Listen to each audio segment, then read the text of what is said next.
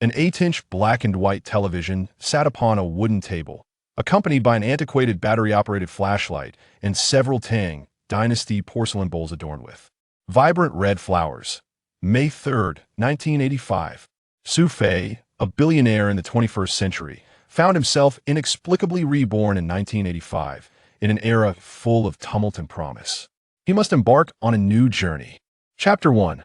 Rebirth in 1985. We are so impoverished that we can scarcely afford a meal. Where will we find $500? Why don't you go rob someone instead? Moreover, Su Fei is still lying down. How can we verify the truths of your claims? Get out. All of you get out. The woman's enraged voice echoed in his ears. Su Fei felt an excruciating headache, as if his head might burst, and he struggled to catch his breath. Ah! With a muffled groan, he finally summoned the strength to open his eyes.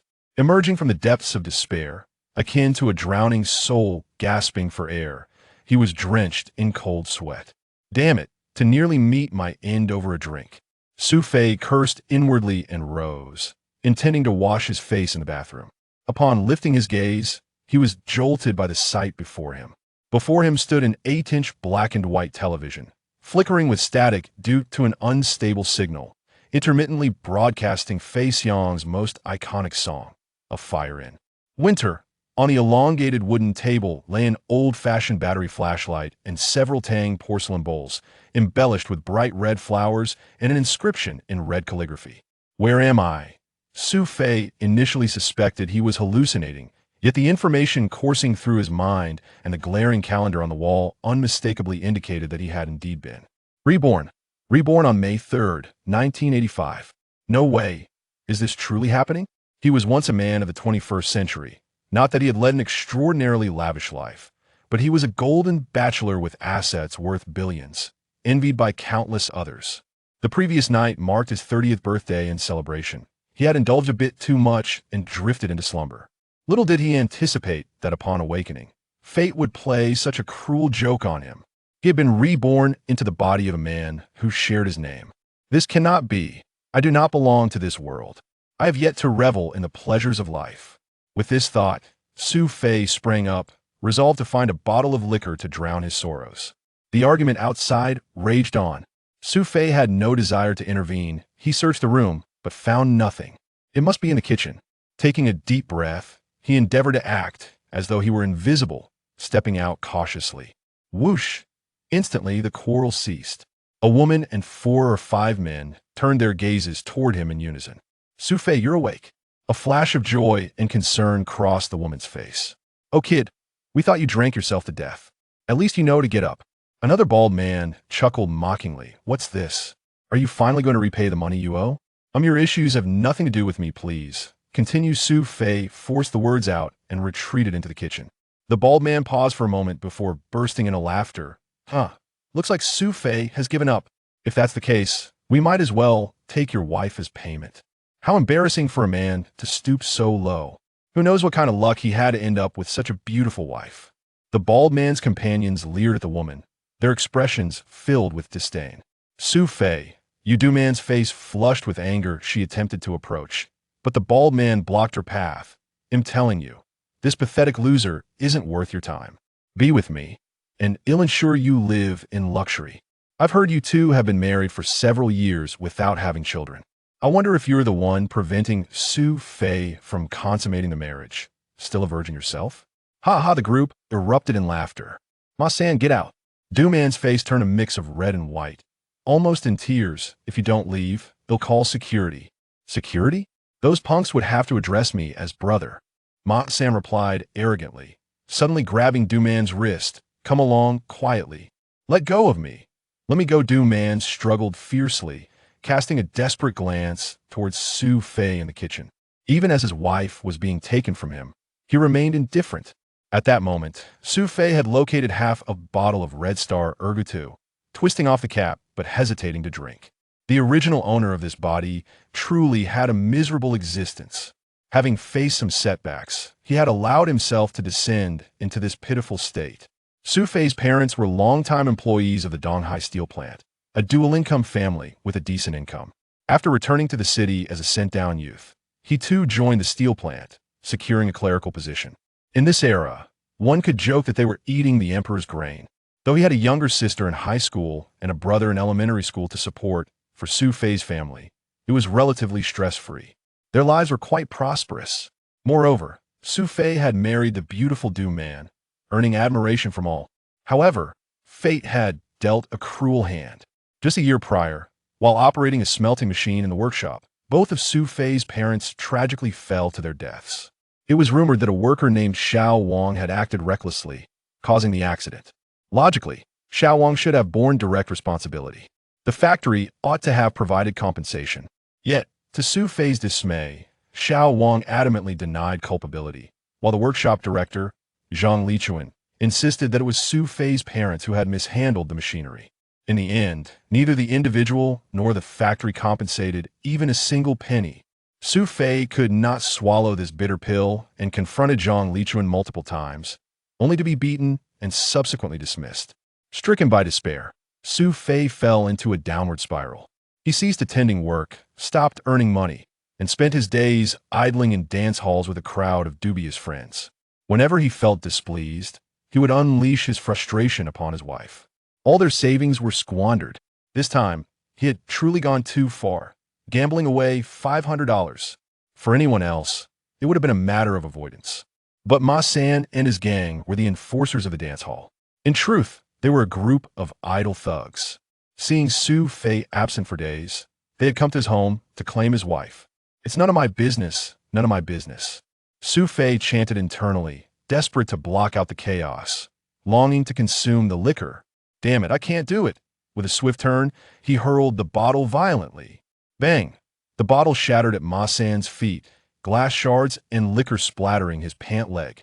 Startled, Ma San glared at Su Fei. "What's the meaning of this, buddy?" "Immediately, right now, release my wife." Su Fei spoke coldly. Chapter 2, Dropping Out.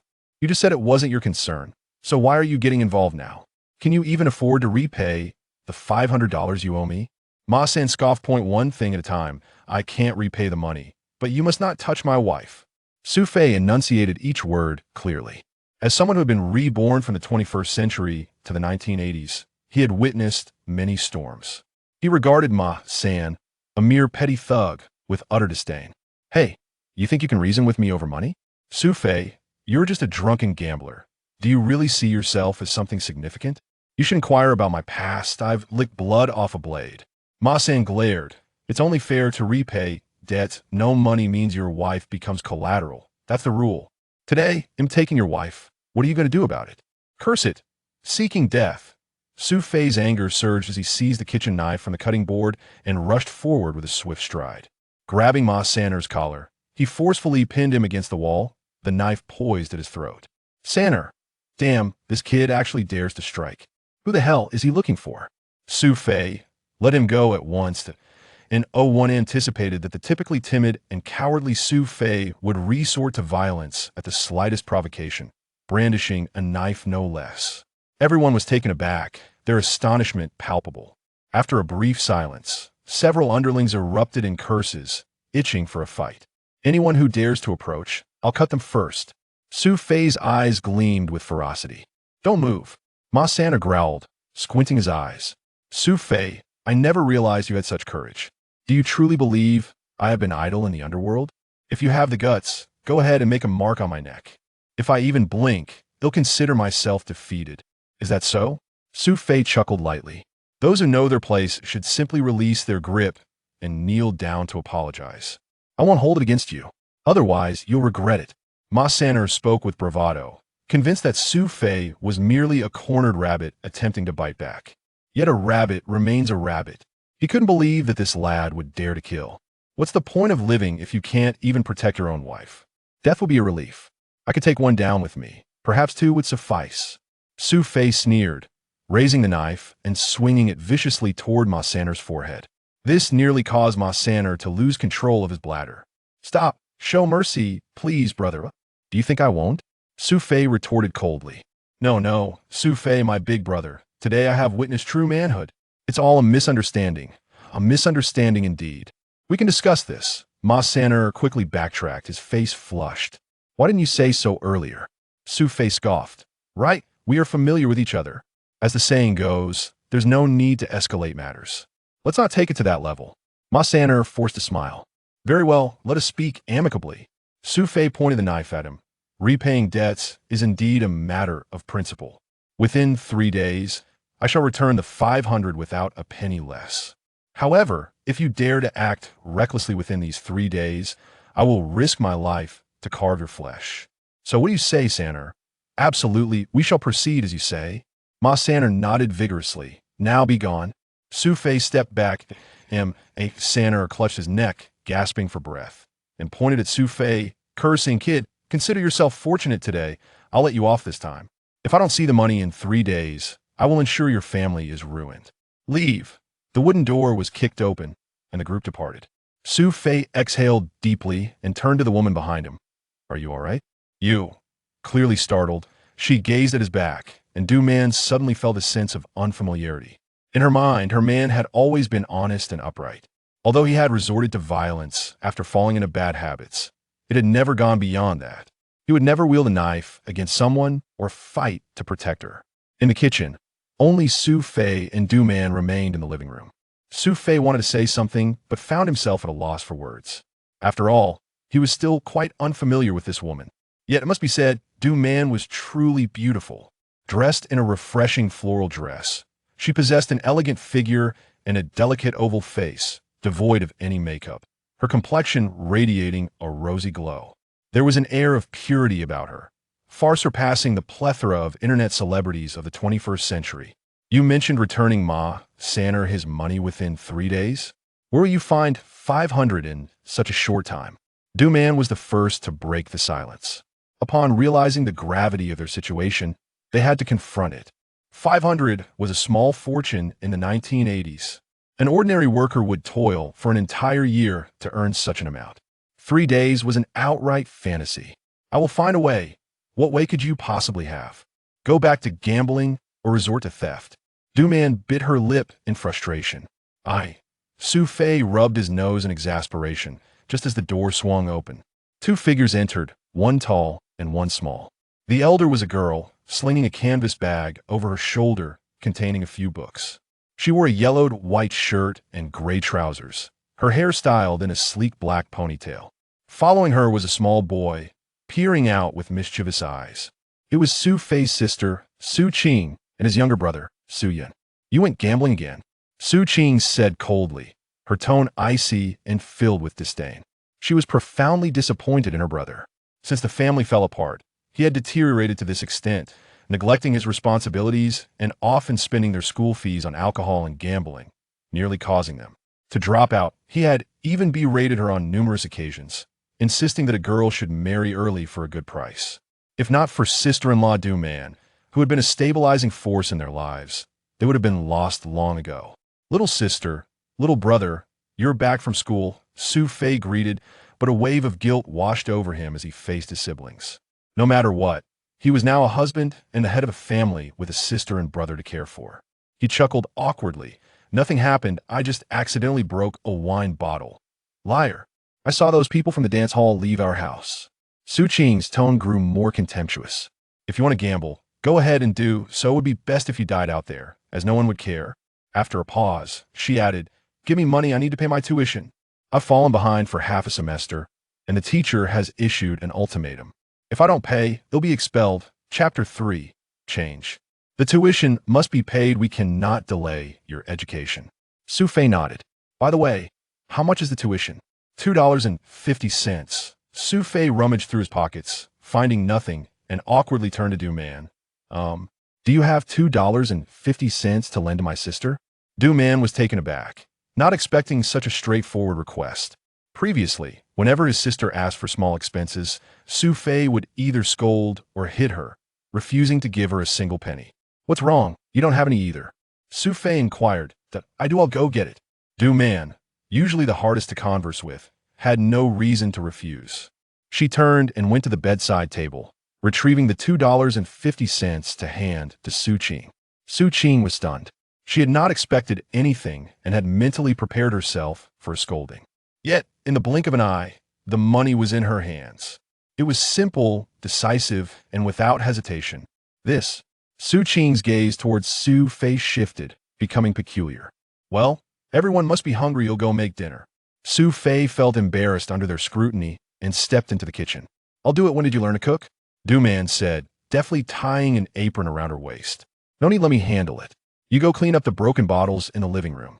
Su Fei casually pulled celery from the basket. Du Man was once again taken aback. Could it be that she was witnessing a miracle? A man who spent all day drinking, smoking, and gambling would voluntarily cook? All right, she replied incredulously. After a moment's thought, she removed the apron from herself and tied it around Su Fei instead. Sister-in-law. Su Qing also appeared bewildered, pulling Du Man aside to whisper, Sister-in-law, what's wrong with him? He seems like a different person. Is something going on? I don't know. Du Man shook her head, equally perplexed. Do you think he might be concocting some ill intentions? Is that truly how you perceive your brother? Indeed, ever since the troubles at home began, when has he ever undertaken anything sensible? Sister-in-law, please inquire about his true intentions later, Su Qing remarked, glancing towards Su Fei in the kitchen. I won't ask, it's better you do, Du Man retorted with a slight grimace. For she too was uncertain about Su Fei's true state. She certainly did not wish for chaos to ensue later. Busy in the kitchen, Su Fei realized just how impoverished their household was. Apart from half a pound of celery, 2 potatoes, a few scallions, and a bowl of pickled radish in the cupboard, there was naught else. The jar of rice was nearly empty, a thin layer that would barely suffice for one person. Fortunately, there were several pounds of mixed noodles. He would simply boil them. In his previous life, Su Fei was a golden bachelor, an elite in society, yet he often cooked and possessed considerable culinary knowledge. Thus, this was not a daunting task. Swiftly chopping the vegetables, he heated the wok for a stir-fry. Then, adding some water to the vegetable broth, he prepared to boil the noodles. Within an hour, the meal was complete. Come, dinner is ready. While Du Man and Su Qing were still murmuring, they set the table, watching as Su Fei brought out a large pot of noodles and 2 stir-fried dishes, their eyes wide in astonishment. It smells delightful. Su Yun, the younger brother, gulped down his saliva. Don't speak. Su Qing admonished him with a light slap. Why are you all staring at me? Eat. Su Fei urged. Did you truly make this? Du Man asked incredulously. Who else would it be, a ghost? Su Fei replied, bemused. A weasel wishing the chicken, well, certainly harbors ulterior motives.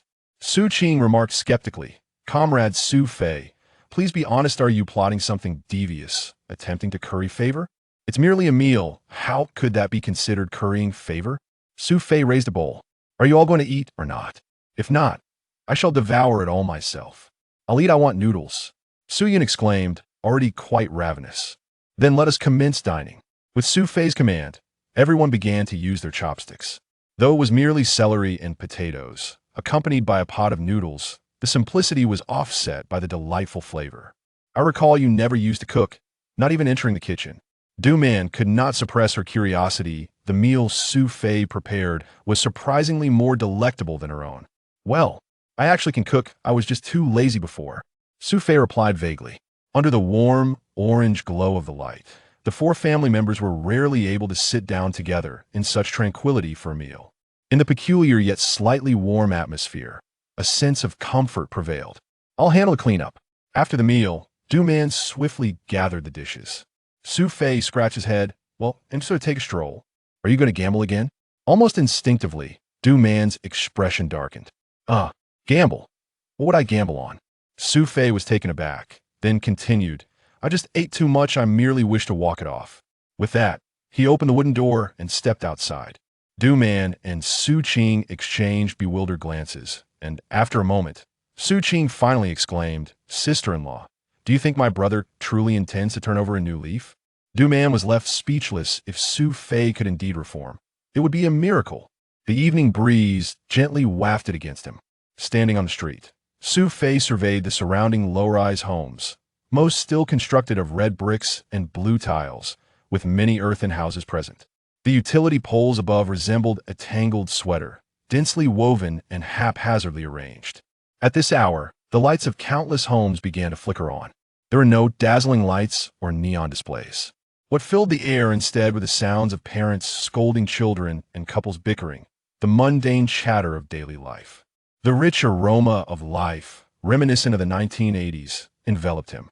Only at this moment did Su Fei truly grasp that he had arrived in 1985, becoming part of this era. Damn it, I fared decently in my past life, living just enough to get by. So since I'm here, let's consider it a chance for a fresh start. Su Fei cursed under his breath, pulling out a pack of cigarettes from his pocket, placing one between his lips, and exhaling smoke into the night. The foremost issue to resolve was his debts. In his view, individuals like Ma San, the street tough, were hardly worth his concern. Yet, being utterly broke, without influence, and with a family to care for, he naturally wished to avoid attracting unwelcome attention. As for making money, it was his forte, and the 1980s and 1990s were regarded as the golden era by subsequent generations, having birthed countless successful individuals. Opportunities for business were abundant in every street and alley. However, ultimately, one needed a little capital. Repaying Ma San the 500 yuan within 3 days was indeed a troubling prospect. As Su Fei pondered, a familiar figure appeared before him. An 8-inch black and white television sits atop a wooden table, accompanied by an old-fashioned battery-operated flashlight and several Tang Dynasty porcelain bowls adorned with vivid red flowers. May 3rd, 1985, Su Fei, a billionaire tycoon of the 21st century, has unexpectedly found himself reborn in 1985. In this tumultuous era, he must embark on a new journey. Chapter 1. Rebirth in 1985. Our family is so poor that we can barely make ends meet. Where would we possibly find $500? Why don't you go rob someone instead? Besides, Su Fei is still lying down. How do we know if what you're saying is true? Get out. All of you get out. The furious arguments of women echoed around him. Su Fei felt a throbbing pain in his head, as if it might explode, and he struggled to breathe. With a muffled groan, he finally mustered the energy to open his eyes. It was as if he had emerged from drowning, gasping for air, his body drenched in cold sweat. Damn it, almost met my end just from drinking. Su Fei cursed under his breath and rose to make his way to the bathroom to splash some water on his face. As he lifted his head, the sight before him jolted him. In front of him was an 8-inch black and white television, flickering with static due to an unstable signal, intermittently playing Fei Xiong's classic song, A Fire in Winter. On the long wooden table, there was an old battery-operated flashlight and several Tang porcelain bowls, embellished with bright red flowers and a line of red cursive writing. Where am I? Su Fei initially thought he was hallucinating, but the information flooding his mind and the glaring calendar on the wall made it abundantly clear. He had been reborn. Reborn on May 3rd, 1985. Could this be real? Is this how it's meant to be? He was originally a man of the 21st century, not particularly exceptional, but a wealthy bachelor with assets worth billions, envied by countless individuals. The previous night had been his 30th birthday. In a fit of celebration, he had indulged in a few too many drinks and had fallen asleep, only to awaken to this cruel joke from fate, reborn into the life of another man, sharing his name. This cannot be. I do not belong to this world. I have yet to indulge in all the pleasures of life. With that thought, Su Fei sprang up, determined to find a bottle of liquor to drown his sorrows. The argument outside continued unabated. Su Fei had no intention of intervening. He searched the room, but found nothing. It must be in the kitchen. Taking a deep breath, he tried to remain inconspicuous, stepping out into the living room. Swish! Instantly, the bickering ceased. A woman and 4 or 5 men turned their gazes towards him in unison. Su Fei, you're awake. A flicker of joy and concern crossed the woman's face. Hey kid, thought you drunk yourself to death. Glad to see you're up. Another bald man laughed mockingly. So, when are you going to repay the money you owe? That your matters have nothing to do with me. Please, continue. Continue, Su Fei forced himself to say as he retreated into the kitchen. The bald man was taken aback for a moment, then burst into laughter. Su Fei's wife. Looks like Su Fei has given up and doesn't intend to repay. If that's the case, we'll just have to take you as collateral. What a disgrace to be a man like this. Who knows what kind of luck he's had to land such a beautiful wife. The bald man's companions looked on with disdain, their eyes leering at the woman. Su Fei, you man was furious, ready to confront them, but the bald man blocked her path. I say, why stick with a useless man like him? Be with me, and it'll guarantee you a life of luxury and ease. I've heard you've been married for years without a child. I wonder if it's because you won't let Su Fei touch you. Still a virgin yourself? Ha ha, the group erupted into laughter. Ma-san, get out. Du-man's face turned a mix of red and white, nearly in tears. If you don't leave, he'll call security. Security? Those useless fellows would have to call me brother if they saw me. Ma-san boasted, suddenly seizing Du-man's wrist. Come along quietly with me. Let go of me. Let go. Du-man struggled fiercely, casting a desperate glance towards Su Fei in the kitchen. Even as his wife was being taken from him, he remained indifferent. At that moment, Su Fei had found half a bottle of Red Star Erguo 2 and twisted the cap, hesitating to drink. The original owner of this body truly had it rough. Just because of setback, he let himself fall into this state. Su Fei's parents had been longtime employees of the East China Steel Plant, forming a dual-income household with a decent income. After returning to the city as a sent-down youth, he also secured a clerical position at the steel plant. In this era, one could jokingly say they were living off the state. Though he had a younger sister in high school and a younger brother in elementary school to support, it was essentially no burden for Su Fei's family. Life was relatively prosperous. Moreover, with a beautiful wife like Du-man, they were the envy of all. Yet, misfortune struck just a year prior. While operating a smelting machine in the workshop, Su Fei's parents tragically fell from the machinery and lost their lives. Some claimed it was due to the reckless operation of a worker named Xiao Wang. Logically, Xiao Wang should have been held responsible. The factory was also expected to provide compensation. But unexpectedly, Xiao Wang refused to admit fault, and the workshop director, Zhang Lichuan, insisted that Su Fei's parents had operated the machine incorrectly, resulting in no compensation whatsoever. Su Fei could not swallow this injustice, repeatedly confronting Zhang Lichuan, which led to him being beaten and ultimately expelled. Devastated, Su Fei fell into despair. He stopped attending work, ceased earning money, and wasted his days in dance halls with a group of dubious friends. In moments of anger, he would lash out at his wife. All their savings were squandered.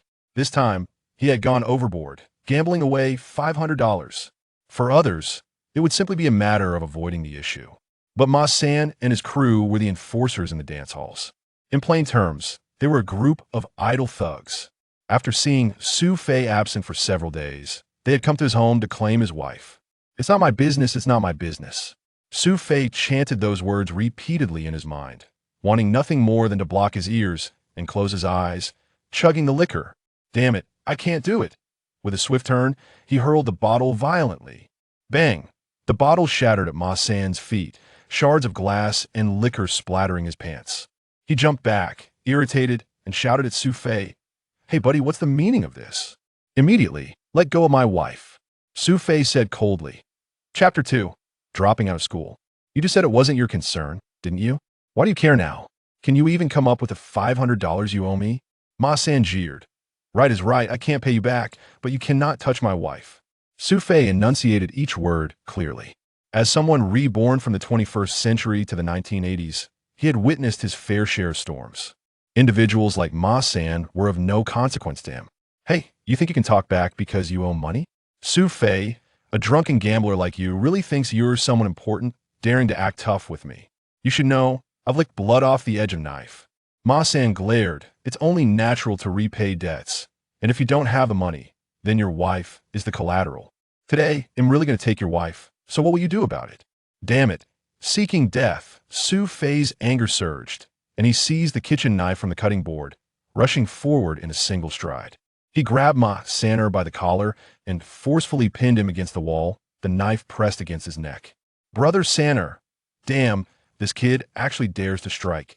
Who the hell is he looking for? Su Fei, let go of me quickly. No one expected that the usually timid Su Fei would resort to violence at the slightest provocation, brandishing a knife. Everyone was taken aback. After a brief silence, several lackeys erupted in curses, eager to act.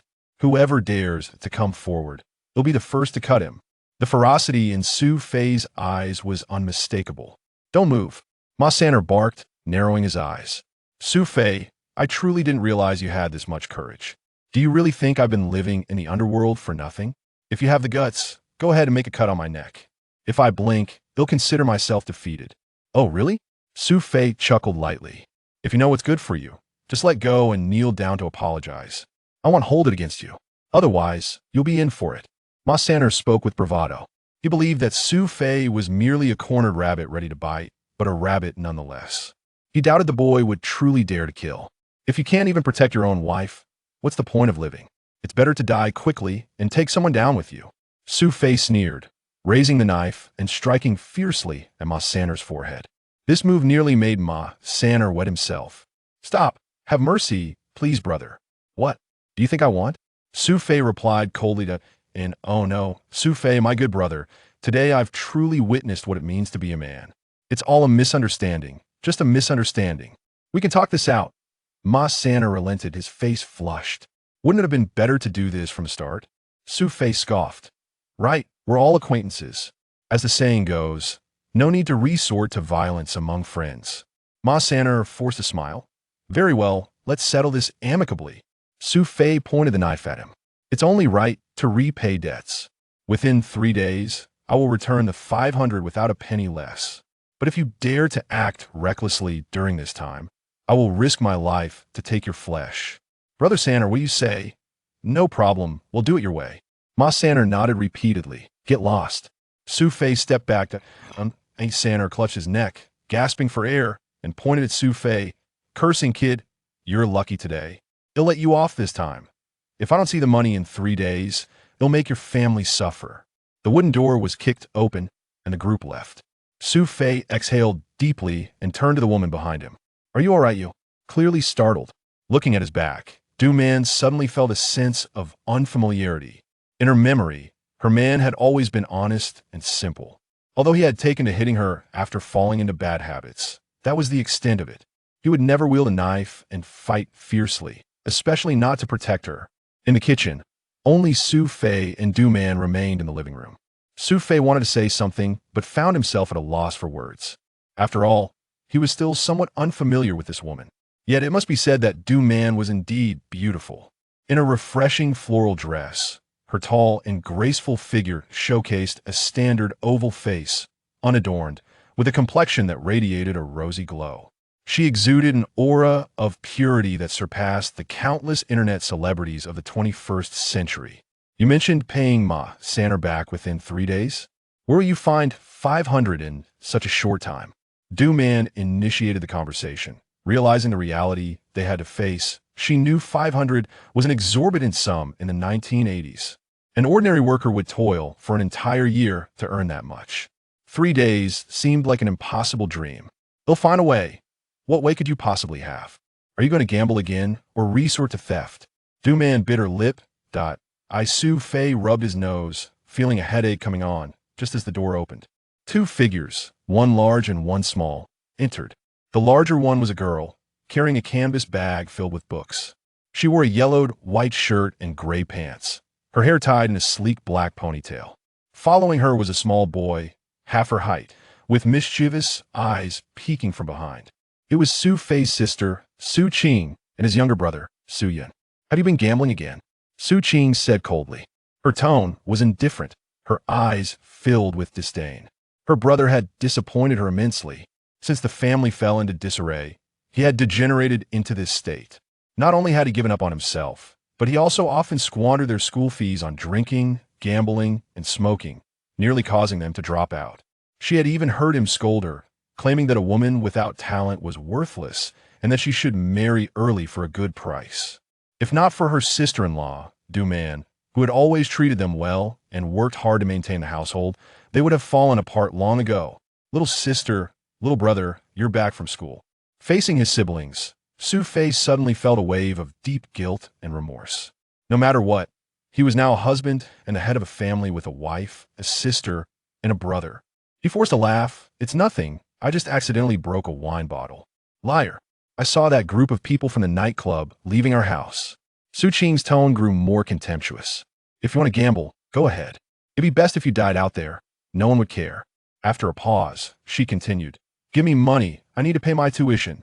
I've delayed half the semester, and the teacher has issued an ultimatum. If I don't pay, they'll make me drop out. Chapter 3. Change. The tuition must be paid. Education cannot be delayed. Su Fei nodded. By the way, how much is the tuition? $2.50. Su Fei searched his pockets, finding nothing, and awkwardly looked at Du-Man. Do you have $2.50 to lend to my sister? Du-Man was momentarily taken aback, not expecting him to be so straightforward. In the past, whenever his sister asked for money, Su Fei would either hit or scold her, never giving her a penny or allowing her to spend any. What? You don't have any? Su Fei asked. I do, we'll go get it. The most difficult person to talk to finally spoke, and Du-Man had no reason to refuse. She turned and went to the bedside cabinet, counting out $2.50 to give to Su Qing. Su Qing was also taken aback. She had not held out much hope, and had even prepared for scolding. Yet in the blink of an eye, the money was in her hands. So simple and straightforward, without hesitation. Su Qing's gaze towards Su Fei became peculiar. Anyway, we must be hungry. We'll go make dinner. Su Fei felt awkward under her scrutiny and stepped into the kitchen. Let me do it. When did you learn to cook? Du-Man tied an apron around her waist skillfully. No need, let me handle it. You go clean up the broken bottles in the living room. Su Fei casually pulled out celery from the basket. Du-Man was once again stunned. Could it be she was seeing a ghost? A man who spent all day drinking, smoking, and gambling could also take the initiative to cook? All right, she responded incredulously, then thought better of it and removed the apron, tying it around Su Fei instead. Sister-in-law. Su Qing, too, wore an expression of disbelief, pulling Du-Man aside and whispering, Sister-in-law, what's wrong with him? Why does he seem like a different person? Is something going on? I don't know either. Du-Man shook her head, feeling flustered. Do you think he might be plotting something nefarious? Is that really what you think of your brother? Isn't it obvious? Ever since the family crisis, has he done anything reliable? Sister-in-law, could you please ask him what he intends to do? Su Qing remarked, eyeing Su Fei in the kitchen. I won't ask, you should do it. Du-Man replied, curling her lips. She too was uncertain about Su Fei's true situation. The last thing she wanted was for everything to blow up again. In the kitchen, Su Fei busied himself, realizing just how impoverished the household truly was. Aside from half a pound of celery, 2 potatoes, a few green onions, and a bowl of pickled radish in the cupboard, there was nothing else. The rice jar was nearly empty, just a thin layer remaining barely enough for one person. Fortunately, there were a few pounds of assorted noodles, so he decided to make noodles. In his previous life, Su Fei was a golden bachelor and a social elite, often cooking and possessing considerable culinary knowledge. Thus, it was not a daunting task. He swiftly chopped the vegetables, tossed them into the pan for a quick stir-fry. Then, he added water to the vegetable broth and cooked the noodles. Within an hour, the meal was ready. Come on, dinner is served. Still murmuring, Du-Man and Su Qing set the table, staring wide-eyed at the large pot of noodles and the 2 dishes Su Fei had prepared. It smells so good. Su Yun, the younger brother, swallowed hard. Don't talk. Su Qing scolded him lightly. Why are you all looking at me? Eat. Su Fei urged. Did you really make this? Du-Man asked, struggling to believe it. If not me, then who? A ghost? Su Fei replied, bemused. The weasel is paying a New Year's visit to the Chikeno good intentions here. Su Qing said, half convinced. Comrade Su Fei, please be honest. Are you up to something devious, trying to curry favor? It's just a meal. How can I be trying to curry favor? Su Fei lifted his bowl. Are you eating or not? If not, I'll finish it all myself. I'm eating, I want noodles. Su Yun exclaimed, already salivating. Then let's eat. With Su Fei's command, everyone began to use their chopsticks. Although it was merely celery and potatoes, accompanied by a pot of noodles, the simplicity did not detract from the flavor. I remember, we never used to cook, you never even stepped in the kitchen. Du-Man couldn't help but feel curious. Su Fei's meal was surprisingly tastier than hers. Well, that I actually can cook, I just used to be too lazy. Su Fei replied vaguely. Beneath the warm orange glow of the lights, the family of 4 sat down to dinner, a rare moment of tranquility. In the peculiar yet somewhat warm atmosphere, they shared a meal together. I'll clean up. After the meal, Du-Man hurriedly picked up the bowls and chopsticks. Su Fei scratched his head. They'll just step out for a bit. Are you going to gamble again? Du-Man's face darkened instinctively at the thought. Gamble? What do you mean?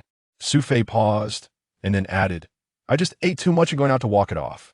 With that, he opened the wooden door and stepped outside.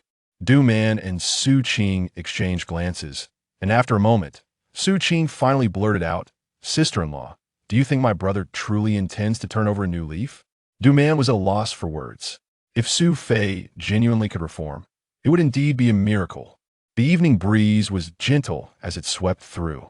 Su Fei stood on the street, surveying the lowly houses around him. Most were built from red bricks and blue tiles, with many still made of mud. The power lines overhead resembled a tangled mess of yarn, thick and haphazardly arranged. At this hour, the lights of countless homes flickered to life. There were no neon lights or extravagant nightlife. Instead, there were the familiar sounds of parents scolding children and husbands arguing with wives, a cacophony of everyday life. The vibrant atmosphere felt reminiscent of the 1980s. It was only at this moment that Su Fei truly realized he had arrived in 1985, becoming a part of it. Damn it, I did all right in my past life. I lived well enough. Since I'm here, I might as well live it again. Su Fei cursed under his breath, pulling out a pack of Hometown Mountain cigarettes, lighting one and exhaling clouds of smoke. The first issue to tackle was the debt. To him, street thugs like Ma Sanner were not worth his concern. However, being broke and powerless, with a family to care for, he certainly did not wish to attract unwanted attention. Earning money was his forte, and the 80s and 90s were a golden era that countless people aspired to. Many remarkable individuals had risen during that time. Opportunities abounded in every alley and street. Yet, ultimately, he needed some capital. Repaying Ma Sanner 500 yuan within 3 days was indeed a headache. As Su Fei pondered his situation, a familiar figure appeared before him. Chapter 4. The introduction letter. A man in his 40s or 50s approached, clad in a Zhongshan suit, dress trousers, and black leather shoes. His thinning hair was slicked back, as if he desperately wished to conceal his receding hairline. A cigarette dangled from his lips, and he clutched a briefcase under his arm, swaying as he walked, seemingly in good spirits. It was he. Su Fei's expression darkened. It was none other than Zhang Lichuan, the deputy director of the steel plant. He had stubbornly insisted that Su Fei's parents' tragic accident was due to his own operational oversight, refusing to let the factory compensate a single cent, nor holding the culprit, Xiao Wang, accountable. The reason was simple. Xiao Wang was his nephew. This uncle-nephew duo conspired together, dismissing everyone in the factory except the director. Meanwhile, they adeptly flattered their superiors, thriving in their little domain. Regardless of the grumbling among the staff, they dared not voice their anger. Moreover, Su Fei knew that there were witnesses present during the incident involving his parents, but Zhang Lichuan had covertly coerced them into changing their statements, which became a crucial factor in the miscarriage of justice surrounding his parents' case. Your arrogance will eventually lead to your downfall. Su Fei flicked away the cigarette butt and let out a cold scoff. Though it was natural to feel animosity upon encountering an enemy, he initially contemplated rushing forward to confront Zhang Lichuan. However, he quickly reconsidered. The priority was to find a way to secure money. Once he had the funds, he need not fear a mere deputy director like Zhang Lichuan. Look at this old leader of mine, unable to even offer a greeting. How impolite. No wonder he has fallen from grace. A pungent smell of alcohol wafted through the air as Zhang Lichuan staggered towards Su Fei, his face adorned with disdain and irritation. Given that Su Fei had previously confronted him regarding his parents' plight, it was no surprise that he harbored ill feelings. Each encounter with Su Fei was marked by mockery or scorn. Su Fei felt a simmering frustration but found himself powerless. After all, one could not easily contend with authority and had to swallow his grievances. Upon seeing Zhang Lichuan's rotund visage, Su Fei instinctively clenched his fists, contemplating how to measure his size with a swift kick. What's the matter? Can't hear me? Have you gone mute? Zhang Lichuan taunted, emboldened by his inebriation. He relished the act of belittling those beneath him, a pastime he favored. Damn it! How audacious of him! Su Fei was no longer the Su Fei of the past. He had grown indifferent to life and death, ready to confront any challenge. A mere deputy director was nothing to be feared. Just as Su Fei was on the verge of unleashing his pent-up anger and delivering a couple of slaps to Zhang Lichuan, a sudden idea struck him. Immediately, his expression transformed from one of anger to a facade of cordiality. Deputy Zhang, I sincerely apologize. In the dim light, I didn't realize it was you. Greetings, esteemed leader. I wish you good health. Zhang Lichuan raised an eyebrow, slightly taken aback. Although he had indulged in a few too many drinks that evening, he was not completely dazed. Su Fei, what with this sudden change in demeanor? Have you learned some manners during our short separation? Su Fei responded with a thumbs up. Deputy Zhang, your words flatter me. I have always held you in high esteem, considering you an idol. Only by experiencing the hardships of society can one truly understand the essence of suffering. Ever since I left the steel plant, life has become unbearable. I haven't earned a dime, my wife threatens divorce, and I'm burdened with overwhelming debt. Reflecting on the past, I regret opposing you. Su Fei lamented, striking a match to light Zhang Lichuan's cigarette. Ah, this is what happens when one disregards the wisdom of the elders. Zhang Lichuan shot Su Fei a sidelong glance. I've emphasized countless times that the factory is one big family. No one would be left at a loss.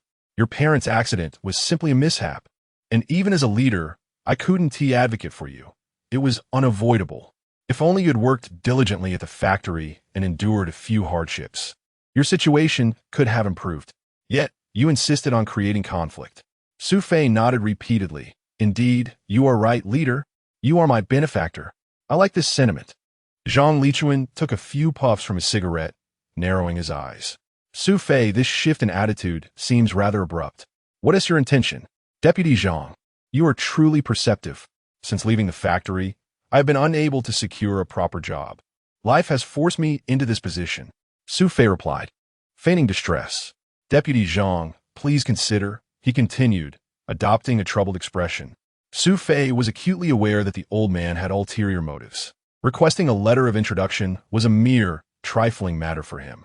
Deputy Zhang, you are magnanimous.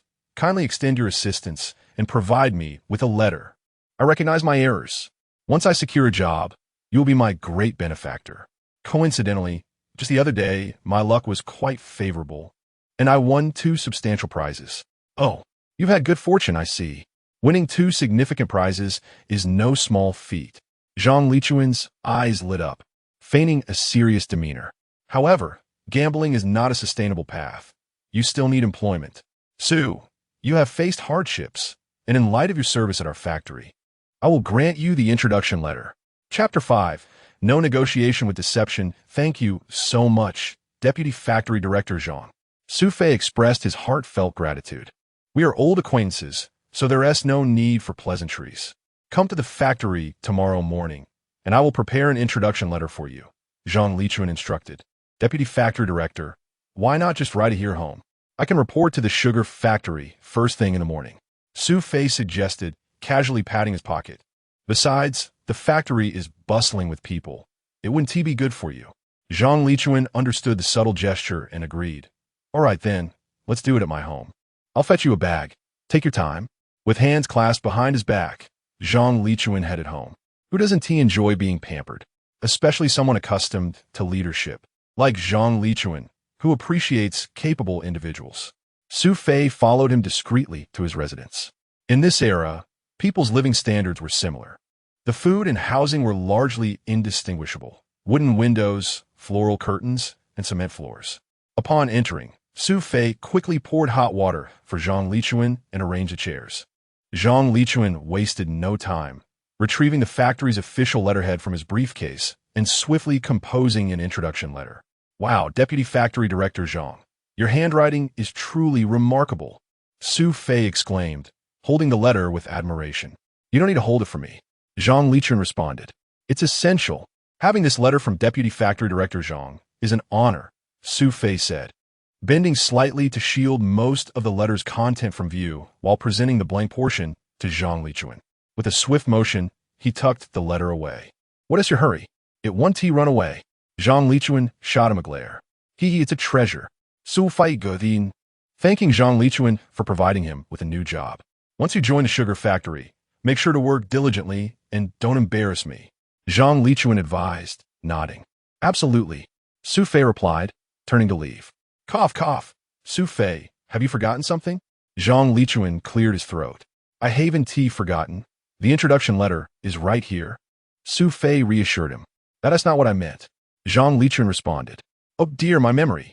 Su Fei smacked his forehead, rummaging through his pockets, only to realize with a change of expression, oh no, I left it under the bedside table at home. Zhang Lichuan was visibly displeased. How could you forget something so important? Su Fei, don't try to mislead me. I can issue the letter, but I can also revoke it at any time. Once outside Zhang Lichuan's home, Su Fei exhaled in relief while holding the introduction letter. Thank goodness this fellow had a drink. Otherwise, I wouldn't have secured it so easily. He cast a sidelong glance and chuckled to himself. Let them wait and weep. Hey, isn't that Su Fei? What is he doing at her doorstep? What is his intention? At that moment, a middle-aged woman approached, her expression suspicious. Su Fei recognized her as Zhang Lichuan's wife. Li Xiaomei, a sharp-tongued woman. Deputy factory director's wife. What could I possibly do? Just came to check on your 2 pigs. Su Fei replied cheekily. 2 pigs. Li Xiaomei was baffled. Su Fei, have you lost your mind? I warn you, don't get any funny ideas, or I want to be kind. How could I? Just you and Deputy Factory Director Zhang as those 2 pigs? I couldn't possibly harm you. Su Fei smirked. What did you say? Who are you calling a pig? Li Xiaomei's eyes widened. Indeed, a pig. You can't even comprehend that? Forget it. I want to waste my breath on a pig. Farewell. Su Fei swiftly retreated, disappearing in a flash. Fuming, Li Xiaomei stomped her feet, cursing Su, if you have the guts, don't run. You're the pig. Your whole family are pigs. What's going on? Why all the commotion? Zhang Lichuan inquired, noticing his wife's outburst. That Su Fei just stood at our door, calling us 2 pigs. Li Xiaomei fumed. I saw him loitering around our home. He must be up to no good. You need to keep an eye on him. Did I mishear? Li Xiaomei pondered. Wait, didn't he squander everything he had? What could he possibly gain? Zhang Lichuan glanced around, raising his thumbs and whispering. 2 big reunions. 2. Li Xiaomei stared, incredulous. Really? Oh dear, I must have misheard earlier. Let us head home and wait for him. In the living room, only Du Man remained. Where are the younger siblings? Su Fei asked. They're asleep. They have class tomorrow. Du Man fruvnid. Why were you gone so long? Checking the time, Su Fei realized it was already 8 or 9 in the evening. In the 21st century, nightlife was just beginning, but in the 1980s, most people were already tucked into bed. I bumped into Zhang Lichuan and chatted for a bit. You met Zhang Lichuan? Did you 2 have a disagreement? Du Man gossiped. Not at all. He is quite friendly and even mentioned helping me earn money. Su Fei replied with a smile. He is going to help you earn money? Du Man thought she misheard. You'll see. Su Fei zet bonde per lai fuli. Du Man felt increasingly unfamiliar with her husband, finding his words peculiar. All right, it's getting late. We should sleep. I'm going to take a shower. After washing up, Su Fei entered their room. Upon seeing Du Man lying on the bed, he was momentarily stunned. At that moment, Du Man had changed into her sleepwear, a pink spaghetti strap dress. This dress, a gift from Su Fei during their wedding, was both sexy and stylish, timeless even by today's standards. However, for those from the mainland, such attire was deemed too revealing, so Du Man had chosen to wear it as sleepwear. Chapter 6. Standing up for Justice. Du Man's physique was truly remarkable. Su Fei diverted his gaze from her, though he considered himself quite the connoisseur of women. However, after experiencing rebirth, he felt an undeniable surge of restlessness within him. No, is this how I should conduct myself? Su Fei turned and exited the room. Where are you going? I'll just be outside for a while. In the night, Su Fei took a deep breath. What a mess. Sighing, he pondered over the situation, ultimately managing to suppress the rising flames of desire within him. He realized he could not act on his impulses just yet. He had to ensure that Du Man, along with his sister and brother, could lead a good life. Only then would it be the right time for him and Du Man to truly be together. He could not squander this precious opportunity. Inside the room, Du Man was now agitated. Since marrying Su Fei, they had never truly consummated their union. The past few days had been the happiest of her life spent with him. This man, once viewed as a failure by others, was now cooking and striving for their family. All her previous feelings of resentment and injustice seemed to vanish. She now yearned to build a future with this man, to bear his child. But Du Man's hands wandered over her body. Did I not possess enough allure? Or was it him? This realization struck her.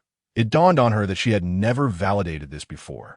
Whenever Su Fei had desired her, she had always found various reasons to refuse. Now, she felt a pang of regret. No. Du Man climbed out of bed, donned her clothes, and stepped outside. Su Fei stood in the courtyard, where the night air was quite chilly. The coolness sent a shiver through Duman. She naturally approached Su Fei, drawing closer to him. Su Fei took a drag from his cigarette and turned to look at her. The smoke escaped his mouth and enveloped Duman's face. Cough, cough, Duman sputtered, momentarily choking on the smoke. Yet, she stubbornly gazed at Su Fei. She suddenly felt as though this man had transformed into someone entirely different. He genuinely cared for her. The scent of tobacco, mixed with the masculine aroma emanating from Su Fei, heightened her heart's rhythm. She reached out and wrapped her arms around his waist. Hold me. Su Fei hesitated for a moment, thinking Duman was cold. Without much thought, he opened his arms wide and embraced her. Warmth, a sense of security. For the first time, Duman felt these sensations from the man beside her. It seemed as though she had acquired everything she had ever desired overnight. Su Fei also sensed a shift in the woman beside him. Her delicate fingers gently caressed him, an action that no man could resist. Su Fei, too, felt a stirring within him. Duman's other hand found its way to Su Fei's abdomen. She needed to ascertain whether this man, who belonged to her, was indeed capable. Su Fei was taken aback by her boldness, yet his instincts prevented him from rejecting her advances. As a billionaire from the 21st century, he was well aware of how many women wished to engage with him. He understood clearly what this woman, who was not originally his, desired, and perhaps he could fulfill her wishes. Satisfying a woman was, after all, a man's duty. At that moment, Duman's heart raced, threatening to leap from her chest.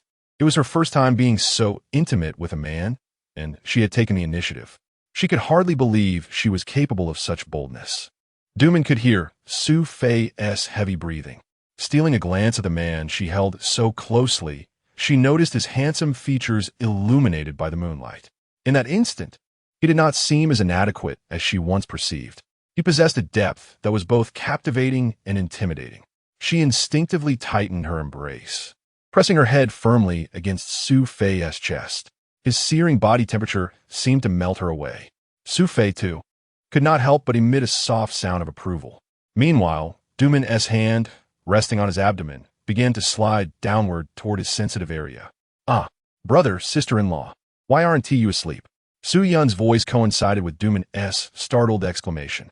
Her face flushed with embarrassment, and she quickly turned, lowering her head as she retreated indoors. Su Yun gazed at his brother in astonishment. Brother, did you hit sister-in-law again? Su Fei looked at his younger brother with a mix of exasperation and concealed satisfaction. As for women, he now understood Duman's feelings. Sorry, Duman. It's not the right time yet. It's fine, we were just stargazing.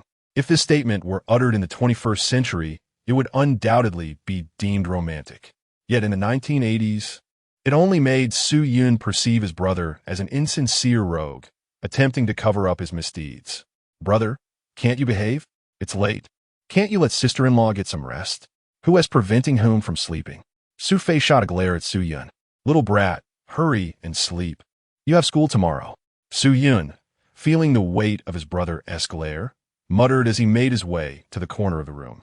He quickly took care of his business and shot a glare at Su Fei's back, who was still lost in thought in the courtyard, before heading inside. Soon after, Su Qing's voice resonated from within the house, defending his sister-in-law. However, at that moment, the complaints from his siblings felt exceptionally warm to Su Fei. It seemed as if their home had gained a touch of warmth. Calming the excitement stirred by Duman, Su Fei retrieved the introduction letter from his pocket. The next morning, Su Fei donned his finest attire. He naturally possessed a spirited demeanor, and even his siblings gazed at him in astonishment. Are you going out to fool around again? Su Qing questioned, narrowing his eyes. I'm going to work today. Work? Duman emerged from the kitchen, smiling, as she placed radish strips on the table, nodding enthusiastically. Your brother is starting work at the sugar factory today. Really? Su Qing and Su Yun wore incredulous expressions. Sis, wait for me to earn a fortune for you. Su Fei took a bite of his meal and turned to leave. Is that really my brother? I can't believe he is going to work. Duman, however, smiled coyly. In her heart, this man was becoming increasingly endearing. As his siblings exited the house, Su Fei headed straight for the Donghai City Sugar Factory, clutching the introduction letter. Chapter 7. Two Matters of Concern.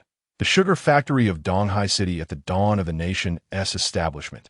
The sugar factory emerged as a cornerstone industry in Donghai, given that the region thrived in sugarcane cultivation, supplying essential sugar to several nearby cities and counties. Su Fei, originally skilled in steelmaking, found himself an outsider in the realm of sugar production. However, he possessed a solid educational foundation, having graduated from vocational school. Despite his background in administrative work, he maintained commendable physical fitness. Su Fei's singular focus was to earn money for his family, willing to endure any hardship. For someone who once boasted immense wealth, earning a meager salary was not his primary goal. He was burdened with debts, and his immediate priority was to repay the money owed to Ma San. Su Fei had a clear plan for the future, to accumulate capital and venture into business. Leveraging his commercial acumen, he harbored no grand ambitions, merely aspiring to become the wealthiest individual in Donghai during this golden era of the 1980s, when opportunities were abundant. Were Du Man and his siblings aware of his aspirations, they might deem him mad. Su Fei's lofty ambitions were beyond the comprehension of others. As he walked to work, Su Fei welcomed the dawn with a slight smile. "Wait for me to lead a good life," he thought. Suddenly, a cheerful bicycle bell rang from behind. "Is that Su Fei?" Upon turning, he recognized Jolina, a childhood friend who lived in the same alley. "Nana," Su Fei greeted her. "Where are you headed?" she inquired. "To work," he replied. "To work? At the Donghai sugar factory?" Jolina paused, dismounting her bicycle to walk alongside Su Fei.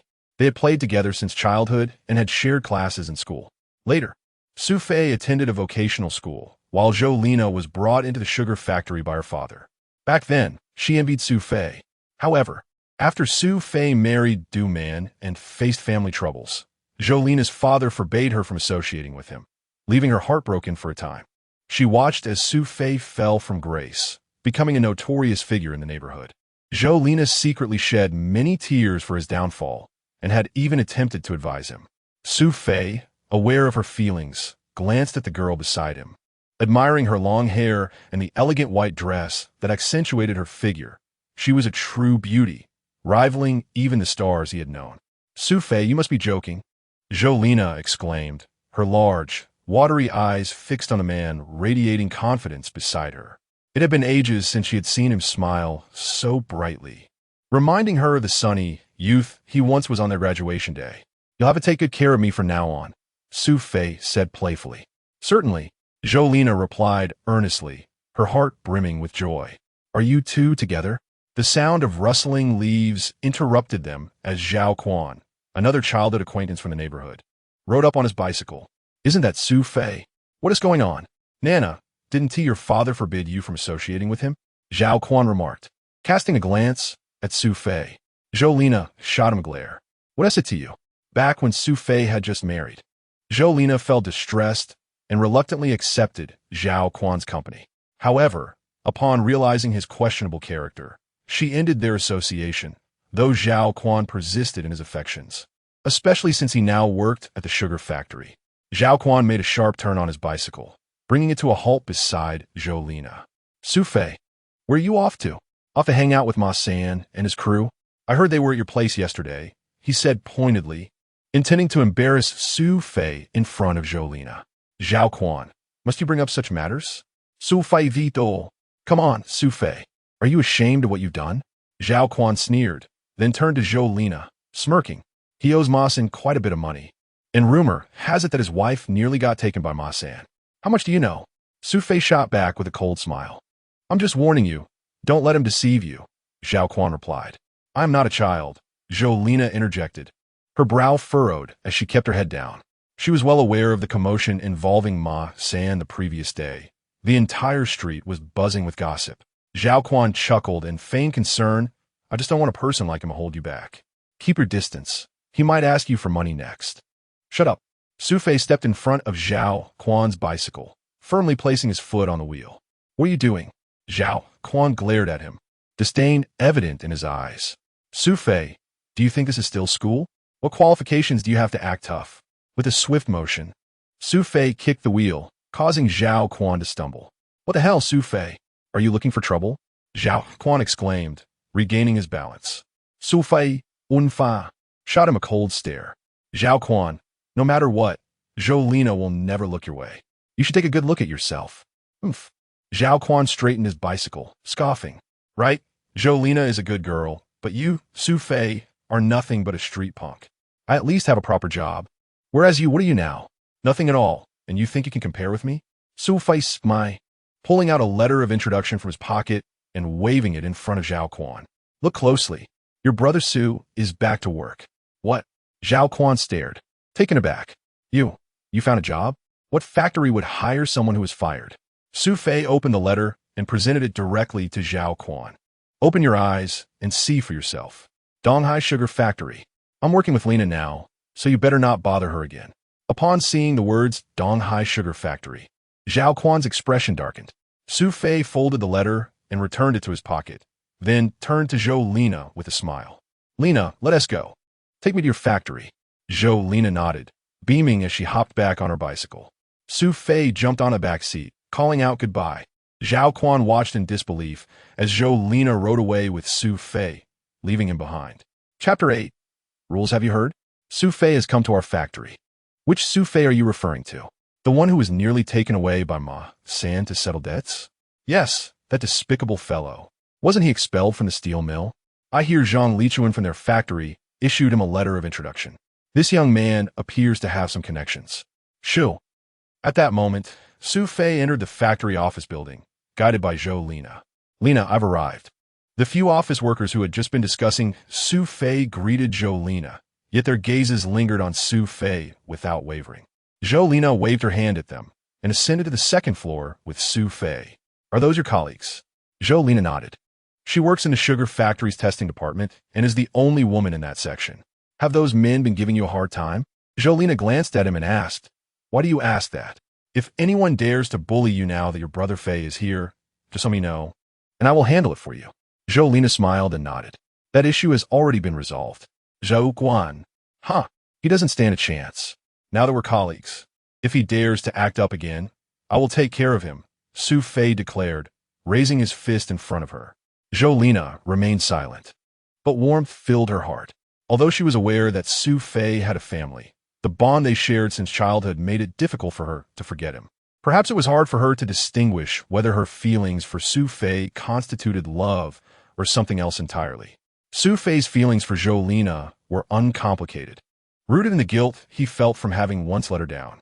As a single woman, she inevitably attracted the attention of unsavory men, and all Su Fei could do was protect her. Knock, knock, knock. Gumin.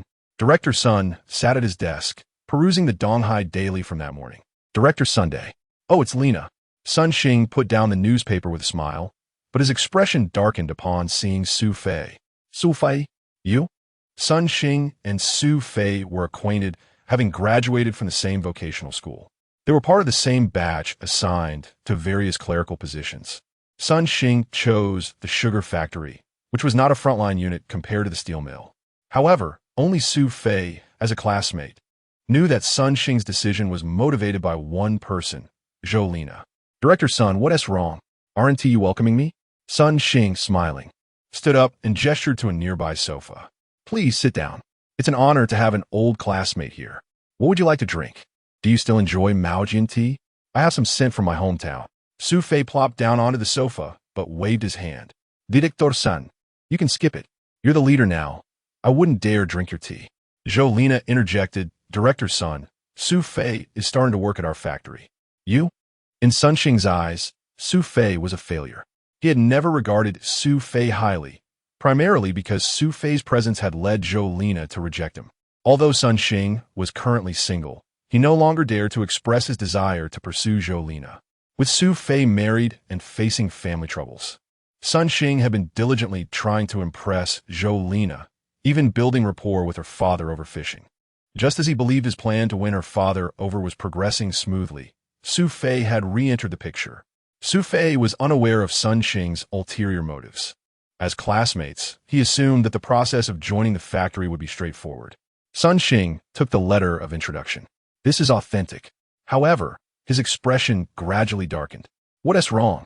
Su Fei inquired, noticing Sun Xing's changing demeanor, his brow furrowing in concern. Su Fei, I welcome you to our factory with open arms. And I'm eager to work together again, but Sun Xing looked at Su Fei and continued. The former factory director is not present. This onboarding procedure requires his personal approval. Su Fei felt a chill run down his spine. How could this happen? He is attending a conference in the province and won't return for at least 3 days. 3 days? Su Fei realized that the letter of introduction had a time limit, valid only for today. Moreover, he had deceived Zhang Lichuan yesterday, claiming he had 2 large connections. He had intended to expedite the process before Zhang Lichuan could react. Now, however, it seemed his plans were unraveling. Seeing Su Fei's anxious expression, Sun Xing felt increasingly resolute that this matter could not be resolved. If it were anyone else, Sun Xing, as director, could make the call. Yet, in front of him stood someone whom he could never approve, holding the letter of introduction, which was valid for only 1 day. Su Fei felt as though he had plummeted into despair. He had hoped to start anew at the factory and lead a fulfilling life, but now, due to this wretched system, all his dreams were dashed. Su Fei rose to leave, and Zhou-Lina's heart sank at the sight of his disappointment. Sun Xing, you're being unfair to Su Fei, Zhou-Lina said, looking at Sun Xing, though she did not wish to plead with him. She opened her mouth for Su Fei's sake. Lina, you should be aware of the factory's rules. I understand. Zhou-Lina recognized Sun Xing's little schemes. Please help him. Helping him is possible, but Sun Xing said as he pulled a movie ticket from his drawer. By the way, there's a good film showing tonight. Would you like to join me? Upon seeing the movie ticket in his hand, Zhou-Lina felt a sudden wave of disgust towards this man before her. If you're too busy, then that's fine. Sun Xing, noticing her lack of interest, tossed the ticket back into the drawer.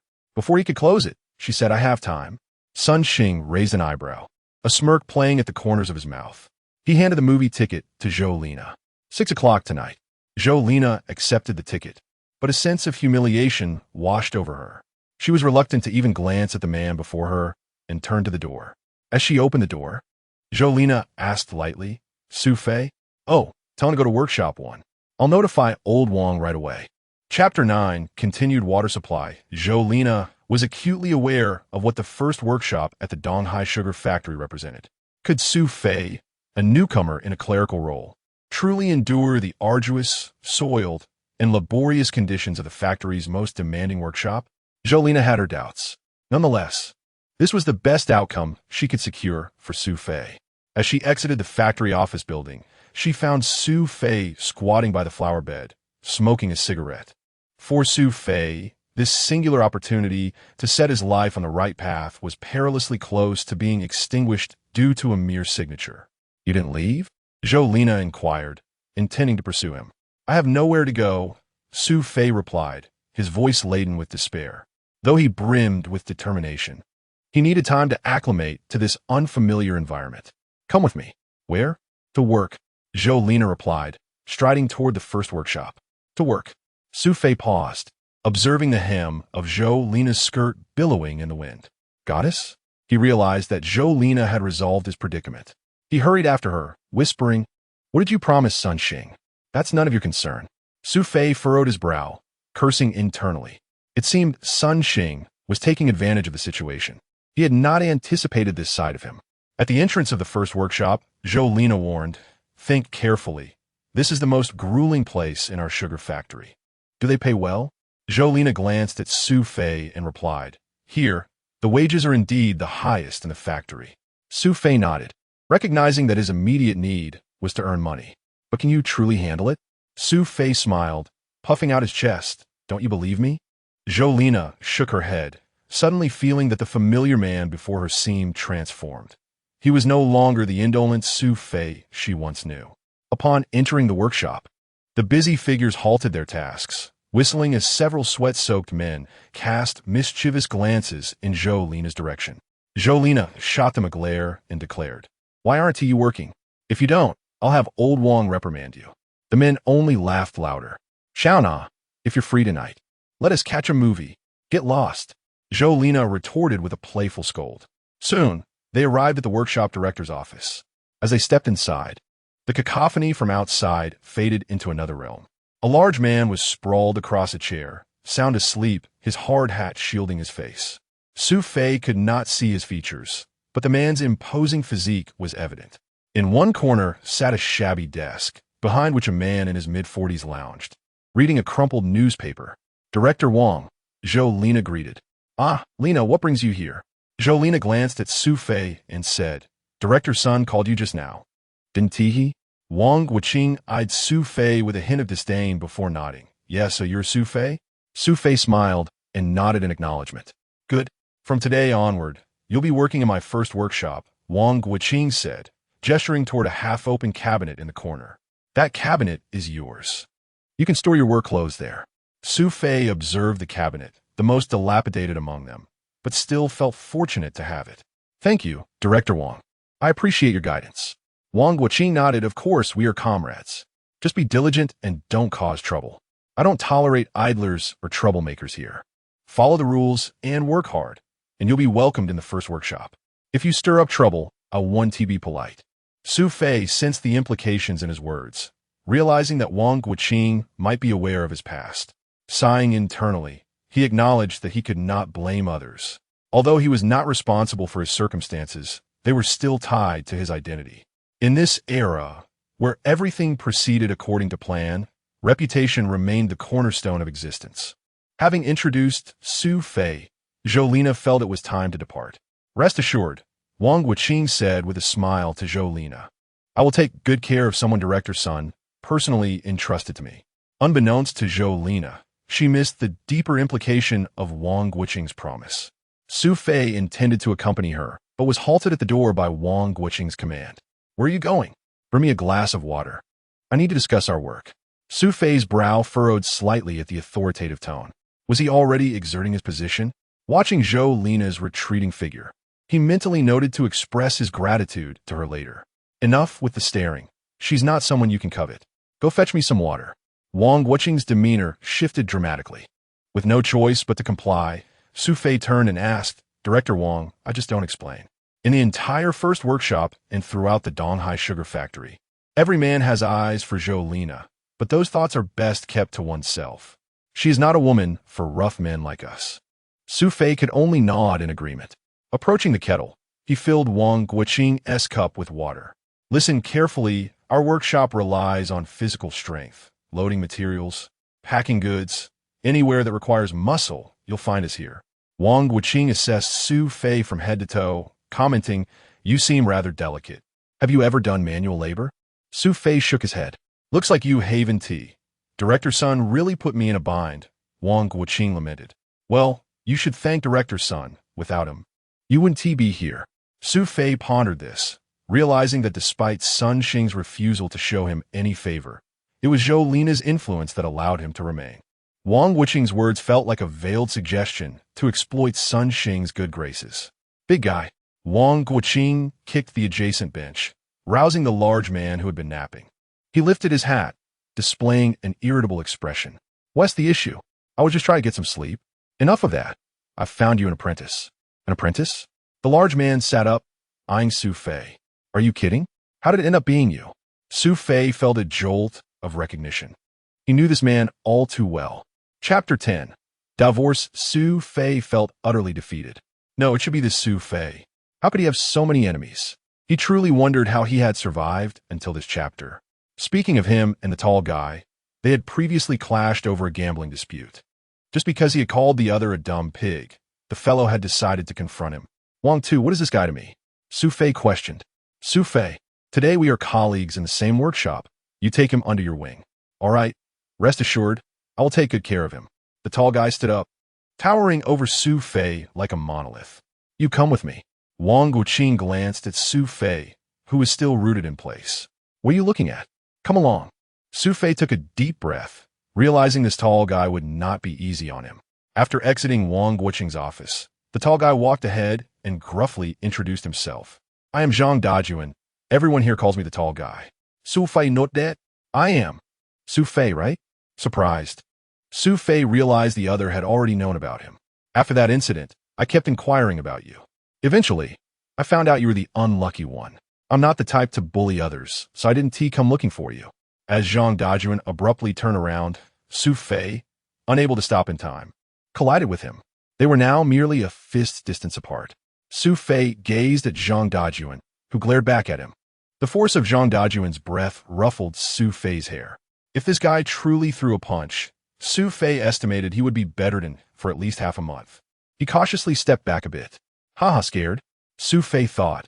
Not being afraid would be foolish. All right, we are all here to work. Business is business. And personal matters should be resolved outside the factory. From today onward, you follow me. I can't promise much, but I guarantee you will earn money. Zhang Dajuan patted him on the shoulder. But can your small frame handle it? I can manage, Su Fei replied. Zhang Dajuan chuckled. As long as you can work. Navigating around a pile of materials, Zhang Dajuan approached a stack of raw materials. Do you see that? Su Fei nodded. Before him lay a towering heap of materials stacked in burlap sacks. Each bag is worth 5 cents, and it's based on piecework. There are 10 tons here. You need to stack them by the end of your shift. Zhang Dajuan pointed to an empty space nearby. Just me? What do you think? Do you want me to find you a partner? Su Fei was taken aback. Fine, I'll get to work. After assigning the task, Zhang Dajuan turned and walked back to the office, muttering about how his good rest was disrupted. Watching Zhang Dajuan's retreating figure, Su Fei glanced at the mound of burlap sacks. 10 tons? That must be at least 100 bags. At 5 cents a bag, that totals $5. This job seemed feasible. Nowadays, an ordinary worker earned only $20 to $30 a month. If he worked hard today, he could earn what others might take 4 or 5 days to make. Determined, Su Fei approached the sack. Each bag weighed 200 pounds.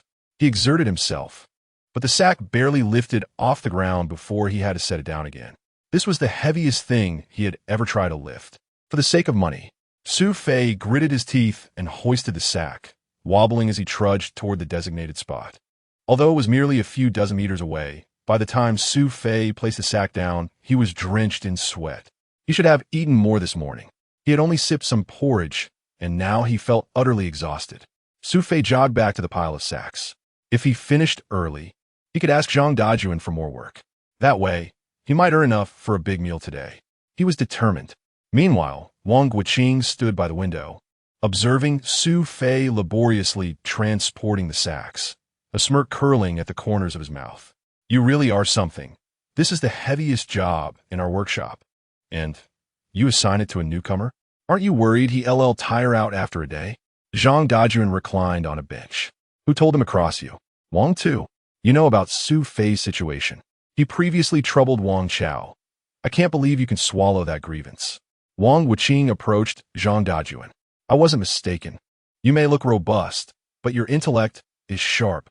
Enough flattery, Wang too. 8 cents per bag. Just remember to deduct that 3 cents from my share. Rest assured, I won't forget. Little did Su Fei know that this Wang Guiqing was the father of the boy who had caused his parents' untimely demise. And Zhang Dajuan was not as benevolent as he seemed. The piecework rate of 8 cents per bag meant that the latter would be pocketing a portion of Su Fei's earnings. Before lunch, Su Fei stacked the final bag, drenched in sweat.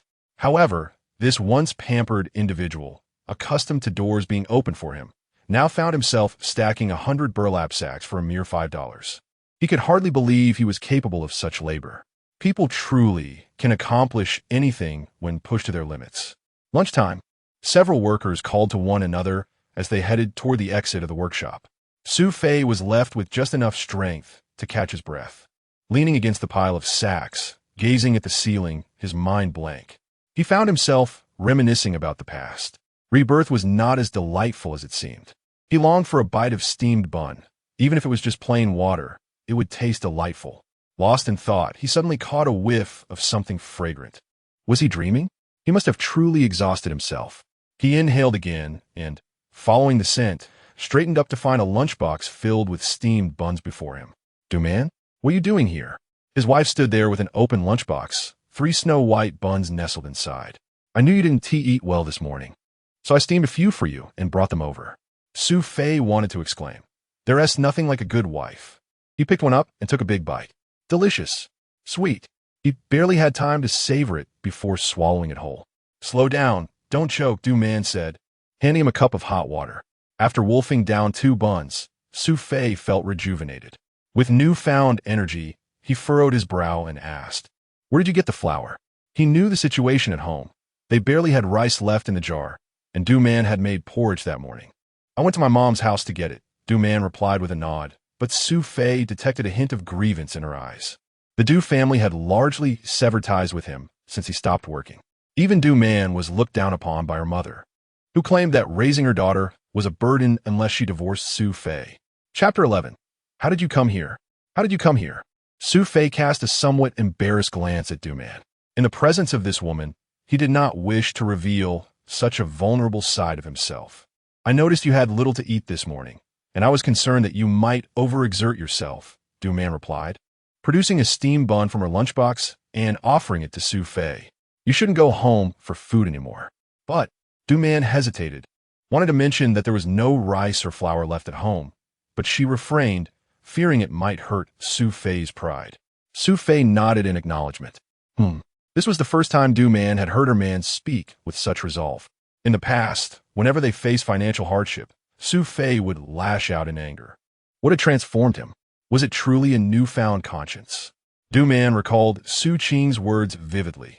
Sister-in-law, my brother is a dog that cannot change its ways. Do not expect him to truly reform. If Su Fei were aware of how his sister viewed him, he might be incensed. Du-Man silently prayed for her man to truly improve. As for how much he could earn, it mattered little to her. After all, they had a daughter to care for. Who are you? At that moment, Zhang Dajun approached with a lunchbox in hand.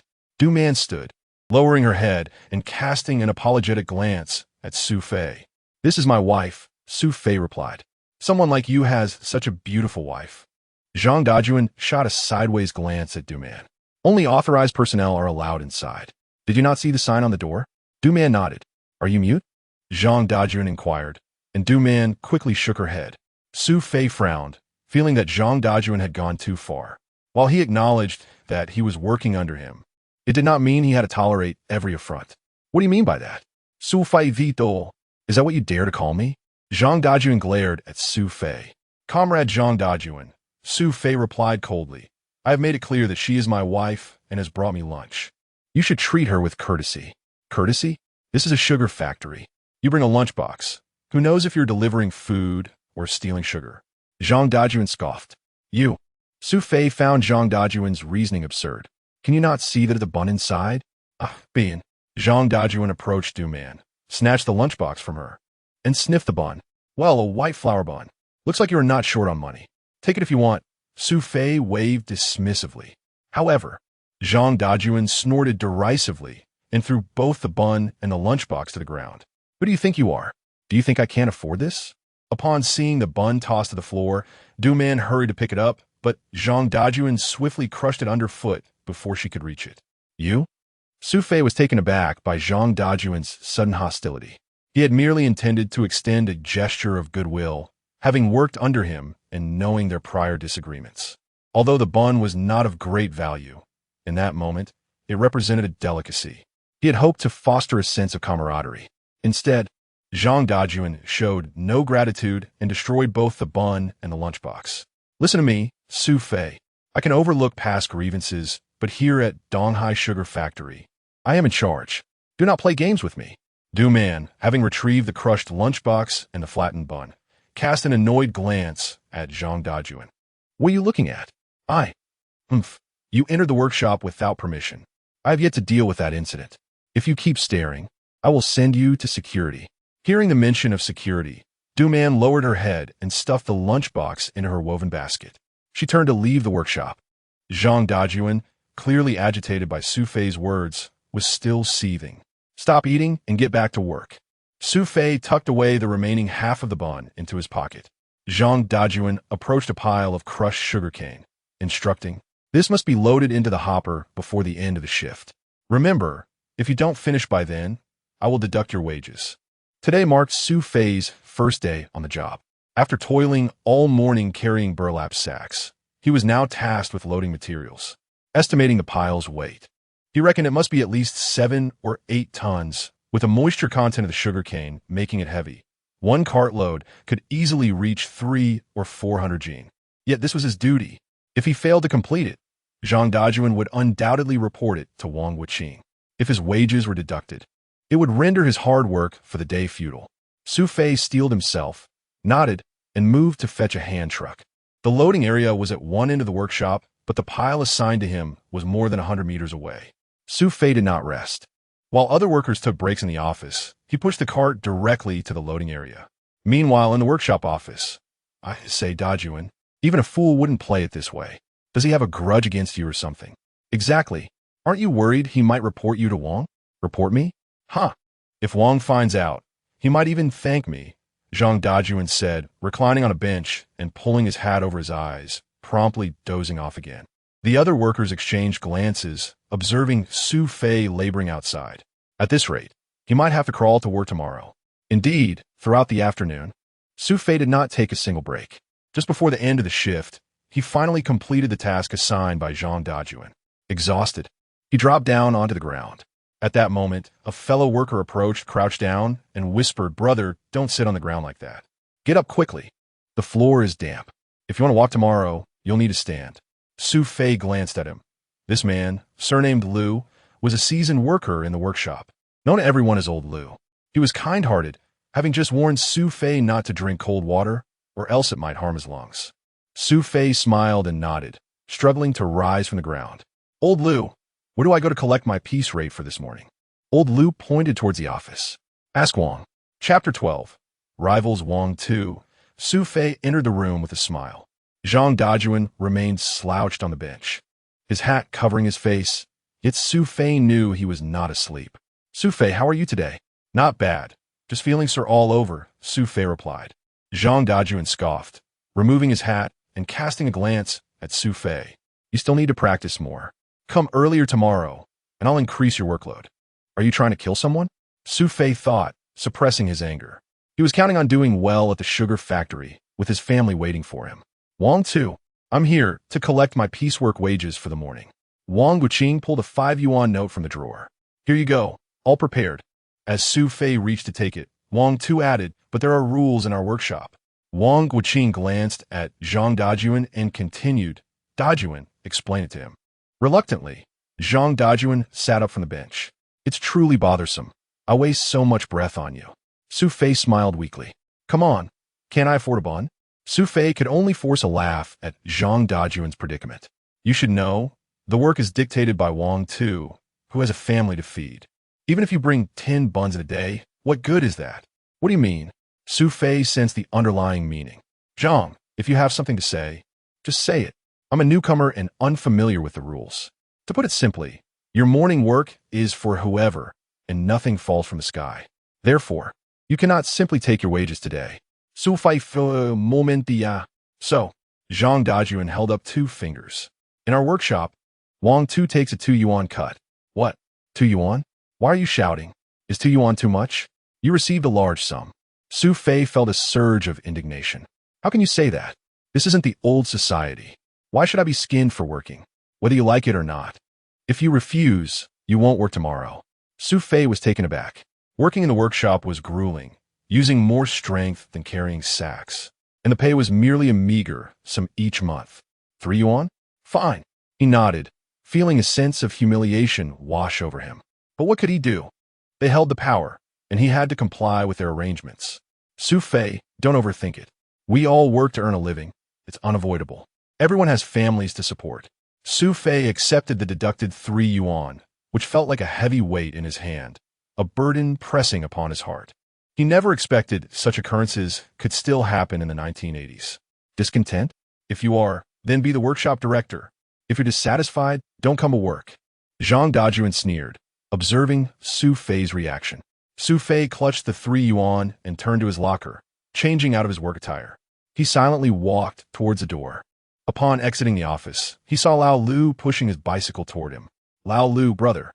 Su Fei exhausted? "Not too bad," Su Fei replied, rubbing his shoulders. "All right, no need for pleasantries," Lao Lu said as he mounted the bike. "Hop on."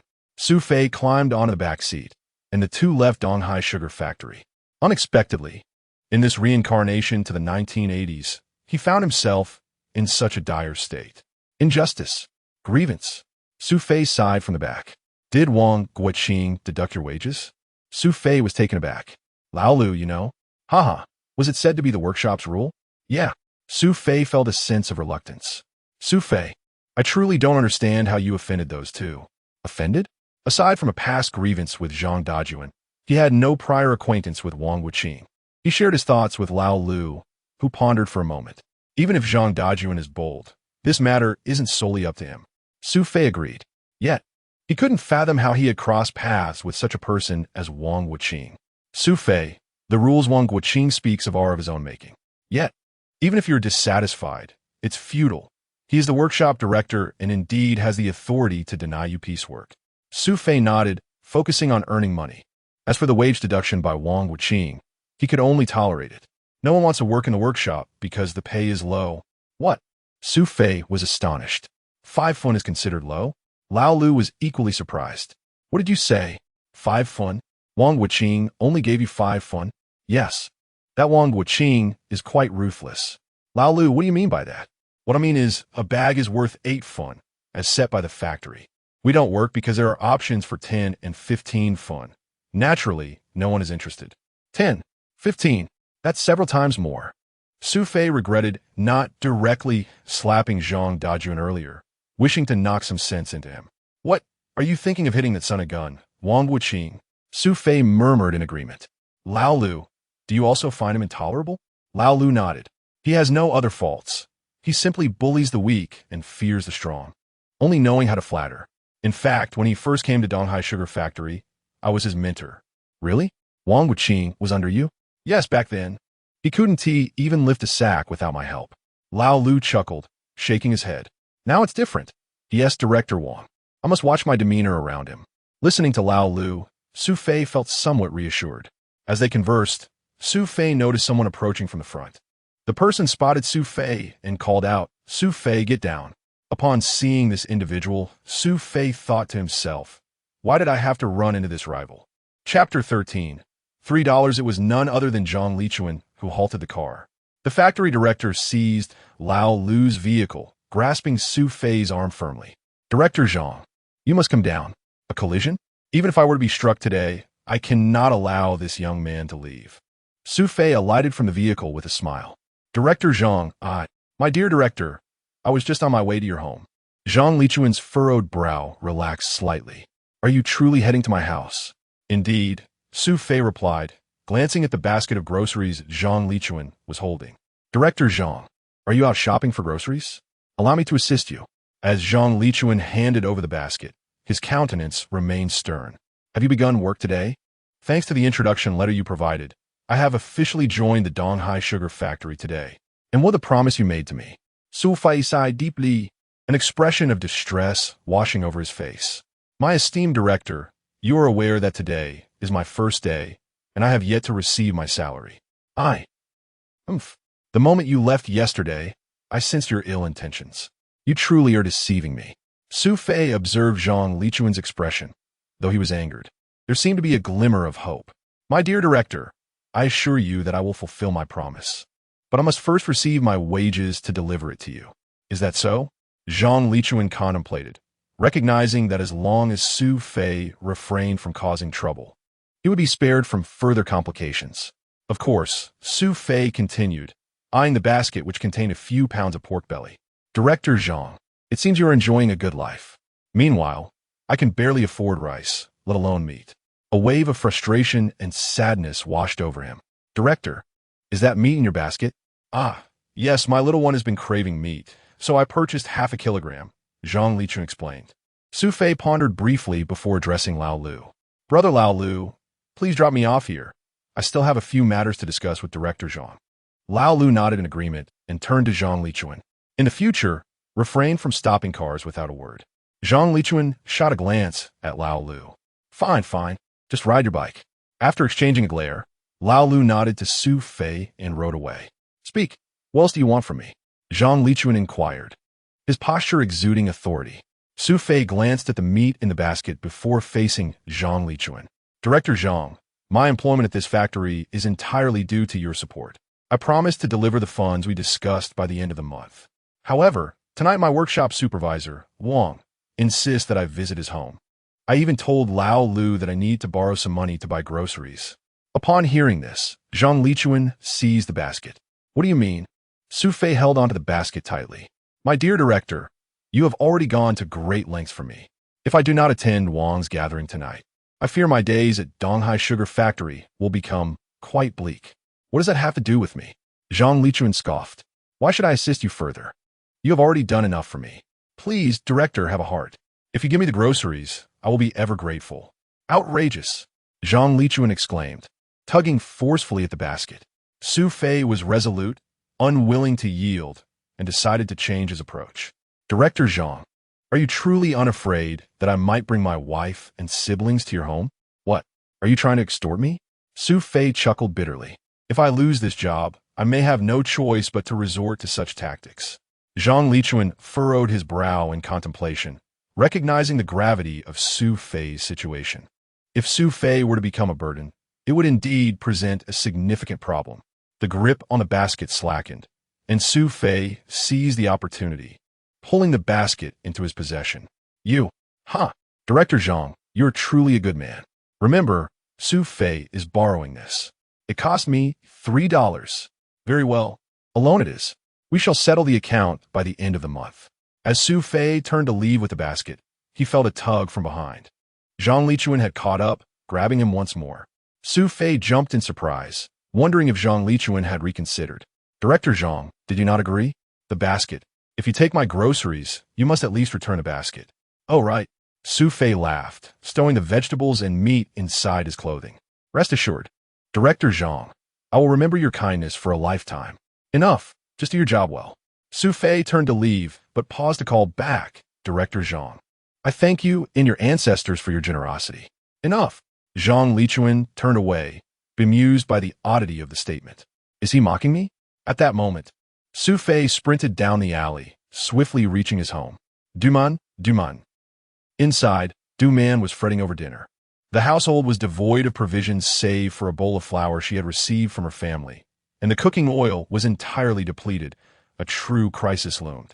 Upon hearing Su Fei's voice, she opened the door, surprised to see him smiling as he entered the courtyard. What joyous occasion has you grinning so? Su Fei approached her, beaming. Guess. I cannot possibly guess, she replied, her expression still troubled. What troubles you? Tonight, Su Yin topped his exam.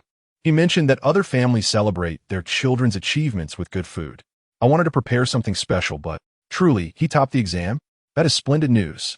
Su Fei, realizing Du Man's distress over their lack of food, opened his coat to reveal the contents. Look what I have. Meat and vegetables. Where did you acquire the money for this? Su Fei reached into his pocket, producing $3. Where did this come from? Chapter 14. Bleeding without tears, my dear. The money is earned by me, and as for these vegetables and meat, I obtained them from Zhang Lichuan. Obtained? Du Man cast a glance at Su Fei and remarked, You previously had him sign and issue an introduction letter for you. I sensed that this matter was far from simple. Today, you return with his vegetables and meat, worth several dollars at the very least. How could he possibly give them to you? After speaking, she handed the vegetables and meat to Su Fei.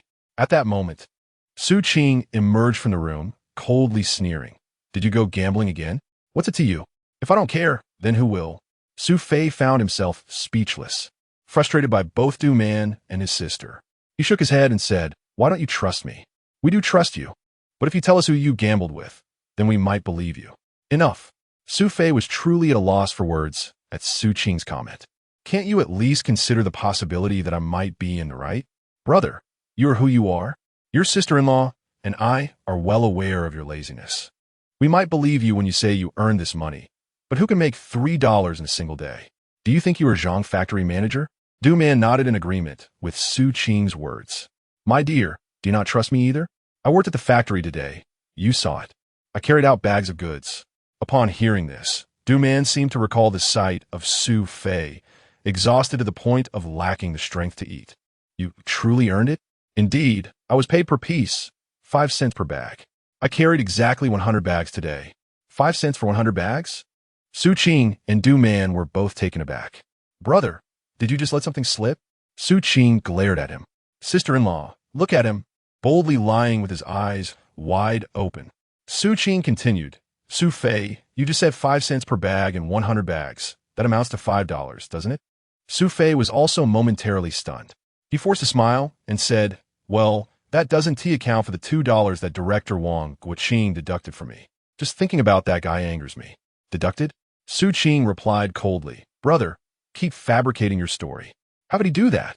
Su Fei, noticing the anger on Du Man's face, explained, "I had no choice. I work under him and wanted to earn a little extra. If I waited for my monthly salary, how would our family manage? You carried 100 bags?" Du Man looked at Su Fei with concern. "Sister-in-law, don't be deceived. He has tricked you." Du Man, however, turned to Su Qing and said, "When I delivered his meal today, your brother was resting against a stack of bags." Hearing this from his sister-in-law, Su Qing could only glare at Su Fei, saying, "You can deceive my sister-in-law, but I don't trust you." Su Fei shook his head. "As for these vegetables and meat, I encountered Zhang Lichuan on the way, and the fellow insisted that I owe him 2 big reunions." Wait. Both Du Man and Su Qing were shocked at the mention of 2 big reunions. Realizing he had reached a critical point, Su Fei recounted the events leading up to this moment. Once he finished, Su Qing burst into laughter. "Brother, you really handled that well." Su Fei smiled. "So, what do you think? Am I not quite impressive?" "Indeed." But Du Man's expression darkened. "So, does this mean we owe Zhang Lichuan 20 yuan? My dear, it's nothing. I never intended to pay him. But Zhang Lichuan is the factory manager. If he decides to create trouble for you, it could jeopardize your position at the sugar factory." Su Qing nodded in agreement. "Sister-in-law is right. What if Zhang Lichuan bothers you?" Su Fei sighed. "What can we do? We'll cross that bridge when we come to it. When I asked him for the vegetables and meat today, he didn't pursue payment. But, enough. I will find a way. However, can you at least trust me now?" Du Man glanced at her sister-in-law, and Su Qing nodded. "All right, let us eat. I am absolutely famished. And we must make something special for Su Yun to celebrate his top score. Yes, there is still some flour at home. I will make a few pancakes." "Excellent. My wife's pancakes are the best," Su Fei exclaimed, placing his hand on Du Man's shoulder, ready to guide her inside. However, before he could lift his hand, a sharp pain shot through his shoulder. He cried out in pain. Du Man quickly turned to him, her expression filled with concern. "What happened?" "It's nothing." Su Fei forced himself to endure, unwilling to let Du Man see his discomfort. Yet his body felt as though it had been filled with concrete, making even the slightest movement laborious. "Brother, what is wrong?" Su Qing noticed something was amiss with Su Fei. At that moment, Du Man took the vegetables and meat from his arms and handed them to Su Qing while removing Su Fei's coat. "Oh no!" Su Qing stood beside Su Fei and noticed the bruises on his shoulder. "Su Fei, did you hurt yourself while carrying the bags?" Du Man gently touched his shoulder, her heart aching for him. Su Fei winced at the touch. "Does it hurt?" Though he bore the pain, Su Fei managed to smile, shaking his head. "It's nothing." Just before he could finish his sentence, the excruciating pain forced him to shut his eyes. Du Man looked up and noticed that tears had formed in the corners of his eyes. "Brother, I misunderstood you earlier." Su Qing lowered her head, feeling somewhat embarrassed. "Enough, sister. You're right. In the past, I was indeed a terrible person. But from this day forward, I want you both to live a good life with me."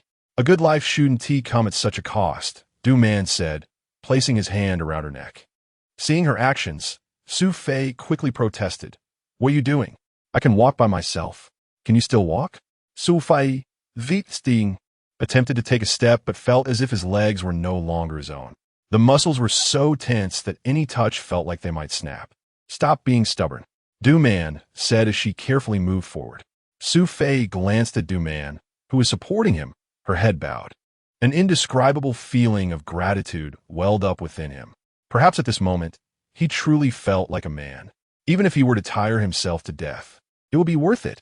Once inside, Du Man called Su Qing to help with the vegetables while she headed to the kitchen to prepare the meal. Meanwhile, Su Yun, who had been reading in the inner room, learned that Su Fei had brought delicious food and rushed over, seeing his brother lying on the bed like a wreck. "Brother, what happened to you?" Though young, Su Yun was a sensible child. After hearing Su Qing's earlier account, he had been on the verge of tears. "Don't cry, Su Yun. Remember, a real man bleeds without shedding tears." Chapter 15. 500 yuan. The meal was prepared. At this moment, Su Fei had regained some strength. Su Qing assisted her sister-in-law in setting the table, while Su Yun supported Su Fei as they stepped outside. The family gathered around the table, gazing at the sugar cakes and braised meat, with Su Yun's mouth watering in anticipation. Sister-in-law, are we celebrating the new year? Su Fei exchanged a knowing smile with Du Man.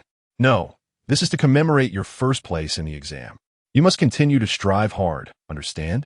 Su Yun nodded vigorously. All right, let us sit down, Su Fei said, waving his hand. Once he saw the three of them seated, he smiled at them and declared, in the past, I, Su Fei, have made mistakes. Today, I stand here to affirm my commitment to earn money, lots of it, so that you all can live well. Du Man gazed at the man before her with a warm smile, her eyes glistening with unshed tears. Brother, don't worry. I will definitely get into university, and then I will also contribute to the family. Su Yun echoed Su Fei's sentiment. Well said. Su Fei reached out to touzle his head.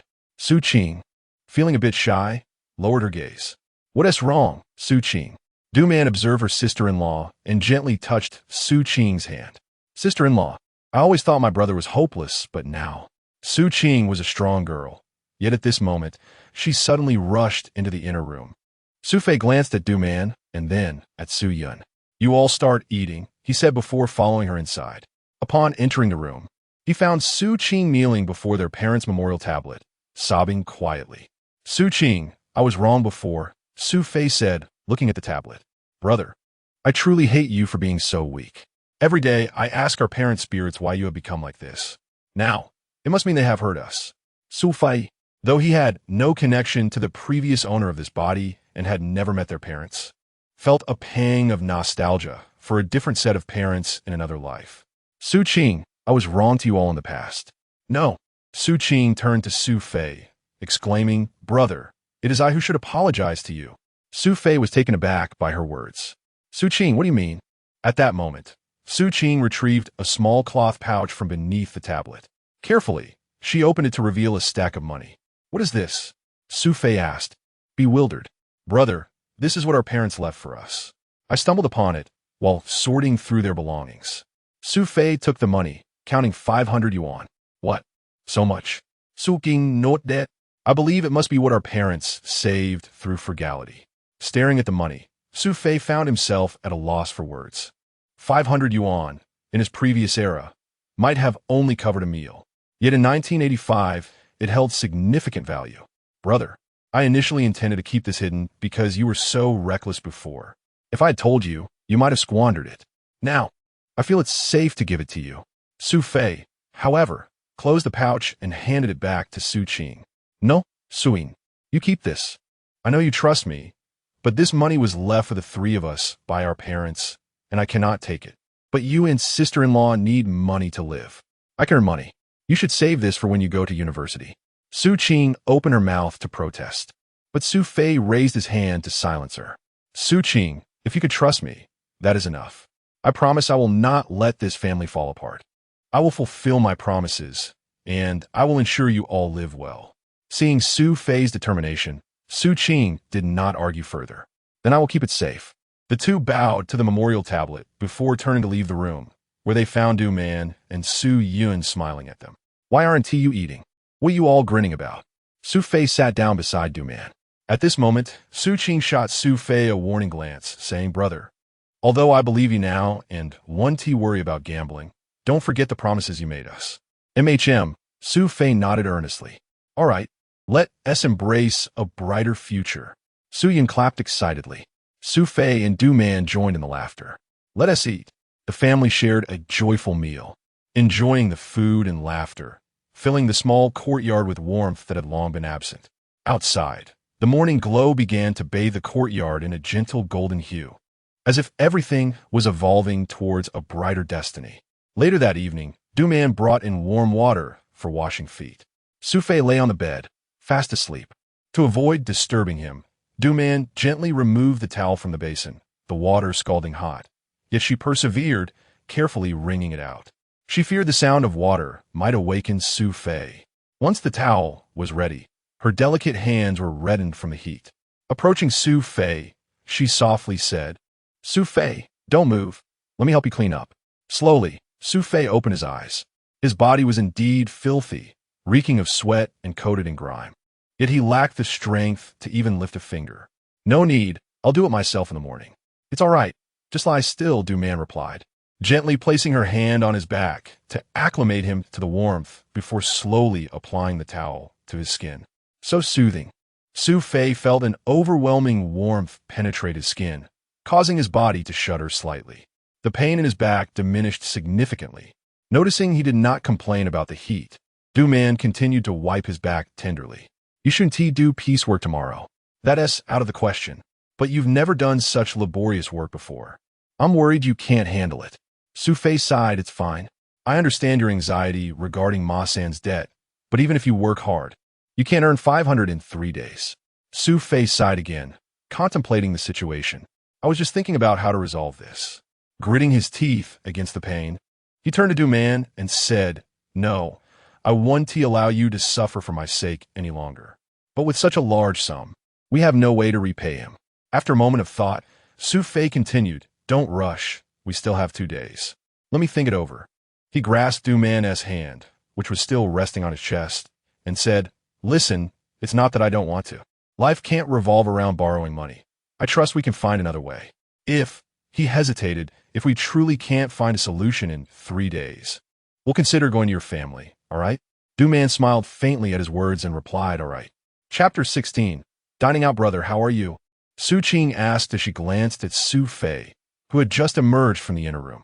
"Much better," Su Fei replied, rubbing his slightly sore shoulder. Then he noticed Du-Man walking beside him. Du-Man shyly averted her gaze, glancing at Su Qing. "Sister-in-law, what's wrong with you?" "What do you mean? What's wrong with me?" she stammered, noticing the heat on her cheeks. "My face is just a bit flushed. Maybe I got up too quickly." With that, she turned and headed towards the kitchen. Su Fei understood the reason behind her embarrassment and pulled his sister closer, asking, "So, how was dinner last night, brother?" The youngest was still laughing in bed, saying that if he could always come in first in his exams, he would get to eat such delicious meat all the time. Su Qing replied. Su Fei nodded in satisfaction, smiling as he said, "As long as that little rascal can pass, I will ensure he gets meat every time." "Really?" Su Yun, who had been brushing his teeth, asked as he stepped out. "Don't worry, you little rascal," Su Fei said, playfully flicking Su Yun's nose. "Sis, we can have meat again," Su Qing exclaimed. "Then you must strive to come in first," Su Fei encouraged. Indeed, Su Fei watched as Su Qing led her brother outside to wash up. He then turned back to the kitchen, glancing out before wrapping his arms around Du-Man's waist. "What are you doing? The siblings are right here," she exclaimed. "My dear wife, you worked hard yesterday," he said contentedly, resting his chin on her shoulder. Du-Man turned her head, playfully glaring at him. "And you still dare to mention it? Do you remember how exhausted you were last night?" The memory of their earlier escapade caused her cheeks to flush again. Su Fei, however, was quite pleased as he inhaled the fragrance of her hair. Du-Man playfully swatted at him below. "Not again." Su Fei chuckled and playfully nibbled her neck. She gasped, suppressing her reaction. "Tonight," he announced, stepping out of the kitchen to set the table just as Su Qing and Su Yun returned for washing up. Soon, Du-Man reheated the leftovers from the previous day, and the family enjoyed breakfast together. After glancing at the time, Su Fei decided to step out first, leaving Su Qing in charge of their younger brother. As he exited the alley, he heard a voice call out nearby. "Su Fei, where are you off to?" Turning, he recognized the speaker as Sun Qigong, an old acquaintance and once a gambling companion. "I haven't seen you around for days," Sun Qigong remarked, walking up to Su Fei and giving him a friendly pat on the shoulder. "I heard about Ma San. That kid is really something. Growing up in the same neighborhood, how could he not repay the money he owes? Why chase after someone for it?" Su Fei was aware that Sun Qigong's seemingly sympathetic words concealed ulterior motives. "Did you need something?" he asked directly. "Haha, not really. Zhang Mingyang and a few others were mentioning you. They find it quite dull without you around," Sun Qigong responded. Su Fei understood the implication. They wanted him to lose money for their amusement. However, the mention of Zhang Mingyang piqued his interest. Though he was a former street hustler like Su Fei, his father was a powerful figure. The former director of the Donghai Supply and Marketing Cooperative, a significant department in this planned economy, controlling the purchasing and distribution of goods. If Su Fei could cultivate a good relationship with Zhang Mingyang, it might open up opportunities for trade. The idea of reselling items had been ignited in him by Du Man's mention of his brother-in-law earning over 7,000 from a recent trip south. If he timed it right, he too could become a wealthy man. What do you say? Are you free tonight? Su Fei asked, eyeing Sun Qigong, fully aware of his intentions to win his money. You got the wrong idea. My wife. Su Fei, this isn't like you. But I understand you're not looking to delve back into that lifestyle. Sun Qigong chided, but then added, come on, don't forget about us old friends. Besides, with your current financial situation, slaving away at the factory, how will you ever repay Ma-san? Su Fei regarded Sun Qigong with some discomfort. Don't overthink it. We'll be at the usual place tonight, waiting for you. With that, Sun Qigong turned and left. Su Fei watched him go, a slight smirk on his lips. You want to play? Then I want to hold back. The day progressed, as usual. Zhang Dajuan handed him another 100 bags. However, in the afternoon, perhaps due to Su Fei's commendable performance the day before, he was not assigned any tasks involving heavy materials. Instead, he had another 100 bags to process by piecework. By the end of the workday, Su Fei had managed to earn 6 yuan after deducting the share owed to Wang Guoqing and Zhang Dajuan. While he felt a bit uneasy about this arrangement, he was nonetheless pleased, as this amount could serve as a stake for that night's gambling session with Zhang Mingyang and the others. After all, they were known for wagering significantly. This 6 yuan would also give him a chance to familiarize himself with their playing style. As for whether he could win, Su Fei felt confident. He had participated in far larger games before. In his leisure time, he often frequented Las Vegas to unwind. While he wouldn't claim to be an expert, he had an impressive winning rate. In terms of gambling, it was not just intellect at play. Luck also played a crucial role. As a billionaire, Su Fei had ample faith in his fortune. After work, he walked home with old Lu, who dropped him off at his doorstep. Su Fei recounted the previous day's events, and old Lu expressed admiration for Su Fei's ability to take something from someone like Zhang Lichuan, likely a first for anyone. Su Fei had intended to invite old Lu in for a meal, as there was still some meat left from yesterday, and Du Man had made some delightful pancakes. He wanted to learn more about the factory from old Lu. However, old Lu had plans with his brother-in-law who had just arrived from the countryside, so they agreed to meet the next day. Upon entering, Su Fei was greeted by the delightful aroma of food wafting from the kitchen. He approached the pot, lifting the lid to reveal a steaming pot of rice, pristine white as Du Man's skin. He shook his head, saying, "Tonight I will dine out." Chapter 17. A taste for this. Where are you going? A few friends. Friends? Is it Sun Qigong? Su Fei was taken aback. How do you know?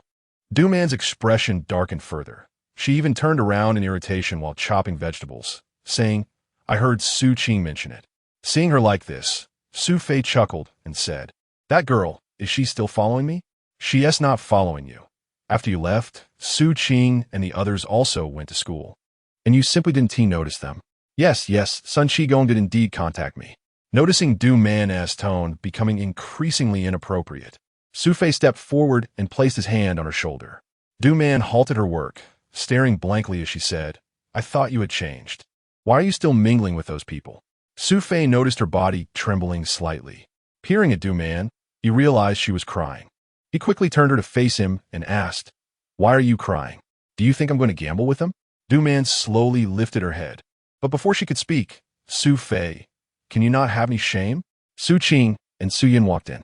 Su Qing, VCB Li and they tossed her backpack onto a chair and approached the kitchen door, saying, We all thought you had truly changed, but just one day has passed, and you're already entangled with those people again. Do you have any regard for your sister-in-law? Have you forgotten what you said in front of our parents yesterday? Su Yin stood outside the kitchen, gazing at Su Fei through the window, disappointment etched on her youthful face. Brother, can't you achieve something worthwhile? Su Qing stomped her foot in frustration. You all. Su Fei sighed bitterly, shaking his head. How can I explain this to you? It's true that Sun Qigong reached out to me, and I was just about to tell your sister-in-law about it. You were going to tell me? Yes. What is there to discuss? I heard everything. You promised that Sun fellow you'd go tonight, right? Su Qing must have overheard his conversation with Sun Qigong. Exactly. Su Fei, what? How could you? Su Fei hurriedly explained to Du Man, It's not what you think. Then what is it? Su Fei, You're just a worthless person. Su Qing scolded her older brother. Let me clarify. I agreed to go with them primarily to build a rapport with that person named Zhang Mingyang. What do you mean? Why establish a relationship with anyone, especially a gambler? Du Man looked at him in confusion. Su Fei furrowed his brow, unsure how to convey his thoughts, shaking his head and saying, just leave this matter alone. Ultimately, I'm doing this for our family. After saying this, she turned and ran into the room. Su Fei heard her sobbing from within. He gestured for Su Yun, saying, go comfort your sister. Su Yun approached the door, saying, brother, if you really gamble, I won't recognize you as my brother anymore. After saying this, he too dashed into the room. Sigh. Du Man looked at the man before her, feeling strangely that Su Fei was not as Su Qing described. Yet the reality was that he was indeed going to gamble. This conflicting emotion caused Du Man to lower her head, tears streaming down her face. Su Fei stepped forward affectionately, wiping the tears from Du Man's cheeks before pulling her into his embrace. Trust me, everything I do is for this family. Du Man softly murmured in his embrace. Then can you not go? Su Fei gently pushed her away. I must go today because I believe I can win. Du Man must utterly disheartened.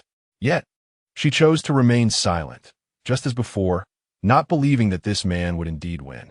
Nevertheless, she allowed Su Fei to leave the house with the 6 yuan he earned that day.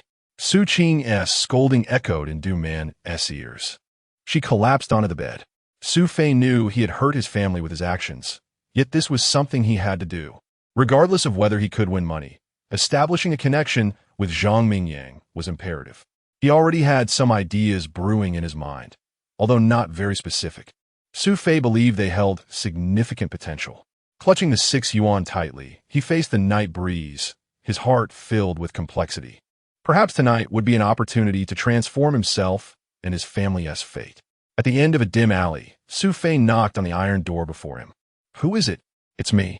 Footsteps sounded from within, and Sun Qigong opened the courtyard gate with a smile. Brother, you finally made it. If you hadn't come soon, we would started without you. Su Fei chuckled as he entered the courtyard. Upon stepping inside, he found 3 men seated around a round table. Zhang Mingyang sat facing the door. He glanced up at Su Fei and nodded, saying, Fei, you're not backing out on us, are you? Su Fei directly took a seat with his back against the door, picking up a bowl of rice from the table, saying, I just realized I hadn't eaten yet. As he served himself, he raised an eyebrow at Zhang Mingyang, saying, what are you talking about, Brother Zhang? I'm just troubled by Ma San's situation. Ma San? ISNT, that just 500 yuan? Is it really that serious? The one speaking was Chunda, who worked at the Industrial and Commercial Bureau and was older than Su Fei. Brother Chun, I'm not like you. I got myself into a mess before I even started working, so I heard you got a job at the sugar factory? The questioner was Wang Yiming, who worked at the Transportation Bureau and was rumored to have some connections with the Donghai city government. Yes, I'm just trying to make a living. After all, there are 3 mouths to feed at home. Zhang Mingyang pushed a bowl of vegetables towards Su Fei. Thank you, Brother Zhang. Su Fei smiled as he accepted it. Eat up, Fei. If you have something to say, we're not the kind of brothers who just watch without helping. Exactly. Su Fei waved his hand at Zhang Mingyang, swallowed a mouthful of rice, and then set his bowl down, saying, Brother Zhang, I know we're the best of friends. If something arises, how could I not assist? This morning, Brother Sun sought me out, and I came straight over without even having dinner. What? Did your sister-in-law get angry with you again? Su Fei glanced at Sun Qigong, asking, how did you know?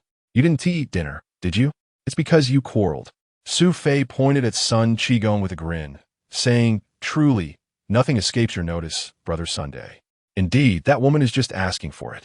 Knowing I was coming to find you guys, she decided to act up. Well, women are like that.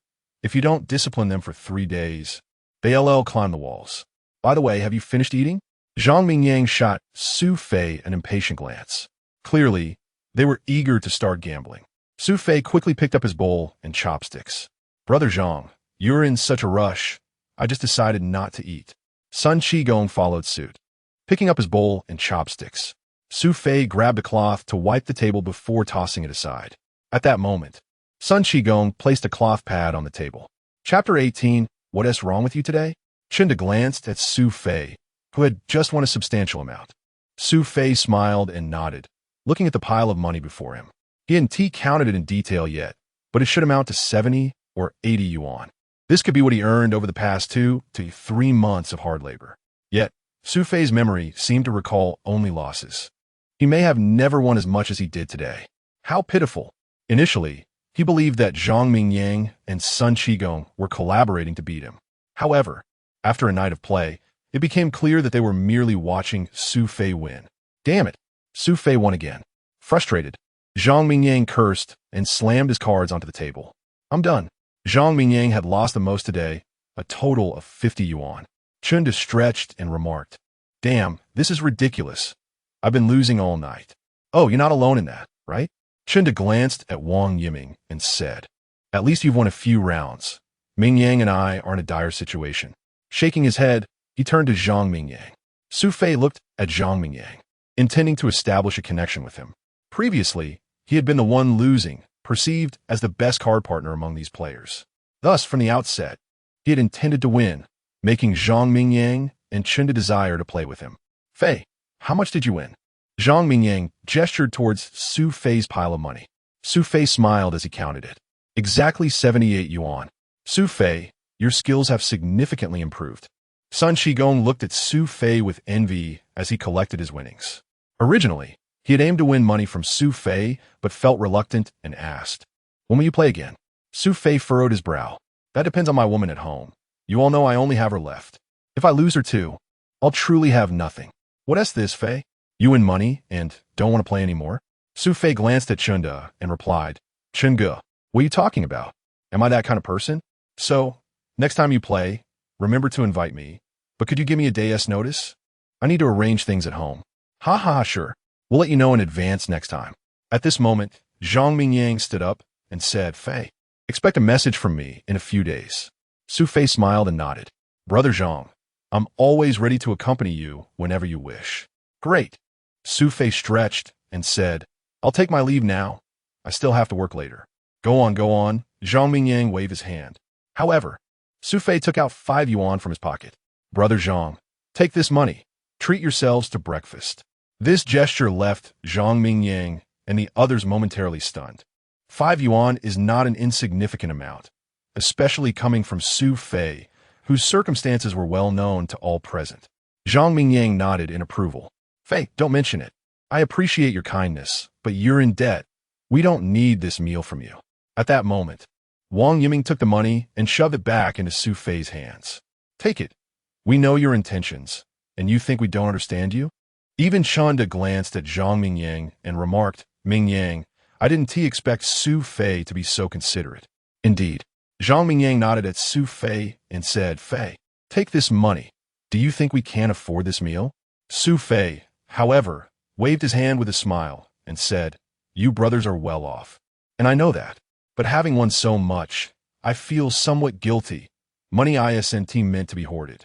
How can we not share our fortune?" After saying that, he turned and left.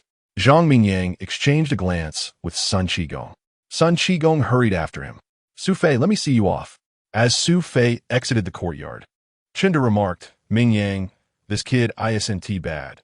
I never realized it before, thinking he was just a fool, but now he seems quite clever." Zhang Mingyang nodded in agreement. Meanwhile, Su Fei, having stepped out of the alley, felt a pang of regret. 5 yuan? If it weren't for wanting to leave a good impression on Zhang Mingyang and the others, he wouldn't have offered even that much. Reflecting on his exhausting day, where he had only earned 3 yuan, he felt a bit reluctant about giving away that money. Yet he patted his pocket. 78 yuan. This amount was something he had never dared to dream of. With this money, at least the family's expenses for the next few months would be resolved. Realizing this, he checked the time. Du Man and the others probably hadn't eaten breakfast yet. Just then, he spotted a breakfast stall ahead. The aroma of freshly made youtiao and soy milk wafting through the air, making Su Fei's mouth water after a long night of struggle.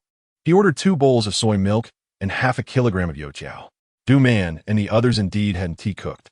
"I'm back with breakfast." Su Fei shouted, causing a stir in Su Qing's room. "Youtiao?" Su Yun, drawn by the enticing smell, rushed out from the room, leaning over the table to sniff. "I'll go get bowls." Su Yun excitedly dashed into the kitchen to fetch 4 sets of bowls and chopsticks. At that moment, Du-man also emerged from the room. Su-fei smiled at her, but noticed her eyes were swollen. What happened? Du-man approached the table, looking at the 4 bowls of soy milk and a half youtiao that Su-fei had divided. Sit down. I have good news to share with everyone. Su-fei motioned for the 3 to take a seat. Good news? Su-ching scoffed. What is it? How much did you lose this time? Du-man wore a worried expression too. Su-fei, what is going on with you? Her greater concern was whether Su-fei still harbored the same detachment as before. If he could remain as he was now, kind to her and the younger siblings, she could forgive him. Wife, I'm fine. Su-fei smiled at her, then glanced at the still fuming Su-ching and the ever-watchful Su-yun, who was fixated on the youtiao and soy milk. Look at this, Su-fei said, pulling out the 78 yuan from his pocket. As he placed the money on the table, the 3 stared in disbelief. Even the youngest, Su-yun, widened his eyes in astonishment. Brother, how did you win so much money? Du-man was startled too, but her brows quickly furrowed. Did you win this money? Su-fei smiled and nodded. Chapter 19. Who are you fooling? Su-ching shot a sidelong glance at Su-fei and asked, Sister, can I eat? Su-ching glared at Su-yun beside her and retorted, All you think about is eating. Do you dare consume something purchased with such dubious money? Aren't you afraid it will upset your stomach? Su-yun pouted in annoyance. I really haven't had youtiao in ages. Su-fei shook his head and replied, Su-ching, I admit I deceived you in the past, but this time I went to gamble. I did not hide it from you. I promised I would fulfill my word and not deceive you again. Indeed, you're so lazy that you can't even be bothered to deceive us anymore, are you? Su-ching shot him a piercing look. Su-fei was left speechless. This sister of his was truly difficult to handle. Fine. He placed the money before Du-man. You can take it, but can you tell me where this money came from? I already said it was winnings. Winnings? Su-fei, don't you know that everyone in Donghai knows you're a perennial loser at gambling? If you actually won money, it would be a miracle. Su-ching echoed the same concern that lingered in Du-man's heart. When have you ever won? Du-man directed the question at Su-fei. Me? Su-fei felt a wave of frustration. It was hard to believe that he was being looked down upon by his own family. The moment the words left his mouth, the 3 in front of him exchanged glances. Su-fei, did you really rob someone? Brother, can you at least give us some peace of mind? Su-yun began to sob. You won't get caught by the police, will you? Her words left Du-man in shock. You 3 Su-fei was left exasperated, caught between laughter and tears. He had no choice but to recount the events of the previous night in their entirety. Did you really win? Du-man looked at Su-ching and added, It seems your brother isn't lying this time. How do you know? He has deceived you before. I believe what he says is true. Are you afraid he will hit you? Su-ching glared at Su-fei and said, Sister-in-law, rest assured with me around. He wouldn't dare. Su-ching, how can you trust me? Unless you stop gambling altogether. Su-fei frowned. It seemed that this matter could not be guaranteed, as his true intention was to connect with Zhang Mingyang. Not now. You see, sister-in-law, he just can't change his ways. Su-ching exclaimed, rising to her feet and retreating into the house. Seeing her like this, Su-fei could only shake his head. Su-ching, I promise you, starting today, even if I gamble, I will never owe anyone money. All right? Do you think I'm Su-yin? How can you assure us that you will win next time? At this moment, Su-ching emerged from the house, pulling Su-yun, who was reaching for the headlines. You haven't eaten yet. I can't eat food like this. Su-king in seat, dedaging Su-yun aus dit.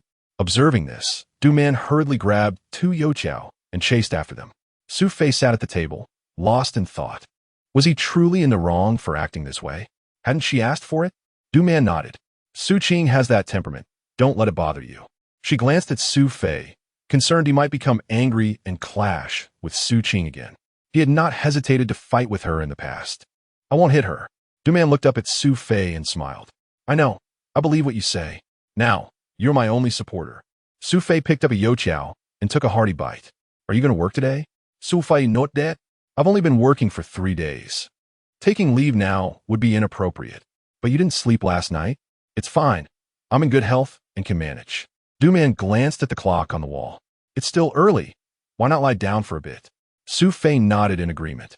He hastily finished his meal and headed into the room. Shortly after, someone entered from outside. Du-man, are you home? Du-man emerged from the kitchen, recognizing it was Wang Saw from next door. Wang Saw, is there something you need? Is Su Fei home? Yes. Oh, I don't have anything urgent. I just heard Su Fei started working at the Donghai candy factory? Yes, Du Man confirmed with a nod. Wang Xiao hesitated, glancing at Du Man. You see, I have a relative in Taiyang County who works in procurement at the candy factory. They urgently need a large quantity of sugar, but all the nearby factories have run out. I wanted to ask Su Fei if he could source some sugar from his factory. Him? Du Man pondered before replying. Su Fei just started working. He's only in the workshop, so might be Wang Sa. How much sugar does your relative need? Su Fei emerged from the room unexpectedly. Du Man looked at him in surprise. 1,000 Jin, Wang Sa said. He said he would purchase it at 5 mao above the factory price. Su Fei considered this. 1,000 Jin, with an additional 5 mao per Jin, would amount to 500 yuan. If he could pull this off, he would be able to repay his debts. Du Man tugged at Su Fei's sleeve. Can you really get 1,000 Jin of sugar? Though she felt anxious, she understood what this opportunity could mean. Wan Sao, I will go to the factory and discuss this with the management. Of course, that is only natural. Su Fei, I'll wait for your news. Okay. After exchanging a few more words, Wang Sa left. Can you really manage this? Let's give it a try. Su Fei went back to grab his jacket and turned to leave. He had no clear plan. The only person he could speak to at the candy factory was Zhou Lina. Upon exiting the alley, Su Fei checked the time and headed straight to Zhou Lina's alley. Before long, Zhou Lina rode her bicycle out of her home. As she prepared to mount, she noticed Su Fei standing at the alley's entrance. He waved at her as she approached. What are you doing here? Waiting for you. Zhou Lina paused, asking, what is the matter? Nothing, I just wanted to thank you. Are you free tonight? Thank me? Why are you being so polite? Zhou Lina replied with a smile.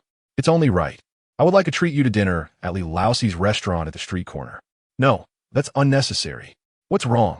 Do you have plans? Sun Xing invited me to a movie. Chapter 20. Establishing a family. Sun Xing, and you, what is it now? Zhou Lina nodded, casting her gaze afar, seemingly making an effort to divert her attention. Su Fei felt as though he owed this girl beside him a considerable favor. By the way, what did you summon me for? Speak plainly. There is no need for pretense between us. Zhou Lina smiled back at him. Su Fei pondered for a moment before saying, Actually, Lina. Zhao Quan unexpectedly caught up from behind. Su Fei shot a glare at Zhao Quan, finding him quite bothersome. Is he still pestering you? Zhou Lina shook her head, saying, Now that I'm with Sun Xing, he knows it's futile, so... Zhao Quan approached Zhou Lina, pushing his bicycle, and glanced at Su Fei. How has it been in the workshop these past few days? Not bad. I'm rather curious how long you can keep this up. Well, if I wanna, I can keep going indefinitely. I heard that Zhang Dajuan assigned you the least profitable and most exhausting tasks in your workshop. Zhou Lina looked at Su Fei in surprise. Really? Su Fei chuckled and shook his head. Enough, Su Fei, stop pretending in front of Lina. Zhang Dajuan told me over drinks last night. Su Fei shot another glare at Zhao Quan. You certainly have a lot to say. Su Fei, Zhang Dajuan and I are buddies. If you treat me to drinks, I might speak well of you. I'm afraid I couldn't possibly ask anything of you. Zhao Quan scoffed, shaking his head. Keep pretending. You know your own suffering. I, Su Fei, earn my living through hard work, and I take pride in it. As for whether it's exhausting or not, I needn't trouble you with that. Fine, if that is your choice, it's none of my business. Zhou Lina glared at Zhao Quan, saying, We're all neighbors. Zhao Quan, you don't have to help. But how can you expect Su Fei to treat you when you know how hard things are for him? Zhao Quan cast a sideways glance at Su Fei. Isn't it unfair for me to shoulder the burden alone? Zhou Lina looked at Su Fei and said, If it's true what he says, why don't you invite Zhang Dajuan for a meal? If you lack the funds, I can lend you some. Zhou Quan snurta, these them fully. Su Fei, Lina wants to help you. Just agree. After all, you don't care about your pride, but personally, I would feel embarrassed spending a woman's money. Zhao Quan, will you ever stop? Zhou Lina glared at him. 7:30. All right, I'll wait for you at the alley entrance. After Su Fei spoke, he turned to Zhao Quan, saying, Listen carefully, even if I, Su Fei, had money, I wouldn't spend it on people like you. Don't be ungrateful. If it weren't for Lina, I wouldn't bother. Should I ask Sun Xing to have a word with you? No need. All right then, I have a meeting in the morning, so I'll take my leave. Su Fei nodded, understanding that Jolina was being cautious. The entire factory was aware that she was dating Sun Xing. She was likely worried about being seen by others as they approached the sugar factory. Jolina mounted her bicycle and departed. At 7:30, Su Fei glanced at the street. He saw Sun Xing riding up with Jolina. He instinctively concealed himself behind a nearby pillar.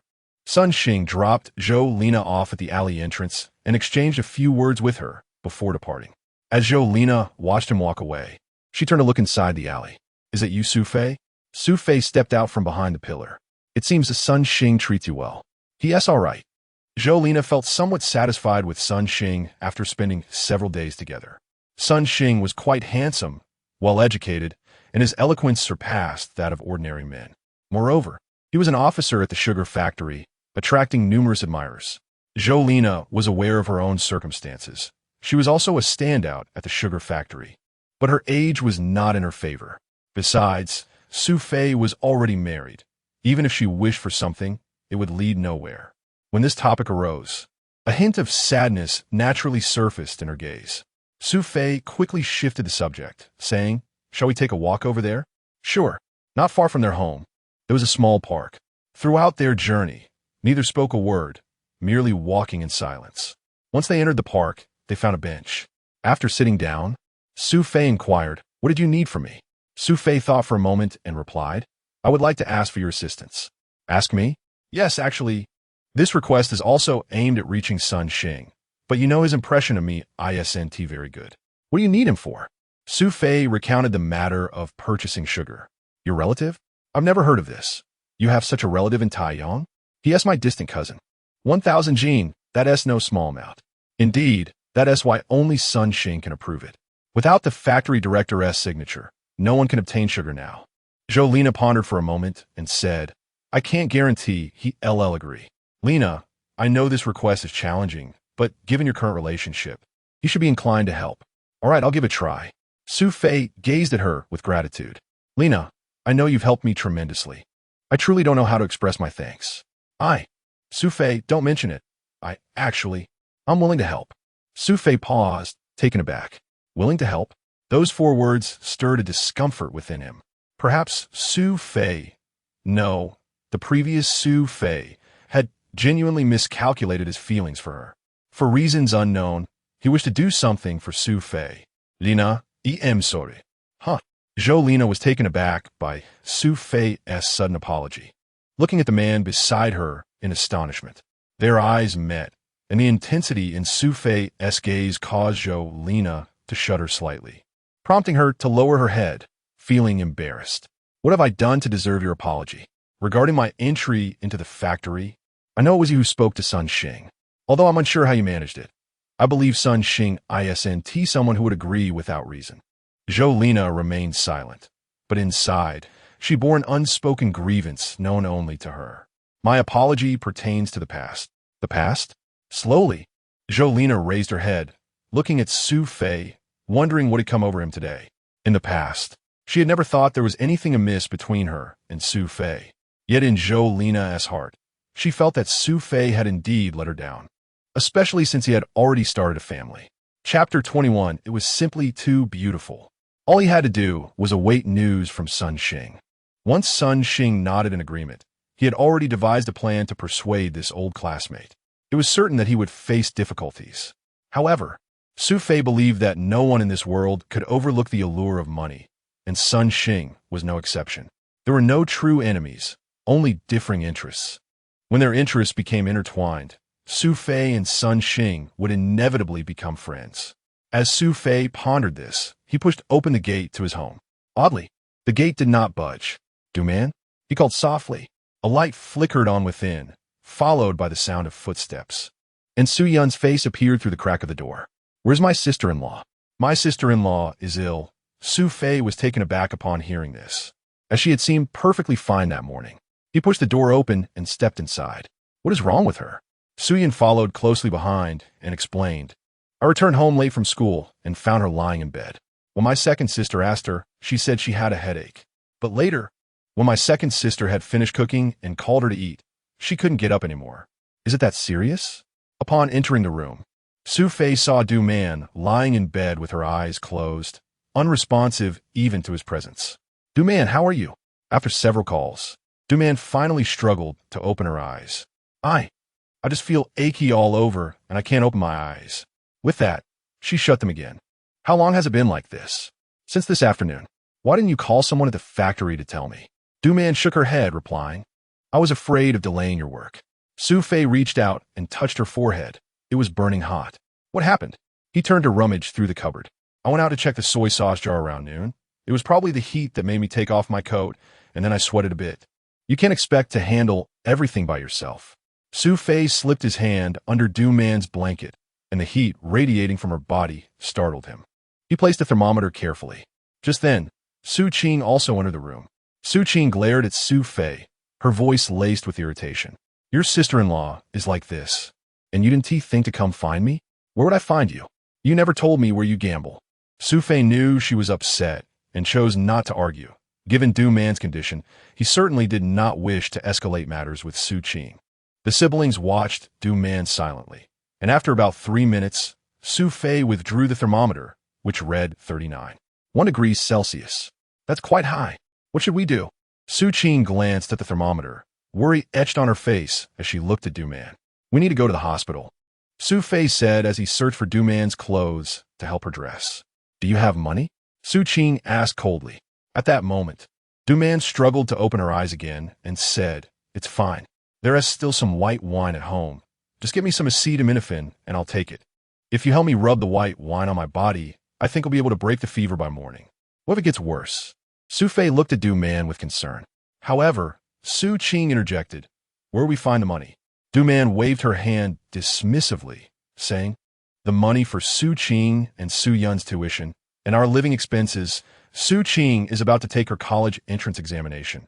We need to provide her with nutrition. We can't touch that. But your illness can't be delayed either. Du Man grabbed Su Fei's arm firmly, insisting, Listen to me, just give me the medicine, and I'll take it. You can rub the white wine on me. Su Fei pondered for a moment and nodded in agreement. All right, we'll take the medicine tonight and see how it goes. But if your temperature hasn't dropped by morning, you must come to the hospital with me. Du Man smiled and nodded. However, Su Qing glared at Su Fei, angrily saying, What kind of man are you? Letting your woman fall ill without taking her to the hospital? Su Fei stood up, looking at his younger sister, and replied, Focus on your studies. Leave my matters with your sister-in-law out of it. I'm not going to care. Sooner or later, your sister-in-law will drag you down. With that, she stormed out. Su Fei found himself at a loss for words regarding his hot-tempered sister, but he understood her actions stemmed from concern for him and Du Man, such as the depth of love that often breeds resentment. Su Fei retrieved the white wine from the kitchen, remnants from his previous days of indulgence. He chuckled softly, remarking, Who would have thought it might still come in handy? Du Man, amused by his comment, smiled in return. Turning around, Su Fei took out a tablet of acetaminophen and handed it to Du Man, watching her swallow the medicine. He found himself in a predicament. Rubbing her down with white wine since his rebirth, they had yet to share a bed, let alone touch one another's bodies. What are you staring at? Du Man weakly queried, noticing Su Fei lost in thought. Huh? Oh, Su Fei hurriedly fetched a piece of gauze, pouring some white wine onto it. He cautiously lifted the blanket covering Du Man's upper body, revealing her skin, as pale as moonlight. One couldn't deny that Du Man possessed an exquisite figure. Su Fei took a deep breath. He placed the gauze on her neck. The coolness of the alcohol caused Du Man to shiver slightly, eliciting an involuntary gasp from her. Su Fei found himself momentarily distracted by her reaction. He quickly closed his eyes, methodically wiping the gauze along her neck, then lifted her arm to clean under her armpit. This action alleviated the awkwardness between them. Du Man gradually opened her eyes and said, Could you help me with my back? Su Fei, flustered, nodded eagerly. He watched as Du Man turned, her back facing him. Slowly, she unbuttoned her blouse, then slipped it off, exposing her back. In the soft light, her form was beautifully illuminated, accentuating her graceful curves and slender waist.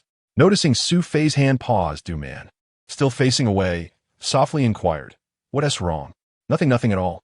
Su Fei wanted to express how beautiful she looked, but swallowed the words before they could escape. Chapter 22. Let's have some food. Emotions, it seems, always appears so pale in the face of time. Su Fei glanced at the clock on the wall. He had scarcely slept that night, as he needed to monitor Du Man's temperature periodically. Fortunately, after taking some medicine and having his body wiped down with liquor, Du Man's fever had subsided. By the latter half of the night, her temperature had returned to normal. You haven't slept at all tonight. You should take a nap since you have work later. Du Man gently stroked Su Fei's hand. This gesture warmed his heart. Perhaps marriage truly transforms love into a kind of familial affection. Du Man had been his classmate. Back then, she was the belle of the school, pursued by countless admirers. Yet, she had chosen him, Su Fei. Based on what Su Fei knew of his former self, he had not yet fallen from grace. He was an optimistic young man. With a handsome appearance, he was considered the most eligible bachelor in the school, which explained why Jolina could not forget him. Shall I make some porridge for you? No need, Su Fei replied with a smile as he stood up. I slept a bit last night. You rest first. I'll call you when it's time to eat. As he exited the room, he heard the sound of a match striking in the kitchen. Why are you up so early? Su Fei was surprised to find Su Qing in the kitchen, trying to start a fire. Upon hearing his voice, Su Qing turned to reveal a smudge of soot on her nose. Su Fei chuckled as he approached her, wiping the black mark away. You should go wait in the room. I'll call you when the food is ready, he said. But Su Qing stubbornly replied, I refuse to believe that lighting a fire is so difficult. She turned back, striking another match, but before she could bring it near the stove, a gust of wind extinguished it. Frustrated, she stomped her foot. Su Fei then extended his palm and said, Let me hold the matches. Su Qing glanced at him and struck another match, shielding the flame with his hand. This time, the fire was not blown out, and the kindling began to burn. Brother, it's lit, Su Qing exclaimed joyfully, looking up at Su Fei. He nodded and ruffled her hair. But Su Qing's expression darkened. What are you doing here? I came to bring something for your sister-in-law from Australia. Su Qing tossed the matches aside. You should stop bothering my sister-in-law. It's better than anything else. With that, she turned and walked out. Su Fei shook his head with a smile. Time to eat. Su Yin rushed out upon hearing the call, spotting a bowl of white rice porridge and an egg at each place. He picked up an egg and sniffed it. Brother, I haven't had an egg in ages. Su Fei smiled and said, Then this one is for you. However, Su Yin shook his head, saying, Brother, you need to work during the day. Eating this will give you strength. He cracked his egg on the table, beaming as he carefully peeled off the shell. Su Fei then walked back into the room. Shall we eat? Du Man nodded, intending to get up, but Su Fei quickly assisted her in sitting up from the bed. I'm Yufine.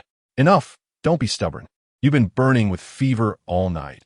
Even if you feel better now, you need to rest for a few days. Su Fei was right. Du Man truly had no strength at that moment. He supported her as they walked out, and Su Qing, freshly washed, entered the room. Sister-in-law, are you feeling better? Su Fei helped Du Man sit down, and then motioned for Su Qing and Su Yun to take their seats. I have an announcement to make. What now? Su Qing asked, exasperated. Su Fei smiled and said, This is good news for our family. A significant matter, so I must let you all know. Brother, is there something delicious involved? Su Qing glared at Su Yun, who was only concerned with food. Su Yun lowered his head, mumbling something. Su Fei then turned to Su Yun and said, It's somewhat related to good food. Really? Su Yun looked up excitedly at Su Fei. Previously, Wang Sa's cousin had come and asked for help buying some sugar. The situation had progressed. Du Man's eyes brightened at this news. Is that true? Su Fei not that? What's going on? Su Qing asked curiously. Turning to Du Man explained the benefits Wang Sa's cousin had offered. Such a large amount. Su Qing was astonished. If this worked out, her brother Su Fei's debts would be settled. However, her brow furrowed as she looked at Su Fei. 1,000 Jin? Do you have the money to buy the sugar? Su Fei not that? Smart. This is the second matter I wanted to discuss. He glanced at Du Man and then at Su Qing. What do you mean? Su Qing's expression darkened. Su Fei, are you plotting something again? You know that even if we buy sugar from our factory, it costs 3 jiao per jin, which amounts to 300 yuan. 300? Du Man nu did. That is not a small sum. Su Fei agreed. Where do you plan to get that money? Du Man querid. Su Fei smiled at Su Qing. What are you looking at me for? Didn't our parents leave some money? Don't even think about it. Su Qing stood up from her chair. Su Qing, this is a surefire way for us to profit. Consider a loan. Once I finalize the deal and receive the money, I'll not only repay you the principal, but also provide you with a share of the benefits. Su Qing snorted. I did consider it before, but you refused to borrow. Now, even if you ask, I want to lend it to you. You, Su Fei, it's only been a few days, and you're already gambling with others again. How can I trust you? Su Fei found it hard to explain. My gambling with those people has a different purpose. Su Qing glared at him. Keep making excuses. You've said that so many times before. Don't expect me to believe you. With that, she tossed her chopsticks onto the table. I'm done eating. I'm off to school. She turned and walked back into the room. Su Yun, seeing Su Qing enter the room, knew she was going to get her backpack. He hurriedly swallowed the remaining egg and followed her to grab his bag. As the siblings left with their backpacks, Su Fei could only shake his head in resignation. Su Fei, we need to find a way. What if I? Su Fei waved his hand and said, forget it. Don't keep thinking about your family. I've told you, I don't want you to suffer for me or for this family. And what about you? I'll figure something out. Just as the young couple inside were fretting over the startup funds, a voice called from outside. Su Fei, are you home? Su Fei glanced at the door. Old Lu, Chapter 23. The delivery order, you two really are something? Su Fei, I'm not talking about you specifically, but how can you lose your way after just a few days of earning good money? Old Lu chuckled as he entered the room, glancing at the two untouched bowls of rice porridge on the table. Old Lu, brother, what brings you here? Have you eaten? Su Fei in guit? Old Lu waved his hand and replied, had I known your family was serving this for breakfast, I would have preferred my coarse porridge at home. Noticing Lu's words, Su Fei decided not to be polite and quickly moved his stool aside, rushing into the kitchen to brew a pot of green tea. He placed the steaming cup beside Old Lu. All right, enjoy your meal. Let us talk while we eat, Su Fei said, nodding as he took his seat, lifting the bowl of porridge. What brings you here, Old Lu? I have a side job for you. I don't know if you're interested in earning some extra cash, Old Lu said. A side job? Su Fei was in dire need of money. If he didn't manage to gather 500 yuan by tonight, Ma San would come looking for him the next morning, and he wouldn't know how to handle this pestilence. Hearing this, Su Fei smiled and nodded. Sure, Old Lu, I'm brimming with energy. How could I refuse a chance to earn? Great. Meet me at the south gate of the cinema at 6 this evening, Old Lu instructed. Understood. You eat first. I'll be counting on you for work later, Su Fei replied. After hastily finishing a few bites, Su Fei followed Old Lu to work. Upon arriving at the factory, Jolina came to the workshop looking for him. What is up? Su Fei asked, smiling as he approached her. Jolina nodded and said, he wants to discuss that matter with you in person. Su Fei felt elated upon hearing this news. Wait for me while I speak to Manager Wang. He dashed to the office to request leave. Following Jolina to the factory office, Su Fei remarked, today is a good day. Upon entering the office building, Jolina did not accompany him to the second floor. Su Fei ascended alone. Come in, came a voice. Seeing it was Su Fei, Sun Xing waved him in. Su Fei entered, shutting the door behind him. Take a seat. Sun Xing gestured to the sofa in front of his desk. Once seated, Sun Xing leaned back in his chair, studying Su Fei. In the future, if you have matters to discuss, feel free to come directly to me instead of going through Lena. Su Fei shook his head, saying, Director Sun, I am aware of my position. Sun Xing chuckled. What position? We are classmates and comrades. Why can't we be friends? Su Fei repeatedly waved his hands, displaying his courtesy. Sun Xing nodded in satisfaction. I've heard about your situation from her. The sugar can indeed be allocated to you. Su Fei had anticipated this agreement. However, he continued, Director Sun, my relative is truly in a predicament. He doesn't know you, which is why he came to me. When he contacted me, he specifically mentioned that he is willing to pay 30 cents more per kilogram than the market price if he can secure the sugar. 30 cents? Su Fei nodded, then furrowed his brow. I also told him that it's not just about money. Though Sun Xing was excited by the prospect of the 30-cent difference, he leaned back in his chair upon hearing Su Fei's words. Indeed, this isn't merely a matter of money. Director Sun, I haven't mentioned the 30-cent difference to Lena, Su Fei added. Sun Xing looked at him. Really?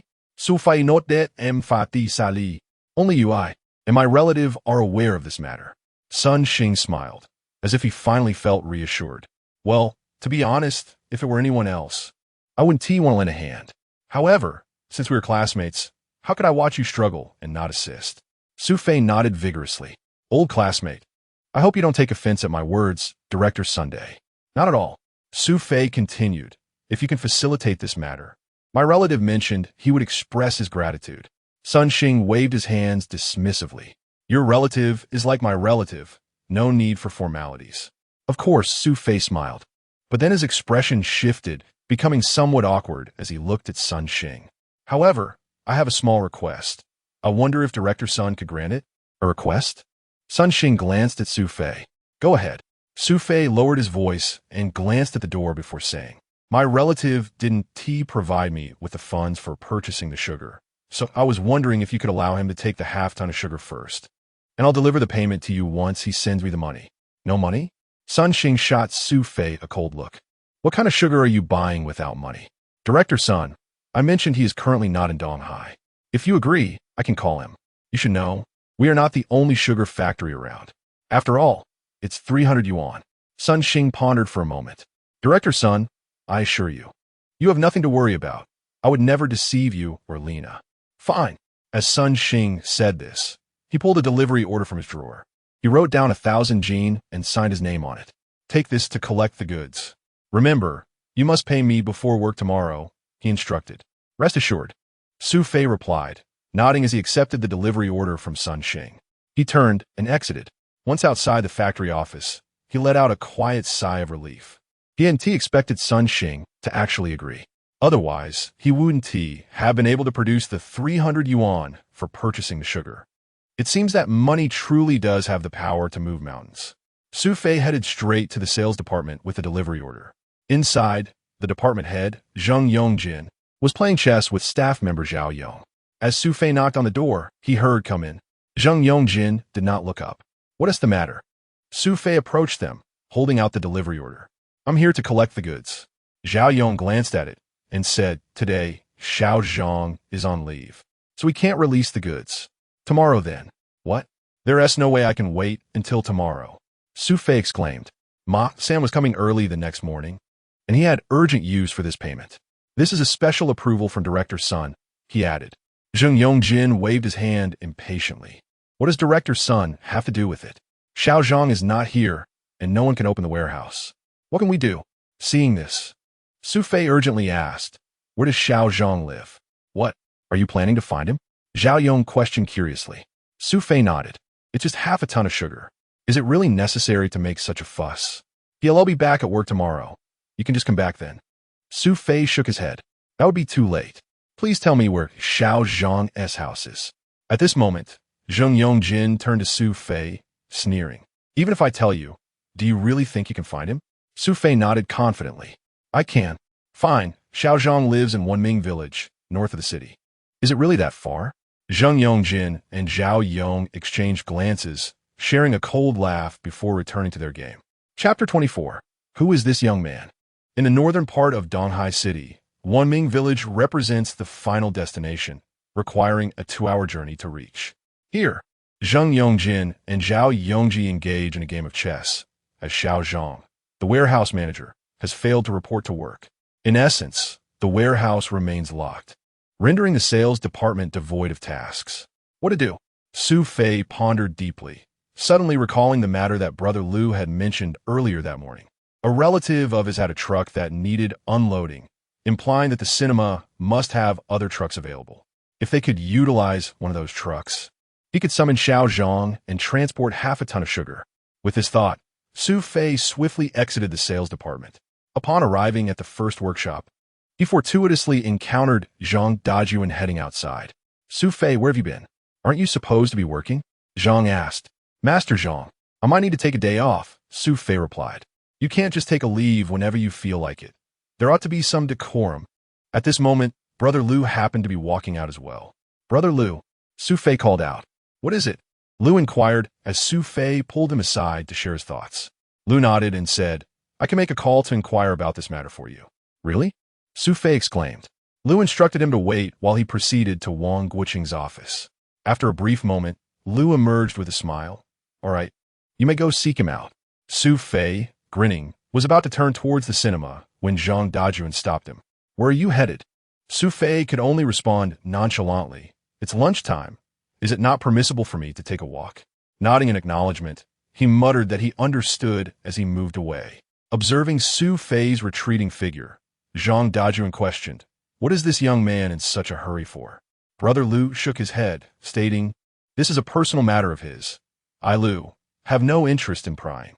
If you're curious, you can ask him yourself." Zhang Dajuan was momentarily taken aback by Lu's retort.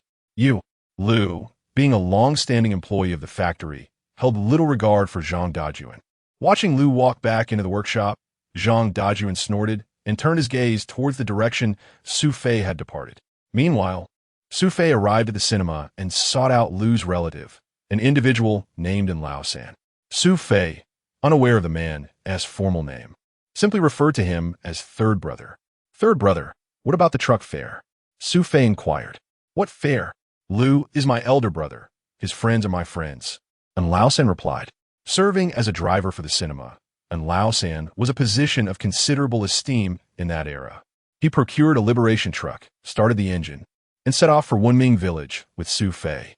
Unlike passenger vehicles, this truck did not require mid-journey stops, allowing them to reach Wunming Village within an hour. Nestled amidst mountains and waters, the roads of Wunming Village were relatively easy to traverse. Upon entering the village, Su Fei inquired among several locals and soon located Xiao Zhang's home. Upon entering, he found Xiao Zhang drying grains in the courtyard. Given that many families in the village cultivated grains, this product was highly sought after in the city, yet commonplace here. "You must be Xiao Zhang?" Su Fei addressed him. Xiao Zhang set down his tools and replied, "And you are?" "I am Su Fei from the first workshop." He introduced himself. "From the first workshop? What brings you to me?" Su Fei presented the delivery order, explaining, "I need to take half a ton of sugar out of the warehouse. But the sales department mentioned you were on leave." "Ah, you came from Donghai?" Su Fei took a moment to introduce and Lao-san. Xiao Zhang nodded and asked, "Why the urgency?" "It's a long story. Could you assist me in this matter?" Su Fei requested. "Since you've come all this way, I must help you. Let us go." Xiao Zhang responded, expressing his willingness to assist, which delighted Su Fei. After exiting the house and getting into the truck, and Lao-san drove them back to Donghai. During the ride, Su Fei engaged in light conversation with Xiao Zhang, inquiring about the grains. Xiao Zhang shared that Wunming Village had experienced a bountiful harvest in recent years, with each family having at least 1,000 to 1,800 pounds of grains. However, they could not consume all of it and faced difficulties selling it. Some had to be ground into flour to feed livestock and poultry. Though Xiao Zhang spoke casually, Su Fei took note, recognizing a potential business opportunity. He resolved to investigate the market price of these grains upon his return. Perhaps he could acquire some to sell in the city. An hour later, an Lao-san's truck entered the Donghai sugar factory. At that moment, Zheng Yongjin and Zhao Yongji were engrossed in their chess match when a sudden screech of brakes startled them. They hurried outside, witnessing Xiao Zhang leap from the truck. "Who is that young man?"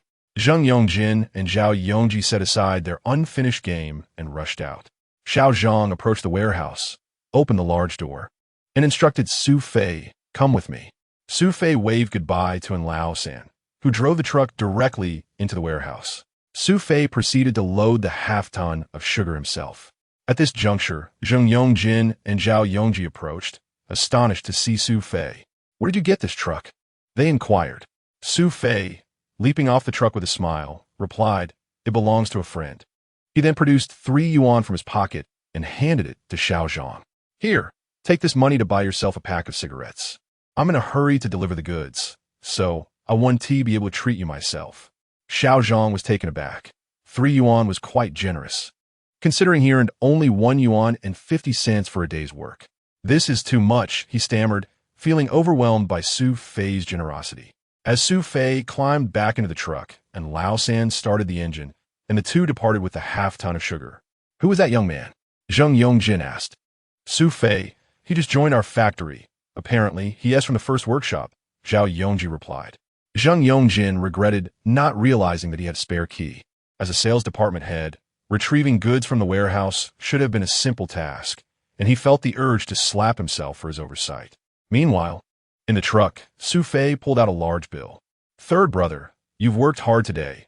Please accept this small token of appreciation from your brother." He slipped the money beneath An Lao-san's seat. And Lao-san, having witnessed Su Fei's previous generosity toward Xiao Zhang, was relieved that his efforts throughout the afternoon had not been in vain. I appreciate it.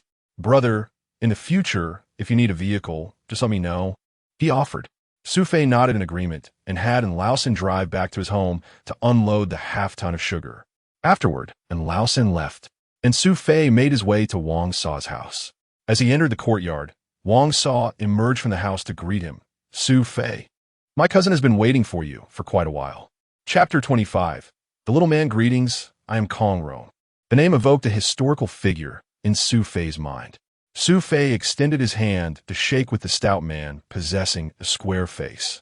The man grinned and produced a pack of cigarettes, Honga brand, a recent crop, purportedly scarce in the market. There's a saying that only department heads and directors can afford to smoke such cigars. It seemed that this rotund individual held a position of authority at the candy factory. Brother Su, I heard from my cousin over the phone and hurried over with the car. The goods? Su Fei nodded in acknowledgement. Then lead the way, please. However, Su Fei shook his head and replied, Kongu, there seems to be a slight issue with this matter, so. A discrepancy? What do you mean? Su Fei recounted the complications surrounding his purchase of sugar. Such a hassle? You truly have gone through a lot, Brother Su. It's nothing much. You're doing this for the factory, while I merely seek to earn a little extra. Su Fei glanced at Kong Rong and added, so, about the hiring of the vehicle and the fees for Xiaozhang. Kong Rong, upon hearing this, chuckled and assured, rest assured, as long as the sugar is good, I will cover all those expenses. Su Fei smiled and shook his hand once more. With your word, I feel at ease. Now, let's go inspect the goods. As they exited the courtyard, Du Man was waiting outside. Su Fei led Kong Rong out. Upon reaching a half-ton of sugar, Kong Rong opened a bag and inspected its contents. Excellent sugar. The sugar from Donghai Candy Factory is indeed the finest among the nearby factories. He gave Su Fei a thumbs up. Well, since you are satisfied, shall we proceed with the exchange? Cash for goods? Absolutely. The two entered the courtyard, where Kong Rong presented Su Fei with a neat sum of 800 yuan. Wang Sa, witnessing this, wore an astonished expression. Such a sum was something this woman had never encountered in her life. Su Fei glanced at Wang Sa, then, before Kong Rong, withdrew 5 yuan and said, Wang Sa, this is for you. What? There's still something for me. Su Fei not that? Without your mediation, I wouldn't have earned this money. Kong Rong observed Su Fei and remarked, Brother Su, you strike me as someone destined for great endeavors. I hope we will have opportunities to collaborate in the future. Su Fei certainly welcomed that. Once inside the house, Su Fei was met with Du Man's inquiry. Did you receive the money? Su Fei smiled and nodded. He then produced the 800 yuan, but shook his head when Du Man expressed surprise. What is this? Isn't all this money ours? Du Man was taken aback. What do you mean? Wasn't he had agreed that 50 cents would be our reward? Su Fei affirmed. I consulted Sun Xing. Without his signature, the sugar cannot leave the factory. Thus, I promised him 30 cents, leaving us with only 20 cents. Giving him that much? Du Man seemed puzzled. He is a greedy individual. If I don't offer such a price, he likely won't agree. So we are left with 200. Su Fei not that? And Ma San will be coming for the payment tomorrow. What shall we do? Let's wait and see. I have actually devised a plan. What plan? Su Fei looked at Du Man tonight. I will seek out Sun Qigong. You intend to gamble? It's the only option. But what if you lose? Su Fei shook his head. I have confidence in Zhang Mingyang and his companions. Let us not forget that I won over 70 yuan last time. Yet can you guarantee victory this time? Su Fei had no such assurances. Do you believe we have any alternatives? Tonight, I will stake a large amount. He then withdrew 100 yuan from the 800. I'll keep this. I've spent less than 20 today. I cannot let this matter prevent you from having your meals. Du Man accepted the money, but still regarded Su Fei with concern. What if Su Qing finds out? Who knows how she might react? Do not mention it to her. She is preparing for her college entrance exams, and I wish to avoid disturbing her peace of mind. And you expect me to fret in silence? Worry not, dear wife. Let me reiterate, my intent in gambling with these individuals is not solely to win against them. Before 6 o'clock, Su Fei arrived at the cinema, where old Lu was already waiting. The two made their way to the back, and Lao San parked the vehicle behind the cinema. Third brother, upon seeing Su Fei, and Lao San greeted him with a smile, even offering a stick of osmanthus-flavored cigarette. "Can't you see me, you rascal?" Old Lu shot a glare at Lao San. "Big brother, why are you taking it out on me?" And Lao San chuckled as he handed the cigarette to Old Lu. "I must ask, Su, what have you done to earn this fellow's favor?" Su Fei, of course, could not keep secrets from Old Lu.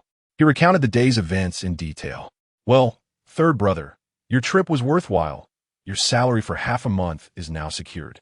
And Lao San hastily waved his hand. "Big brother, keep your voice down. We don't want others to overhear." The three exchanged glances and shared a smile. "Let us unload the goods first. Afterward, I'll arrange some seats for you to enjoy a film." Old Lu waved his hand. "I have no interest in that." Su Fei echoed. "Thank you, third brother, but I have other matters to attend to." "Very well, whenever you wish to watch a movie, just come find me." Entry is on the house. After finishing their cigarettes, the trio began unloading the cargo. An hour later, they completed the task. Old Lu took his wages and rode off. And Lao San offered to buy Su Fei a soda, to which Su Fei graciously accepted, waiting outside. At that moment, the 5 o'clock screening was just letting out. Is that not Su Fei? The individual in question was notably unattractive, yet Su Fei recognized him. Zhang Lei, the son of Zhang Lichuan. Zhang Lei glanced at Su Fei, who was drenched in sweat, and waved his hand in front of his nose. "What have you been up to?" Su Fei, noticing the unpleasant odor, admitted. "Just finished some work." "Su Fei, my father introduced you to the candy factory last time. How is that progressing?" Su Fei was surprised that he was aware of this matter. "I spoke with factory director Zhang. By the end of the month, I will deliver it." Just then, a woman in a dress, with flowing hair, a high nose, and cherry lips approached. Su Fei, Chen Rong. She was the goddess of his past. Chen Rong smiled as she approached Su Fei, inspecting him from head to toe. "It's been years. You have changed quite a bit." "Oh, I just helped someone unload some goods." "Are you doing odd jobs?" "What else could he do? A dismissed employee burdened with debt. If not for my father's pity, he might not even have this job." Zhang Lei interjected, positioning himself between Chen Rong and Su Fei, glaring fiercely at Su Fei. Chapter 26. Side Job Su Fei. Is this truly the case?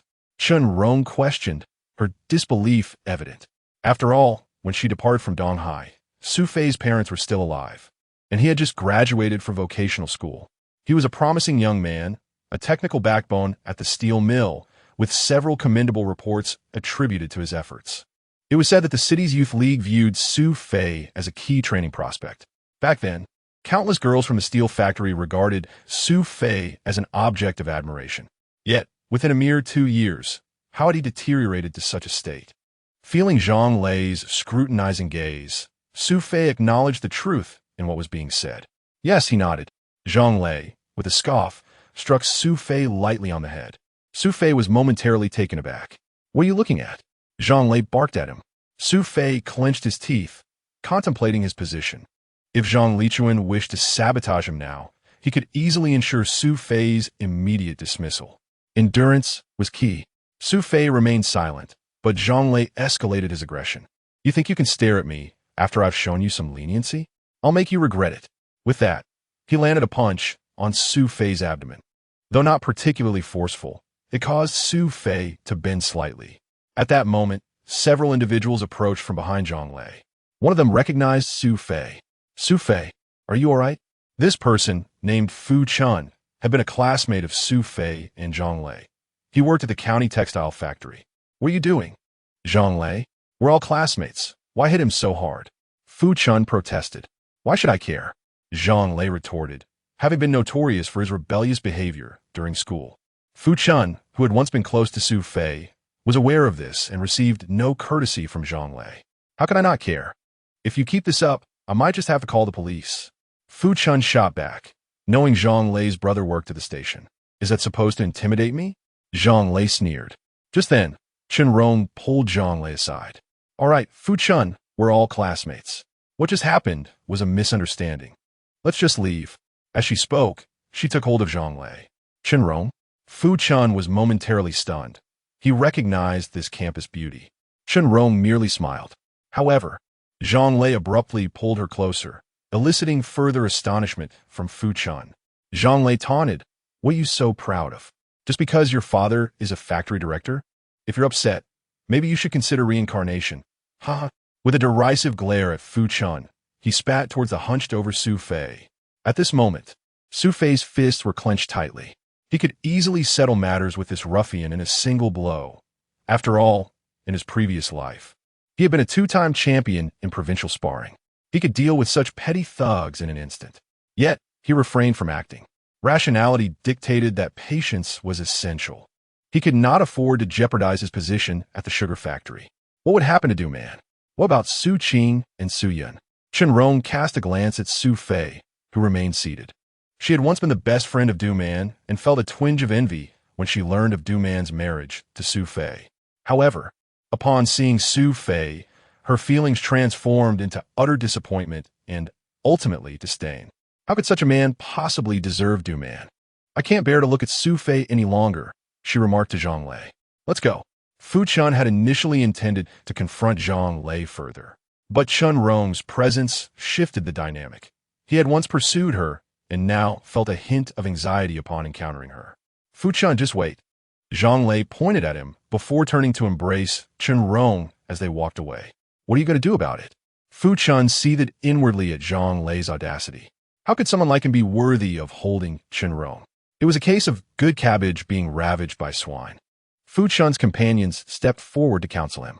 In this environment, everyone knew that Zhang Lei wielded his father's influence as a factory director, and no one wished to provoke him. Once Zhang Lei departed, Su Fei straightened his posture. Are you all right? He inquired, nodding at Fu Chun. What a coincidence. Fu Chun replied, I came with a few friends to watch a movie. How about you? Just then, Lao San approached with a soda in hand. What's going on? Fei? Nothing much, just ran into some old classmates, Su Fei explained. Oh, I was over there in line for soda and noticed the commotion. Glad to see you're fine.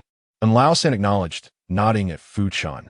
After confirming Su Fei's well-being, Fu Chun waved goodbye, saying, I work at the textile factory now. We should catch up over drinks sometime. It's been years since graduation. Su Fei nodded in agreement. Fu Chun then turned and left with his friends. Before they ventured too far, one of Fu Chun's companions remarked, Isn't that the Su Fei who almost had to use his wife to settle a debt with Ma San? Another chimed in, Indeed, that's him. He may seem imposing, but he's a coward.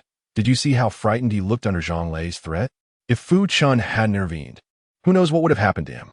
This revelation stirred a sense of disdain within Fu Chun towards his former friend. Meanwhile, Lao San engaged Su Fei in light conversation, subtly expressing interest in any future side jobs that Su Fei might come across. Su Fei readily agreed. In this era, few people owned their vehicles. Most relied on factory cars, and drivers often sought to clandestinely undertake side work. Su Fei welcomed such opportunities. After parting ways with Lao San, Su Fei glanced at the time. Su Qing and Su Yun were studying in the other room, while Du Man was tidying up in the kitchen. He needed to prepare for the gambling match with Zhang Mingyang and others later that evening. If he didn't take a short nap, he feared he wouldn't last until dawn. To his surprise, he slept soundly until 9:30 p.m. Had it not been for Du Man rousing him, he might have slept through the night. Sun Qigong was waiting outside. Du Man, somewhat reluctant, exchanged a few words with him. Su Fei understood her reluctance, but he knew he had to go. Chapter 27. Asleep? Why are you still asleep? Sun Qigong waved at him from the alley's entrance. I've been swamped with work these past few days. I'm utterly exhausted. Have they all arrived? Su Fei closed the courtyard gate and hurried towards Sun Qigong. They've been here for a while. The drinks are nearly finished. Su Fei followed Sun Qigong out of the alley. By the way, is Li Laosi still open? What for? Sun Qigong glanced at Su Fei. Haven't you eaten? I have everything ready. Su Fei shook his head. I'm bringing a dish. As he spoke, he arrived at Li Laosie's restaurant, where the lights were still on. Su Fei stepped inside. Fei, what brings you here so late? Li Laosie was busy tallying the accounts. What? Li Laosie looked surprised at Su Fei. What is the matter? Su Fei approached the counter and plucked the cigarette from Li Laosie's ear, saying, Didn't he catch that? Li Laosie glanced at Sun Qigong behind Su Fei and said, Fei, you should know, we don't offer credit here. Su Fei lit the cigarette and then pulled a 5 yuan note from his pocket. All right, Fei. Have you struck it rich? How generous of you. Although Li Laosie said this, A hint of disdain lingered at the corners of his mouth. Upon seeing Sun Qigong, he had already guessed Su Fei's intentions. Fourth brother, let us have a bit more. We have many guests. Li Laosi set down his ledger and assured. All right, don't worry. He turned and entered the kitchen. Sun Qigong scratched his head. Su Fei, you've really changed these past few days. Changed? Su Fei asked. Yes. You seem more well off. Sun Qigong chuckled. You know, after you left last time, Zhang Mingying gave you a thumbs up for that 5 yuan you tossed aside. Really? Su Fei was pleased by this effect. They had just been discussing how they wanted to treat him. Well, it's all about having fun together. Isn't it? I truly respect Zhang and the others. They hold significant positions. Just look at Chun and Wang, they are all cadres. Sun Qigong nodded. Indeed. They do hold you in high regard. Su Fei eyed Sun Qigong, understanding that he was quite generous with his wife. Everyone knew about the issues between Zhang Mingyang and his wife. Sun Qigong willingly played the fool in that scenario, which had nothing to do with him. Right, Sun Ge, you're like Song Jiang from Water Margin, the timely rain. If it weren't for you, how could I have such a good place? Haha, Sun Qigong chuckled at Su Fei's words. At that moment, Li Laosi brought out the dishes. Su Fei requested 2 additional plates, which he and Sun Qigong used to serve the food. The two of them were enticed by the aroma of the dishes. Sun Qigong's plate of fatty intestines made Su Fei salivate. As they entered the courtyard, laughter from Zhang Mingyang and a woman filled the room. Sun Qigong cleared his throat awkwardly. The laughter abruptly ceased, and the door swung open to reveal a voluptuous woman with a sullen expression. Sun Qigong glared at the woman, but smiled. Oh, Su Fei just bought 2 dishes from Li Laosi. Go fetch that jar of wine I bought last time. The woman glanced at Su Fei. Sister-in-law, Su Fei greeted with a smile. This woman was Fan Ying, a well-known figure in the area. Coincidentally, she was also Su Fei's classmate. Having lost her parents at a young age, she was raised by her blind grandmother, relying on government aid and the support of relatives for survival. Her hardships had made her resilient, and she dropped out of school early to join the workforce. For reasons unknown, she married Sun Qigong, who was over a decade her senior. In their household, Fan Ying's word was law, and Sun Qigong dared not oppose her. After sustaining injuries at work, Sun Qigong retired early, earning a meager salary that left Fan Ying to support the family. She was articulate and resourceful, running a small grocery stall with goods sourced from the provincial capital, resulting in a thriving business. Consequently, Sun Qigong's status in the home had diminished. Where did you put the cat's urine? How would I know? I've been on my feet all day. Honey, I know, it's just that, what is it? Are there several guests? Are you pretending with me? Go fetch it yourself. Fan Ying sashayed down the stairs. Whenever Sun Qigong invited Zhang Mingyang and others over, she typically retreated downstairs. As she passed by Su Fei, she shot him a sharp glance. Su Fei quickly nodded with a smile. Su Fei was well aware of what kind of woman Fan Ying was. Rumor had it she had a particularly strong nature, and it was hard to believe that a man like Sun Qigong could satisfy her. Almost every man on this street had been entangled with her, and Su Fei was no exception. His past memories indicated that he had also shared a night with her in that very downstairs room. What a sin! Without waiting for Sun Qigong to open the door, Su Fei stepped inside with the dishes, eager to distance himself from Fan Ying. He had no desire to revisit the past. The previous Su Fei was a different person. Now, he was solely himself. Fei, come, we've been waiting for you. Zhang Mingyang welcomed him as Su Fei entered. Su Fei placed the dishes on the table, and soon Sun Qigong followed, unveiling the plates. The delightful aroma of the food filled the air. Hey, Chunda, a food enthusiast, eagerly grabbed his chopsticks and dug into the fatty intestines. Delicious. Li Laosi's cooking is truly commendable. Sun Qigong turned to fetch the wine. Zhang Ge, my brother left in a hurry last time. Tonight we still have time, so I brought a couple of dishes for us to enjoy together. He poured a local spirit, boasting a staggering 52 degrees for everyone. Su Fei raised his cup and said, To my brothers, I toast you all. Zhang Mingyang glanced at Su Fei and asked Fei, I heard you owe Ma San quite a bit of money. Is that true? Chapter 28. A good hand, Zhang Ge. Are you aware of this matter? What is there to be unaware of? A few days ago, Ma San went to your home and nearly took your wife to settle the debt. Now, the word has spread throughout Donghai. Su Fei placed his wine cup down, bowing his head in silence. Look at you, I merely inquired. Yet it seems as though I am putting you in an awkward position. Fei, your Zhanggu only wishes to assist you. Su Fei was taken aback, glancing at Zhang Mingyang. At that moment, Chunda and Wang Yiming raised their wine cups. You weren't here just now? Mingyang mentioned this incident. How can we, your brothers, enjoy ourselves while you, Su Fei, who values loyalty, are burdened? As for Ma San, your Zhanggu can certainly have a word with him, Wang Yiming remarked, casting a glance at Zhang Mingyang, adding, Mingyang, this matter is better left to you. With that, he placed a wine cup in front of Su Fei. Su Fei hurriedly lifted his cup. Chunda also smiled as he offered his cup, and the three clinked their glasses before downing their drinks. After drinking, Su Fei turned his attention to Zhang Mingyang, who had been sitting silently before him, and asked, Zhanggu, can you truly help me? Zhang Mingyang offered a faint smile, replying, Fei, I do know Ma San and can indeed converse with him. However, you owe him money, and that debt must be repaid eventually. Nevertheless, I can certainly appeal to him on your behalf, urging him not to take your wife for the debt.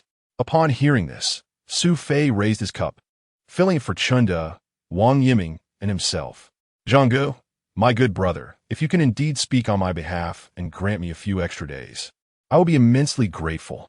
Su Fei declared, lifting his cup once more. Very well, I shall speak on your behalf. With Zhang Mingyang's promise, Su Fei felt a surge of relief. Tomorrow, Ma San would come again to press for payment, but now he believed he could gather the necessary funds. The group continued to drink for a while longer. Zhang Mingyang, not possessing a strong tolerance for alcohol, was urged by Chunda not to overindulge, or they would miss out on the evening's festivities. Zhang Mingyang collected the cups, while Sun Qigong began to clean up the leftovers. Meanwhile, Wang Yiming brought out a deck of cards. I learned a new game today. Shall we give it a try? Zhang Mingyang chuckled, casting a glance at Wang Yiming. Old Wang, you always have your clever ideas. What? Do you think we wouldn't understand your new game and you would win all our money? Wang Yiming shook his head repeatedly, insisting, Mingyang, what are you saying? We are all brothers here.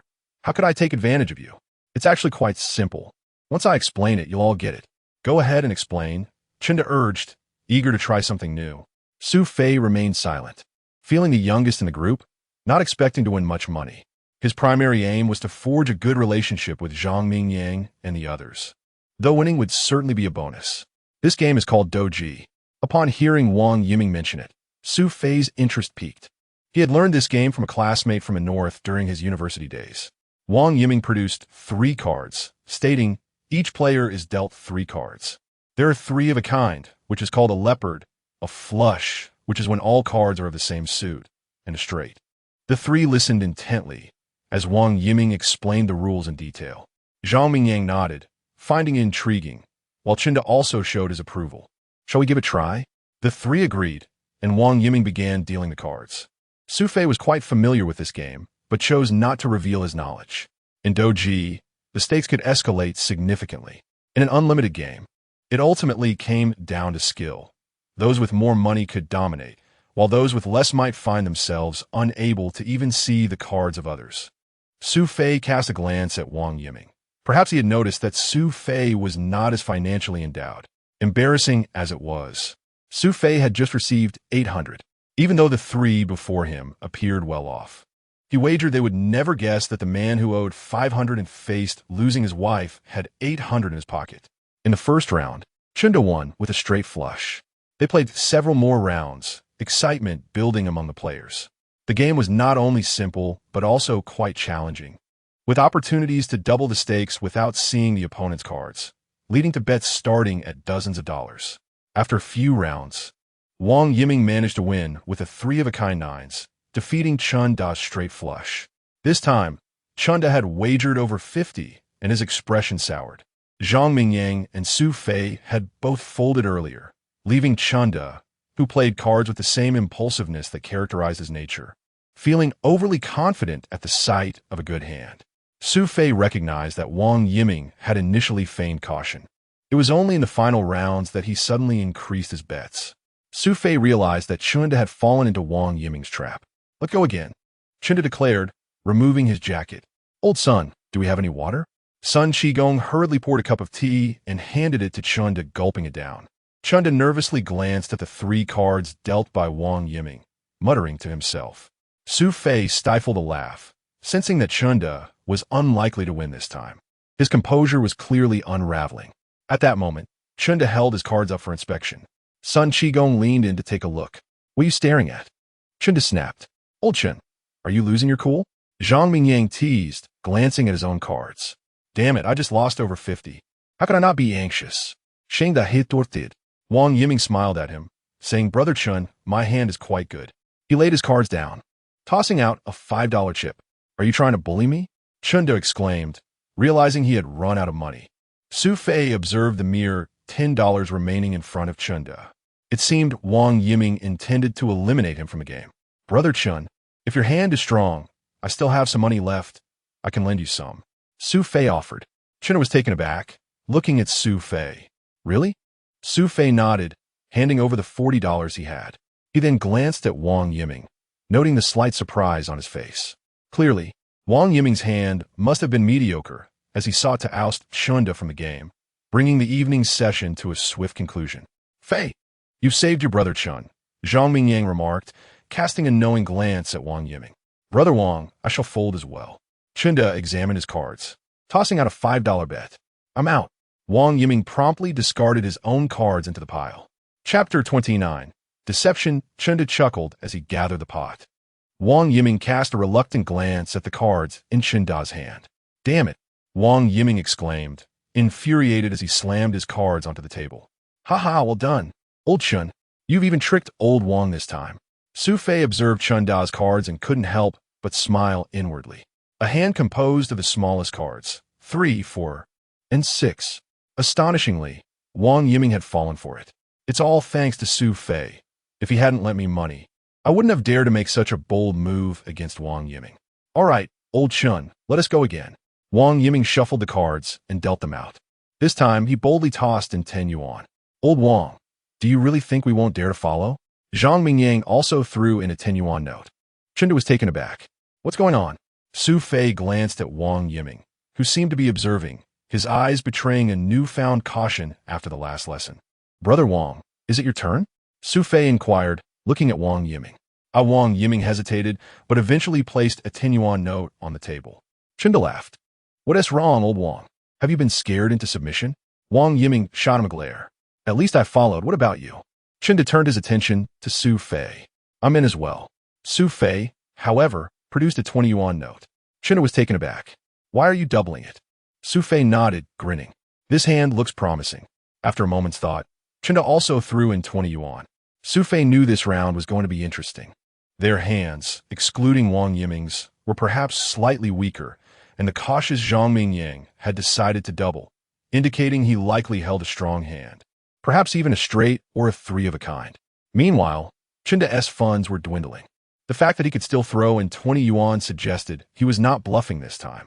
With that, Zhang Mingyang glanced at Su Fei and then at Chunda's dwindling stack of money. "Old Chun, I'm sorry, but I'm going to play this one hard," he declared as he tossed in 50 yuan. "Damn, Chunda was stunt." He had barely 40 yuan left. Wang Yiming was also taken aback. "Mingyang, are you going all in?" Zhang Mingyang merely smiled in response. Wang Yiming took a deep breath. "I'm in." Another 50 yuan was added to the pile. Su Fei had absolute confidence in his hand. Yet, to maintain his act, he picked up his cards for a quick glance. "Fei, if it's not good, just run away." Chunda seemed to think, wanting Su Fei to retreat so he could borrow money from him. Su Fei shook his head with a smile. "No way. My hand is strong too." He placed 50 yuan into the pot. "I'm out of cash," Chunda said awkwardly, glancing at the 3 of them. "Brother Chun, if you want to keep playing, I can lend you some." Su Fei's offer startled all 3. "You have money?" Normally, each player would bring around 50 to 80 yuan, but now, with nearly 70 in play, they had reached the limit of their stakes. Chunda was the first to run out of money. Su Fei was supposed to be next, yet he was offering to lend Chunda money, which left them all incredulous. Su Fei then pulled out 100 yuan from his pocket and placed it before Chunda. "What is this?" 100, Su Fei replied. Chunda was momentarily taken aback, but smiled and nodded. "All right, Fei, if I win this round, I won't forget your kindness." Su Fei waved his hand dismissively. No need, no need." What Su Fei saw was merely the favor owed to him by Chunda. Chunda tossed in 50 yuan. He surveyed the three men in front of him. Aren't you all going to back out? They all laughed. Old Wang, what about you? Aren't you backing out? Wang Yiming nodded. Ming Yang, why would I back out? I have a strong hand. My hand is not weak either. Zhang Mingyang added confidently. Fine. Are you all pushing me to go all out? He rummaged in his pocket and pulled out a thick wad of cash, tossing it onto the table without counting. Go ahead and follow. Wang Yiming was momentarily stunned. He reached for the stack of cash, counted, and looked at Chunda in shock. How much is this? 200. Damn, Ming Yang. Chunda contemplated for a moment before flipping his cards and tossing them into the pile. 3 kings. Su Fei shook his head. It appeared that Chunda might indeed hold the strongest hand. Chunda then turned to Wang Yiming and asked, what about you? Aren't you backing out? Wang Yiming licked his lips. 200 yuan was undeniably enticing. Old Chun, I have to admit, your hand might be the strongest. Chunda was aware of this, but was at a loss, as he had no money left. He still owed Su Fei 50 yuan, not to mention the borrowed amount. His salary for the past 2 months was gone, and he was unsure how to explain it to his wife. Old Wang, are you really going to follow? Zhang Mingyang noticed Wang Yiming's hesitation. Wang Yiming smiled as he reached into his waistband, pulling out a pair of his own sewn underwear. He unzipped the hidden pocket and retrieved a flattened stack of cash. This is my secret stash. Wang Yiming tossed it into the pile. Shanda Skolfit, you little brat. Your money smells quite strong. He picked up the wad, opening it with a look of disdain and counting it. 200. Now it's your turn, Su Fei. Wang Yiming thought Su Fei would be out of cash, given he had just borrowed 100 from Chunda.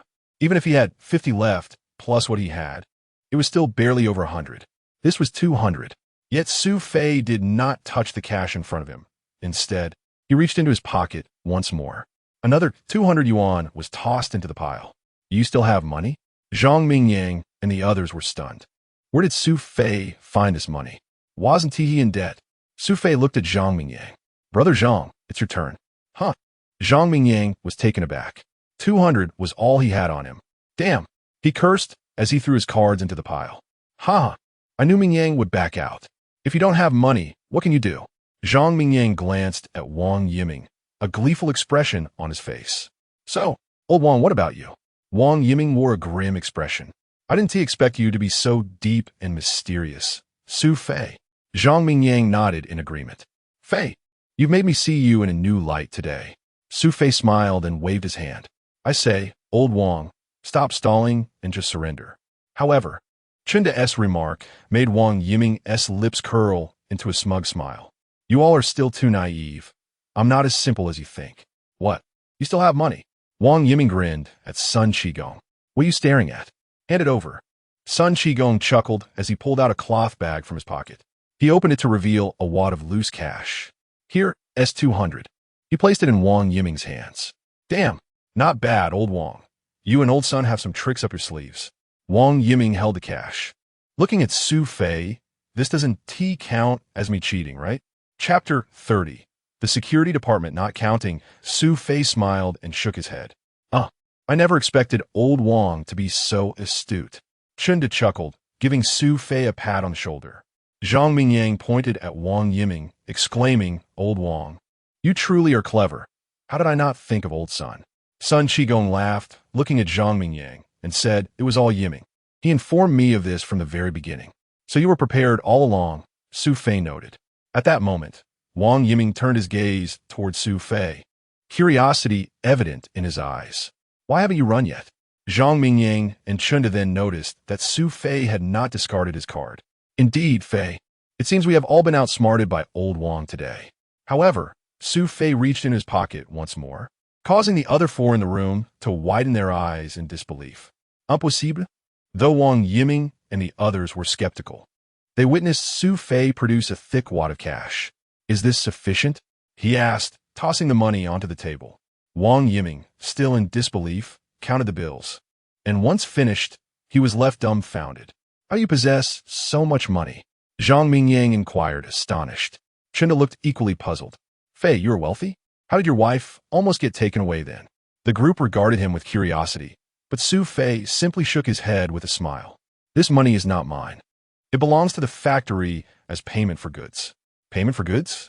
Su Fei briefly explained the situation. Kid, you have quite the knack for business. Chinda exclaimed. I never realized you had such potential. Su Fei gathered the money that belonged to him, realizing that when combined with his winnings, it amounted to just over 500. Yet, he did not take a single cent, brothers. You keep this money for yourselves. What do you mean? Su Fei looked at Zhang Mingyang and said, This game is too significant. While I, Su Fei, may be in need of money, if it were a casual game, winning would be winning. However, this evening's stakes are too high for me to accept this money. Chinda and Wang Yiming exchanged glances. Is what you say true, Fei? Su Fei nodded. Zhang Mingyang slammed his hand on the table. Well done, Su Fei.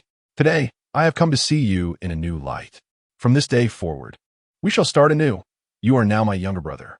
He glanced at Sun Qigong and added, Old son, go fetch some drinks. Continuing to gamble holds little interest. Sun Qigong warmed the dishes and brought out the food and drinks. With a little over an hour until dawn, the group began to drink.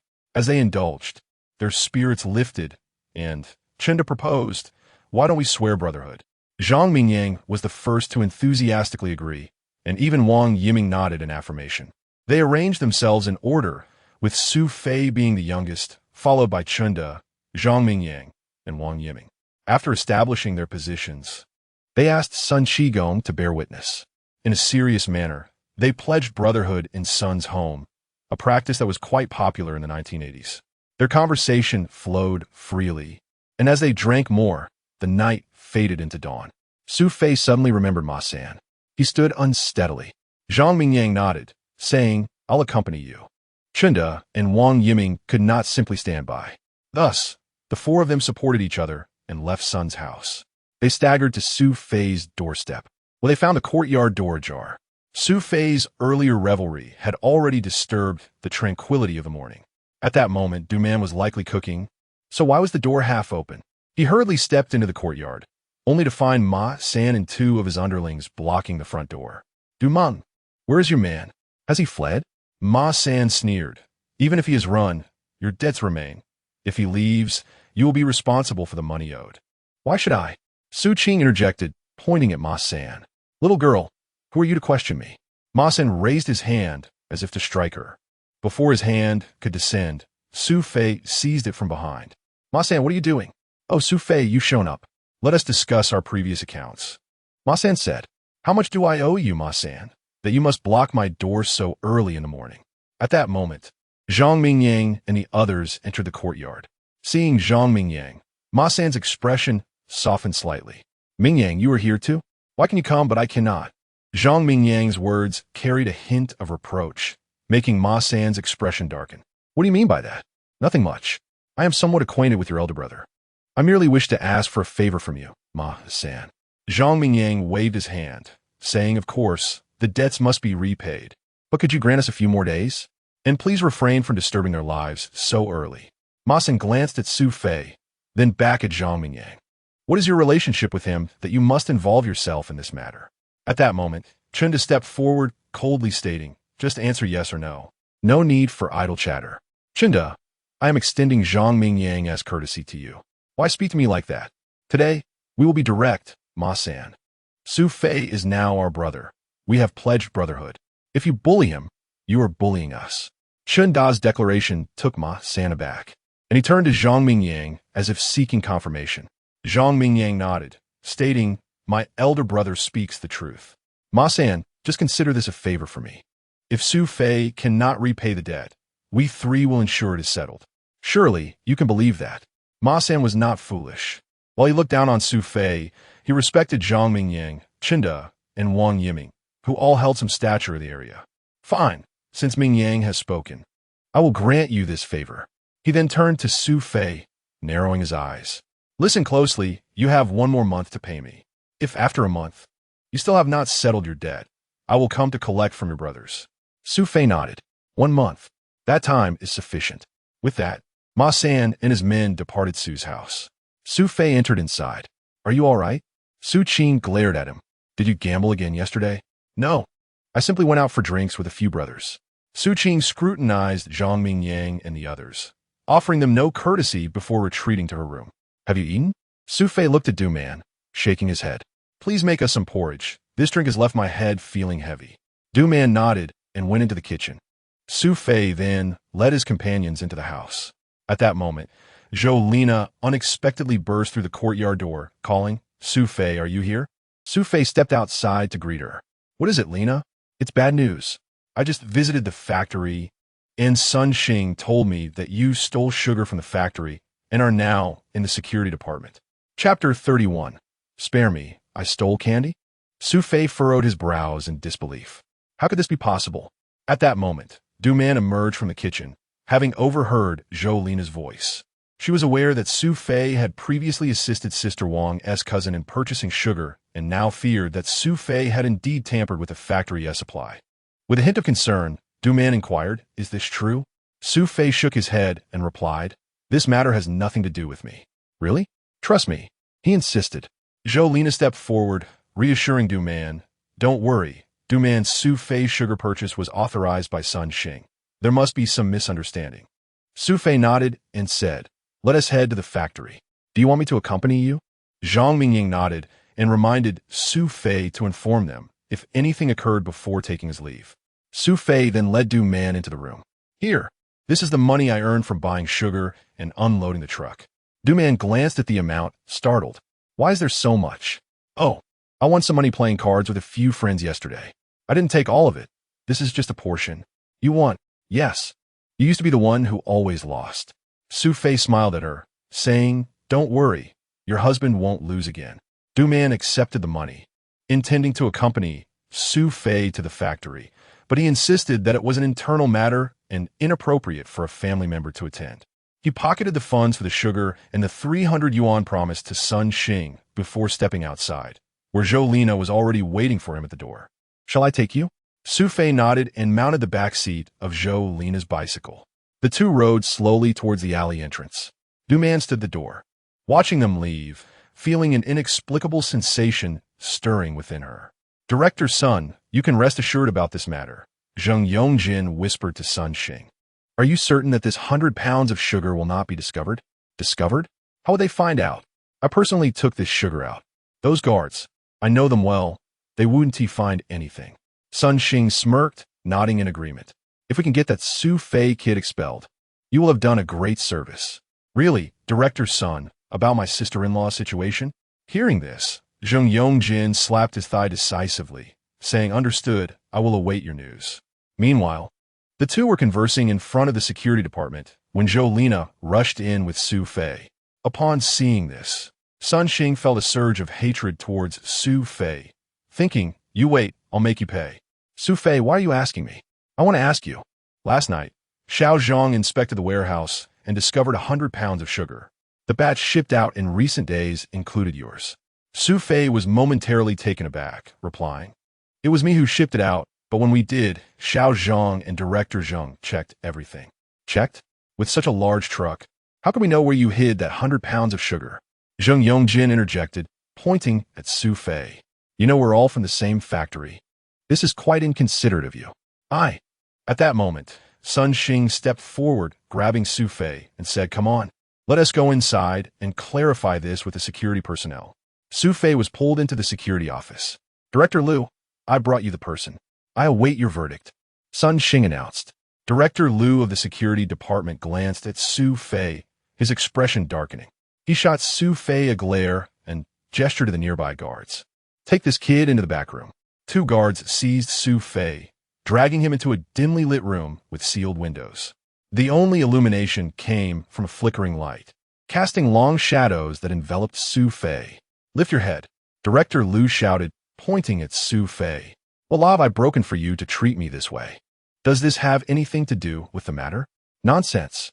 Director Liu grabbed Su Fei by his collar, retorting, "You tell me if it's related or not. A leopard cannot change its spots. How could someone like you not engage in such activities? If I want to steal sugar, would I need to purchase it? You're using this as a cover, Su Fei. I've seen many like you. You think you can act tough? Fine, I'll show you the consequences of being obstinate." As he spoke, Director Liu slapped Su Fei across the face. "Teach him a lesson," he commanded before striding out. The two guards approached, each seizing one of Su Fei's arms. Their fists rained down on Su Fei's abdomen like a torrential downpour. After several blows, Su Fei could hardly stand upright. "Will you talk?" one guard asked. Su Fei glanced at the man and replied, "Comrade, I haven't done anything wrong. What do you want me to say?" "Damn it. You really want to shed tears until you see the king of hell, will you?" The guards, clad in leather shoes, continued their assault, and Su Fei could hardly endure the punishment. Realizing that he might not survive until the matter was investigated and could be severely injured, he felt a sense of dread. At this rate, they could easily take him to the police station, where the security department's word would serve as evidence, likely leading to a long sentence for him. "Wait!" Su Fei suddenly raised his hand. One of the guards crouched down and yanked his hair, asking, "What? Have you thought of something to say?" Instead, Su Fei pulled out 20 yuan from his pocket. "Bro, have mercy. I truly didn't steal anything, but I can't bear this beating. Here, take this to buy some cigarettes. Spare me, please." Chapter 32. Truly innocent, the two security guards exchanged glances, each surprised by the situation they found themselves in for the first time. 20 yuan. Their monthly salary was merely 18 yuan and 50 cents. Even if they split the amount, it amounted to half a month's wages for each of them. Su Fei understood that money could be a source of great evil, but he also recognized that when wielded wisely, it could yield exceptional results. Like in this moment, one of the guards glanced at his companion and slowly accepted the money from Su Fei's hand. "You really didn't steal?" Su Fei smiled and replied, "Is 100 pounds of sugar worth more than what I gave you?" "That's true." The guards assisted Su Fei to his feet. "But if we just walk out like this, we might have issues with Section Chief Liu." Su Fei quickly reassured them, "Don't worry. Let me have a word with Section Chief Liu. This is truly a misunderstanding. Indeed, brother, it's best if Section Chief Liu hears it directly." The guards were not oblivious to Su Fei's intentions for a private conversation with Liu. The benefits could hardly be theirs. Once outside, it wasn't long before Section Chief Liu entered the room, a cigarette dangling from his lips. Su Fei cheerfully pulled a stool for him. "What's going on? I heard." Before Liu could finish, Su Fei produced 50 yuan and thrust it into Liu's hand. "This." Liu glanced at the money, realizing it constituted nearly 3 months of his salary. "Section Chief Liu, it's merely a token of appreciation." Su Fei's words made Liu somewhat embarrassed. He retrieved a cigarette from his pocket and offered it to Su Fei, saying, "I was too harsh earlier. Please don't take it to heart." Su Fei shook his head with a smile. "How could I? Your words are founded in truth.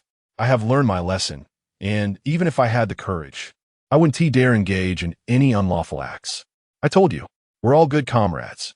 How could one steal from the factory?" Liu stood up and patted Su Fei on the shoulder, then whispered, "Actually, in our factory, those in positions of power often take out more sugar than this 100 pounds. It seems you've offended Director Sun this time. Haven't you?" Su Fei understood this well, but couldn't voice his thoughts, merely shaking his head. Could it really be? Oomph. Silly brother, could not be. 100 pounds of sugar is quite a matter. Would it provoke the factory owner to personally intervene? Su Fei comprehended this logic as well. Section Chief Liu, regarding today's incident. "All right, I'll speak with Director Sun shortly. The evidence is insufficient. However, you'll still need to write a letter of guarantee." Su Fei knew that this letter would be placed in his file, marking him with a small blemish for future reference. Yet, if this matter went unnoticed, it might be troublesome for Liu to explain to Sun Xingfine. Su Fei reluctantly agreed. The 70 yuan at least spared him from a beating and ensured he wouldn't be sent to the police station. This was the best outcome. If he were sentenced, it could ruin his life. Anything that can be resolved with money is not a problem. This adage, surprisingly, held true even in this era. After writing the letter of guarantee, Su Fei left the security office. He now sought to confront Sun Xing. As he prepared to head to the factory office, Jolina emerged from the building. Noticing Su Fei appeared unscathed, she approached him with a smile. "They didn't do anything to you, did they?" The security office was notorious. Anyone taken in was often sent to the police. "I'm fine." Jolina noticed a peculiar tone in Su Fei's voice and her expression darkened, her voice trembling slightly. "What are you going to do?" "I'm going to find Sun Xing." "Have you lost your mind?" Jolina grabbed his sleeve. "What do you want with him?" "I want to ask him why he is putting me in this predicament." Jolina shook her head. "You're being foolish. He asked the director. It's normal for him to investigate the warehouse. It's also normal for him to suspect you. Now that the security office has cleared you, isn't that good? If you confront him now, the nature of this matter changes. Su Fei knew that even if he confronted Sun Xing, he wouldn't admit to anything. Besides, he had no real leverage against him. If he were to resort to violence like the two guards, the consequences might prove even worse than the charge of stealing 100 pounds of sugar. Gazing towards a factory office, Su Fei realized that while he had narrowly escaped today, he had undoubtedly made an enemy of Sun Xing sooner or later. This debt would need to be settled. As he turned to head towards the workshop, he heard Sun Xing's voice call out from behind him. Su Fei, wait a moment. Su Fei's expression soured. This man dared to approach him. Jolina, fearing he might lose his composure, tugged at Su Fei's sleeve. Su Fei turned around to see Sun Xing approaching with a sinister grin. Lina, you're here too? Jolina nodded. The security office said there wasn't enough evidence regarding Su Fei's case. He only had to write a letter of guarantee. Sun Xing acknowledged this with a nod. Yes. I know. Section Chief Liu called me. So, Su Fei, it seems I may have wronged you. May have. Su Fei see, wishing he could punch that smirk off Sun Xing's face. You don't hate me, do you, Su Fei? Not all. Su Fei suppressed his anger. Such a person wasn't worth his wrath. He would endure, waiting for the day he could step on the face of this petty man and teach him what true justice is. That's good. Lina, Su Fei and I need to have a few words, Sun Xing said, and seeing that Su Fei would not act impulsively, Jolina smiled and nodded before walking away towards the factory office. Su Fei, you've narrowly escaped a calamity this time. Su Fei frowned, sensing Sun Xing's intent to provoke him. Is it really you? Haha, surprised? I thought you wouldn't believe it.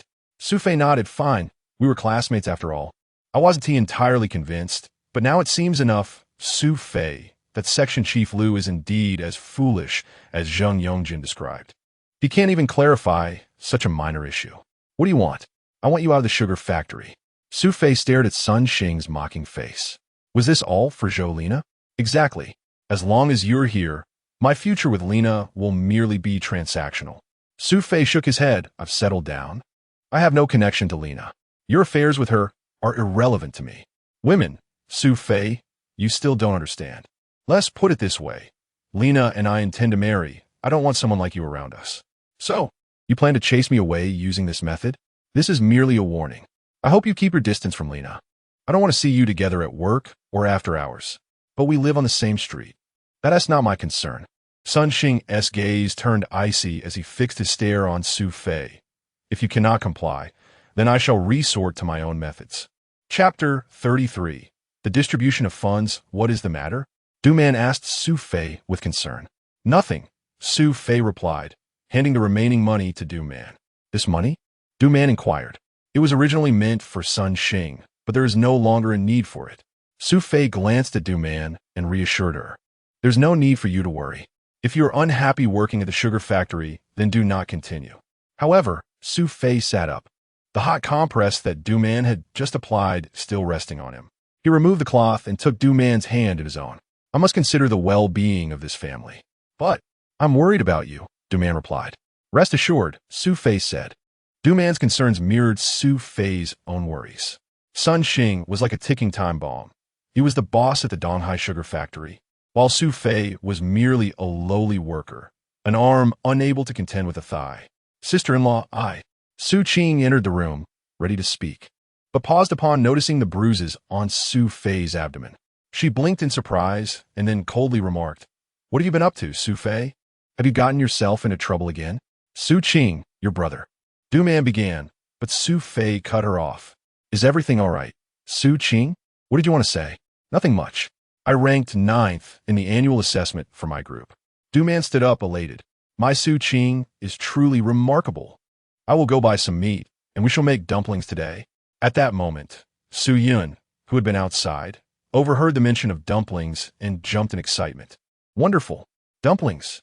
Su Qing shot a disapproving glance at Su Fei. When will you bring some good news to this family? With that, she turned and left the room. Su Qing, your brother. Du Man looked at Su Qing's departing figure, wishing to tell her all the things Su Fei had done for the family recently. Never mind, Su Fei interjected. Why won't you let me tell her? If she knows about my affairs, she will only look down on me. Du Man considered this. Suking det bis su faisha gamling habit. No matter how much he earned, to Su Qing, that money was tainted. Du Man nodded, understanding Su Qing's temperament. Her younger sister-in-law was indeed someone who could not tolerate any wrongdoing. But Su Qing was still too young. Life could not be as she envisioned. Without money, how would the family eat and drink? Without money, how could she pursue her education? Su Fei waved his hand dismissively. This is for the best. Su Qing is a student and has a bright future ahead of her. Her character must not be compromised. He shook his head helplessly, adding, unlike me, a worthless person. Du Man glanced at him. Once upon a time, she indeed viewed Su Fei as a failure. However, her perception of him had undergone a complete transformation. Why must you speak of yourself in such a way? Su Fei smiled. Enough. Regardless of who I am, I now only aspire to be a man worthy of this family. He extended his hand toward Du Man. My dear, give me the money so I can buy meat for our dumplings. Du Man smiled and retrieved 2 coins from the cupboard. And get some soy sauce too. Su Fei nodded and went to the kitchen to collect the soy sauce bottle, then headed straight to the nearby grocery store. The grocery store was just around the corner. As he approached, he noticed a crowd of people gathered at the entrance. Upon entering, he spotted Wang Sao and asked, What are you all queuing up for? Wan Sao. Recognizing Su Fei, the young man who had previously assisted her cousin in buying sugar, greeted him warmly. Su Fei, there's a new shipment of millet, and we're lining up to buy some. Millet? Su Fei glanced at the containers, noting that much of the millet had already been sold, while the queue seemed to grow longer. How much is it? 65 cents, and that's today's price. It may rise tomorrow. 65 cents. Su Fei recalled the days spent at Xiao Zhang's home, where they had dried rice. He remembered Xiao Zhang mentioning that in their village, families had plenty of rice, which they could not consume entirely and often used to feed livestock. Yet in the city, this product had become a coveted item. If he could procure it from the countryside and sell in the city, the profit would be substantial. After conversing with Wang Sao for a few moments, Su Fei entered the grocery store. While the rice section was bustling, the meat counter was surprisingly empty. Su Fei approached the meat vendor. Aunt Zhang, a familiar face from the neighborhood, had previously worked at the steel factory and was acquainted with Su Fei's family situation. As he stood at the meat counter, whispers began circulating among the crowd buying rice. Does this kid have money for meat? With his debts? Huh, he must be pretending. Su Fei, are you lost? Shouldn't you be over there buying soy sauce? Aunt Zhang clearly held him in disdain, casting a dismissive glance before turning away to chat with her coworkers. Aunt Zhang, I would like to buy some meat. What? Aunt Zhang, taken aback, straightened up. You want to buy meat? Don't joke with me. Su Fei, feeling a surge of frustration, responded, Is your store only for those who can afford meat? Not exactly, but meat costs 90 cents a pound. How much do you earn in a month? That little money of yours has to support a family and pay off debts. Trust me, it's better to buy something else. Meat is beyond your reach. Aunt Zhang waved her hand dismissively and returned to her seat behind the counter. He still wants to buy meat. Does he think it's pickled vegetables? Su Fei replied calmly, I would like 5 pounds of meat, please. 5 pounds. Aunt Zhang sprang up from behind the counter. The onlookers, who had previously looked down on Su Fei, turned to gawk in astonishment. Su Fei placed 5 coins on the counter. This. Aunt Zhang stared at the money, momentarily dazed. Her colleague nudged her and said, Old Zhang, what's wrong? Sell the meat. Huh? Aunt Zhang finally regained her composure and looked at Su Fei. How can you afford to buy meat? Aunt Zhang, is this money counterfeit? No, it's not.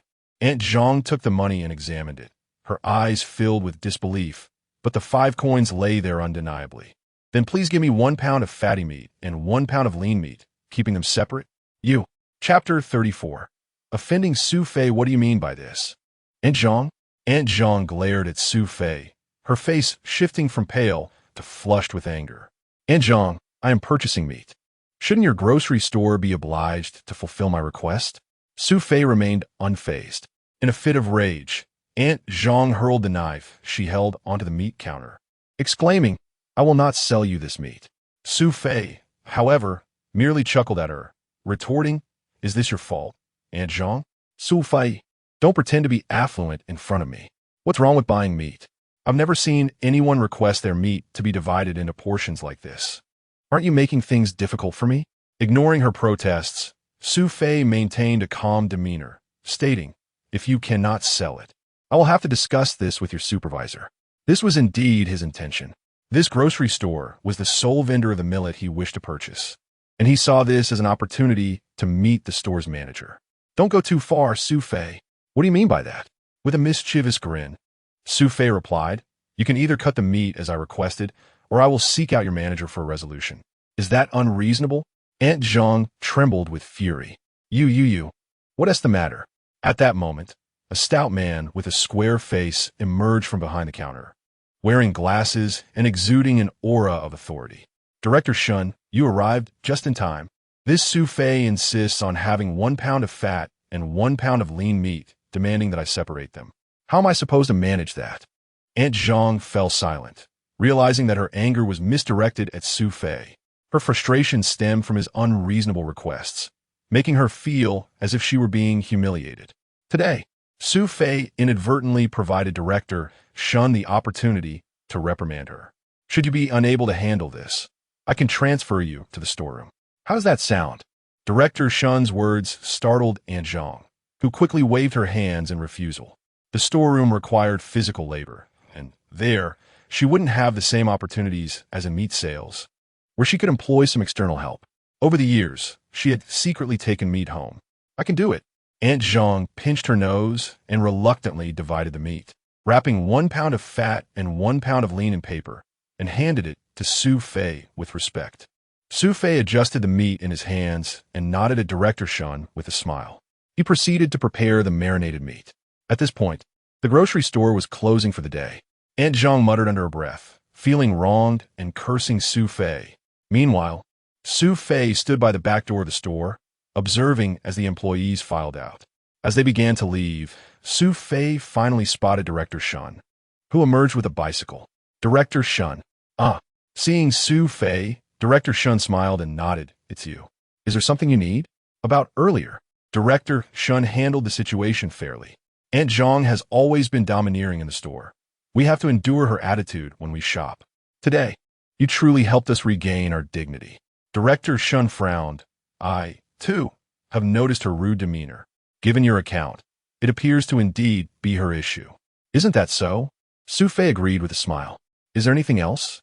"Well, I believe a leader like you is a rarity. This is my first time encountering someone like you." Su Fei continued, offering the package of lean meat in his hands to Director Shun. "What is this?" "This is a small token of my appreciation for your assistance earlier. I recognize you as a commendable leader, perhaps the best I have ever encountered. Alas, had I met someone like you during my time at the steel mill, perhaps my parents." Director Shun was aware of Su Fei's family circumstances. "You are indeed a child of misfortune." Thus, Su Fei expressed, "As a child of misfortune, my utmost desire is to have a leader like you. Please accept this meat as a fulfillment of my wish." Moved by Su Fei's heartfelt words and flattery, Director Shun reluctantly accepted the offering. "Very well, young man, but let us not make a habit of this." As Director Shun received the wrapped meat, Su Fei realized he had made a connection with him, with familiarity established. Approaching Director Shun in the future would not feel so abrupt. Meanwhile, Du Man had finished preparing the dough. Su Fei hurriedly took out the meat. "Why is it all fatty?" Su Fei recounted Aunt Zhang's incident. Du Man laughed. "Why provoke her for no reason? Shouldn't she be taught a lesson?" After some thought, Du Man nodded. "Nevertheless, Aunt Zhang has never treated me kindly. This action does feel gratifying." Su Fei chuckled, shaking his head. "You tell me not to offend her, yet you find it satisfying. So is it right or wrong?" Du Man shot him a glare, declaring correct. "She surely won't dare to disrespect us again. But it might also mean she'll speak ill of us behind our backs." "Speak ill? Am I really concerned about a few whispers?" Su Fei replied with a wry smile. Du Man couldn't help but laugh in response. At this juncture, Su Yun emerged from inside, clutching his stomach. "Sister-in-law, I am hungry, right?" We were so engrossed in our conversation that the dumplings are overflowing in the pot. Su Yun will soon enjoy a delightful meal. Du Man said this while placing the wrapped dumplings into the pot. Su Fei prepared the minced garlic in a bowl, pouring in soy sauce and vinegar, and carried them to the dining table outside. Before long, the steaming dumplings were brought to the table by Du Man, while Su Fei arranged the bowls and chopsticks. Su Yun, drawn by the aroma, rushed out. "It smells so good," he exclaimed, already declaring the deliciousness before even tasting them. Chapter 35. In a seemingly overnight transformation. Su Fei's life appeared to have returned to normalcy. However, he was acutely aware that this semblance of normality was merely superficial. Setting aside Ma San's debt deadline, the persistent scrutiny from Sun Xing was enough to keep him awake at night. If he wished to remain at the sugar factory, he must first maintain a distance from Zhou Lina. Yet, was Sun Xing truly as he had perceived him to be? Based on past events, it seemed that if Zhou Lina were to associate with him, her future happiness might be in jeopardy. This man was exceedingly cunning. If Sun Xing intended to deceive Zhou Lina, it would be a matter of mere moments. It appeared that Zhou Lina had fallen prey to his sweet words. Su Fei had initially contemplated warning her, yet he ultimately dismissed the thought. After all, in matters of the heart, if two individuals genuinely cared for one another, who was he to intervene? Sun Xing's treatment of him might not necessarily reflect how he would treat Zhou Lina. As Su Fei pondered this dilemma, Zhou Lina approached him on her bicycle from behind. Truly, one often fears that which is inevitable. Su Fei turned and smiled at her. "What a coincidence!" he exclaimed. "Indeed, Sun Xing did not trouble you yesterday, did he?" "No, not at all. He and I are classmates. What could he possibly do to me?" Zhou Lina replied with a nod. "I share your sentiment. Sun Xing does seem somewhat unapproachable. However, he adheres to principles, and as a leader, he must uphold certain standards. Would you agree?" Su Fei was momentarily taken aback. "Yes, you are right," he conceded. It seemed that his earlier thoughts were indeed warranted. Zhou Lina, without further contemplation, rode off directly towards the sugar factory. Observing her graceful figure, Su Fei realized that the words he wished to say would remain unspoken for the rest of his life. Perhaps this was for the best. As long as Sun Xing treated her well, that was all that mattered. In truth, Su Fei had no intention of lingering around for trivial matters. As he made his way to the sugar factory, he passed by a grocery store where a long queue had formed outside. Upon inquiring, he discovered that people were lining up to buy millet. Checking the time, he chose to visit a nearby grocery store instead. The millet there was priced similarly, and the queue was also considerable. Clearly, the market for grains was substantial. With over a dozen grocery stores in the city, if he could supply millet to a few of them, the profits would be quite impressive. It seemed prudent to seek out Director Shun for a discussion. As he contemplated this, a sudden screeching of brakes interrupted his thoughts, and a green Jeep came to a halt beside him. "Hey, brother. Third brother?" Chunda called from the driver's seat, with Zhang Mingyang beside him. "Get in." Zhang Mingyang waved him over. Su Fei hopped into the Jeep with a smile. "You didn't keep in touch after we left the other day, leaving us worried about you. How have things been?" He recounted the events of that day, omitting the details regarding Director Liu and the money they had taken from him, as such matters were not best discussed publicly. "So, it turns out Sun Xing is quite the character," Zhang Mingyang remarked. "If you're not keen on staying, I could ask my father to help you out, perhaps get you into the supply and marketing cooperative system." Su Fei shook his head. "The enterprises are quite profitable now. What I really need is cash." "Fair enough," Zhang Mingyang replied, but his words had sparked an idea in Su Fei's mind. The grocery store was indeed part of that cooperative system. "By the way, third brother, I want to inquire about someone who works at the grocery store. Do you know him?" "As long as he is in the cooperative system, even if I don't know him, he is sure to know me." Chinda chimed in with a nod. "Who are you referring to?" "Director Shun from the grocery store on our street." "Oh, you mean Shin Shuming," Chinda responded. "I knew his surname was Shun, but not much else." Zhang Mingyang nodded in agreement. He is the only director named Shun in all the grocery stores in the city. "Shun Shuming," Su Fei repeated quietly. "What do you need to ask him?" "To be frank, I have a business proposition I wish to discuss with him." "A business?" Zhang Mingyang and Chunda exchanged glances. What kind of business could you possibly want to discuss with a grocery store director? Su Fei briefly outlined his idea. Zhang Mingyang was quite supportive, while Chunda was skeptical, questioning the profitability of such a small venture. He suggested that Su Fei consider going south, mentioning that a classmate had made a fortune selling clothes in Shenzhen. Su Fei understood that many were venturing into business during these times, but he lacked the capital for such endeavors. However, millet, though seemingly insignificant, offered substantial profits with minimal risk, as it was a staple food item. He only needed to sell as much as he procured. Shun Shuming is also an old subordinate of my father. I can speak to him directly without needing my father's intervention. Third brother, what do you think I should do? That sounds great. I simply want to invite him for a meal to discuss my thoughts. I have some reliable sourcing channels, yet I'm troubled by the lack of sales. If Director Shin agrees to purchase my millet, that would suffice. Is it really that simple? Su Fei nodded. All right, wait for my news. The jeep came to a stop in front of the sugar factory. With a lead on his meeting with Shun Shuming, Su Fei felt a surge of happiness as he parted ways with Chunda and Zhang Mingyang, heading straight for the first workshop. Yet before he could enter, he was intercepted by Zhang Dajuan at the door. Su Fei, where have you been these past few days? Master Zhang, I had some matters at home, Su Fei began, but Zhang Dajuan cut him off. Enough with the pretense. Your situation has spread throughout the factory. Su Fei furrowed his brow, realizing that whispers of his alleged theft of sugar had circulated. As for whom might have spread these rumors, it could only be Sun Xing or Zheng Yongjin from the sales department. The security department had stated that there was insufficient evidence, confirming that this was a deliberate act of defamation against him. Enough of this slander. Why not accuse me as well? Zhang Dajun glared at Su Fei. Listen carefully. Wang just held a meeting instructing us to keep an eye on you. I'll make it clear. If anything goes missing in our workshop, you will be the first suspect. You'd best behave yourself and not let your actions reflect poorly on me. Understood? Su Fei nodded in acquiescence. With that, Zhang Dajuan turned and exited the workshop.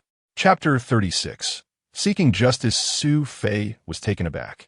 Is this how matters are settled? Director Wang, what about my wages for these days of extra work? Wang Guoqing chuckled coldly and replied, What? You still want a salary? Do you not wish to continue working? You've barely been here for a few days, and now you're absent without leave. Let me tell you, if it weren't for the fact that you were introduced by Director Sun, I would have dismissed you already. Su Fei felt a surge of indignation. He was well aware that Wang Guoqing was targeting him. Yet what could he do? He turned and headed straight for his workstation. With over 400 sacks to move, even if he exerted every ounce of his strength, it was unlikely he could finish in a single day. However, considering the consequences of failing to complete his task, he realized he would earn nothing tomorrow if he did not succeed. There was no other option.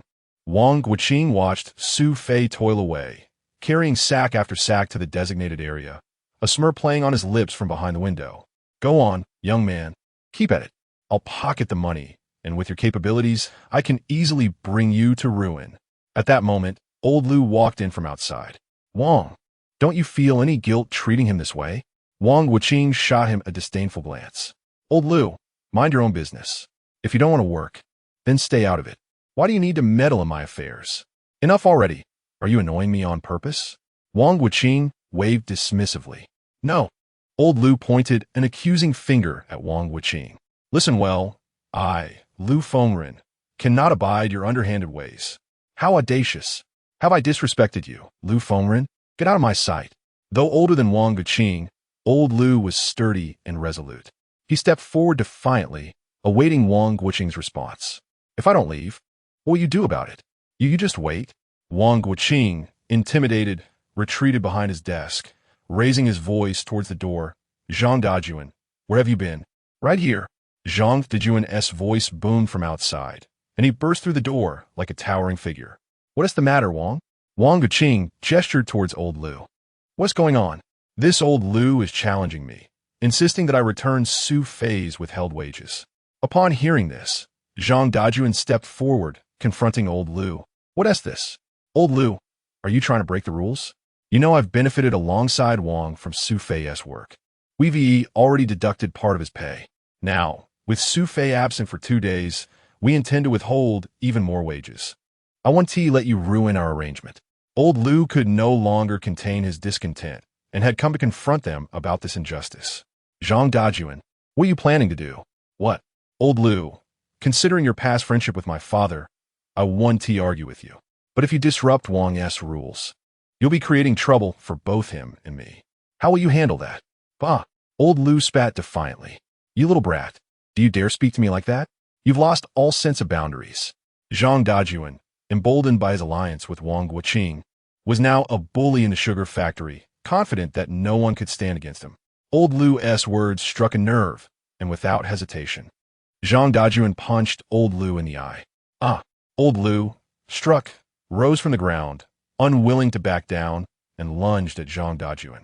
The two engaged in a scuffle within the office, drawing the attention of their colleagues outside, who gathered to witness the commotion. Su Fei, witnessing the chaos from a distance, rushed toward the office only to find Old Lu pinned beneath Zhang Dajuan. "Old Lu, are you all right?" he exclaimed, helping him to his feet. "Yen me fine. But these two are bullying people, and it's unacceptable." Su Fei realized that Old Lu had stood up for him. A wave of gratitude washed over him, mixed with guilt. Although they were merely colleagues, Old Lu had consistently supported him since his arrival at the factory, doing so without expecting anything in return. Even when Su Fei needed transportation, it was Old Lu who arranged it for him. Reflecting on Old Lu's kindness ignited a flame of indignation within Su Fei. He glared at Zhang Dajuan and said, "How old are you? Old Lu is of a similar age to your father, and you treat him this way? He just insulted me, so why shouldn't I retaliate?" Zhang Dajuan shot back, pointing at Old Lu. "You think I'm afraid of you, old man? If you're not scared of another beating, then go ahead." Old Lu had just experienced a beating, and the fear lingered. At that moment, Wang Guoqing emerged from beneath his desk, straightening his clothes and sitting upright in his chair. "Indeed, this is our workshop's rule. What is wrong with my actions?" Old Lu opened his mouth to protest, but Su Fei placed a hand on his arm to silence him. "Old Lu, I understand your intentions, but since Director Wang claims this is the rule, let us let it go." "What? Let go? What rule?" "This is merely Wang Guoqing's arbitrary decree. Where is this written in the factory regulations?"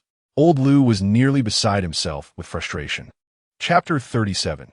Arrival. Su Fei understood that engaging in a confrontation with Zhang Dajuan at this moment might not be the wisest course of action. Furthermore, Wang Guoqing was, after all, the leader of the workshop. His words naturally constituted the regulations. Was it reasonable to heed the opinions of himself and Old Lu instead? Enduring was the only option. Su Fei pulled Old Lu out of the office. Outside, Zhang Dajuan had sent everyone off to work. In the workshop's vicinity, Old Lu was puffing on a cigarette.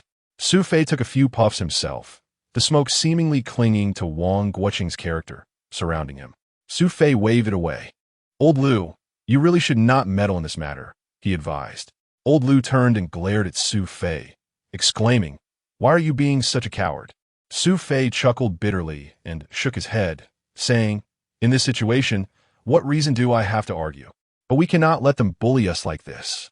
At least if we fight, we won't be looked down upon," Old Lu insisted.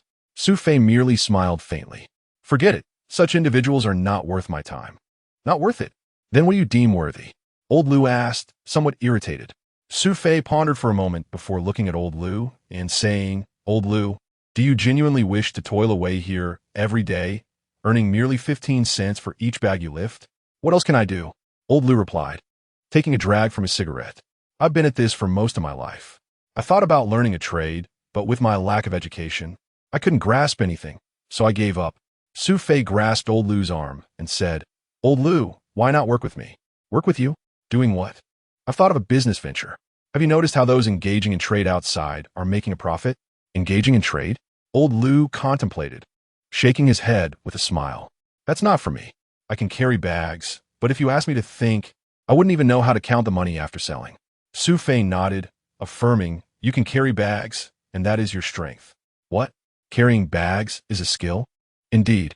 Su Fei shared his ideas with Old Lu, who felt somewhat perplexed yet sensed reliability in Su Fei's words. "All right, this could work," Old Lu agreed with a smile. "But is your third brother really able to introduce you to the director of the grocery store?" "Su Fei not that. My third brother is dependable." That evening, as Su Fei entered his home, the sound of a car horn echoed outside. Zhang Mingyang pushed open the courtyard gate. "Fei, let's go." Su Fei barely had time to remove his outer clothing before stepping outside. "Third brother did go through?" Zhang Mingyang nodded. "Li Laosi, today I'm treating." Upon hearing this news, Su Fei felt immense joy. As long as Shun Shuming approved, his business endeavor would be half accomplished. He called out to Du Man inside and followed Zhang Mingyang out. At this moment, the outdoor tables were packed at Li Laoxi's, with only one private room remaining available. Su Fei poured tea from the kettle for Chunda, Wang Yiming, and Zhang Mingyang. Old Four, I think this business of yours is feasible, Wang Yiming remarked after hearing Su Fei's introduction. You two are rather amusing. A bit of millet. What kind of business is that? Chunda said, blowing on his tea with a hint of skepticism. I say, boss, this is Old Four's first venture. Why do you always look down on it? Besides, does the type of goods even matter in business? Zhang Mingyang interjected, disagreeing. All right, Old Three, I don't mean to belittle Old Four. I just think we could venture south and explore other opportunities, Wang Yiming suggested. Su Fei nodded in agreement. Elder brother, your thoughts hold merit. But we must first accumulate our initial capital. Once we have ample funds, we can indeed broaden our horizons. Good, Zhang Mingyang exclaimed, slapping the table in approval, startling Chunda into spitting out the tea he had just sipped. What the heck, Old Three? Why the sudden outburst? Zhang Mingyang chuckled, waving his hand. I just think Old Four's mindset, having been educated in a technical school, is quite astute. The term initial capital, isn't that quite fitting? Su Fei setli govin. What is so special about it? I know much more than this. Indeed, Old Four's perspective appears quite mature. With our limited funds, trying to resell items from elsewhere with just a few hundred yuan might not even cover the travel expenses, Wang Yiming stated, prompting Chunda to nod in agreement. Old Four, I would like to invest in your millet business. Wang Yiming was the first to express his interest. Hey, Old Two, why are you jumping ahead? I had already expressed my intention to participate yesterday. Right, Old Four? Zhang Mingyang asked Su Fei. Yes, we're brothers. There is no need to fuss over the order, Su Fei replied. Exactly. Old Four, we all have jobs. We can only contribute financially, but the rest depends on you, Wang Yiming commented, causing Zhang Mingyang to scoff. I knew you, Wang Laodi, with a sly one. Once you hand over the money, you'll wash your hands of it. Isn't Old for also working? This is wonderful. Wang Yiming nodded in agreement. At that moment, Shun Shuming entered, lifting the curtain. Oh, my dear Uncle Shun, you finally arrived, Zhang Mingyang exclaimed, rising to welcome Shun Shuming. Shun Shuming glanced around at the others and finally fixed his gaze on Su Fei. I just heard someone mention my name and thought, why does that voice sound so familiar? Turns out it's you. Zhang Mingyang ushered Shun Shuming to the main seat. Though he was a guest, he held the highest status among them, and thus did not stand on ceremony with the four men. Allow me to introduce Uncle Shun, Zhang Mingyang said. This is our brother Chunda, who currently works at the Industrial and Commercial Bureau. Shun Shuming shook hands with Chunda. And this is our second brother, Wang Yiming. He works at the Transportation Bureau as a deputy section chief. Oh, Section Chief Wang. Wang Yiming quickly stood up. I'm flattered. Old director, you're too kind. Zhang Mingyang then patted himself on the back and said, as for me, Uncle Shun, no introduction is necessary. I am the third. Shun Shuming smiled and pointed at him before shifting his gaze to Su Fei. So, you must be Old Four among them? Chapter 38, Su Fei smiled and nodded. Director Shun, I truly had no idea you were acquainted with my third brother. It was only this morning when I inquired that I learned his father was a former leader in the supply and marketing system. Shun Shuming nodded in response, saying, indeed. My earliest work was within the supply and marketing system, and back then, Mingyang's father was our leader. It has been nearly 40 years since then. At this moment, Zhang Mingyang cheerfully filled Shun Shuming's teacup. Uncle Shun, are you nearing retirement? Yes, and how is your father these days? Oh, the same as always. He spends his days fishing and playing chess. Haha, splendid. Once I retire, I shall visit him. Zhang Mingyang nodded, adding, my old man often says you are quite intelligent and enjoyed conversing with you back in the day. That is indeed true. I shared a good rapport with the old leader. Zhang Mingyang's presence transformed what could have been an awkward moment into one of warmth and camaraderie. As the dishes arrived, Su Fei stood to pour drinks for everyone. Director Shun, as the youngest here, I would like to propose a toast to you. Cheers! After they drank, Shun Shuming looked at Su Fei with a smile and said, now, tell me, what is it you wish to ask of me? Su Fei turned to Zhang Mingyang with a grin. Third brother, why don't you report to Director Shun on this matter? Seeing him say this, Su Fei nodded and stood as if to present a report. Shun Shuming quickly gestured for him to sit down. No, no, Xiao Su. You should remain seated and speak. You're making this seem like a formal meeting. Zhang Mingyang chuckled. Exactly, just sit down and talk. Reluctantly, Su Fei sat back down, albeit still a bit nervously. Director Shun, this matter is actually... He proceeded to relay the entire situation and his thoughts to Shin Shuming. After listening, Shin Shuming did not immediately respond, but contemplated for a moment. The atmosphere at the table suddenly grew heavy. Zhang Mingyang glanced over and, with a smile, remarked, Uncle Shun, if this is too difficult for you, we can. No. Shin Shuming suddenly lifted his head, looking at Su Fei. I did not expect you to be such a remarkable young man. Shengda. Wang Yiming. Zhang Mingyang wore a puzzled expression as well. The shift was too abrupt. Just moments ago, he thought Shin Shuming was about to refuse. I will agree to your request. Shin Shuming's directness nearly made Su Fei leap from his chair in joy. He excitedly raised his glass. Director Shun, I toast to you. Without hesitation, he downed the drink. Haha, Xiao Su, why do you look so surprised? Su Fei set down his glass and nodded vigorously. Indeed, Uncle Shun, I am quite taken aback. I thought you would refuse. Why? This is a positive development. The nation is currently advocating for economic revitalization and reform, aligning perfectly with the directives from above. Of course, I must lend my support. Upon hearing this, Zhang Mingyang raised his glass. My Uncle Shun, you certainly live up to my old man's words about being progressive. I admire you. All right, no need to flatter me. You young people are fortunate to be in such a favorable era. The government is now supporting you. So make the most of it. I'm past my prime, but I can still offer my support. Understood. Zhang Mingyang glanced at Shun and Wang, and the three raised their glasses. Su Fei also lifted his drink. Let's toast to Uncle Shun. The four stood, bowing in unison to Shun Shuming before downing their drinks. If you continue drinking like this, I might just leave. Why, Uncle Shun? Zhang Mingyang asked in confusion, suspecting he had upset the esteemed director, who toasts while bowing. The others finally grasped the situation. Su Fei quickly stood, saying, this is all my fault. I will drink another cup. He proceeded to take another drink. Yet, Shun Shuming's expression darkened. All right, I have yet to drink, yet you four are nearly finished. Are you inviting me to drink? After saying this, he suddenly broke into laughter, surprising everyone and revealing that he was merely joking. In that moment, the four realized how approachable Shun Shuming truly was. Su Fei felt a pang of regret for not having met him sooner.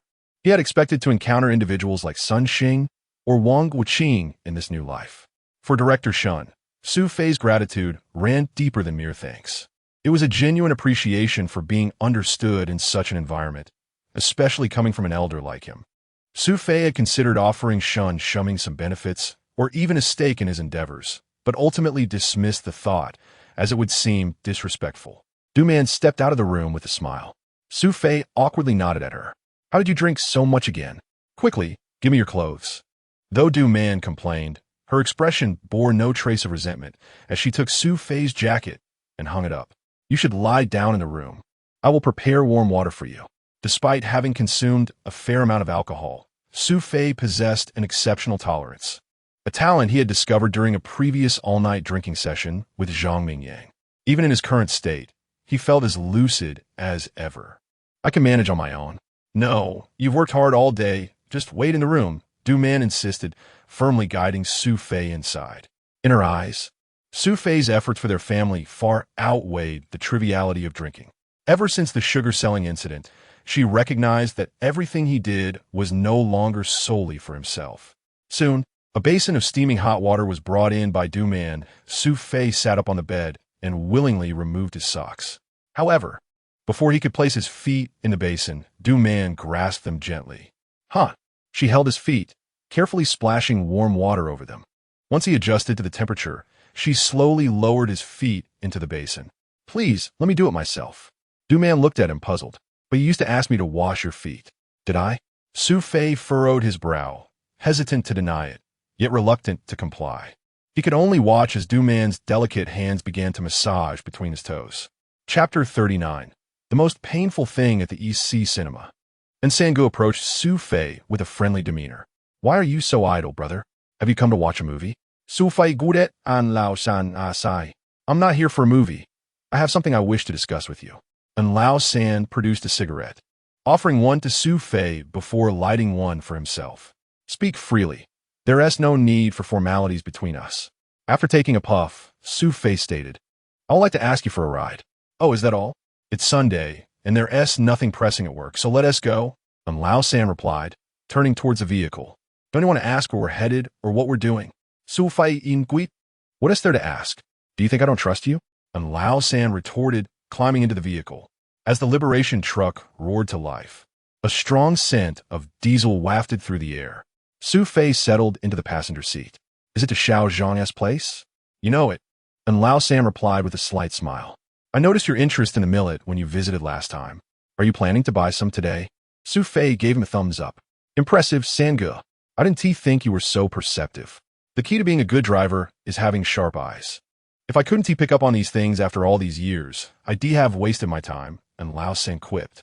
As they drove away from the cinema, the two engaged in lively conversation, and Lao San, indeed well-informed, shared numerous insights about the East Sea region that Su Fei had previously been unaware of. Before long, they arrived at Xiao Zhang's home. What brings you here? Xiao Zhang asked, surprised. Didn't he expect to see us, did you? Su Fei ziplit, smiling. Xiao Zhang put down his work and gestured, come on in, let us sit inside. As they entered, Su Fei was taken aback. On the Kong lay an elderly man and a young boy. The elderly gentleman appeared to be paralyzed from the waist down, but greeted them warmly, sitting up. Welcome. Please have a seat. Su Fei complied, taking a seat on the edge of the Kong. In one corner, a seemingly mentally impaired boy squatted, mumbling to himself. He wore a shirt on his upper body, but had no pants. Who is this? Su Fei in Guit? Xiao Zhang sighed. That is my son. He suffered a high fever at 3, which damaged his brain, leaving him like this. He then gestured to the elderly man. This is my father. He has been paralyzed for over a decade. Su Fei turned to the elder. How are you feeling, sir? The old man nodded slightly in response, and Lao San wandered about the room, shaking his head in resignation.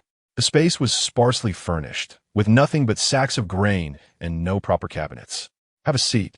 Xiao Zhang offered, bringing over a rickety stool supported by wooden sticks, making it seem precarious to sit on. Sugo about the last time. Xiao Zhang began. Su Fei waved his hand dismissively. It's not your fault, I understand. It's in the past. Gratefully, Zhang Liang nodded. Please stay for lunch. Last time you left in such a hurry, don't rush off this time. Su Fei agreed. Indeed, Sangge and I will stay for a while. But you shouldn't feel obliged to treat us. He pulled out 20 yuan from his pocket and handed it to Zhang Liang. Xiao Zhang, take this and buy some food. Is this too much? Is it too much? Su Fei insisted, pressing the money into Zhang Liang's hands. Hurry along now. Zhang Liang exited the room, while Su Fei struck up a conversation with the elder. In our area, this is about all we can afford. Don't compare it to the city, he remarked, placing the remaining money in front of Su Fei. Su Fei picked it up, saying, as long as there is meat and wine, that is sufficient. He then stood, declaring, today, I shall showcase a skill of mine. Su Fei followed Zhang Liang outside, where they started a fire. Though cooking in the countryside lacked the sophistication of city dining, it exuded a rustic charm. This reminded Su Fei of the 21st century, where many would seek out such flavors in the countryside, often at a premium, yet here it was deemed backward, such as the conflict of perspectives brought forth by the progression of time.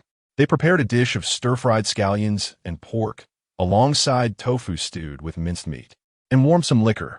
They set the table on the Kong, with Zhang Liang's father seated at the head. The elder seemed to have not tasted meat in years, inhaling deeply as he savored the aroma. He raised the cup Su Fei filled for him to his nose, savoring it attentively. With closed eyes, he murmured, it's been over 10 years since I last had a drink. Sigh. Su Fei noticed tears glistening in the corners of the old man's eyes, which tugged at his heartstrings, evoking memories of his own parents. Since his rebirth, Su Fei had consciously suppressed thoughts of his parents. Yet he was still moved by the scene before him. Cheers! He raised his bowl, and they all took a sip of the liquor. Zhang Liang's father set down his cup, tears streaming down his face. Su Fei stifled his own emotions as he glanced at the child. Come here, he beckoned. The boy, drawn by the aroma of meat, crawled slowly towards them, instinctively forgetting his fear of strangers. Su Fei offered a piece of meat to the child while he himself devoured a still-hot slice. "Take it slowly. Don't burn yourself," Zhang Liang cautioned. Yet the child paid no heed, and despite the meat being hot, he coughed a few times. Su Fei considered patting him on the back, but Zhang Liang restrained him. "What's wrong?" Su Fei asked. "He's aggressive," Zhang Liang replied. "Su Fei, thou win. You?" I haven't touched him in a long time. Su Fei was at a loss for words. For a father to have not embraced his child in ages was indeed one of life's gravest tragedies. "Su Yi, Singa, come, let us drink," Zhang Liang suggested. Su Fei sensed the weight of the man's burdens. Pondering why he would endure the long commute to work each day, leaving behind his elderly father and young son, he hesitated to inquire about Zhang Liang's wife. Yet he could only imagine the struggles that such a family would face. "By the way, Su Ge, did you come here for something specific?" Su Fei not that? A sudden resolve washing over him. "Xiao Zhang, are you interested in making some money?" "Huh? Making money? Yes. Of course I wanna, but I have an opportunity for you to earn some. Are we talking about business?"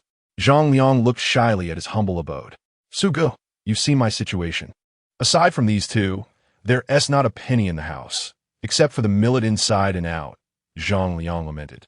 Su Fei chuckled and replied, "As long as there's millet, that's sufficient." Chapter 40 finished unloading the millet? Yes. Su Fei briefly shared his intention to acquire Xiaomi. Zhang Liang, upon hearing this, was somewhat incredulous. Can this stuff really be sold for money? Of course it can. Zhang Liang still wore a bewildered expression. "Come on, little brother. Is there anything you doubt about what Su Ge says?" And Lao Sin chuckled, patting Zhang Liang on the shoulder. "But in our village, every family relies on this millet to get by. Whoever thought of selling it?" Su Fei replied with a smile. "I'll help you sell it, Xiao Zhang. You just need to help me collect it." "Really?" Su Fei not that, I'll set stili. "Su Ge, how much are you planning to pay?" Su Fei held up 2 fingers. 20 cents? Zhang Liang was taken aback by the price. "That's so high." "Yes." Zhang Liang looked worried. "Su Ge, can you make a profit at that price?" "Absolutely." Su Fei specified the quantity he needed. Zhang Liang glanced at the millet in his house, jumped down from the Kong, and said, "Su Ge, we have about 2,000 pounds inside and outside." "Great. I'll take all of it." What's wrong? Are you hesitating?" Zhang Liang quickly shook his head. "Hesitate? Why would I? All right then, let us load the truck after we eat." Zhang Liang sat back down on the Kong. "Su Ge, if you buy that much, will you be able to sell it?" "Don't worry, no problem."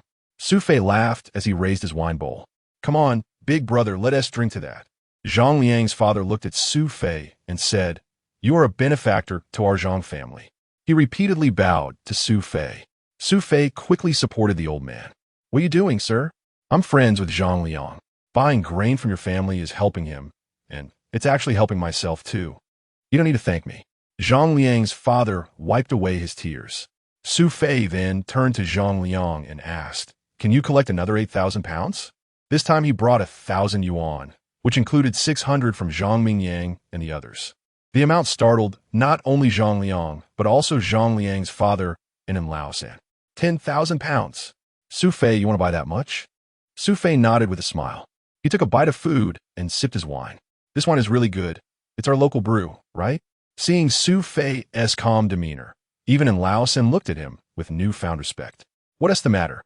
Come on, Sangu, let us eat and drink well. We still have work to do later." "All right." And Lao San and Zhang Liang both raised their bowls. 5 tons of millet caused quite a stir in the village where Xiao Zhang lived. The villagers had never seen such a scene before. Even when they previously delivered grain to the commune, it was never this much.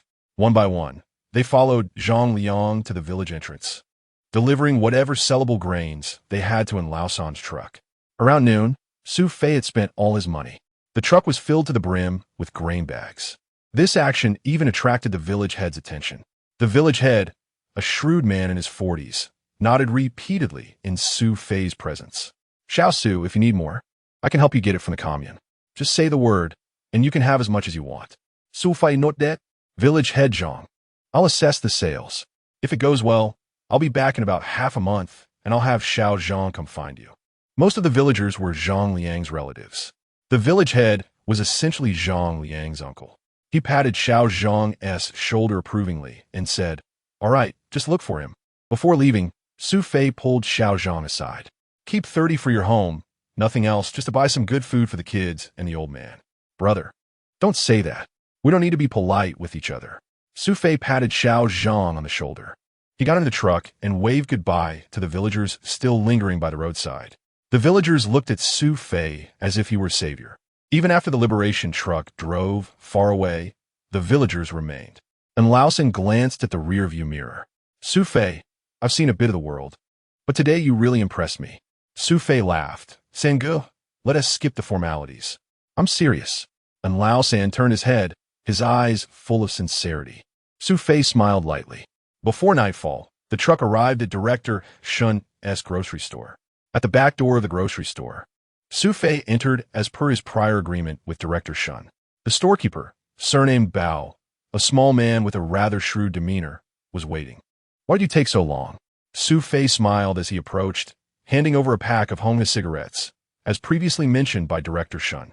The storekeeper's expression softened slightly. "Come earlier next time." Of course, of course." Su Fei smiled and waved to Laosen outside as the liberation truck rolled in. Storekeeper Bao turned and opened the storeroom. "Unload it here.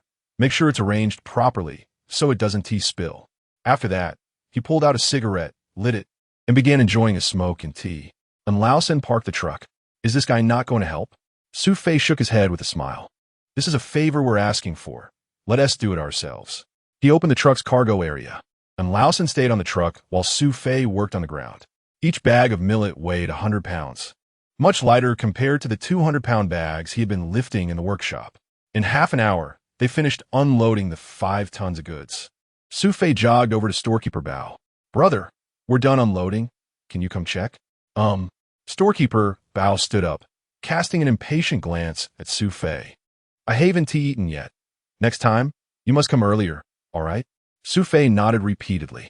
He shot a furious glare at the storekeeper from beside the truck. Storekeeper Bao entered the storeroom, inspected the stacks, frowned, and remarked, "What is going on here? This is all crooked. How are we supposed to store anything else?" Su Fei rushed forward to adjust the stacks, which were not even crooked. "All right, just make sure to come earlier next time. Otherwise, I want you wait." Su Fei followed storekeeper Bao out of the storeroom and casually pulled out 2 yuan from his pocket, his last remaining money. "Here, take this and buy something to eat." "This?" Storekeeper Bao was taken aback, having never encountered someone who would offer both cigarettes and money. He couldn't help but regard Su Fei with newfound respect, especially since he was someone Director Shun had spoken about. "All right, little brother. Next time you don't need to tell Director Shun. I'll just wait for you." The dramatic shift in attitude left Su Fei momentarily stunned. This fellow was truly quick to change his demeanor. Chapter 41.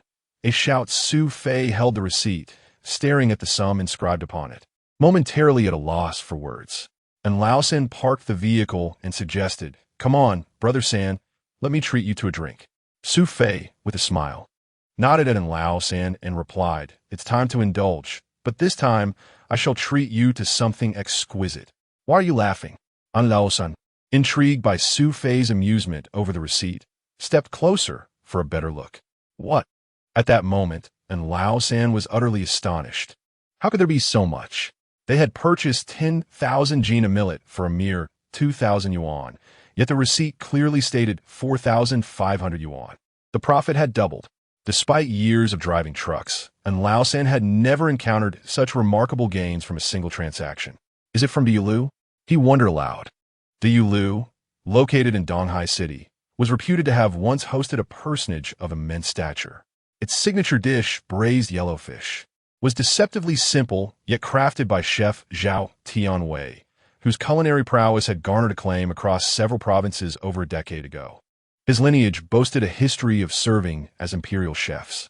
The flavors of his braised yellowfish were exquisite, maintaining the freshness of ocean fish while embodying a harmonious blend of savory and sweet notes. This exceptional dish had solidified Zhao Tianwei's position as Donghai's premier chef for over 20 years, unshakable in his renown. Another marvel was that the fish's eyes could still move upon serving, though his assistant insisted that he had prepared it with utmost care. This dish had long become a symbol of Donghai, eclipsing even the fame of Chef Zhao himself, as patrons often forgot the name of the master behind it. And Laosin gazed at the Yulu, his mouth agape. "Fei, are we really going in? What's wrong?" Su Fei inquired. "Nothing, I just—" And Laosin felt a pang of regret. The braised yellowfish was not something one could casually afford. It was said that reservations were required a week in advance to enjoy it. "Brother San, let us take a chance. If fortune smiles upon us, we might just be able to savor it," Su Fei suggested. And Laosin nodded. The dish was priced at 88 yuan, a sum that represented several months' salary for an average worker. He hesitated to indulge, even if Su Fei were to treat him. After all, his wife could prepare the same dish. All right, at least we can taste Chef Zhao's craft. Even if he merely cooked a plate of bean sprouts, it would still be a culinary delight compared to what Li Laosi could muster. The two entered the Lu Laosi, "You're here." Zhang Mingyang and his companions stood in the lobby. Su Fei introduced and Lao San to them. "Where's Director Shun?" "Brother Chun went to fetch him," Zhang Mingyang replied, gesturing towards the counter. "You wouldn't believe it, but today they have braised yellowfish." Zhang Mingyang's eyes sparkled with excitement as he ushered everyone upstairs. The four entered a private room by the window, offering a panoramic view of the street below. As the streetlights flickered to life, the bustle of the day faded, replaced by a leisurely pace etched on the tired faces of passers-by. Su Fei glanced outside and spotted a familiar figure approaching the Yulu from around the corner. "Why is he here?" It was Ma San, accompanied by two lackeys. "Brother Laosi, how is it going?" Zhang Mingyang asked Su Fei with a smile. Su Fei zet ponde che felin, retrieving the receipt from his pocket. Zhang Mingyang and Wang Yiming exchanged glances before taking the receipt, their expressions shifting to astonishment upon seeing the figures. "So much," Wang Yiming exclaimed, scrutinizing the receipt closely. 2,000 transformed into 4,000? This business looks promising. Zhang Mingyang, elated, sipped from his teacup, then burst into laughter. "Laosi, what is our next move?" Su Fei nodded. "Let us see how well this batch sells in the grocery store. If it moves quickly, we can procure more within a week." "Ah, now I understand why you wanted to dine here. With this, we could afford to eat here every day." Zhang Mingyang shouted towards the entrance. "Waiter, what can I do for you?" The waiter inquired as he entered. "We'd like to reserve the braised yellowfish for today." Su Fei and the others chuckled in anticipation. "I'm sorry, but someone has already reserved the braised yellowfish." "What?" Zhang Mingyang's expression fell. "What do you mean? I just said I wanted it." The waiter, somewhat embarrassed, explained, "Sir, you didn't make a reservation. They arrived and paid directly." "Money? What do you mean? Are you implying I can't afford it?" Zhang Mingyang, irate, stood up and approached the waiter. "Tell me their price. I'll pay double." His voice had risen. And just then, a figure emerged from a nearby room, a deep voice resounding. "Who dares to challenge me? The items I intend to procure are not for the likes of you to contest." Zhang Mingyang stepped out, casting a sidelong glance at Ma San. "What is it to you, Ma San? I, Zhang Mingyang, have every right to compete." Ma San, recognizing Zhang Mingyang, paused momentarily before raising his hand dismissively. "Oh, it's you, Mingyang. How fortunate." "Bah." Zhang Mingyang frowned. "Ma San, is it appropriate for you to address me like that?" Tension mounted between the two. Meanwhile, Ma San's two lackeys had already exited the room. "Who is this?" Wang Yiming and Su Fei, along with Lao San, emerged from the room. "Su Fei, you're here too?" Ma San's expression darkened. "Ma San, we're merely here to dine. We seek no trouble. Do you think that just because Zhang Mingyang backs you, I, Ma San, would be intimidated? Don't forget, you owe me money." Chapter 42. Settling the bill. "What is the matter with you regarding the money you owe me?" Zhang Mingyang shouted at Ma San. "Zhang Mingyang, have you had enough?" Ma San's face darkened, nearly dripping with displeasure. "Third brother, should we deal with him?" asked the two lackeys beside him, their hands tucked into their pockets. Su Fei cast a glance and noticed something hard within, likely a knife or similar weapon. "Third brother, let go. Whatever we eat tonight, we can let them have the braised yellow fish." "What did you say?" Ma San sneered, stepping closer and pointing at Su Fei. "Braised yellow fish? You think you deserve it? Ma San, you've gone too far. I said he doesn't deserve it. What is wrong with that? He can't even afford a fish bone, yet he talks about letting me have it." Su Fei frowned and looked at Ma San. So you mean to say I can't afford it? Isn't that the case? Ma San scoffed, disdain etched on his face. Even if I don't order this dish, do you really think you can afford it? Ma San, are you saying I can't afford it? Absolutely. Su Fei smiled lightly. So, does that mean you want to order this dish? If you want it, I can let you have it. Su Fei turned to the waiter. Did you hear that? He doesn't want this dish anymore, so please bring the braised yellow fish. The waiter glanced at Ma San. Get it to him. I want to see how he can afford it. At that moment, another waiter approached, carrying a plate covered with a half-dome metal lid. Braised yellow fish. The waiter looked around the room. This room. Ma San pointed to Su Fei's table. The waiter hesitated briefly, glancing at his colleague, who nodded with a wry smile. The dish was delivered to Su Fei's table. Ma San, just wait to smell it, Zhang Mingyang said as he turned to enter the room. Ma San stood frozen at the door, seemingly in disbelief, watching as Su Fei and the others resumed their seats. Ma San, are you really going to stand there and smell it? Go do what you need to do. Zhang Mingyang waved to the waiter. Close the door. The waiter smiled apologetically at Ma San as he shut the door. Laughter erupted from within. Ma San remained outside, bewildered. Third brother, what? Did they really order it? What will we do now? Ma San glared at his lackeys in frustration. What will we do? We've eaten before. Damn it. I want to see how he settles the bill. 88 for the braised yellow fish? I don't believe he has the money. In this little interlude, Su Fei felt a sense of relief. Ma San had been a source of significant annoyance due to his debts. Today, a portion of that frustration was alleviated. Old four, if you hadn't stopped me, I would have given Ma San a good beating today, Zhang Mingyang remarked, still feeling aggrieved. Third brother, it's not worth it over this person. As their dishes began to arrive, soon after, Director Shun and Chun entered. Su Fei and the others quickly invited Director Shun to the main seat. Su Fei, I heard from Bao Pengfei that your millet has arrived. Impressive. I didn't expect you to gather 10,000 pounds in just one day. Su Fei smiled. Director Shun, I simply have a friend from that area. They have plenty of millet, so it didn't take much effort. At that moment, Chunda noticed the metal lid in the center and curiously asked, What is this? Zhang Mingyang smiled mysteriously. Elder Chun, guess what this is? This is the first time I've eaten a dish covered with a metal lid at a Yulu. Could it be that dish? Chunda suddenly realized, his expression shifting. It can't be that. Wang Yiming nodded with a smile. Today, Old Four insisted on treating Director Shun to dinner to thank him for his significant help, so we must serve him a substantial dish. Indeed, the only dish worthy of Director Shun is the finest braised yellow fish from Donghai. Zhang Mingyang stood up and lifted the metal lid. A fragrant aroma instantly filled the room. Seeing the braised yellow fish, Shin Shuming was momentarily taken aback. This is indeed braised yellow fish. He had only tasted it once before, many years ago, when accompanying Zhang Mingyang's father to host a superior leader. Director Shun, do you remember? Shin Shuming glanced at Zhang Mingyang. Yes, I had it with your father, but that was a long time ago. At that moment, Su Fei picked up a bottle of white liquor and walked over to refill Shin Shuming's glass. Everyone raised their glasses, and Shin Shuming nodded in satisfaction. Su Fei, you truly haven't let me down. It seems this era truly belongs to young people like you. Zhang Mingyang laughed. Uncle Shun, we will always look to you and your generation for guidance. Shin Shuming nodded with a smile. Next, the group began to toast and celebrate, the atmosphere lively. Meanwhile, Ma San sat at a table downstairs with his two lackeys, who were smoking and looking puzzled. Third brother, what is going on? Just waiting? I want to see what this kid uses to settle the bill. He still owes us money. How could he possibly afford to pay? But if that Zhang Mingyang covers it for him. Ma San narrowed his eyes. I just want to know how much they spend at that table. The two lackeys shook their heads in confusion. Ma San held up 3 fingers. 300? Upon hearing that figure, Ma San was taken aback. 300? It wasn't 30.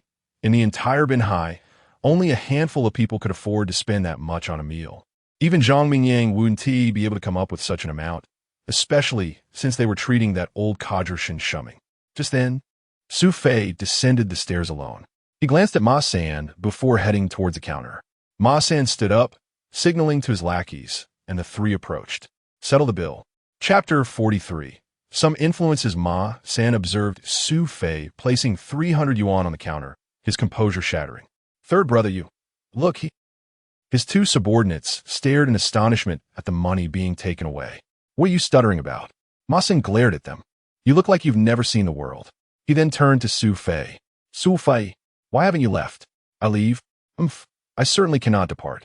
Are you here to watch me make a fool of myself? Ma Sen nodded, saying, Indeed. But I am more curious why you have money to treat others while neglecting to repay your debts. What do you mean by that? Su Fei ziplit non chalen, Ma Sang. Do we not agree that our accounts would be settled at the end of the month? Ma Sen could not deny his own words. But you, what about me? Come find me at the end of the month, and we shall settle it face to face. Does it matter what you say now? Fuming, Ma Sen stepped forward and grabbed Su Fei by the collar. Ma Sen, Zhang Mingyang staggered down from upstairs, followed by Wang Yiming and the assisted Shin Shuming. Chunda and Lao San trailed behind. Damn! And Lao San, upon seeing Ma San gripping Su Fei, rushed to intervene. Let go. Being a driver with considerable strength, and Lao San easily pried Ma San's hand off Su Fei. You? Ma San glared at Lao San, rubbing his eyes in disbelief. You are. Don't tell me you don't recognize me? I ignored you earlier, but now you come crawling back? Get lost. A dry smile crept onto Ma San's lips. Turning, he pulled his two eager subordinates and headed towards the entrance of the Due building, leaving Zhang Mingyang and the others bewildered.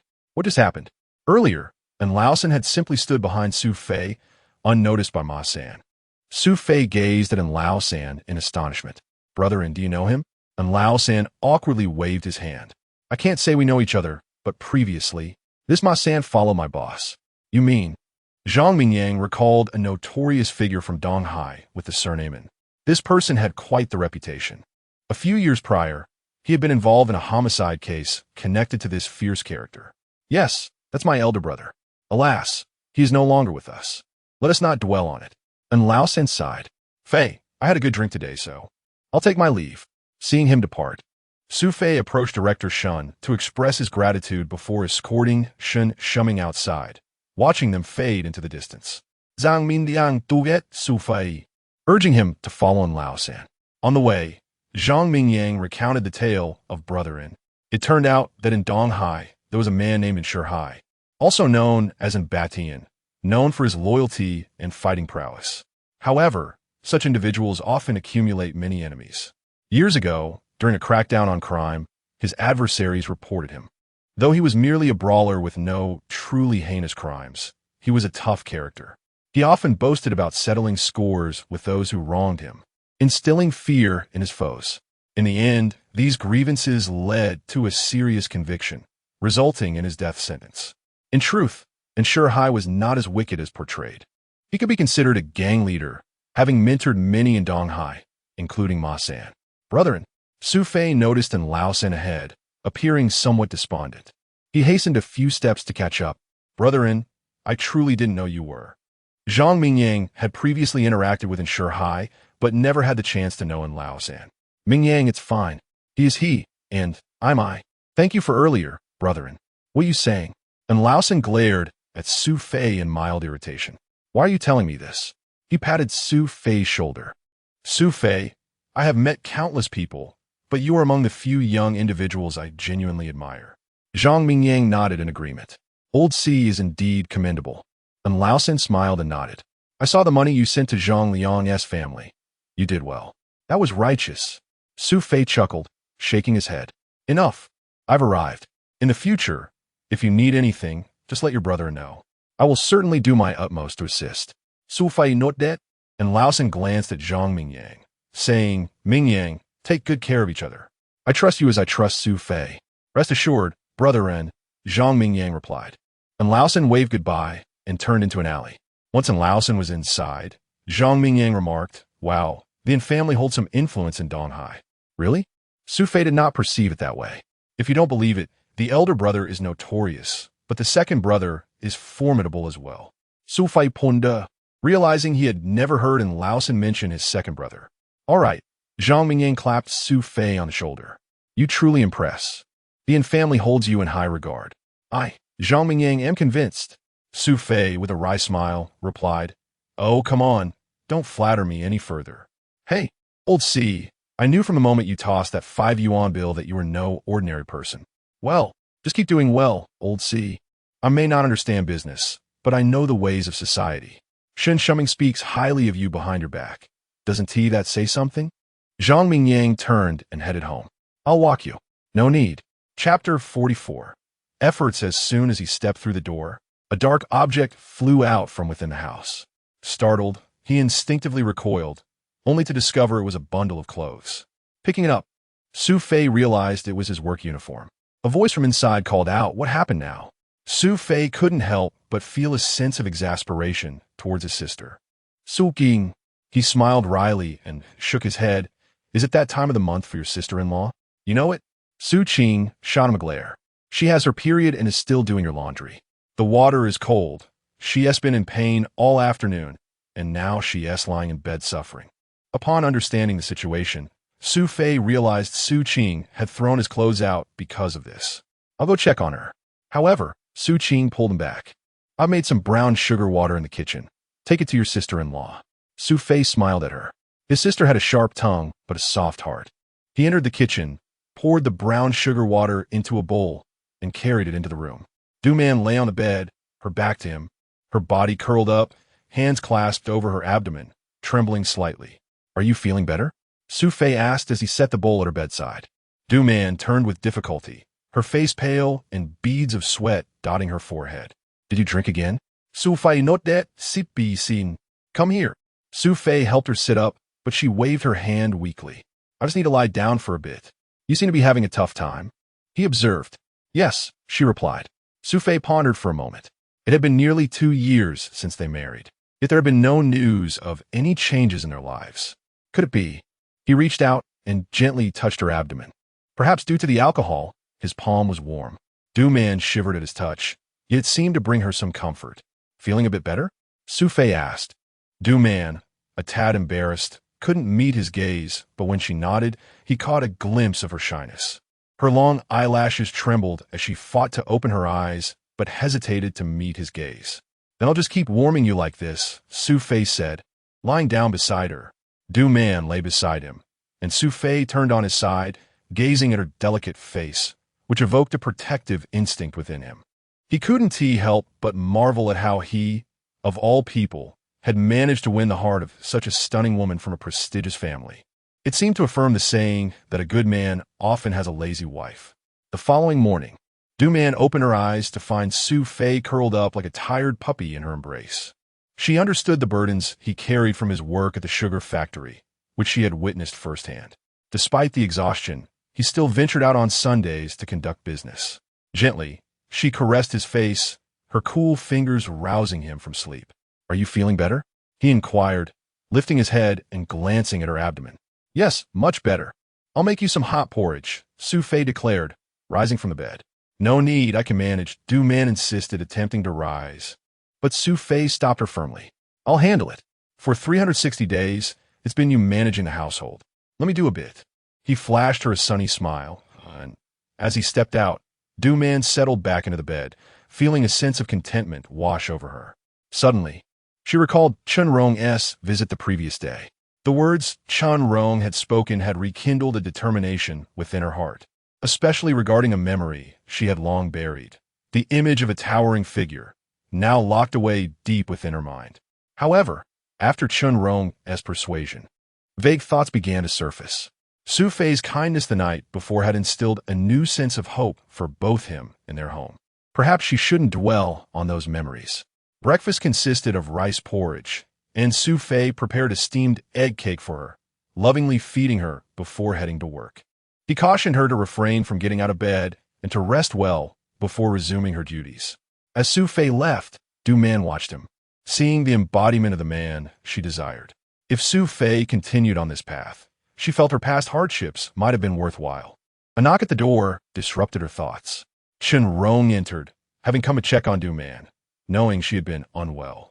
Here, Chen Rong said, presenting her with gifts. What is this? I'm not sick. You shouldn't be spending money on me. Du Man smiled, observing the 2 jars of malted milk, which surely cost at least 10 yuan, and the fruits that were at least 5 or 6 yuan. What are you up to now? Du Man asked, remembering how little they had talked the day before due to her discomfort. I envy you for being able to work. I'm stuck at home. relying on Su Fei to earn for the household. How much can he possibly make? Chen Rong scoffed. Actually, he has been trying hard, Du Man defended him. Trying hard? Chen Rong chuckled, shaking her head. I didn't get a chance to tell you yesterday. Tell me what? Du Man asked, sensing an important revelation. Have you met Su Fei? Yes, at the cinema. Chen Rong recounted her encounter with Su Fei, relaying the events of that day. Du Man thought back, recalling he had mentioned going to gamble, but she found it inappropriate to share such details with Chen Rong. It was too humiliating. Chen Rong, feeling pity for Du Man, remarked, when you were in school, everyone knew you were the school beauty. You and Bai Siyuan were a perfect match. Du Man's heart sank at the mention of that name, the very name she dreaded. Yet Chen Rong continued unabated. Let's not talk about that, Du Man said, closing her eyes. But the image of a handsome young man in a white shirt and green military trousers suddenly filled her mind. Bai Siyuan? Chapter 45. The bottom line, is he well? Du Man's voice seemed to be squeezed from her throat. What? Chen Rong did not hear clearly. She glanced at Du Man and asked, what did you say? I said he... Oh, that person is doing quite well. He has started a large company over there. I met him during a gathering with some classmates from the South. By the way, he specifically asked about you. He asked me? Du Man was somewhat surprised, especially since she had rejected Bai Siyuan back then. Yes, he has not forgotten you. Du Man felt a slight blush on her cheeks. At that time, she and Bai Siyuan were regarded as the golden couple of Donghai High School. Su Fei had never been considered in her thoughts. Reflecting now, if Bai Siyuan had not gone to another province for his studies, and if she had not been so obedient to her mother, perhaps her current partner would indeed bear the surname Bai. What are you thinking? Chen Rong's words jolted Du Man from a reverie. Nothing at all, Du Man replied. Chen Rong chuckled and said, let me tell you, Bai Siyuan is even more handsome now than before. Honestly, if it weren't for my own shortcomings, I would really consider pursuing him. After saying this, she glanced at Du Man. It's truly a pity for you two. Chen Rong shook her head. It's all impossible now. Who says it's impossible? Chen Rong looked at Du Man in astonishment. Why are you so stubborn? Su Fei is nothing. I've heard he has a gambling problem and owes quite a bit of money. Now he is just a laborer at a sugar factory. How could you, a lady from the Du family, want to spend your life with such a man? Du Man smiled slightly at Chen Rong's indignant expression. Su Fei isn't as unworthy as you say. Unworthy? I see him as a worthless person. The two women were engrossed in their conversation, unaware that Su Fei was already standing outside. Bai Siyuan? Su Fei could vaguely recall this person from his memories. It was unexpected to discover that his predecessor had a rival. It was no wonder such a high-status woman would naturally attract suitors. Fortunately, this Bai Siyuan was now far away. However, Chen Rong's words were rather unpalatable to Su Fei. No matter how poor he was, it seemed inappropriate for her, an outsider, to comment. What? Do you need to break up my family to feel satisfied? Su Fei coughed slightly. Who? Chen Rong was about to continue persuading Du Man when she heard someone in the outer room. Startled, she stood up and lifted the door curtain. It's you. Spotting Su Fei, Chen Rong felt a bit embarrassed, yet in her eyes, he was merely a failure. Su Fei ignored her and walked directly into the room. He stood by the bed and looked at Du Man. Are you feeling better? Du Man, puzzled by Su Fei's sudden appearance, asked yes. Take it away. Huh. Chen Rong could not have imagined that this man she viewed as a failure would embarrass her in front of Du Man. What do you mean, Su Fei? I bought this for Du Man. I know, Su Fei said, shoving the item directly into her hands. Su Fei, you better know your place. I'm looking out for Du Man. Besides, if you can't afford it, why not let me, her friend, buy it for her? Not that I want to let you, but it's unnecessary. Su Fei pointed towards the door and continued, please leave now immediately. You, Su Fei, don't act like this. I am Du Man's friend. Is this how you treat your wife's friend? Uncultured. Friend? Su Fei gulp. If friends are like you, encouraging her to divorce her husband, then I see no need for such friends. Chen Rong seemed to understand, sneering, what did you think? You just heard. This is better. Let me tell you, Su Fei, Du Man marrying you is what you earned from your past life, but do you truly deserve it? Look at the life you've given her. She gestured around the room. That's our business. You need not concern yourself. Su Fei's voice was restrained, as if ready to unleash a storm of energy from within. Please leave. I want to go. What will you do about it? Let me tell you, Zhang Lei is. Before Chun Rong could finish, Su Fei stepped forward and grabbed her arm. With strength capable of lifting 200-pound sacks, he easily pulled Chun Rong out of the room. Su Fei. Du Man felt a twinge of embarrassment at his actions, especially since Chun Rong was her friend. However, Su Fei was now so enraged by Chun Rong that he felt like striking someone. Had she not been a woman, he would have shown no mercy. This was the limit of his endurance. Chun Rong was dragged outside, and Su Fei pushed her out, promptly shutting the door behind her. Su Fei, you hurt me. Are you even a man? Just wait. I will have Zhang Lei deal with you. Chun Rong's voice faded into the distance. Su Fei stood at the door for a while, trying to calm himself. Why? Du Man's voice came from behind him. Nothing. I just believe such a person should not be in my home. But she is my friend. Can't you consider my feelings? Su Fei seemed to realize that he had not fully considered Du Man's emotions earlier. Yet reflecting on Chun Rong's words, he found it unacceptable as a man. I'm sorry. Su Fei uttered these 3 words, then opened the door and walked out. Du Man watched the door close again, feeling as if the rift that was beginning to mend between her and Su Fei had suddenly widened once more due to the earlier scene. At that moment, Su Fei ran far away before gradually stopping. Was I wrong? Su Fei Bunda. His anger towards Chun Rong seemed rooted more in Du Man's attitude. After all, the predecessor's feelings for Du Man were ultimately irrelevant to him. Since his rebirth, he had developed an inexplicable sentiment towards Du Man. Although he understood that the marriage between his predecessor and Du Man was merely a facade, Du Man should still uphold her duties as a wife. Meanwhile, Su Fei had tried to maintain his distance from Du Man since his rebirth, never overstepping that boundary. But, Chapter 46, not yet, arrived as Su Fei entered the factory. He was intercepted by a few individuals before he could reach the first workshop. The leader was someone he recognized, Peng Yu from the second workshop. This man was quite influential at the Donghai sugar factory, as even the workshop director dared not reprimand him. It was rumored that he relied on his brother's position in the city. Are you Su Fei? Peng Yu inquired, to which Su Fei nodded. Come with me. What for? Su Fei asked. Peng Yu scoffed, glancing at his companions. Did you hear that? He dares to ask me what for? Huh. No one talks to me like that in the sugar factory. Just then, a hefty man approached Su Fei and slapped at him. But Su Fei managed to evade the blow. How dare you dodge? If brother you wants you to come, you better comply, or do you wish to be kicked out of the factory? All right, let us just talk here. Peng Yu gestured dismissively. He stepped closer to Su Fei, adjusting his collar, and said, Listen, I'm here on a friend's request to deliver a message. Tonight at the Small Woods. The Small Woods. Are we fighting? Su Fei was not one to shy away from a fight. But he knew Peng Yu was the most formidable fighter at the Donghai sugar factory. Who sent you to find me? Curious, are we? Peng Yu smirked, jabbing Su Fei's chest with his finger. Then you'd better show up at the Small Woods tonight. Fine. Su Fei watched as Peng Yu and his entourage departed. His brow furrowed in thought. Lao Lu approached, offering a friendly pat on Su Fei's shoulder. I heard from Lao saying that your situation is settled. Su Fei nodded, though his expression was anything but cheerful. What is wrong? Lao Lu asked. Su Fei recounted the encounter with Peng Yu. What? How did that brat get to you? Lao Lu's expression shifted to one of concern upon hearing Peng Yu's name. Are you planning to go alone? Yes, Su Fei replied. He felt he had no choice. If he refused, they would only look down on him, treating him like a dog. Well, no one dares to meet Peng Yu in the Small Woods anymore. Lao Lu, will be involved in this matter. Huh?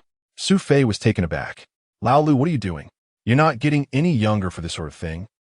What, do you look down on me? Lao Lu Zito. No. Su Fei quickly waved his hands. How could I? These people are young, and their strikes can be quite severe. I'm worried. Worried about what? You never know who might get hit. I was involved in my fair share of scrapes when I was young, Lao Lu said as he turned and walked toward his post. During lunch, Zhang Dajuan approached with a sneer, standing by the wall. Su Fei, I heard you're accepting Peng Yu's challenge. Su Fei, not that. You aware of your own weight? 131 pounds, Su Fei replied, tilting his head at Zhang Dajuan. Wow, you really don't know when to quit. Fine, I'll be at the Small Woods tonight. I'm curious to see how you'll be beaten by Peng Yu. With that, Zhang Dajuan stormed off into the workshop. Su Fei chewed his food, contemplating strategies to win the impending confrontation. In the afternoon, Su Fei took leave 2 hours early and headed straight to Sun Qigong's home. Upon entering, he found Sun Qigong's wife kneading dough. "Isn't this Su Fei? Come, little brother, my wife is making dumplings tonight. Stay for dinner." Su Fei smiled and shook his head. "Sister-in-law, no thanks, I have something to tend to."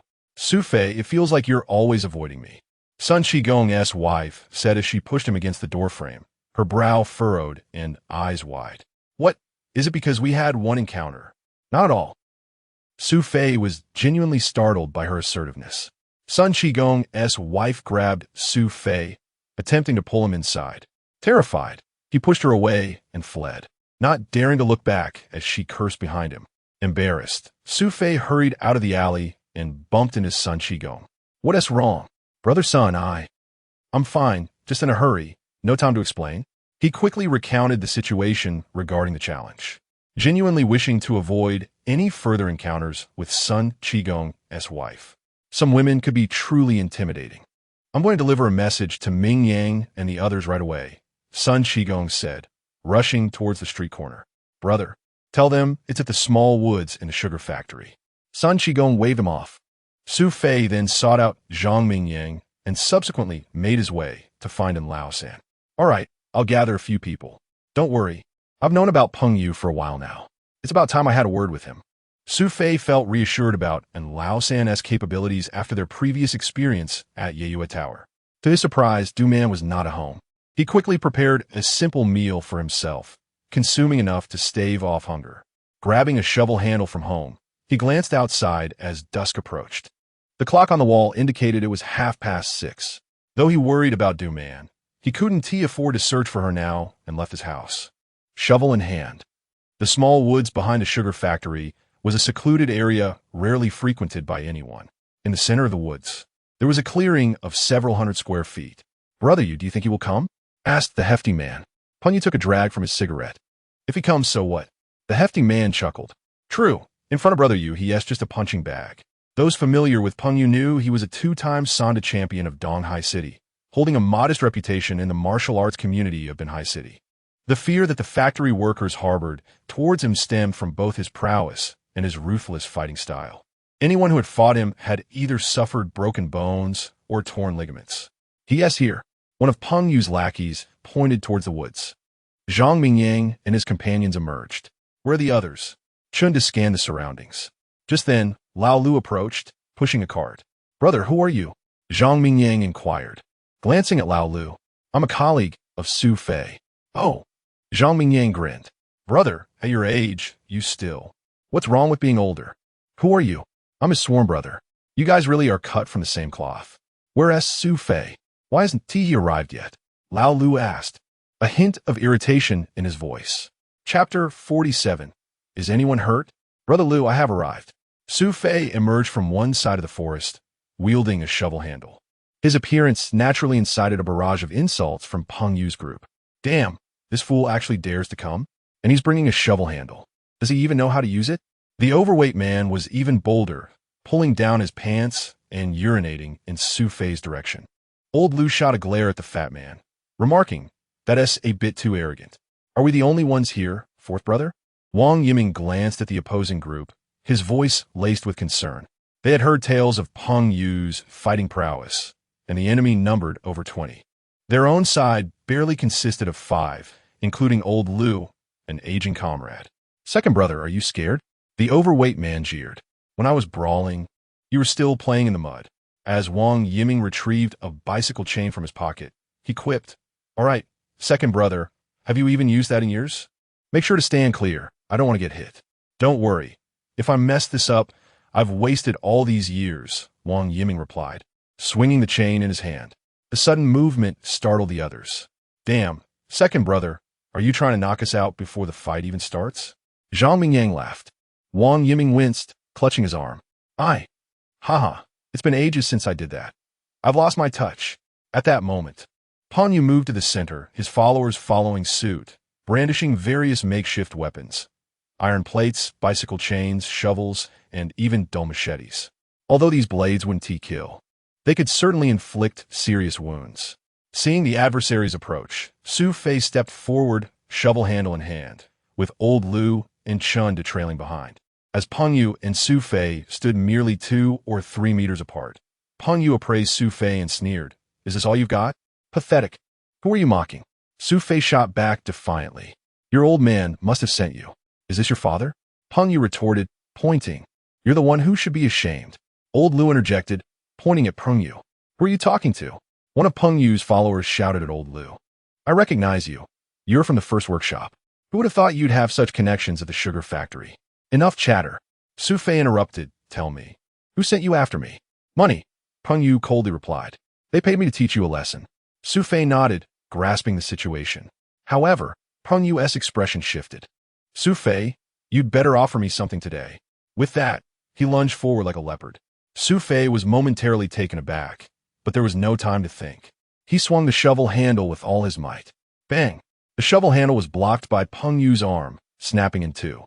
Peng Yu's fist struck Su Fei's abdomen, causing him to stagger, the pain radiating through him as Peng Yu's fist connected again, this time to his back. "Damn!" Chunda and the others rushed in, initiating a chaotic melee. However, with only 5 against over 20, they were swiftly overpowered. Before long, all 5 were knocked down.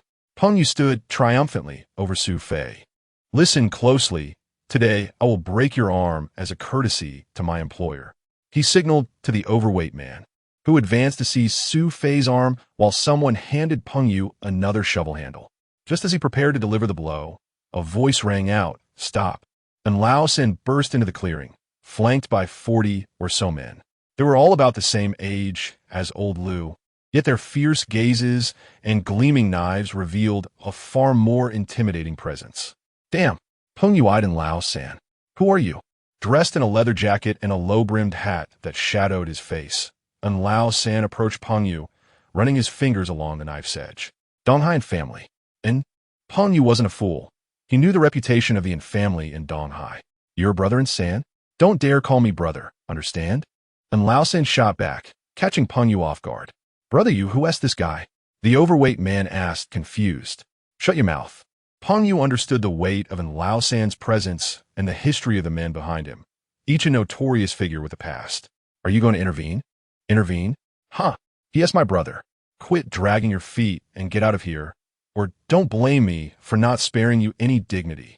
And Lao San stepped up to Peng Yu, shoving him aside. Peng Yu stumbled back, unable to muster any anger as his followers tried to move in. "Brother Yu, we leave," Peng Yu ordered, retreating with his group into the trees. Watching their departure, and Lao San helped Su Fei to his feet. "Fei, why didn't you wait for me?" Su Fei managed a painful smile. "Brother, and there was no time. They struck first." "Well, you 5 held out longer than I expected. By the way, is anyone hurt?" "What are you going to do?" "I'm going to see if they're truly being manipulated by others," Su Fei replied, enduring his pain as he pursued Peng Yu's retreating group. Once he emerged from the forest, he caught a glimpse of Peng Yu and his companions. To avoid detection, he kept his distance. Of the 20 or so men, a dozen diverged onto different paths, while Peng Yu, the overweight man, and another associate headed toward a nearby street by the sugar factory. Su Fei concealed himself, observing as they entered a restaurant. From his hidden vantage point outside the window, he saw them settle at a table by the window and order several dishes. Noticing Peng Yu glancing outside, Su Fei deduced they were waiting for someone. Just as he suspected, it appeared that this individual intended to meet with the person who had paid him to carry out the task. Chapter 48. A Profitable Venture in the Shadows. Su Fei scrutinized the patrons entering the restaurant when 2 familiar figures appeared at the entrance.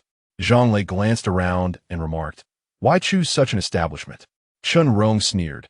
"Such individuals cannot afford a place like the Yu." Lu Zhang Lei nodded in agreement, a smirk on his face, and the 2 proceeded inside. Chen Rong? Su Fei quickly deduced that he had punished himself at Zhang Lei's behest for Chun Rong's sake. He had not anticipated that a mere shove would result in the loss of his arm. This woman was indeed ruthless. Realizing this, Su Fei decided not to linger any longer and turned to head home. The following day, Su Fei rose early and visited the grocery store. "Director Shun, how have the millet sales been these past few days?" "Not too bad, but it's not as lucrative as rice or sorghum. Su Fei understood and exchanged a few more pleasantries before departing the grocery store. After conversing with Shun Shuming, Su Fei felt reassured that the 10,000 gene of millet would not be sold out before the weekend. If he wished to continue procuring grain from Xiao Zhang's family, he would have to seek out another grocery store. Glancing at the time, he decided to head to work first. As soon as he entered the factory, several colleagues approached him, greeting him as Brother Su. These were individuals who typically did not engage with him.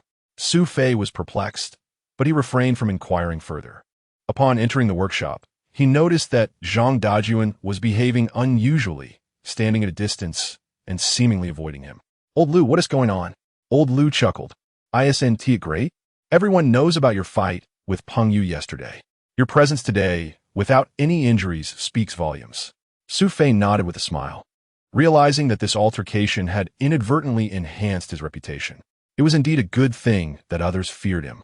However, Wang Guqing, who had arrived early that day, seemed to be in a foul mood. Su Fei was assigned laborious tasks that yielded little profit. Finally, finishing his work before the end of the day, Su Fei tidied up and asked old Lu to accompany him to Zhang Mingyang's residence. This was his first visit to Zhang Mingyang's home. He knocked on the door, and an impeccably groomed elderly man with slicked-back hair answered. Su Fei thought this must be Zhang Mingyang's father, a retired gentleman. "Who are you?" "Uncle. I'm here to see Mingyang. Zhang Mingyang is out." Su Fei nodded, ready to leave, but the elder invited him in, and Su Fei, not wanting to refuse, complied with a smile as he stepped into the courtyard. Inside, Su Fei took in the scene, a stone pathway leading to the main house, flanked by a well-tended garden of approximately half an acre. "Uncle, did you tend to all this?" "Yes, since retiring. I've had little to do other than cultivate some crops. By the way, where do you work?" "I'm at the Donghai Sugar Factory." "You're Su Fei?" Su Fei was taken aback. "How do you know me?" The elder scrutinized Su Fei carefully, and after a moment of contemplation, nodded approvingly. "Not bad, young man. In my lifetime, I've met many, and you strike me as someone capable of great endeavors." "Uncle, do you possess a knack for reading people?" "Haha, that's mere superstition. It's all experience." The elder gestured for Su Fei to sit at the stone table before heading back to the garden. "By the way, how is the millet you and Zhang Mingyang worked on selling?" Considering he had come to speak with Zhang Mingyang and explore potential connections with another grocery store, Su Fei decided to inquire further. "Uncle, our millet is selling quite well. I believe we are contributing to the city's grain supply. I was hoping to expand our sales channels." The elder suddenly lifted his head, fixing Su Fei with an intense gaze. "Such great ambition." "No, uncle. I don't dare to think too grandly. The millet is piling up in the mountains while demand here exceeds supply. Enough. You came here to seek Zhang Mingyang's assistance, didn't you?" Su Fei nodded. "I can assist with that." "Are you serious, uncle?" The elder chuckled. "Do I appear to be deceiving you? Why would you help me?" "It's simple. I, too, hail from the mountains and understand the struggles of those people." "Thank you. All right, I'll write you a note. Take it to Director Wang at the West City grocery store." As the elder spoke, he exited the garden and returned with a piece of paper. "Here." Su Fei accepted it with a smile, feeling as though he had received a passport. With this, he could not only approach the West City store, but potentially others as well. However, Su Fei recognized the importance of moderation. It would suffice to secure the millet from Xiao Zhang's family once more. After all, it was a crop with low yields. Establishing stable sales at 2 grocery stores was already a substantial gain. Previously, the 4 of them had earned over 2,500, equating to over 600 for each, which was akin to 2 years' worth of wages for them. Su Fei expressed his profound gratitude to the elder, who waved him off. "Enough. Go on and attend to your matters. Don't waste any more of my time." With a smile, Su Fei exited the Zhang household. Zhang Mingyang raised a fish he had caught. "No, I was initially here to discuss business with you, but it's no longer necessary. What do you mean?" Su Fei recounted his recent encounter with Zhang Mingyang's father. "Wow, you've already established a connection with my old man. I must say, I admire you. He is quite principled. How did you manage to get him to help you?"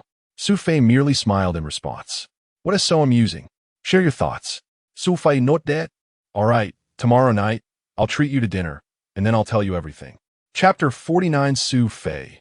"What on earth happened with your sister-in-law?" Su Qing rushed out of the room, pointing an accusatory finger at him. I didn't do anything to her. Su Fei deeply, a hint of concern creeping into his voice. Reflecting on the events of the previous night, he recalled that Du Man had not, as was customary, prepared footbath water for him. This deviation was already quite unusual. Furthermore, this morning, Du Man had remained in bed, leaving him to prepare breakfast on his own. Upon deeper reflection, it seemed that ever since the incident with Chun Rong, Du Man had been acting rather strangely. Could it be related to Bai Siyuan? He had merely heard the name mentioned that day, yet he lacked any detailed knowledge of the circumstances surrounding it. Su Qing's words served as a reminder. Indeed, this was the most plausible explanation. After a moment's contemplation, Su Fei declared, "I will go and check." Su Fei, please refrain from getting into a fight with the Du family. Su Qing cautioned, her concern well-founded. After all, the old Su Fei had always ended up in brawls whenever he visited the Du household. Understood. Su Fei waved his hand dismissively and stepped outside, closing the door behind him. The Du family had a distinguished background. Du Man's father had once served as the deputy director of the Education Bureau in Donghai City, while her mother was a teacher at Donghai No. 1 High School. Du Man had an older brother and sister. Her brother, Du Tao, had gone south to pursue business, and her sister, Du Li, also worked as a teacher at Donghai No. 1 High School. Thus, it could be said that Du Man hailed from a scholarly lineage. The fact that Su Fei could marry Du Man was indeed a rather extraordinary circumstance. With only a technical secondary school diploma, and coming from a family of dual-income workers, he seemed ill-matched with Du Man's affluent upbringing. The disapproval of his mother-in-law had always loomed over him, and now, following the misfortunes that had befallen his parents, he felt even more looked down upon by Du Man's family. Du Tao had long held disdain for this brother-in-law. Your brother's approach is commendable. Just look at how he treats Chun Rong, who is your friend. Du Mu's words deepened Du Man's misunderstanding of Su Fei. The situation with Chun Rong had ignited the entire affair. After encouraging Zhang Lei to confront Peng Yu and deal with Su Fei without success, Chun Rong had visited the Du household the following day, amplifying Du Man's current plight at Su's home 100-fold. Yet, Du Mu's words were not to be ignored. If he doesn't come tonight, I will have your brother go to the street committee tomorrow to have the organization intervene and resolve your issues. Du Mu casta glance à Du Tao. I understand, don't worry, Mom. I will take care of it first thing in the morning, Du Tao reassured her. Knock, knock. Du Tao glanced outside. Who could possibly come at this hour? Who else could it be? It's Su Fei. Let him in. This is perfect timing. I will confront him today, Du Mu instructed her son. Du Tao stepped outside and called out gruffly, "Who is it?" "Brother, it's me," Su Fei came to reply. With a scowl, Du Tao opened the door and shot him a sidelong glance. "What brings you here at such a late hour?" Su Fei understood that the Du family was clearly intent on confrontation this time, as he followed Du Tao inside. "Mom." Su Fei greeted Du Mu with a smile and a nod. "Where's my dad?" "He has a dinner engagement tonight," Du Mu replied curtly, gesturing toward a small stool. "Have a seat." Su Fei glanced at the stool, which made it painfully clear how they regarded him. He then turned to look at Du Man, who sat on the edge of the bed, her back turned. He noticed her shoulders trembling slightly. Had she been crying? Su Fei felt a pang of sorrow. "Du Man, oui," he began, but Du Mu interjected, "Du Man cannot leave tonight." "Cannot." The word ignited a fire within Su Fei. "Du Mu smirked coldly. Su Fei? Are you truly unaware?" "Unaware of what?" Su Fei's tone turned rigid. "Su Fei, who do you think you're speaking to like that?" Du Tao stepped forward, pointing an accusatory finger at him. "Enough, Tao. There's no point in discussing this with him. Chun Rong mentioned something before, and I didn't believe it. But now it seems Su Fei has truly become bold enough to speak to me in such a manner." Du Mu glared at Su Fei. Su Fei lowered his head, contemplating. "Mom, I apologize. I was just anxious. If there are any misunderstandings, we can clarify them face to face. As for what Chun Rong told you, she is ultimately an outsider." "Outsider?" "She is your wife's closest friend. An objective observer can see clearly. I initially wished to remain uninvolved, but I could not stand by as I watched you mistreat Du Man in your home. She is my daughter, and I refuse to let her endure such a life." Du Mu's voice grew louder, her arm raised in frustration. "Mom, what are you implying?" "Divorce." Du Tao glared at Su Fei as he uttered the word. Su Fei turned to Du Man, asking Du Man, "Is this truly what you desire?" "Zu dao shouvet su fei asai." "Leave now. We will meet at the street committee tomorrow to finalize the paperwork." Su Fei was at a loss for words, a surge of uncontainable anger rising within him. "Is this because of Bai Si Yuan?" He approached Du Man, gazing into her tear-streaked face. "Du Man, are you intent on divorcing me because of him?"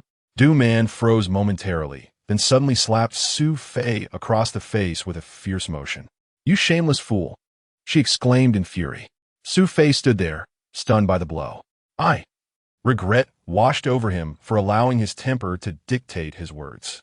"Leave. We will meet at the street committee tomorrow," Du Man said, pushing him away with force. Chapter 50. No time. How are things? Su Qing anxiously inquired upon seeing Su Fei enter the room. Glancing at his sister, Su Fei was at a loss for words. "Speak up." Su Qing turned to look behind her, and upon noticing the absence of Du Man, she immediately understood. "Where's my sister-in-law?" Su Fei plopped down onto the sofa. "Su Fei, what have you done with my sister-in-law?" Su Qing pressed him. Yet, Su Fei appeared dazed, merely staring at the ceiling light.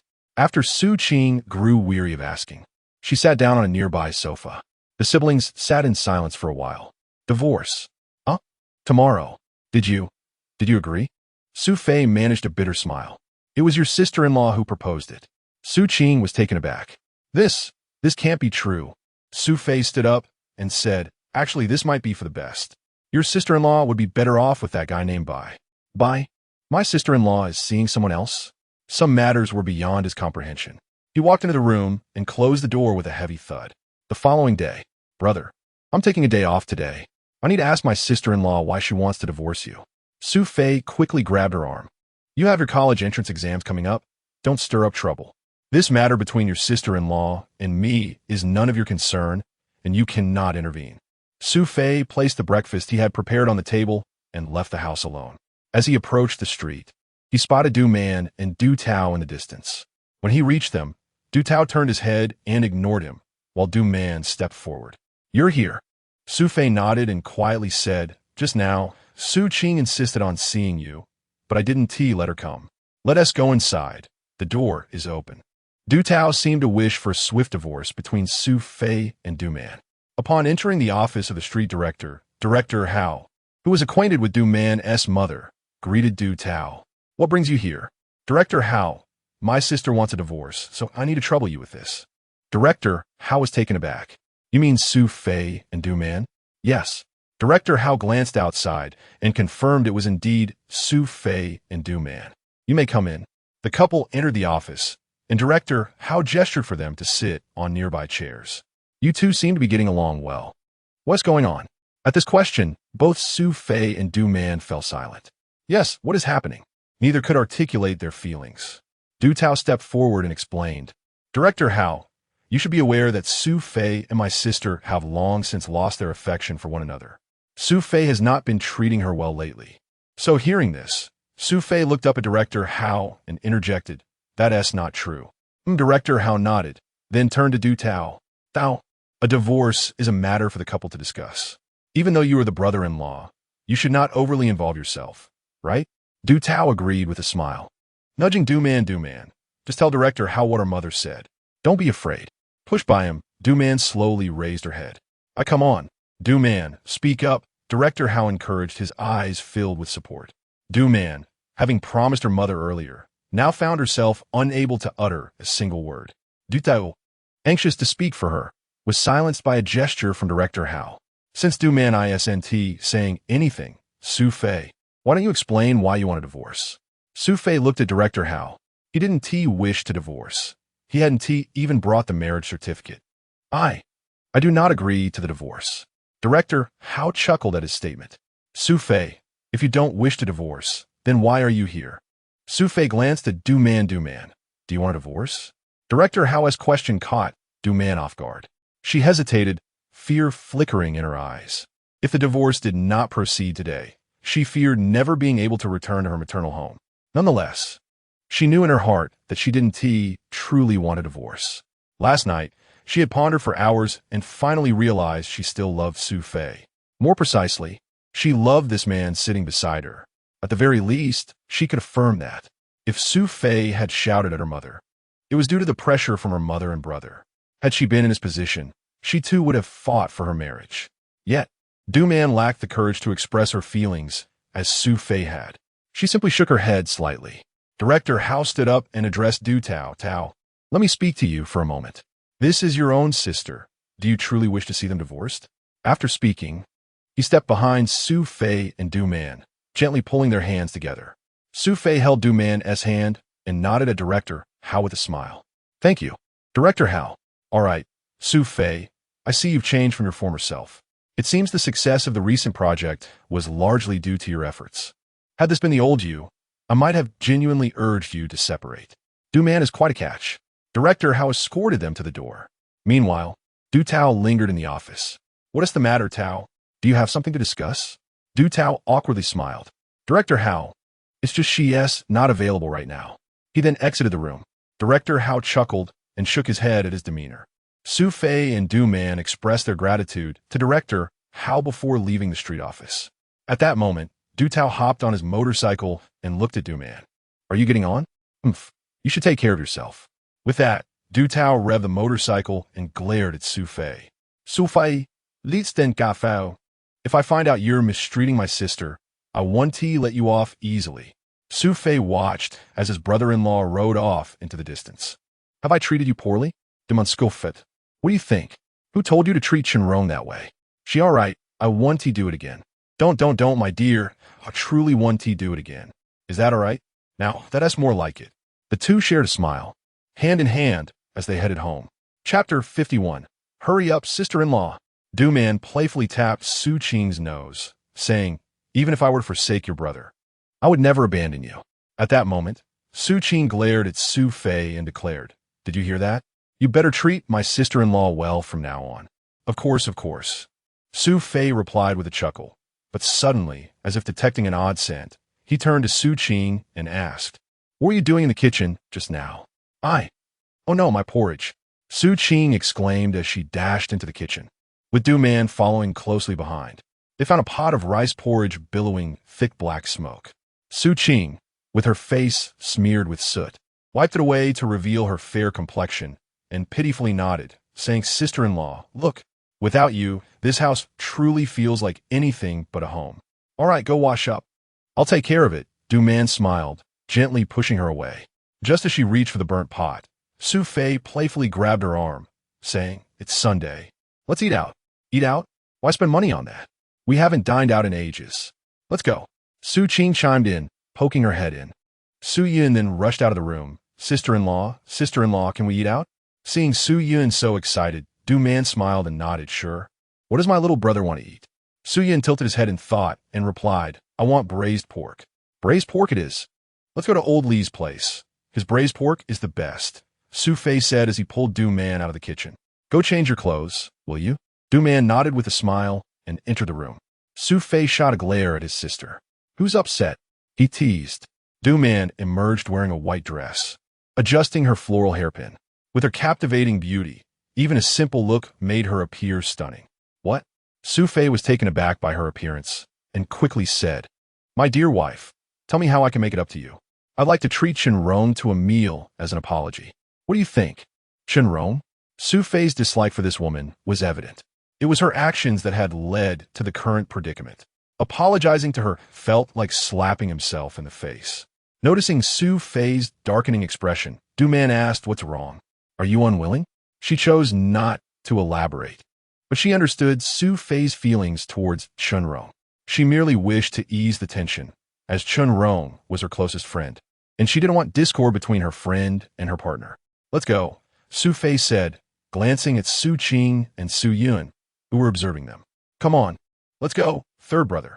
Su Qing pulled Su Yun along, playfully pushing him out, then turned to Su Fei. Did you bring money? Don't worry at Old Lee's. Even if I don't pay, he wouldn't dare refuse to serve us, Su Fei replied as he stepped outside. TSK, are we going to eat for free again? Su Qing rolled her eyes at him, then turned to Du Man, asking, sister-in-law, is this Chenrong? Du Man replied lightly, just a classmate of mine. With that, the two sisters-in-law stepped out of the house. At Old Lee's restaurant, Su Fei led Du Man and the others inside. Is the fourth brother here?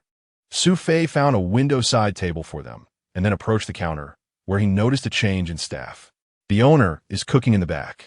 Are you looking for him? Asked a young woman in her 20s, her long hair cascading down her shoulders, adorned with lipstick. Are you new here? Yes. I'm the owner's cousin. What's your name? Su Fei Yin Guit. My name is Li Xiaohua. Just call me Xiaohua, she replied. Xiaohua. That's a lovely name. Su Fei nodded. Let's order. Li Xiaohua took out a notepad. Braised pork, oil-braised peanuts, stir-fried dried tofu, a plate of stir-fried meat with peppers, 3 portions of rice, and a few drinks. Is that all? She noted the order and headed to the kitchen. Su Fei picked up an empty wine glass, ready to pour himself a drink. Isn't that Su Fei? A mocking voice echoed from the entrance of the restaurant. Su Fei frowned as he turned, holding the drink, and found Zhang Dajuan standing there, a smug grin on his face. Do you still have money to drink? Why wouldn't I be able to drink, Master Zhang? Su Fei deeply, placing the drink in front of him, while Zhang Dajuan was flanked by 2 men, one of whom Su Fei recognized from their previous gambling escapades at the karaoke bar. Did you earn some money? Zhang Dajuan sneered, glancing at his companions. Do you all know him? One of them nodded. Dajuan, isn't this Su Fei? I heard he started working at your sugar factory. That's right, he's in my workshop now, and I oversee him, Zhang Dajuan said with evident pride. What? This guy is now under your management? Zhang Dajuan nodded with satisfaction. Su Fei, am I right? The 2 men stared at Su Fei, aware of the tension between him and Zhang Dajuan, which they had heard about. Indeed, Su Fei replied with a smile, then added, Master Zhang, enjoy your meal. I must be on my way. Go ahead, Zhang Dajuan waved dismissively. As Su Fei walked past him, he heard Zhang Dajuan and his friends erupt in laughter, the kind that unmistakably mocked him. Inside the restaurant, familiar faces from Su Fei's neighborhood began to murmur amongst themselves.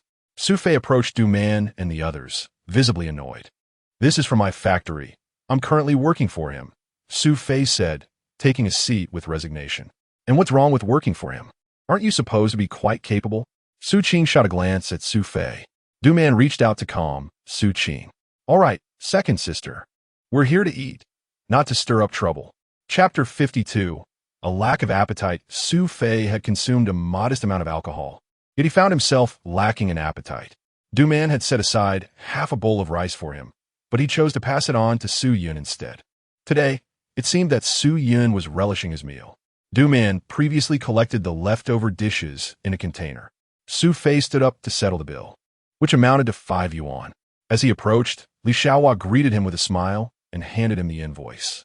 Just as he was about to reach for his wallet, Zhang Dajuan sauntered over, toothpick in mouth, and interjected, Su Fei, you should calculate my share as well. Why? Su Fei asked. What do you think?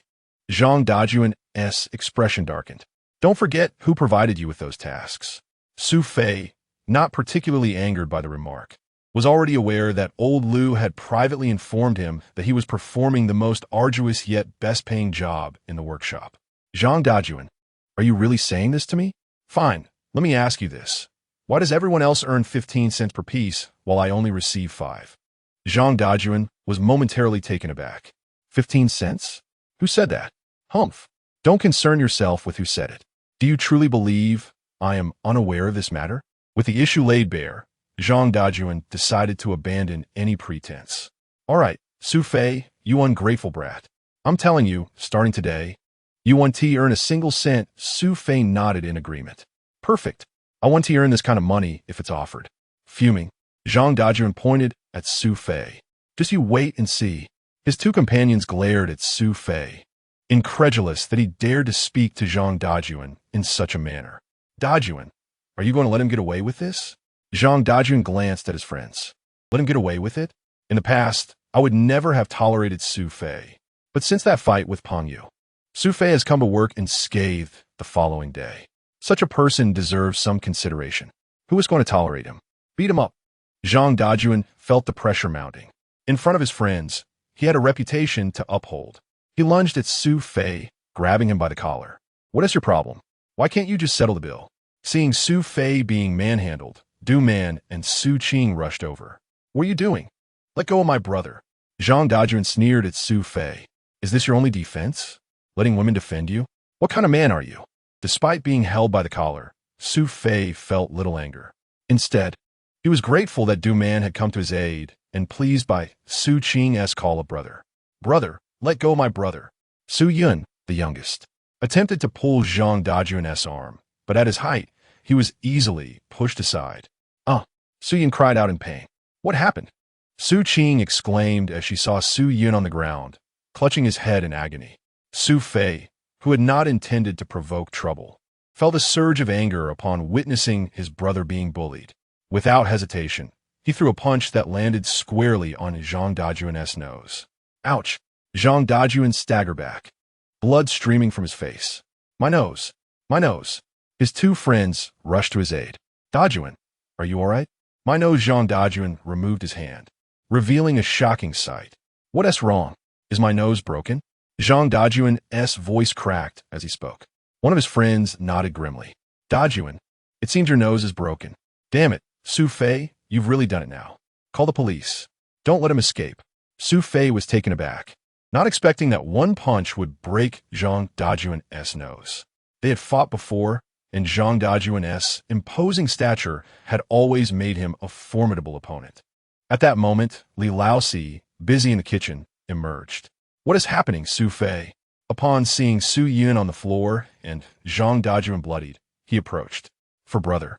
He just pushed my little brother. So, I hit him as the owner of the establishment. Li Laosi assessed the situation. Su Yun had a bump on his head, but it was not severe. He examined Zhang Dajuan next. A broken nose? This is serious. Su Fei, don't leave. We need to call the police, and we'll let them sort this out. At this point, Su Fei knew there was no escape. Both Zhang Dajuan and Li Laosi would not allow it. Xiaohua, find a chair for Dajuan to sit while we wait for the police, Li Laosi instructed. Seat? I need to go to the hospital. I'm fine, really. Zhang Dajuan protested. Li Laosi approached him. Even if you are fine, you need to wait for the police to arrive. Otherwise, how will we resolve this? Zhang Dajuan contemplated for a moment. All right, I'll endure. He grimaced in pain, a discomfort only he could comprehend. Li Laosi retrieved a piece of cabbage to use as a makeshift compress for Zhang Dajuan's nose. The police station was not far away, and soon, with the sound of a bicycle bell, Fu Hai entered. He was the local officer. What is going on? Fu Hai surveyed the scene, his expression darkening upon seeing Zhang Dajuan. What are you doing here again? Brother Hai, I swear I didn't cause any trouble today. It was Su Fei who hit me. Su Fei? Fu Hai's gaze fell upon Su Fei, who was tending to his younger brother. Su Fei, is it true you hit him? Su Fei nodded in affirmation. Old Hai, Li Laosi interjected with a smile, having known Fu Hai since childhood. Zhang Dajuan, are you bullying people again? Fu Hai scolded. Brother Hai, I was attacked. How am I the bully? But you pushed my brother. Su Ging Gao De Fai Suli. That was self-defense. How was I supposed to know he was trying to help Su Fei? Then my brother was also acting in self-defense. Enough. Fu Hai interjected, halting Zhang Dajuan's protests. Chapter 53. Dropping out of school at Xinghai Police Station. What have you done, Su Fei? This situation is quite troublesome. Fu Hai glanced at Su Fei, his expression somewhat grim. I need to see a doctor. I want to sue him. Su Fei, he has crippled me. Zhang Dajuan, who also mingled outside, was well aware of the severity of the situation. With his nose broken, if he were to file a light injury claim, it would indeed spell disaster for Su Fei.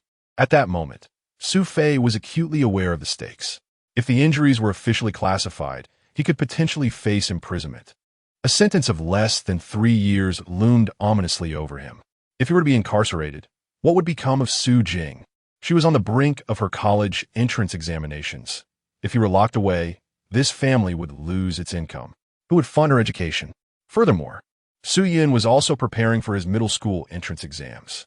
If he could no longer afford to study, it would truly signify the end of their aspirations. No, Su Fei pondered deeply. He could not shoulder this burden. It was not out of fear, but rather a matter of necessity. Brother Hai, I truly did not intend for this to happen. If he had come looking for trouble or struck Su Yun, I would never have engaged in a confrontation. Fu Hai nodded. Fortunately, there were others present to testify. However, Su Fei, you may need to consider hiring a lawyer. A lawsuit? Indeed, Zhang Dajuan would not settle for mere mediation. Su Fei understood this all too well, yet hiring a lawyer required funds he simply did not possess.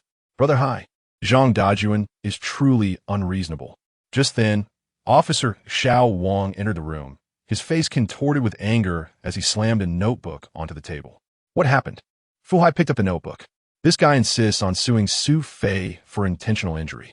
I didn't expect him to be so savvy, Xiao Wang remarked, casting a glance at Su Fei. Su Fei, if he secures an injury classification, you will indeed be in serious trouble. But I did not strike him intentionally. That may not be for us to decide. It's the judge's ruling that matters, Fu Hai replied, setting the notebook down. It seems you will need a lawyer after all. At that moment, Zhang Dajuan approached from the adjacent room. Su Fei, just wait. This matter is far from over. I will sue you and see you ruined. He glanced at Fu Hai and continued, Brother Hai, I've completed my statement. Can I leave now? Go on, go on. Fu Hai said, watching Zhang Dajuan exit the police station. I have no money, do I? Fu Hai recognized Su Fei's predicament. Yes, Su Fei nodded. I knew it. What were you thinking when you struck him? Faced with Fu Hai's reproach, Su Fei could only shake his head in response. Well, if Fu Chan had been attacked, I would have dealt with this scoundrel as well, Fu Hai remarked, prompting Su Fei to meet his gaze. What are you staring at me for? Let me offer you a path. There is a lawyer in Donghai City who provides pro bono legal services. His surname is Zhang, and I've heard he is quite decent. Seek him out and see if he can assist you without charge. Pro bono? Su Fei was taken aback. He had a modicum of knowledge about the law and was aware that true legal aid only emerged in 1994. How could this individual possess such progressive ideas? For now, this was the only avenue left for Su Fei. If Zhang Dajuan indeed pressed charges and he failed to secure legal representation, he risked being labeled as intentionally injurious, a dire consequence he could hardly fathom. At 38 Shifushi Street stood a modest two-story building, housing the judiciary and several smaller departments. Upon entering the reception area, Su Fei was met by a man reclining on a bed, engrossed in a newspaper. Looking for someone? Is Lawyer Zhang here? What do you want? I wish to ask for his assistance with a lawsuit. He is unavailable. Su Fei found this assertion rather peculiar. How could the man know Zhang was not available if he was not him? I'd like to meet Lawyer Zhang. Could you please tell me which office he is in? The man lowered his newspaper, revealing a sharply defined face, imbued with a defiant spirit, as if he were at odds with the world. Are you incapable of understanding? I said he is unavailable. Now leave. Su Fei chuckled lightly. You seem quite amusing. How do you know he is not available if you're not him? The man sneered and rose from his bed. You wish to see him, do you? Yes. The man pointed to himself. That is me. You found him. Now I'm telling you, I'm busy, so leave. What? Su Fei was momentarily taken aback by the revelation. Am I not clear? I am Zhang Zhe, the very person you seek. Now, I'm telling you again. I have no time. Kindly leave. With that, Zhang Zhe flopped back onto his bed, resuming his reading. Su Fei noticed that the newspaper was indeed upside down. Your newspaper is upside down. Zhang Zhe adjusted the paper, glowering at Su Fei. Why haven't you left yet? He then resumed, holding the paper in the same manner, blocking his view. Yet Su Fei did not depart. Instead, he seated himself on the sofa opposite Zhang Zhe. At that moment, a man in his 50s entered, clearly a gatekeeper or receptionist. He glanced at Su Fei and inquired, Are you here for him? Su Fei not that? The man shook his head, placing a bowl of noodles before Zhang Zhe. Here you go, Lawyer Zhang, time for some noodles. Zhang Zhe tossed aside the newspaper and looked at the bowl. Why is it noodles again today? Well, my esteemed lawyer, you should be grateful at this hour. Even Master Zhao from the director's kitchen might not be able to whip something up for you. You're lucky to have this. Last time I helped his brother-in-law with a lawsuit, he made me noodles. That was pure exploitation, Zhang Zhe grumbled, lifting the bowl and swiftly devouring its contents. Not bad. Old Zhao's egg sauce is truly commendable. Seeing him set the bowl down, Su Fei smiled and stepped forward to take it. Lawyer Zhang, allow me to wash this for you. Who are you? Zhang Zhe glared at Su Fei, then pointed at the gatekeeper. Isn't this your job? The man glanced over and shook his head. If they're looking for you, I'm not responsible. Hey! Zhang Zhe was left speechless with frustration. Meanwhile, Su Fei had already taken the bowl outside, cleaning it meticulously before placing it on a nearby table. This is pointless. You're only doing this for yourself. Lawyer Zhang, I truly have no money. If you do not assist me, my younger siblings will undoubtedly have to drop out of school. Chapter 54. Not my concern, brother and sister. Zhang Zhe was taken aback for a moment, glancing at Su Fei. You're the eldest? Su Fei not dead? So, what is it that you wish to discuss? Upon hearing this, Zhang Zhe's interest was piqued. I got into a fighting? You don't seem like the type. Su Fei managed a wry smile as he recounted the entire incident. It's understandable, Zhang Zhe nodded. So, are they planning to sue you? Su Fei nodded again. Have you given a statement? Yes. What do you intend to do about this? Jiang Shi scrutinized Su Fei. I cannot go to jail. Well, why didn't you think of that before you chose to fight? Su Fei was momentarily taken aback by Zhang Zhe's inquiry. What do you mean? Zhang Zhe, with a disdainful expression, replied, an explanation is merely a disguise. Enough of this. I've encountered many situations like yours. Fighting without financial backing? What are you pretending for? Su Fei was rendered speechless. What's wrong? Lost your voice. Zhang Zhe glared at Su Fei sternly. I was wrong. Please, Lawyer Zhang, help me out, would you?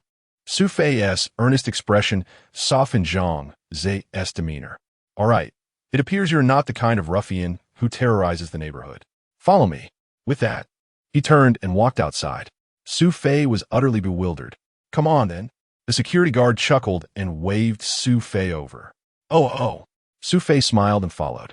On the second floor, in Zhang Zhe's office. Have a seat. Zhang Zhe gestured to the only available chair in the room.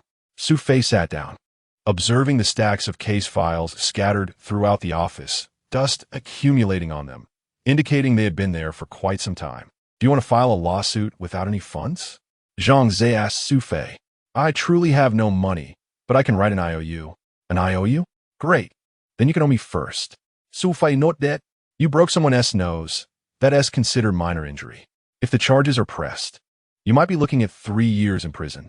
However, if you claim they struck first, it's justifiable, and we can strive to have you compensate for their losses. Zhang Zhe glanced at Su Fei. Oh, you mean their medical expenses? This what? You wish to save that money too? That one do. Su Fei shook his head. Are you really agreeing to help? Su Fei still couldn't quite believe it. Why would I bother if I weren't? Su Fei expressed his gratitude once more before leaving.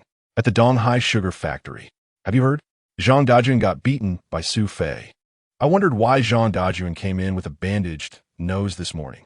Su Fei had not anticipated that he would be seen as a tough guy. He had just finished a scuffle with Pang Yu before confronting Zhang Dajuan.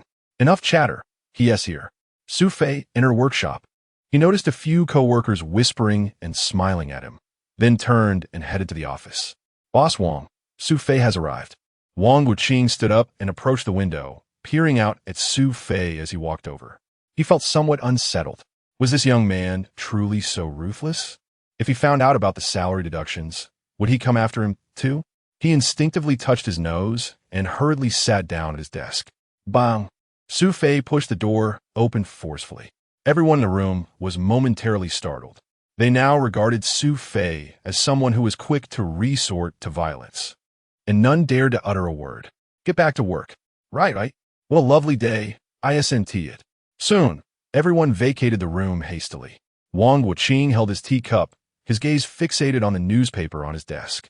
However, the cup clinked against the table, creating an incessant noise. Director Wang. Huh? Wang Wuqing looked up at Su Fei, forcing a smile. Oh, Su Fei, is there something you need? Su Fei approached the desk, his expression grim. What am I supposed to do today? You should ask Zhang Dajuan about that. He got beaten by me. Isn't it inappropriate to ask him now? Wang Wuqing set down his teacup and cleared his throat. Well, what is inappropriate about that? Business is business, and personal is personal. Su Fei not dead? Fine. He turned to the cabinet, and as he opened the door, he suddenly asked, Director Wang, we still have that piecework rate of 1 dime 5 cents, right? Huh. Wang Wuqing was startled. Is my 5 cents actually 8 cents? Su Fei, who told you that? You're new here. Those rates apply to the veteran workers. You're not there yet. Su Fei shot a glare at Wang Wuqing. Director Wang, don't you dare deceive me. Deceive you? What kind of talk is that? Su Fei, however, smiled coldly. Yesterday, I had a confrontation with Zhang Dajuan, and that is how it ended up. What do you mean? Just focus on your work. Su Fei. Wang Wuqing, 1T shortchange you. As he left the workshop, Zhang Dajuan happened to walk in, just returning from the infirmary, where he had changed his bandages. Su Fei, you dare come to work? What is there to fear? Just wait to end up in jail. Su Fei not dead? I'm waiting. Oomph. Zhang Dajuan stormed toward the office. Hey. Su Fei boldly approached him, glaring into his eyes. What are you doing? Zhang Dajuan, intimidated by Su Fei's demeanor, took a step back. You haven't been assigned your tasks for today. Hearing this, Zhang Dajuan's eyes narrowed. Su Fei, what do you think you're doing? Are you still expecting me to assign you work? Look over there at the pile of materials. You could do whatever you want. It has nothing to do with me, understand? With that, he turned and dashed into the office. Su Fei chuckled to himself. This works out fine. I can just muddle through on my own, and neither Wang Wuqing nor Zhang Dajuan will interfere. Though he would miss out on piecework earnings, he could manage. As Su Fei went to fetch materials, Wang Wuqing approached Zhang Dajuan. So, are you planning to sue him this time? I'll make sure he pays for this. Are you confident? Damn it. The rich side is backing him. I'll have to find someone at the courthouse. Let us hope he gets sentenced. He wants to be able to stay at the sugar factory afterward. Wang Wuqing pondered for a moment. By the way, I have a cousin at the courthouse. Should I take you to meet him? Really? That would be fantastic. But you should also show me some consideration. Wang Wuqing gestured as if counting money. Zhang Dajuan frowned. Considering. All right, as long as we can get this kid locked up, I'm willing to spend a little. Chapter 55. Dispute Duman had prepared dinner. Suyin had been at home for the past few days. The last time at the restaurant, he had bumped his head and had not been feeling well since, complaining of a throbbing headache. Su Fei had advised him to rest for a few days. Sister, how is Suyin doing? Suyin stepped out of the room. I'm much better, sister. Come, let us eat. Su Fei called everyone to take their seats. Just then, someone knocked at the door. Is Su Fei at home? Shen Shuming walked in. Director Shun, what brings you here? Su Fei greeted him warmly. I need to discuss something with you. Please come in. As Shun Shuming entered and noticed everyone was ready to dine, he smiled. I hope I'm not interrupting your meal. Duman smiled and stood up, allowing Shun Shuming to enter. She went to brew tea while Su Fei and Shun Shuming settled on the sofa. Director Shun, what is it? Su Fei in Guit? It's about the millet. The supply from Shanghai Grocery is running low. So soon? I thought it would last at least another week. Su Fei not dead? Having heard that he had visited Zhang Mingyang, he shared his thoughts on expanding the market, to which Shun Shuming responded. You're quite the character. Already thinking of market expansion. Director Shun, I am merely trying to meet the needs of more citizens. All right then, I can offer you 10,000 Jin. You have 3 days to arrange it. Is that acceptable? Su Fei considered. Funding is an issue. I need to discuss it with them, as I can't manage this alone. At that moment, Duman entered with tea. Director Shun, here, your tea. Thank you, he replied. Su Fei handed Duman a cup and said, Duman, you should go eat. I need to talk with Director Shun for a bit. As Duman left, Shun Shuming teased. You're quite fortunate, aren't you? I know her father, Vice Director Du from the Education Bureau, right? Su Fei nodded as he poured tea for Shun Shuming. You know her family? They are quite distinguished. Su Fei smiled without comment. By the way, have you been to the East City Grocery? Su Fei was taken aback. What do you mean by that? Shun Shuming chuckled. Did you think I wouldn't find out? Su Fei shook his head. It seems the old leader has mentioned it to you. Wrong. I inquired about it myself. Shun Shuming waved his hand. If I hadn't asked, he would have told me. Looking at Su Fei, he continued, I came today to confirm that you must secure the 10,000 Jin for me. Su Fei nodded affirmatively. Rest assured, Director Shun, I will prioritize you. Good. Shun Shuming said, lifting his cup. Let us toast. Su Fei quickly raised his cup, and they clinked glasses. After taking a sip, Shun Shuming stood. I must be on my way. I wouldn't want to delay your meal any further. Await good news from you. Su Fei saw him to the door. Did he come to discuss the millet with you? Duman was tidying up the dishes used by Su Qing and the others. Yes, Su Fei replied, taking a bite of his meal. Duman stepped out, intending to reheat the dishes. No need, I'll step out for a moment. What are you going to do? I'm going to find my brothers to discuss acquiring an additional 10,000 Jin. This may require 4,000 in capital. That much. Su Fei not dead? You should finish your meal first. No, I'll be quick. Su Fei went into the room, grabbed his clothes, and headed out. Really? Chunda slammed his cup down hard. Wang Yiming asked uncertainly. Don't worry, big brother. The 10,000 gene from Director Shun is confirmed. And though I haven't visited the E-City grocery, I believe with my third brother's influence, it should work out. Hearing Su Fei's words, Zhang Mingyang nodded proudly. Let me tell you, I can't guarantee much else, but my family's reputation definitely holds weight with these directors. Chunda and Wang Yiming agreed. I have 800 left. Let us pool our resources. In the end, Su Fei calculated they had 3,800. Still 200 short for the total of 20,000, which included transportation costs for Laosan. I'll figure out the 200. You? Zhang Mingyang looked at Su Fei. I've heard about your situation with Zhang Dajuan. Su Fei hadn't intended to share, but with Zhang Mingyang bringing it up. He sighed. I didn't want to mention it to you. Come on, such a big matter. You weren't waiting until you were in trouble to tell us. Were you? Chunda glared at him. Ha! Zhang Mingyang spat on the ground. Oldest brother, can't you say something more positive? Positive? Chunda shook his head. I've heard Zhang Dajuan has already sought legal help. Who told you that? I have an aunt who is a court clerk. She mentioned it to me the other day. Wang Yiming turned to Su Fei. How do you plan to handle this? I found someone named Zhang Zhe to help me with the case. A lawyer? Is he reliable? Zhang Mingyang asked skeptically. He was recommended by Fu Hai, and he is quite dependable, Su Fei affirmed. I owe him a lot this time. Oldest brother, this matter cannot be taken lightly. Zhang Dajuan clearly intends to put you in a difficult position. If you don't act, you want back down, Wang Yiming analyzed. Su Fei note that? We have a history, and I didn't anticipate that due to our dispute, he would strike my third brother. I lost control, and, good, you did nothing wrong in that regard. Zhang Mingyang downed his drink and slammed the cup on the table. If I see him again, I'll make sure to teach him a lesson. All right, third brother, don't complicate things for fourth brother, Wang Yiming said, looking at Su Fei. Fourth brother, we should prepare early. How reliable is this Zhang Zhe? Su Fei pondered. Zhang Zhe appeared a bit eccentric, but seemed knowledgeable. I think he is acceptable. I also know a lawyer. Tomorrow I'll ask him about Zhang Zhe's credentials. The others agreed with Wang Yiming's suggestion. After some casual conversation, Su Fei realized it was getting late. He took the money and left. On his way back, he visited in Laosan to confirm their trip to Shaozhong village the next morning, then went to old Lu's house to request a day off. At the factory, no one was monitoring his attendance anyway. Having arranged all this, he returned home to find the lights already off. As he quietly entered, guided by the moonlight, he removed his clothes and lay down on the bed, only to feel Duman's arms wrapping around him from behind. Chapter 56. Not at home, what is wrong with you? Su Fei sensed something unusual about Duman. He turned to find Duman curled up in his embrace, resembling a small kitten. Hold me, please.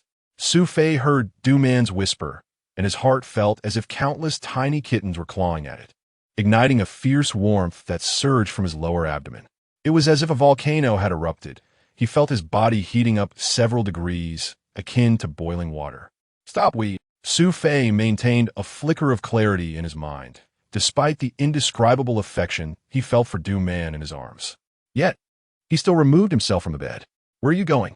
Duman's blanket was lifted, revealing her fully, and she left the room as if to escape. A glance at the clock on the wall indicated that several hours remained until dawn. It seemed he could only sit on the sofa and drowse until morning. Just as Su Fei's awareness began to return, he caught a glimpse of a bright figure darting past the door. Are you insane? Su Fei exclaimed in shock as he saw Duman emerge from the room, completely unclothed, standing before him. What are you doing? His confusion mirrored Duman's voice. What is wrong with you tonight? Su Fei knew Duman well. She had always been exceedingly virtuous. They had been married for nearly 3 years, and he had never once been intimate with her, which spoke volumes about her stance. Before Su Fei could respond, Duman abruptly embraced him. His heart quivered slightly, prompting him to push her away. What is wrong with you? Duman gazed at him in astonishment. It's nothing. I just feel it isn't the right time yet.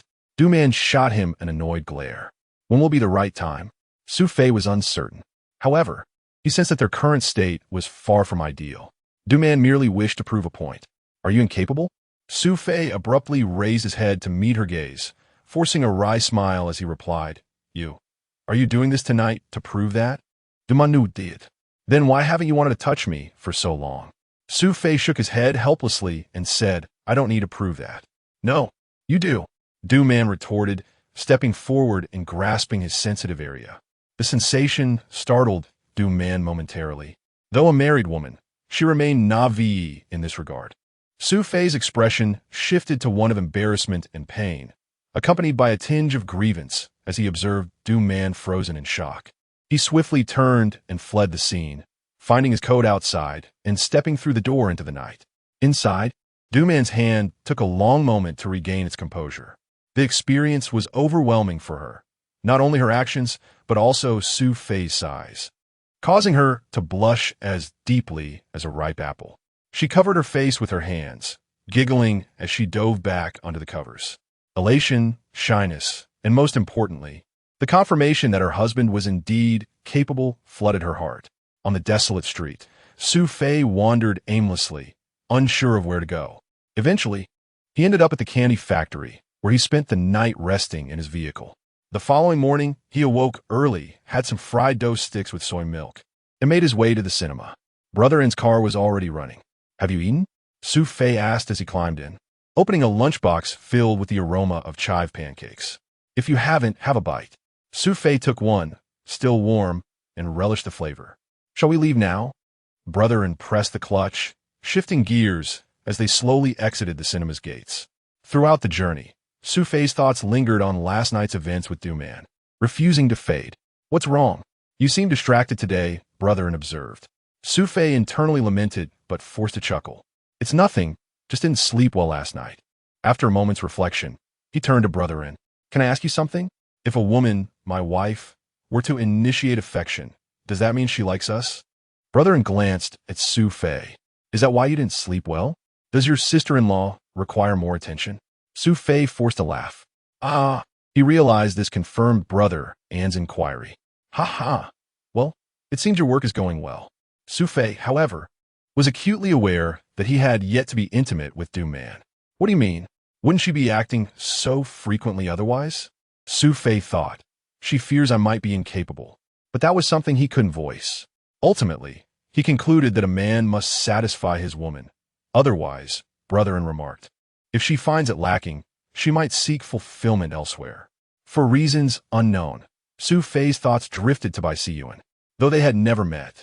This man had unwittingly become a potential rival. Perhaps Du Man was sincere this time. She still had feelings for him. Otherwise, why would last night have unfolded as it did? As they traveled, Su Fei endured a tormenting mental state. Upon arriving at Zhang Liang's home, he noticed millet drying on the ground, indicating that Zhang Liang had been busy that morning. He pushed open the door, and Zhang Liang's father's voice called out, Who is it? It's Su Fei, he replied, smiling as he entered. Brother N followed him in. Gome, sit. Zhang Liang's father exclaimed, rising from the kong. In the corner, Zhang Liang's son spotted Su Fei and waved his hands, seemingly asking for something to eat. Su Fei chuckled, producing several candies he had purchased earlier. The child crawled over and snatched them eagerly. This child. Zhang Liang's father smiled at Su Fei. Today, Liang isn't home. What brings you here? Chapter 57. Enduring hardships, Su Fei briefly outlined the purpose of his visit. This time, he sought the village chief, hoping to procure some rice from the township, as the yield from Shaozhong village had nearly been exhausted. After exchanging a few casual remarks with Zhang Liang's father, Su Fei placed 20 yuan into his hands. This won't do, Zhang Liang's father protested, recalling that his son had told him not to accept any more of Su Fei's money. Yet, Su Fei insisted, Uncle, please do not be so polite. This is rightfully yours. With that, he and Lao San exited the house. Zhang Liang's father wanted to follow, but found himself unable to do so. Gazing at the 20 yuan in his trembling hands, he felt a sudden moisture at the corners of his eyes. At the Shaozhong village office, the building comprised 3 rooms, 2 of which served as a school, while the remaining 1 functioned as the village office. And Lao San parked the vehicle in the playground, where the sounds of children reading echoed from the classrooms. Su Fei observed that the classrooms lacked windows and were instead covered with paper, which had become tattered due to the relentless wind and sand. Upon entering the village office, They found village chief Zhang engrossed in writing. Su Fei and Lao San, he exclaimed, rising with a smile to welcome them inside. He offered them a brew of large leaf tea, which could hardly be described as mere leaves. What brings you here today? He inquired. Su Fei replied. The last batch of rice sold quite well, and we have come to replenish our stocks. The village chief, standing up, prepared to make an announcement. Wait, chief. We may need a larger quantity this time. A larger quantity? Zhang's eyes brightened. That's splendid. Shaozhong village may lack many things, but we have an abundance of rice. Su Fei shook his head, responding, perhaps what we require exceeds what Shaozhong village can provide. How much do you need? The chief asked, taken aback. Su Fei raised 2 fingers. 20,000. 20,000. Chief Zhang exclaimed, astonished. He nodded slowly. It appears we genuinely do not have that much. That is why I sought your assistance. I hope you can find a solution, Su Fei implored. The chief had previously guaranteed assistance. After a moment of contemplation, he assured, do not worry. Since I promised to help, I shall see this through. He instructed Su Fei and Lao San to wait while he went to make an announcement, calling upon any villagers with rice for sale to come to the office. After several calls, the villagers were well informed, as Shaozhong village was not particularly large. Now, I will head to the township to see how much I can arrange for you, the chief said. Su Fei instructed Lao San to drive Chief Zhang to the township, while he remained behind to welcome the villagers of Shaozhong. As the school bell rang, a throng of children spilled out of the 2 classrooms, both young and old. The children, upon sighting the large vehicle, chased after Lao San's car for quite a distance. Su Fei stepped outside as well. The village school employed only 2 teachers. The older one, Qi Qingming, aged 57, was nearing retirement after 30 years of service in Shaozhong village, while the other was a newly assigned young female teacher in her 20s. Strikingly beautiful with 2 long braids and a bow atop her head. When speaking to Su Fei, she exhibited a hint of shyness, often glancing at the books on the table, though her gaze occasionally drifted toward him. Xiaoma, please prepare a cup of tea for your Sugo. Qi Qingming instructed with a smile. Although the tea had lost its flavor, it was a treat reserved for visits from esteemed guests. Xu Yi. Molly presented the freshly brewed tea before Su Fei. Compared to the large leaf tea, this was far more delightful. Su Fei took a sip after blowing away the surface residue and remarked, this tea is excellent. Qi Qingming nodded in pride. Su Fei turned to Ma Li and asked, do you miss home while you are here? She shook her head. Xiaoma is a good comrade. It is rare to find a young female teacher willing to come to our impoverished mountain village, Su Fei acknowledged, realizing the hardships faced in Shaozhong village, where essential daily necessities were scarce. Do you wish to go to the city? Su Fei inquired. Molly again shook her head, revealing her reticence. However, Su Fei had heard her teach, and her voice resonated powerfully, transforming her demeanor entirely in that setting. Why? He asked, intrigued. Molly looked up, her eyes glimmering with determination. They need me here. Su Fei was taken aback. Need? Such a word, spoken by someone of her youth, seemed to carry an air of unwavering commitment. If Molly did not leave, her youth would be devoted to this land. Shaozhong village only had 12 students from 1st to 6th grade, with her and Qi Qingming each responsible for 3 grades. Su Fei nodded thoughtfully, saying, if you need anything, please let me know. I will bring it next time. Qi Qingming mused, if you could bring some newspapers, that would be wonderful. He hoped to cover the windows with paper before autumn arrived, providing warmth for the students during the colder months. Molly rummaged through her drawer and retrieved 5 yuan, a collection of coins painstakingly saved over time. She placed the small container before Su Fei, saying, Sugo, please help us buy some books. Xiaoma, isn't this your salary? Su Fei asked, glancing at the container before returning it to her. Keep this money for yourself. Buy something nice for yourself. I assure you, next time I come, I will bring both newspapers and books. Su Fei's words brought a smile and a nod of approval from Molly. Just then, a few villagers entered the room. Su Fei, our rice is here, they announced with smiles. Su Fei rose to join them outside, where they weighed and paid for the rice. After about 2 hours of bustling activity, they had collected over 9,000 jin of rice. How'd it go? Chief Zhang exclaimed, jumping down from the vehicle. Su Fei, I managed to gather 10,000 jin from several villages in the township. That's fantastic. Su Fei deeply, shaking Chief Zhang's hand with enthusiasm. Chapter 58. Regret Village. Chief Zhang insisted on inviting Su Fei and Lao San to dinner. However, Su Fei declined, wishing merely to spare the chief some provisions. After all, he had 2 daughters in college, and their annual expenses could easily fill the chief's cup. Yet, Chief Zhang often assisted the lonely elderly in the village, demonstrating his loyalty. This is how Su Fei defined him. The truck was laden with 20,000 jin of grains, and the chief had sold 1,000 jin from his own stockpile, awaiting the funds to cover the children's tuition. Su Fei inquired about what they would eat at home. Chief Zhang replied that he had spotted a suitable plot of land on the mountain behind the village, which he intended to cultivate with sweet potatoes for winter sustenance. Su Fei was aware that Chief Zhang had a sick family member. His wife had long suffered from an illness that required medication to manage.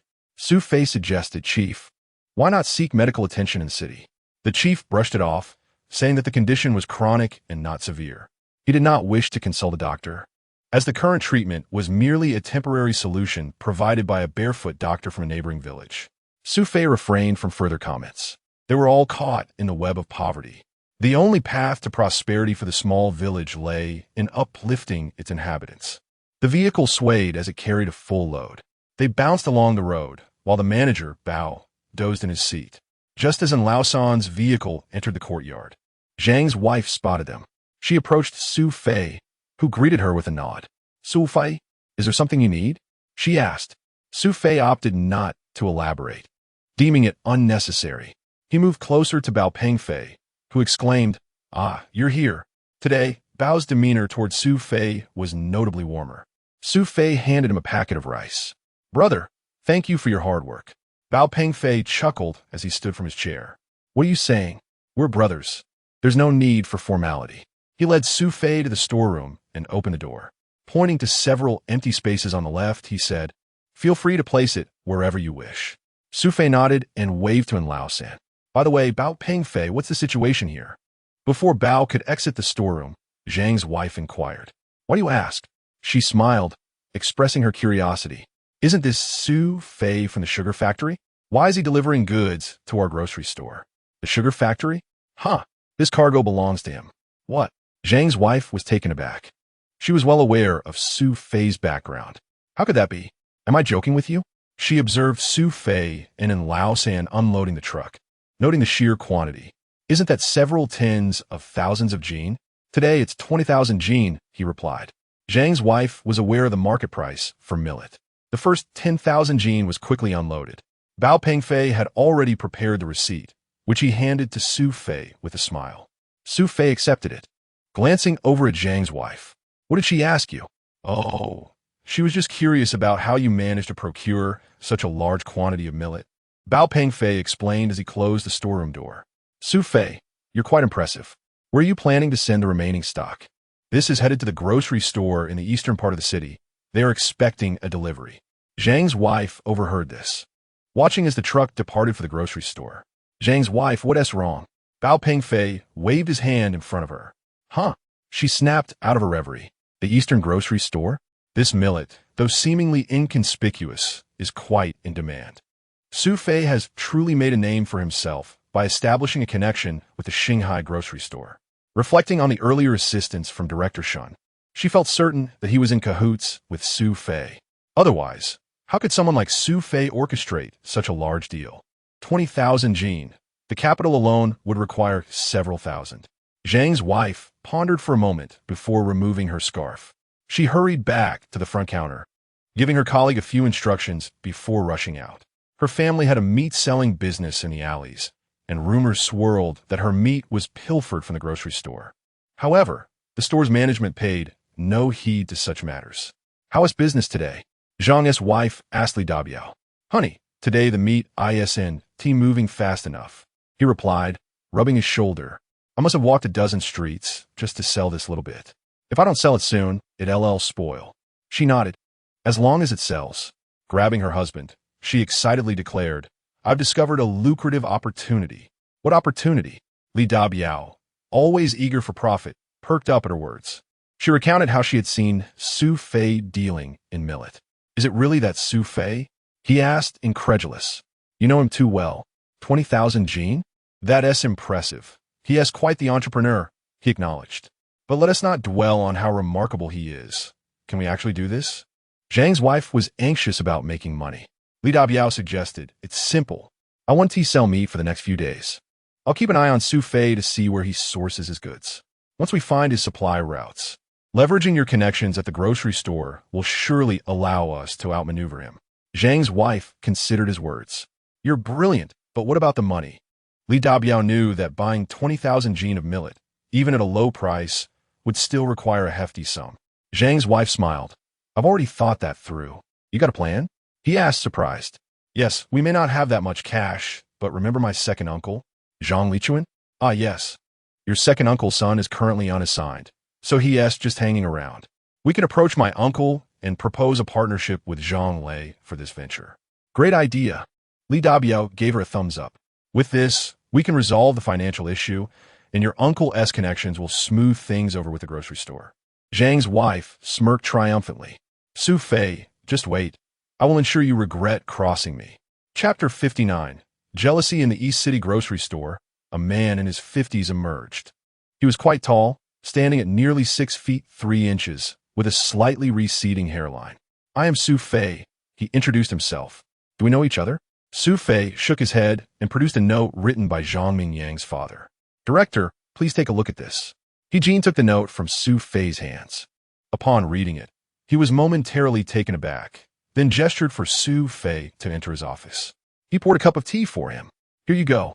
Su Fei chuckled, saying, Director, there's no need for such formality. How is the old leader?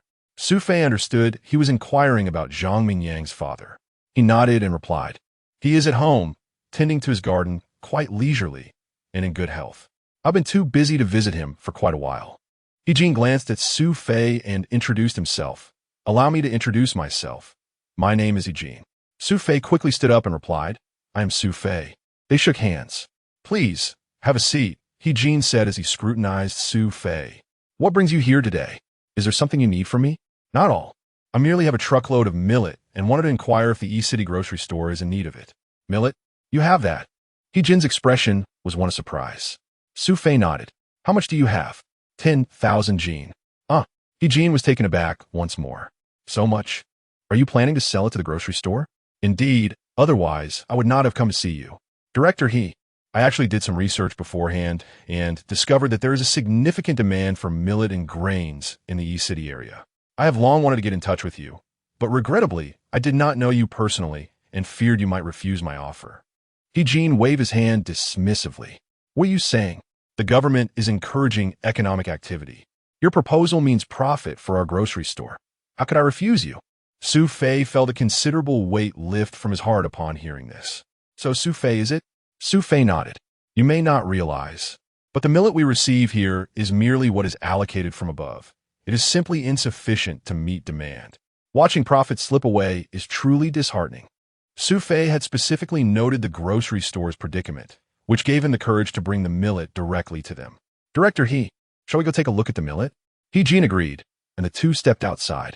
At the front of the store, Eugene inspected the truckload, admiring the quality of the millet. Is this all from our mountainous region of Donghai City? Su Fei note that local millet has a market. It can indeed satisfy our city's demands. Eugene nodded in approval. Young man, you have a good eye. I happen to notice the lines forming at the grocery store for millet, which sparked this idea in me. How could others not see it? Eugene playfully patted Su Fei on the shoulder. Let's get the truck inside. I will take this load of millet. Su Fei signaled to the driver, saying, Third brother, please drive the truck inside. The Liberation truck slowly entered the grocery store's courtyard. Eugene summoned the storekeeper, and the 10,000 Jean of millet was stored in the warehouse. A receipt was issued. You may collect your payment from the finance department. Su Fei note that CTV. Thank you, Director Think nothing of it. Remember, if you have more millet, send it my way immediately. Chenrong, are you still angry with Su Fei? Du Man set the tea beside Chenrong, who glanced at her, slightly embarrassed. Angry? Of course I'm angry. Is he even a man? Chenrong had come today to stoke the fire against Su Fei once more. Did you try what I mentioned last time? Dumans fast flushed crimson. Well, Shenrong pressed. What did you find out? Is he truly deficient in that regard? Duman pondered, shaking her head slightly. Shenrong felt a twinge of disappointment. She genuinely hoped Su Fei was a eunuch. Then, Duman could be persuaded to divorce him without hesitation. What about you two? Duman shook her head, glancing at Shenrong. He left that night. He left? You weren't together? Shenrong was taken aback. It was unusual for a man to behave so, especially considering Duman's beauty and the atmosphere of that night when she stood before Su Fei in a state of undress. Is he really a man? Duman, equally perplexed, shook her head. Shenrong, do you think all men are like this? What a weirdo. Shenrong shook her head. Men? You might not encounter one like him, even among 100. Really? Duman felt a peculiar sense that Su Fei was indeed unique. You have indeed encountered a gem. But Shenrong's lips curled slightly. Are you certain he is? Observing Shenrong's firm gesture, Duman nodded emphatically. Yes, and quite substantial too. Substantial? Shenrong was momentarily stunned. You've seen it? Duman's face flushed again. I touched it. Huh? Shenrong blushed at the revelation. Shenrong laughed, pointing at Duman. I didn't see that coming. You're quite bold, aren't you? What? Duman shyly lowered her head. How? How large is it? Duman contemplated, gesturing with her hands. Tienrong gospid, stalking Duman. What's wrong? Is it small? Small? Shenrong had already been with Zhonglei. She had seen some adult films before. The size Duman indicated was even larger than those of foreign men depicted in those films. Are you sure? Duman nodded with certainty. Shenrong felt a pang of jealousy. How could someone like Su Fei be so extraordinarily gifted? Why was her own partner lacking in such attributes? Duman, men like this are abnormal. I suggest you leave him as soon as possible. Why? Abnormal? Duman thought back to Su Fei that night. He had shown no unusual behavior. Why was Shenrong making such claims? Was not showing interest in oneself considered abnormal? Think about it. What normal man wouldn't he be interested in his wife? Shenrong's words struck Duman like a thorn, piercing her thoughts. Is it because I'm not pretty? Why would he have no thoughts of intimacy? I believe Su Fei is likely the kind who? Who? Duman looked to Shenrong, who had far more experience with men. Someone who prefers men. Duman stared at Tienrong, astonished. He likes men? Chapter 60. Cooking Duman glanced at the pig kidneys she had prepared, and Shenrong's words echoed in her mind. She considered testing him. If he could eat the stir-fried leeks with pig kidneys without faltering, then there was only one possibility. Duman hoped her man was not truly fragile. Just a thought made her feel nauseous. Sister-in-law, what are you cooking today? Su Qing burst into the kitchen and looked at the unsightly dish simmering in the pot. What is this? It looks so unappetizing. Duman quickly covered the pot. Oh, it's nothing. Here, Su Qing, take 50 cents and take Su Yin out for a meal. Huh? Su Qing was taken aback as she accepted the money. Sister-in-law, aren't you cooking? This isn't suitable for you all. What do you mean? Su Qing peered into the pot again. But it has leeks, right? Sister-in-law, why don't you just scramble some eggs? I love your leek and egg dish. Duman had no time to explain. She pushed her out of the kitchen, saying, I'm not feeling well today. Just take Su Yin out to eat quickly.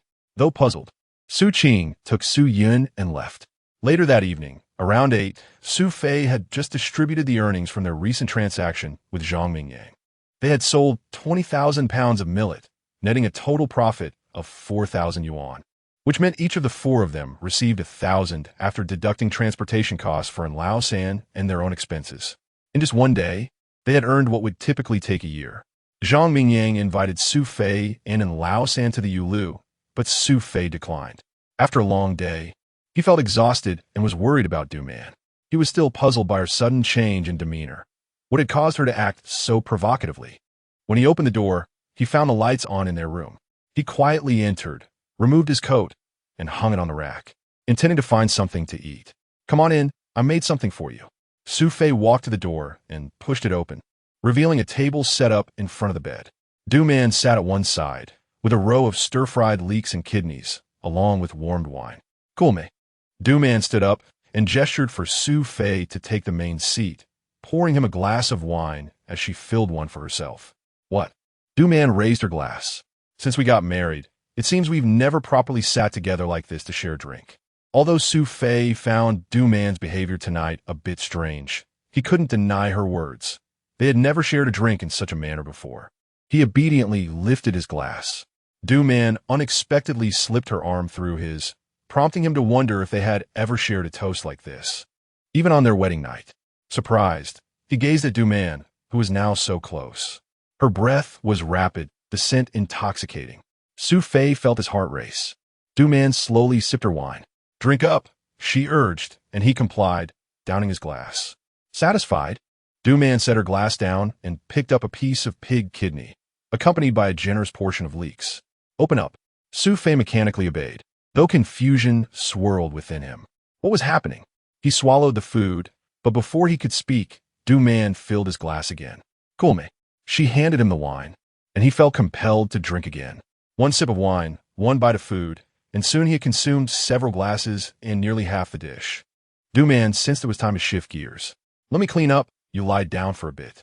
With that, she assisted Su Fei onto the bed. As he lay there, his mind was a whirlwind of questions, watching Du Man tidy up. "You." But Du Man casually turned off the light, and Su Fei felt a rush of panic. Did she intend to continue from last night? Before he could rise, Du Man's body pressed against his. "Shoo." Su Fei attempted to speak, but Du Man silenced him with a finger to his lips. "Don't speak. Tonight I belong to you." With that, she began to move sensually against him. Su Fei could hardly bear it. "What are you doing?" He pushed her aside and looked at her. "What's going on with you?" "I'm fine. But you weren't like this before? Shouldn't a couple be like this?" Du Man's long eyelashes fluttered, her eyes shimmering with beauty. Su Fei, under the influence of the wine and the dish, found himself struggling with his desires. Du Man, feeling the shift in him, was exhilarated. "Su Fei, don't you like me?" How could he deny his feelings? Yet not now. Su Fei hesitated, considering that this woman belonged to another in the past. Unless she truly liked him, it felt wrong. Akin to stealing. "I do," he finally admitted. Du Man closed her eyes slowly, prepared to surrender herself that night. She had resolved to follow this man for a lifetime, especially after the failed divorce days earlier. In that era, a woman like Du Man, who valued her reputation, would never engage in loving two men. Su Fei looked at Du Man with her eyes shut, struggling to hold back. He leaned in and whispered in her ear, "We can't yet." "Why not?" Du Man's eyes flew open. "I don't know if I can provide the happiness you seek, but you have already given it to me." Su Fei shook his head and lay beside her. "Just wait a little longer. When I feel ready to give you the life you desire, then we will." "Du man fruvnid slightly." "Are you making excuses?" Su Fei was taken aback. "How could that be? Then why won't you even kiss me?" Su Fei found himself at a loss. "Of course I want to kiss you." Du Man leaned in closer. Su Fei gazed at her beautiful face, yet for reasons unknown, he couldn't bring himself to kiss her. This really won't do. "Su Fei, if you don't kiss me, I'll..." "Or what?" "I won't cook for you." Chapter 61. Escaping the alley early the next morning, Su Qing stepped outside and inhaled deeply, curiosity evident in her voice. "Sister-in-law, what are you cooking? It smells divine." Du Man, with a smile, emerged from the kitchen, placing a plate of stir-fried meat on the table, followed by a steaming bowl of rice for Su Qing. Su Qing gazed at the glistening grains of rice, her mouth watering. "Sister, are you no longer angry with my brother?" Du Man was taken aback. "Well, have I been angry with him?" Su Qing shot her a sidelong glance. "Come on, sister-in-law, don't lie to me. I could tell you were in a foul mood yesterday. You and your cleverness. Now, hurry and eat." Du Man chuckled, playfully pinching Su Qing's cheek. Su Qing laughed and sidestepped. "It smells so good. Sister-in-law, I must eat." Su Yun, drawn by the aroma, appeared from within the house. "All right, third brother. Sister-in-law will serve you." Du Man filled his bowl. "What about my brother?" Su Yun inquired after taking a bite of meat. "Your brother is still asleep. He truly is lazy," Su Qing remarked, casting a glare towards Su Fei's room. "Your brother has been working hard lately. Let him rest a bit longer," Du Man said. Her eyes filled with affection. Su Qing frowned. "Sister-in-law, what is going on? Have you forgotten how Su Fei treats you?"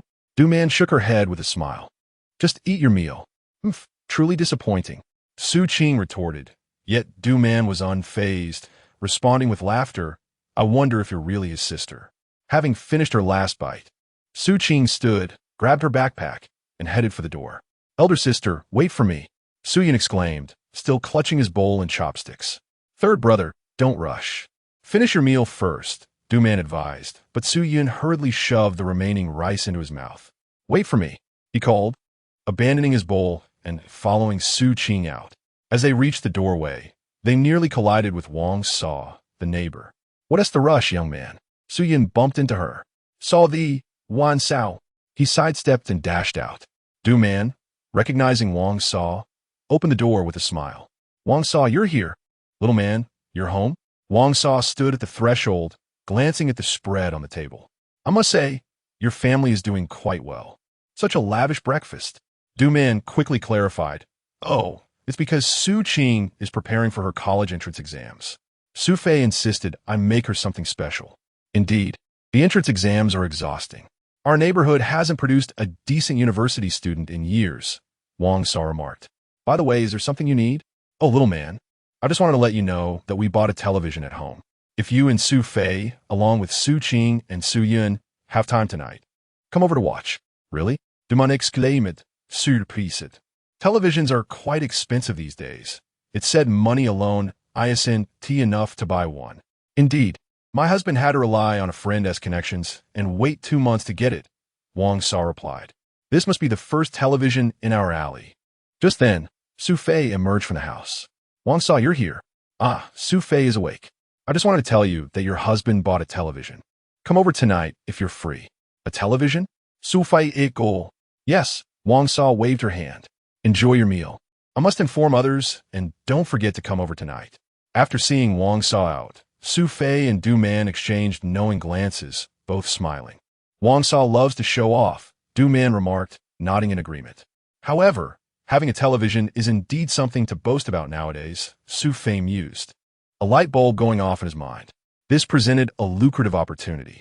Currently, televisions could only be purchased at general stores. It wasn't a matter of government restrictions, but rather limited supply from a few factories in the South, coupled with exorbitant prices, black and white sets costing 400 to 500 yuan. If he could procure a batch of televisions, the profits would far exceed the small gains from selling millet. Let us eat, Du-man said, serving Su Fei a bowl of rice. As he held the bowl, Su Fei seemed lost in thought, his chopsticks idle. Is something wrong? Du-man inquired, his curiosity piqued. Oh, I'm fine. Su Fei shook his head, only then realizing he was still holding the bowl of rice. He took a few hasty bites. I'm off now. Du-man hurried from the kitchen, handing him a lunchbox. What would you like for dinner? Su Fei was momentarily taken aback. You decide. Du-man did. How about I stir-fry some kidneys? Su Fei mat? Kidneys? What was she planning? He hastily left the house. The sudden kindness from his wife left him feeling somewhat unsettled. On his way to the factory, Su Fei stopped by a grocery store in the eastern part of the city. Just as he had anticipated, a line of customers awaited, all there for millet. The price of 6 Mao 5 was displayed on a small blackboard outside. Su Fei estimated that at this rate, he could return to Shaozhong village this weekend. After leaving the grocery store, his mind was still occupied with the morning's idea. If he could acquire a batch of televisions, the profits would be substantial. Resolved, Su Fei headed straight to Sun Qigong's place. Upon arrival, he found Sun Qigong about to leave. Ah, Fei, what brings you here? I was just looking for you. Sun Qigong greeted with a smile. How's your millet business? When can I sample your millet? Sun Qigong nodded knowingly. Who's that? A sweet scent wafted from the courtyard as Sun Qigong's wife, dressed in a striking red dress, emerged. Upon seeing Su Fei, her eyes sparkled with affection. Isn't this Su Fei? Sister-in-law. Yes, I haven't seen you in a few days. I hear your business has grown. You're selling at the grocery store now? Not really. Su Fei felt a twinge of discomfort around her. That demeanor of hers made him uneasy. Sun-go, I'll come back tonight. I have to go now. Goodbye, sister-in-law. Su Fei quickly turned and dashed out of the alley. Chapter 62. The Art of Earning Money in the Sugar Factory's Workshop. Su Fei had just entered when Zhang Dajuan approached him directly. Fate had conspired to bring them face to face.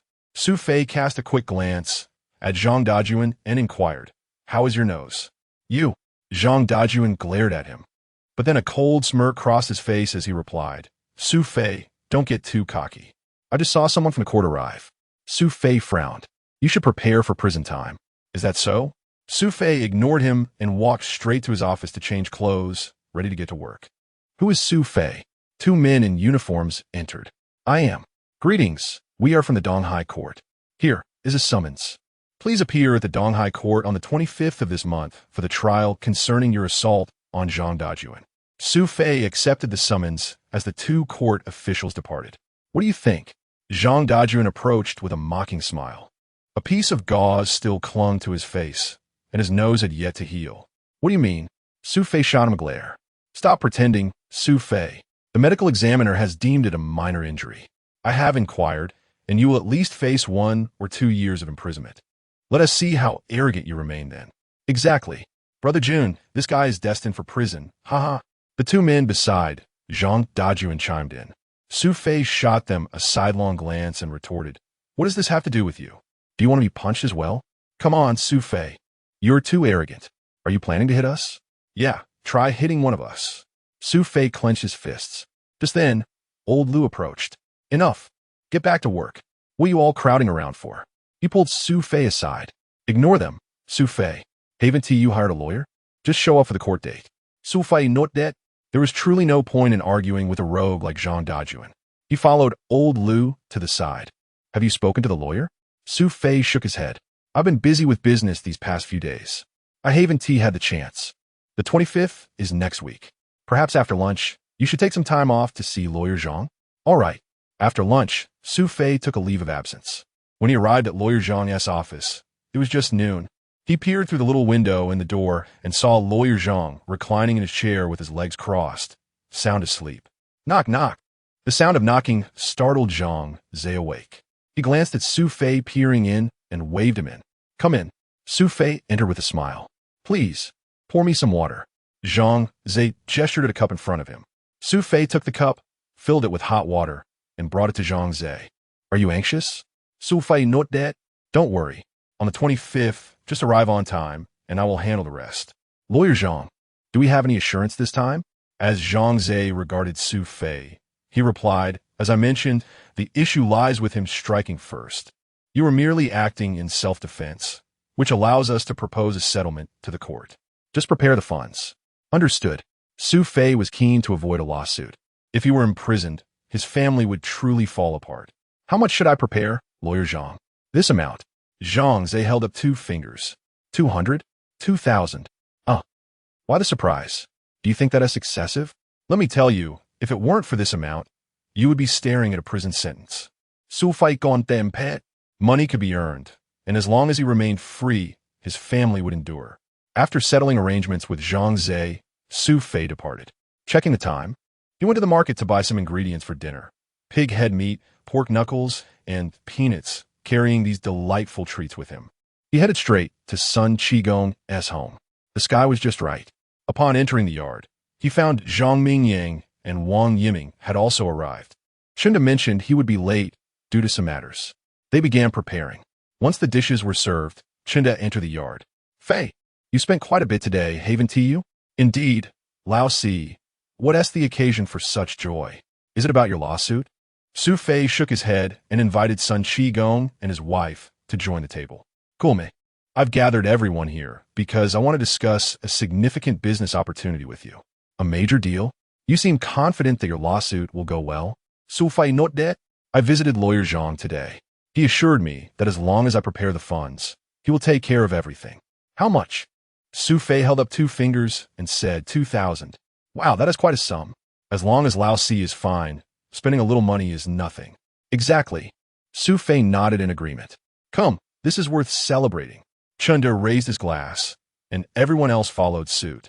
6 individuals, 5 men and 1 woman, downed their drinks in one go. Sun Qigong's wife shot a glance at Su Fei. That look stirred something in Su Fei's heart, reminding him of that chaotic night they had shared. Chunda's words provided Su Fei with an escape. Yes, sister-in-law, I see you and brother Sun have endured hardships. I hesitated to involve you before, fearing you might lose money alongside us. How can you be so certain that this time, your business will succeed and be profitable? Wang Mai questioned skeptically. Others turned their attention to Su Fei. Indeed, Lao Si, what brilliant idea have you devised this time? Right. What business guarantees profit? All eyes were fixed intently on Su Fei. Among them, aside from Sun Qigong and Wang Mei, who were partners, Chunda and the others still trusted Su Fei's judgment. Su Fei smiled and declared, "This venture is not only guaranteed to succeed, but I dare say, once we complete it, each of us shall become a person of considerable wealth." What? Is that true? Wang Mei scoffed, Su Fei. Just because you've dabbled in millet a few times doesn't he make you a commercial genius. Wife, how can you speak like that? Sun Qigong cast a disapproving glance at Wang Mei. What do you expect me to say? Can't you hear him? Each of us will be wealthy, as if money will simply rain down on him. Su Fei chuckled and responded, "Sister-in-law, you are indeed correct. The sky above me, Su Fei, is indeed capable of raining money." Chapter 63. The Success of Business. Are you serious? Wang Mei scoffed. Tell me, what kind of business is guaranteed to make money? Everyone turned their gaze towards Su Fei. With a smile, Su Fei set down his glass, glanced at the group, and replied, "Selling televisions." What? My goodness. I can't believe you actually dared to think that way, Lao Si. Haha, Su Fei, have you gone mad? Televisions cost a fortune. Wang Mei's words prompted others to realize the gravity of the situation. Indeed, Lao Si, a television sells for over 300. The cost price is at the very least 200. This isn't like rice that you can collect from the countryside. These are said to be transported from the south. Su Fei nodded in agreement. Everyone, I gathered you here to discuss the capital for this venture, he stated. Money? Zhang Mingyang pondered for a moment and said, considering our previous earnings and what I have on hand, I might have around 1,000. I could provide just under 2,000, Chunda added, a hint of embarrassment in his voice.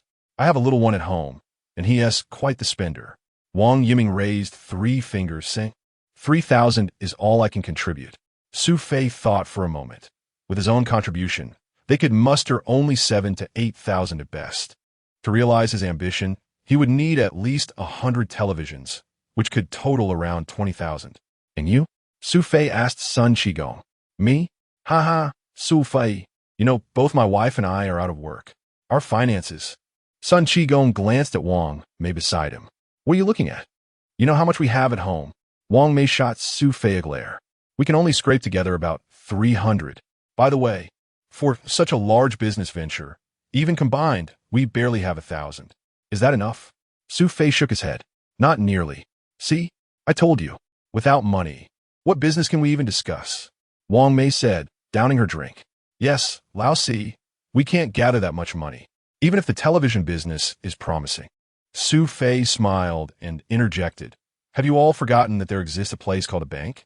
Huh? What do you mean? Loans. Su Fei lifted his glass and continued. Do you understand? Loans? You mean borrowing money from the bank to do business? No.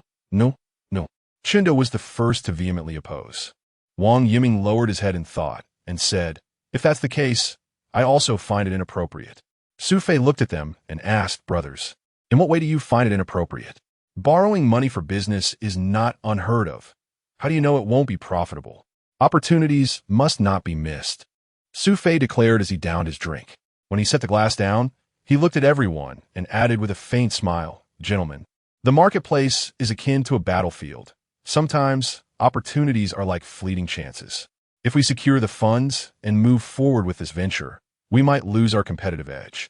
I don't understand, but borrowing money for business seems too risky, Sun Qigong remarked, casting a glance at Wang Mei.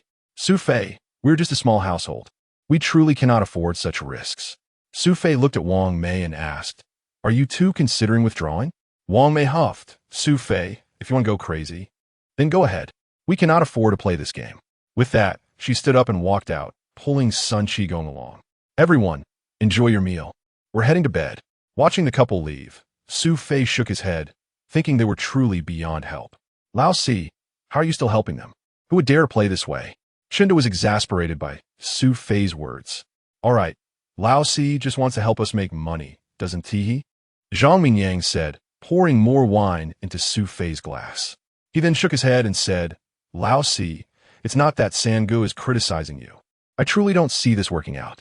Yes, Lao Si, I too think our rice business is quite good. As long as we continue and monopolize the supply of millet to all the grocery stores in the city, We will certainly earn a fortune, won't we? Wang Yiming looked at Su Fei and said, "Why complicate things with televisions? Second brother, I never said we should abandon the rice business. However, if we want to accumulate funds quickly, we must diversify our operations." "That seems to make a bit of sense," Zhang Mingyang observed, glancing at Chunda and Wang Yiming. "But with debts to the bank, how can we go about earning? It feels bizarre." Chunda shook his head. Wang Yiming nodded in agreement, but remained silent. "All right, if you trust me, I will go to the bank and see if I can secure a loan. As for the subsequent steps, I will research the supply channels." Zhang Mingyang and the others exchanged glances. "All right then." Chunda lifted his glass. "Lao Si, you have the brains. We will follow your lead." Wang Yiming nodded in agreement. "Saying true, but you know that bank loans require guarantees." "Aye." Zhang Mingyang shot an eye at Wang Yiming, saying, "Second brother, are you implying you are a government official?" Wang Yiming laughed awkwardly. "Old three, you know I have my own difficulties." Zhang Mingyang waved his hand. "All right, oldest brother. You surely feel the same, right?" Chunda chuckled as well. "Fine, Lao Si, I will guarantee it for you." Su Fei nodded at him. "Brothers, rest assured Su Fei would never deceive you. Don't forget, I have a family to support." He raised his glass and said, "Come, brothers, let us toast to the success of our television venture. Success. Great profits. Cheers." The four men indulged in a drunken revelry. To his surprise, Du Man was still awake. "Why are you still up? Have you been busy these past few days?" Su Fei asked, taken aback. "Why do you ask?" Du Man looked at Su Fei with a somewhat displeased expression. "Have you been drinking again?" "Oh, I was with the brothers. You could at least inform me," Du Man said, clearing the dishes she had prepared for him. Su Fei felt a pang of guilt and smiled sheepishly. "I'm sorry, we were discussing some business matters. Are you skipping class? Why are you always preoccupied with business?" Du Man, who had never quite understood Su Fei's ventures, frowned. "Men should focus on earning a steady income. What if the business fails?" Su Fei chuckled and replied, "I want to fail." Chapter 64. A Profit and a Meal. Du Man set the breakfast table. "Sister-in-law, hasn't our family's meals been a bit too lavish lately?" Su Qing glanced at the dishes on the table. "It's only been a short while, hasn't it?" "Sister-in-law, where did this money come from? Did your family send it?" "Second brother, what are you talking about?" Su Fei emerged, glaring at his sister. "Listen well, this is money I earned." "Oh, you earned it? Who would believe that?" Su Qing picked up a red-skinned egg, peeling it as she cast a sidelong glance at Su Fei. "Comrade Su Fei, if you're not in debt, we'll consider ourselves fortunate." At that moment, Du Man appeared with a steaming basket of buns. "Are there buns too?" "Su Yin, hurry up. They'll be tasteless once they cool down." Su Qing called out to the room. Coming. Su Yun emerged, hastily dressing, and grabbed a bun, only to drop it back into the basket, having burned his hand. "Be careful, or you'll burn yourself." Du Man chuckled as she gently pushed Su Yun onto a chair and placed a bun in his bowl with chopsticks. "By the way, Comrade Su Fei, isn't that money for Ma since still not returned?" Su Qing inquired, catching Su Fei off guard. "I prepared his money long ago. I just don't want to give it to him right now." "Keep boasting. 500 yuan. How do you plan to pay him back?" "Fine, if you don't believe me, just wait." Su Fei, in a fit of anger, stormed into the house. Moments later, he returned, placing 500 yuan on the table. "How did you come by such a sum?" "This is the money I earned. What do you think?" Su Qing and Su Yun gazed at him in astonishment. "Brother, how in such a short time did you earn so much?" Su Yun looked up at Su Fei, a hint of admiration in her eyes. "Haha, this is nothing. Soon, I will be the wealthiest person in Donghai City." "Boastful as ever. Why not claim you're the richest in the entire country?" Su Qing stood up, saying, "Third brother, let us go. I can't bear to listen to him brag anymore." As she watched her siblings leave the room, Du Man chuckled softly. "Why are you laughing at me?" Su Fei glared at her, prompting Du Man to serve him rice porridge. "Enough of sulking with your siblings. I must prove to them. You're acting like a child." Su Fei rose, stuffing the remaining piece of bun into his mouth. "You don't understand. Others may look down on me, but I will show them that I am not the brother they think I am." With that, he grabbed his work clothes and headed outside. At lunchtime, Du Man called out as she turned to fetch the pre-packed meal boxes. "No need," Su Fei huffed, already leaving the courtyard. "What? The bank personnel? I truly don't know them." Old Lu shook his head. "By the way, what do you need the bank for?" "To borrow money." "Borrow money?" Old Lu pondered. Is it for the debt to Ma San? I heard from Lao San that you made quite a profit from your recent harvests. Indeed, but I need the money for a business deal. How much do you need? Let me see if I can assist you. Su Fei held up a finger. 100? Su Fei shook his head. 1,000? Old Lu asked, surprised. Su Fei again shook his head. You don't mean 10,000, do you? Su Fei note that? That is quite a sum. You'll really need to go to the bank for that. Most people don't have that much cash lying around. Su Fei glanced anxiously at the workshop ceiling. He had spent the morning contemplating how to borrow money from the bank. In this situation, one needed a contact to facilitate the process. In his time, he could have easily mortgaged his properties to secure a loan. Suddenly, old Lu exclaimed, patting Su Fei on the shoulder, startling him. What else with the theatrics, old Lu? I just thought of someone who can definitely help you. Who? The cinema. And San. Su Fei approached the liberation vehicle, wherein Lao San was working beneath it, and he emerged with a grin. Su Fei, what brings you here? Su Fei extended his hand to help him up. I'm here to ask for your assistance. Me? And Lao San moved aside, removing his gloves and pouring 2 cups of water from a thermos. Go ahead, don't be shy. And San, I want to take out a loan from the bank. A loan? And Lao San looked startled. Did old Lu send you to me? Su Fei smiled. That's right. Old Lu said you have connections at the bank? Connections? Well, it's not exactly that. Noticing in Lao San's demeanor, Su Fei asked, what do you mean? My brother had a close relationship with someone who worked at the bank, my sister-in-law. But after my brother's incident, they lost contact. Sister-in-law? What kind of sister-in-law? It's unfortunate that my brother treated her well. She disappeared faster than a rabbit once trouble arose. And San, I understand your feelings, but let us keep this professional. I'm here strictly for business. So could you recommend me? And Lao San considered it and said, all right, but I can't guarantee anything. I can't go myself. Su Fei note that? That is fine. You don't need to go in person. I'll handle it. Then I'll give her a call. Wonderful. And Lao San dialed the number for Su Fei's former sister-in-law right in front of him. After hanging up, he said, I've explained your situation to her. She said to meet her at the bank at 2 this afternoon. All right. Thanks for your help. Su Fei bade farewell to Lao San. Currently, Wang Wuqing mostly refrained from interfering with Su Fei, believing he wouldn't be able to last much longer and genuinely fearing he might end up like Zhang Dajuan. After all, for Su Fei, whether he hit 1 or 2, it was still a game. Chapter 65, 2 o'clock in the afternoon. At Donghai Bank, comrade. Who are you looking for? I told you. I'm here to see Sun Indi. I'm sorry, but we don't have anyone by that name here. Su Fei gazed at the man before him and replied, That's impossible. I arranged to meet her at this time on the 2nd floor of your bank. I'm sorry, but if you don't leave now, I will have to call security. Su Fei glanced at the clock, 2:15. Sun Indi had yet to arrive. What does this mean? Is she deceiving me? Surely not. Even if she were to trick me, it wouldn't be at the expense of brethren. Please leave, the man urged, adjusting his glasses. Su Fei regarded the bespectacled man, feeling increasingly irritated. Can I wait a little longer? Comrade, you're being unreasonable, the man retorted. How am I being unreasonable? I'm simply waiting for someone. The man's expression darkened as he pointed at Su Fei.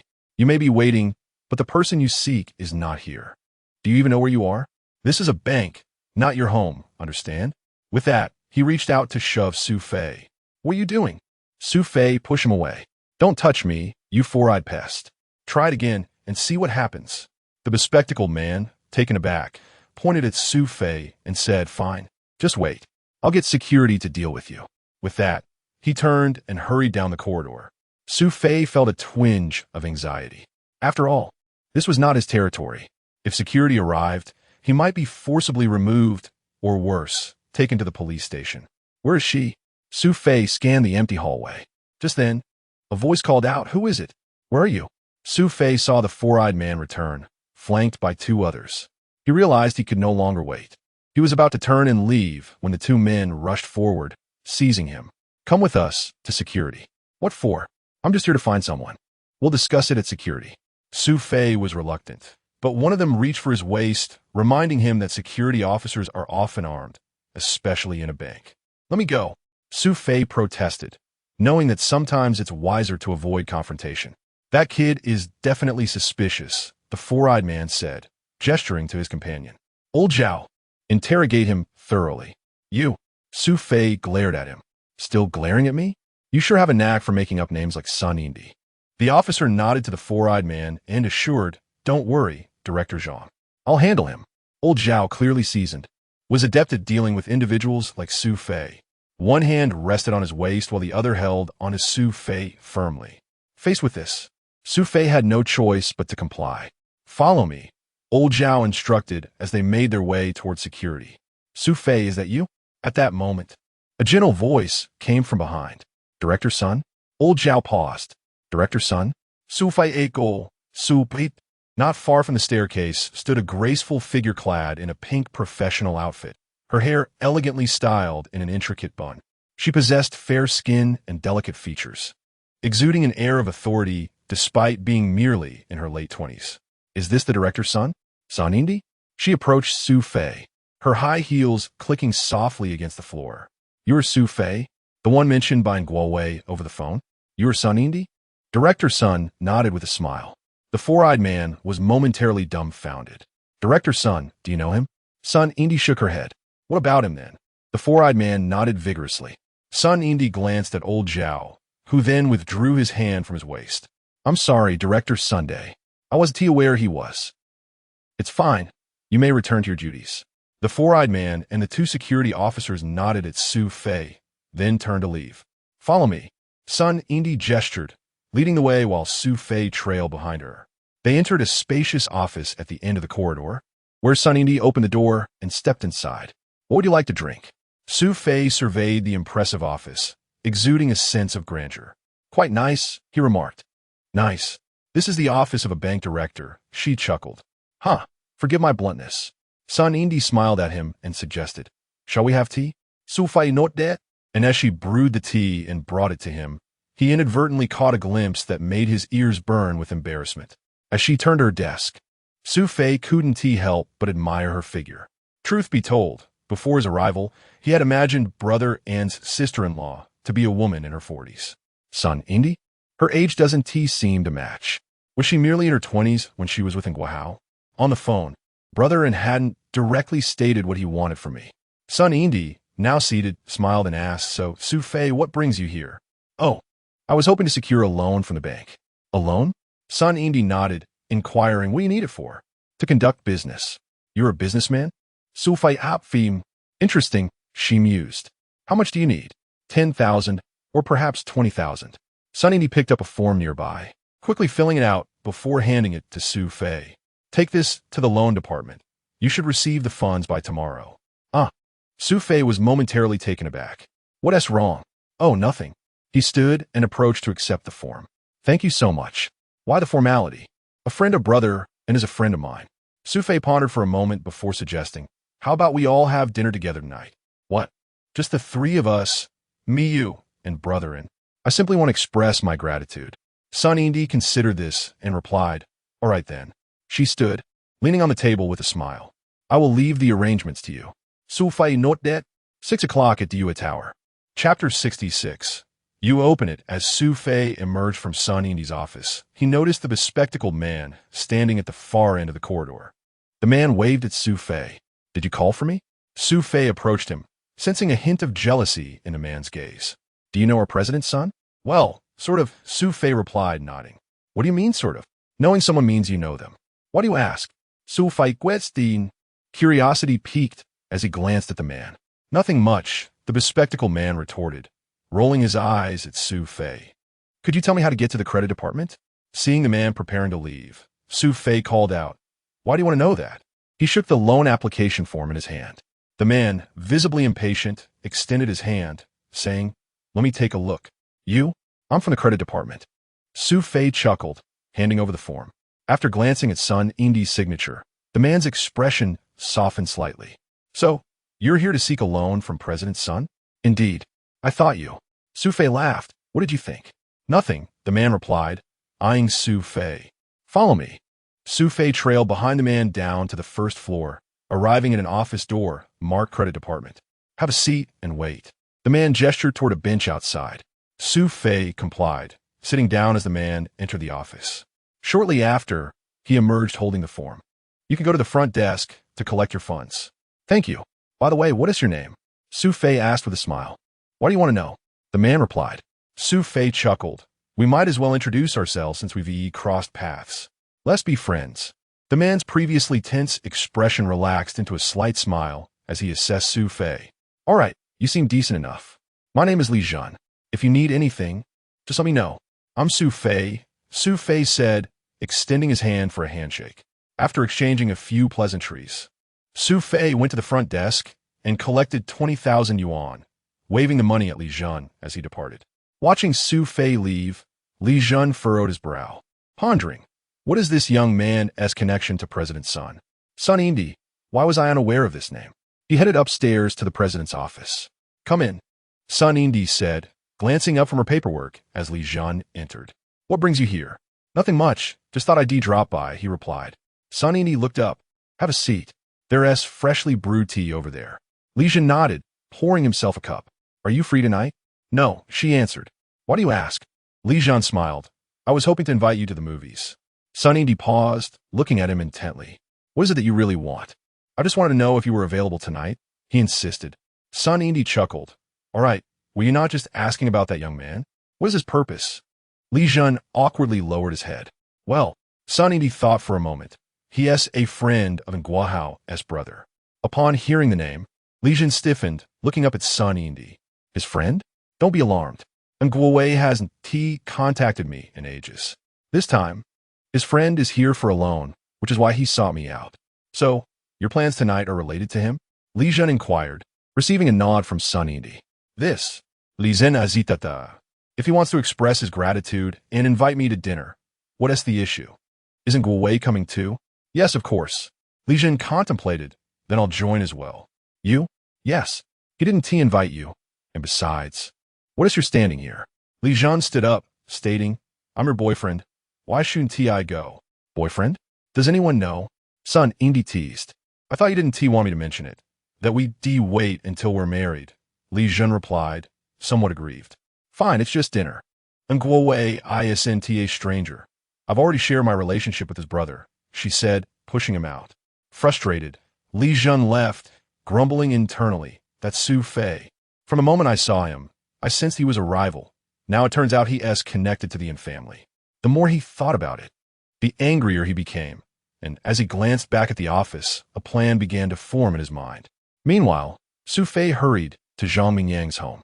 Upon arrival, he found Zhang Mingyang's father working in the yard.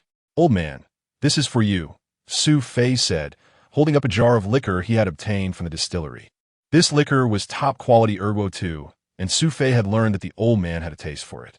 He had long sought to express his gratitude for the elder's assistance. Zhang Laois, setting down his hoe, smiled as he took the jar, twisting off the cap to release a rich aroma. Not bad. Our Donghai Distillery's liquor is indeed commendable, and it has rightfully earned provincial gold awards. Su Fei note that CTV. I will accept this Erguo too, but young Su, don't be so polite next time. Seeing Zhang Laoi's demeanor, Su Fei replied, Uncle Zhang, please don't be courteous. If you run out of liquor, just let me know, and I'll ensure you have plenty. Ha ha! Zhang Laoi's laughed, pointing at Su Fei. Mingyang is upstairs. Go find him. Su Fei nodded. All right, you carry on. With that, he took the jar inside and placed it by the door before heading upstairs. Zhang Laoi's was considered a respected elder. This two-story building was a reward for him. In Donghai City, only a handful of individuals received such treatment. Reaching the second floor, Su Fei called out, third brother. The door to Zhang Mingyang's bedroom opened. You're here, fourth. He stepped out, leading Su Fei to the small living room upstairs. Zhang Mingyang poured tea for Su Fei. Third brother, guess why I came to find you? Noticing the excitement on Su Fei's face, Zhang Mingyang furrowed his brow. With that look, do you have something to celebrate? Su Fei not that vigo du sin. Third brother, you guessed right. I indeed have some splendid news. He placed a brown paper bag on the coffee table. Curious, Zhang Mingyang glanced at it and asked, what is this? Su Fei smiled, gesturing, third brother, open it. Chapter 67. The victimized Zhang Mingyang scrutinized the paper package. What is this? It seems so mysterious. As he spoke, he reached out to open the package. To his astonishment, 2 stacks of crisp bills lay neatly together. This Zhang Mingyang was taken aback by the sight of so much money and turned to Su Fei, asking, "Why is there so much money?" Su Fei chuckled and picked up one stack, saying, "This money is our capital." "You went to the bank?" "Yes." Zhang Mingyang gazed at Su Fei, nodding vigorously. "Well done. Third brother. By the way, weren't you supposed to ask me for a guarantee? How did you acquire this money?" "It's a long story." Su Fei recounted the events regarding Guahao's woman.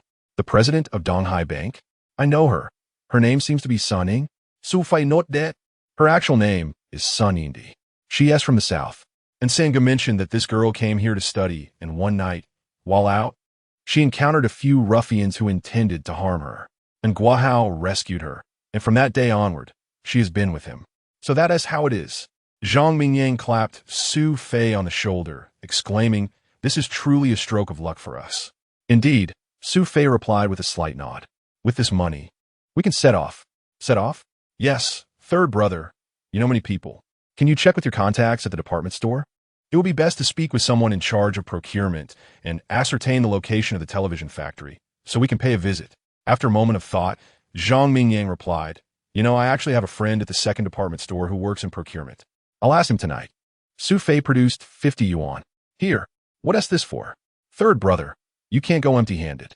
Zhang Mingyang laughed as he accepted the money, saying, "Su boss, you really are generous, aren't you? 50 yuan, just like that? Come on, don't flatter me. This money is on the books, counted as ours." At this, Zhang Mingyang paused, then chuckled. "You're quite the stickler for boundaries, aren't you? Third brother, while we're engaging in small dealings based on trust among brothers, it's manageable. However, once our business expands and the amounts involved become substantial, we will need detailed accounts." Seeing Su Fei's serious demeanor, Zhang Mingyang nodded in agreement. "Old three, you're someone destined for great things. We'll rely on your leadership." Su Fei waved his hand with a smile. "Third brother, we all profit together. Without the support of our brothers, I, Su Fei, wouldn't even be able to borrow this amount." "Good. Well said." That evening, Su Fei arrived first at Dua Tower. Their signature dish, braised yellow fish, required reservations. Tonight, Su Fei was determined to order this dish for Sun Yingdi. As he entered Dua Tower, he noticed a few people still standing in the hall. "Su Fei?" Zhang Lei glared at Su Fei, questioning, "What are you doing here?" Su Fei smiled. "Of course, I'm here to eat. What else would I be doing?" Beside Zhang Lei stood Chen Rong, Du Man's close friend. Su Fei was well aware that most of the trouble at home stemmed from her actions. "Who are you talking to?" Chen Rong shot Su Fei a glare, saying, "What an ungrateful wretch." Lei, his uncle, helped him, and instead of showing gratitude, look how he speaks to you. "You think you're something, Su Fei?" Zhang Lei stepped forward, ready to grab Su Fei by the collar. However, this time, Su Fei didn't back down as he had in the cinema. He stepped back slightly and seized Zhang Lei's wrist. "You dare to retaliate?" Zhang Lei was taken aback. Su Fei showed no mercy and swiftly twisted Zhang Lei's wrist. Zhang Lei cried out in pain, collapsing to the ground. "What did you say?" Su Fei's expression darkened as he leaned down to glare at the subdued Zhang Lei. "Su Fei, I swear." Seeing this, Chen Rong rushed forward, gripping Su Fei's arm. Let go, let go. "Su Fei, don't forget, Uncle can send you packing from the sugar factory." Su Fei loosened his grip on Zhang Lei's hand.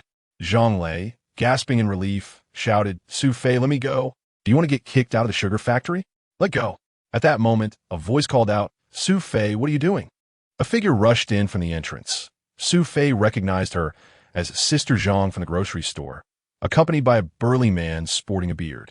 Su Fei felt a flicker of recognition for the man, though he couldn't immediately place him. Sister Zhang approached and shoved Su Fei aside. The man, her husband Li Dabiao, helped Zhang Lei to his feet. "Little brother, are you all right?" Zhang Lei pointed at Su Fei, exclaiming, "Brother-in-law, this guy hit me." Li Dabiao, known for his dominance in the market, glared at Su Fei. "You're Su Fei?" He stepped closer, towering over Su Fei, with an intimidating presence. Zhang Lei and Chen Rong felt emboldened and closed in around him. "Brother-in-law, teach him a lesson." Li Dabiao had initially sought Zhang Lei for assistance, but upon hearing the accusation, he grabbed Su Fei by the collar. Raising his other hand, he prepared to slap Su Fei. before Li Dabiao could strike. Su Fei delivered a swift kick to his groin. Li Dabiao, caught off guard by Su Fei's audacity, howled in pain, his face turning pale as he clutched his injury, jumping around in agony. Su Fei cast a glance at Zhang Lei and Sister Zhang. Do you still want to make a move? Zhang Lei was a bully, and while Sister Zhang typically looked down on Su Fei, she lacked the courage to act against him now. Su Fei, just wait. Darling, are you all right? After regaining his composure, Li Dabiao straightened up and suddenly pulled a spring knife from his pocket. You're asking for death. Li Dabiao charged towards Su Fei. Chapter 68. The empty room, I shall kill you, Li Dabiao exclaimed as he thrust the spring knife forcefully towards Su Fei. Just as the blade was about to pierce Su Fei, a loud bang echoed in the air. A hand seized Li Dabiao's wrist with an iron grip. Who? Li Dabiao turned in astonishment to see Lao San standing beside him, a sinister grin plastered across his face. Li Dabiao, has your temper flared up so much that you resort to murder at a whim? Third brother. Li Dabiao's confidence evaporated, leaving him as wilted as a frostbitten eggplant upon recognizing Lao San. Who are you? Zhang Lei, unaware of Lao San's identity, stepped forward and pointed at him, demanding, Let go of him. Do you have a death wish? Zhang Lei, don't speak. Li Dabiao glared at Zhang Lei. What's wrong, brother-in-law? Aren't you usually so capable? Zhang Lei retorted. When did I ever say that? Li Dabiao shot a glance at Zhang Lei. Before he could say more, Zhang Sa approached and pulled Zhang Lei aside. Fei, are you all right? Lao San inquired, turning his gaze to Su Fei. And Sangu, I'm fine. Do you know each other? Su Fei pointed at Li Dabiao. He used to be with my brother.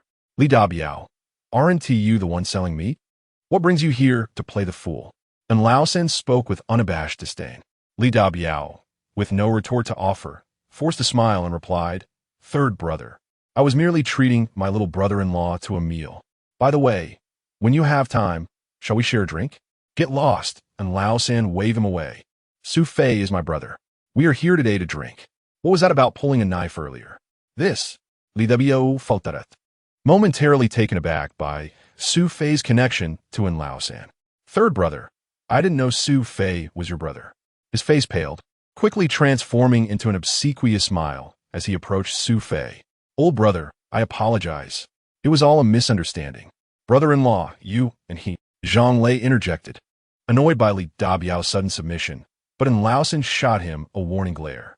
You are Zhang Lichuan's son, correct? Lao San queried. Yes. What of it? Zhang Gulai stammered. Last time at the cinema, you were the one who made things difficult for my brother, weren't you? Lao San nodded knowingly. Zhang Lei's eyes widened in realization. Just admit it, and Lao San said.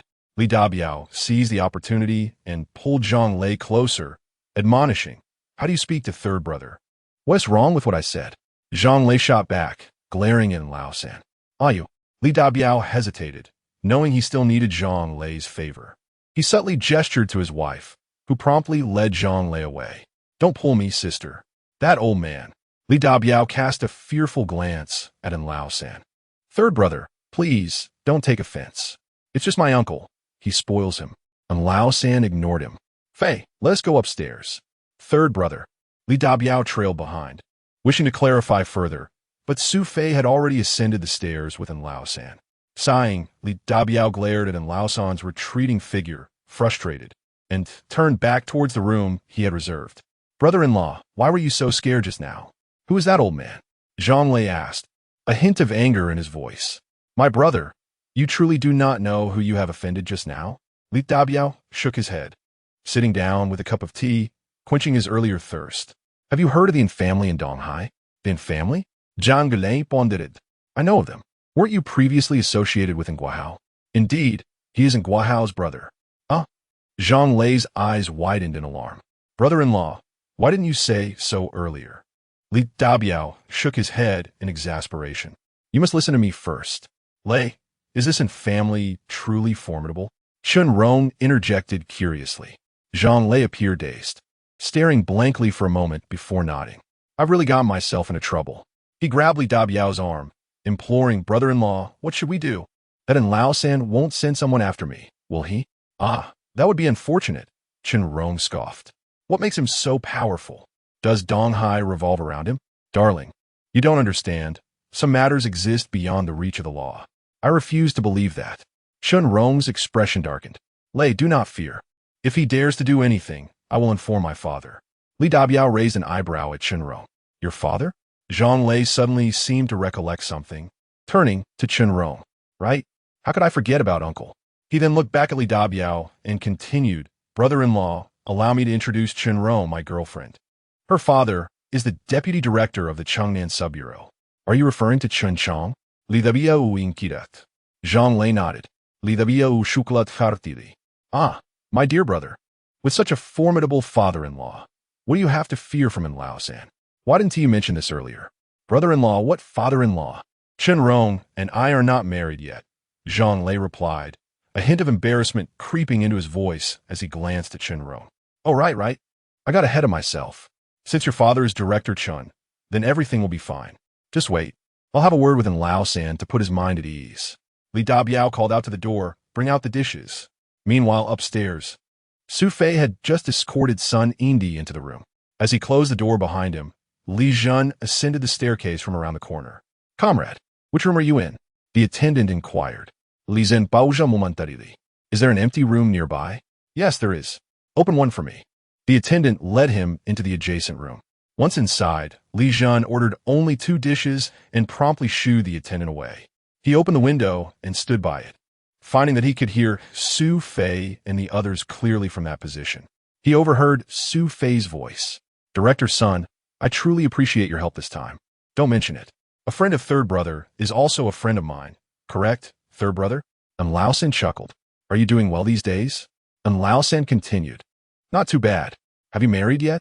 Not yet. When your elder brother left, he asked you to. I have a partner now. Sun Indi interrupted in Lao-san. That is good to hear. Li Jun, who was listening intently, felt a sense of relief wash over him. Chapter 69. Girlfriend, serve the dishes.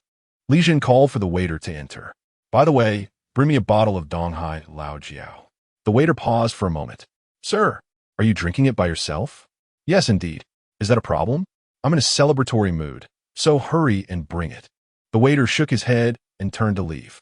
At this time, in Su Fei's room, Sun Xingchong said, I specifically reserved this braised yellow fish. You must try it.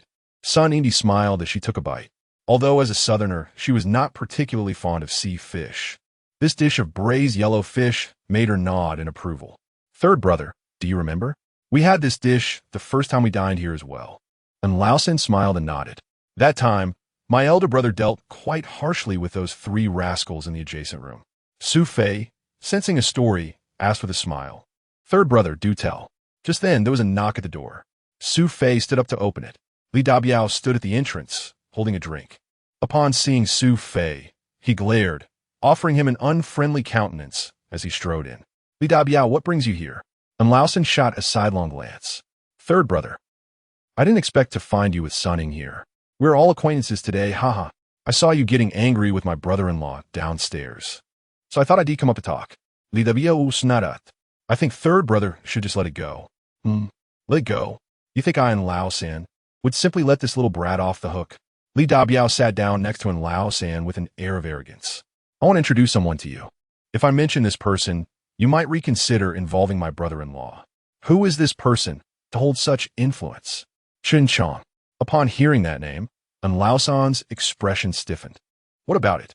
Third brother, I told you this man's influence. Do you think you'll refuse? Lao-san clenched his jaw.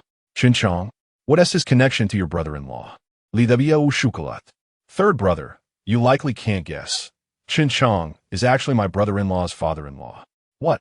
Lao-san was taken aback by this revelation. Even Sun Indi furrowed her brow.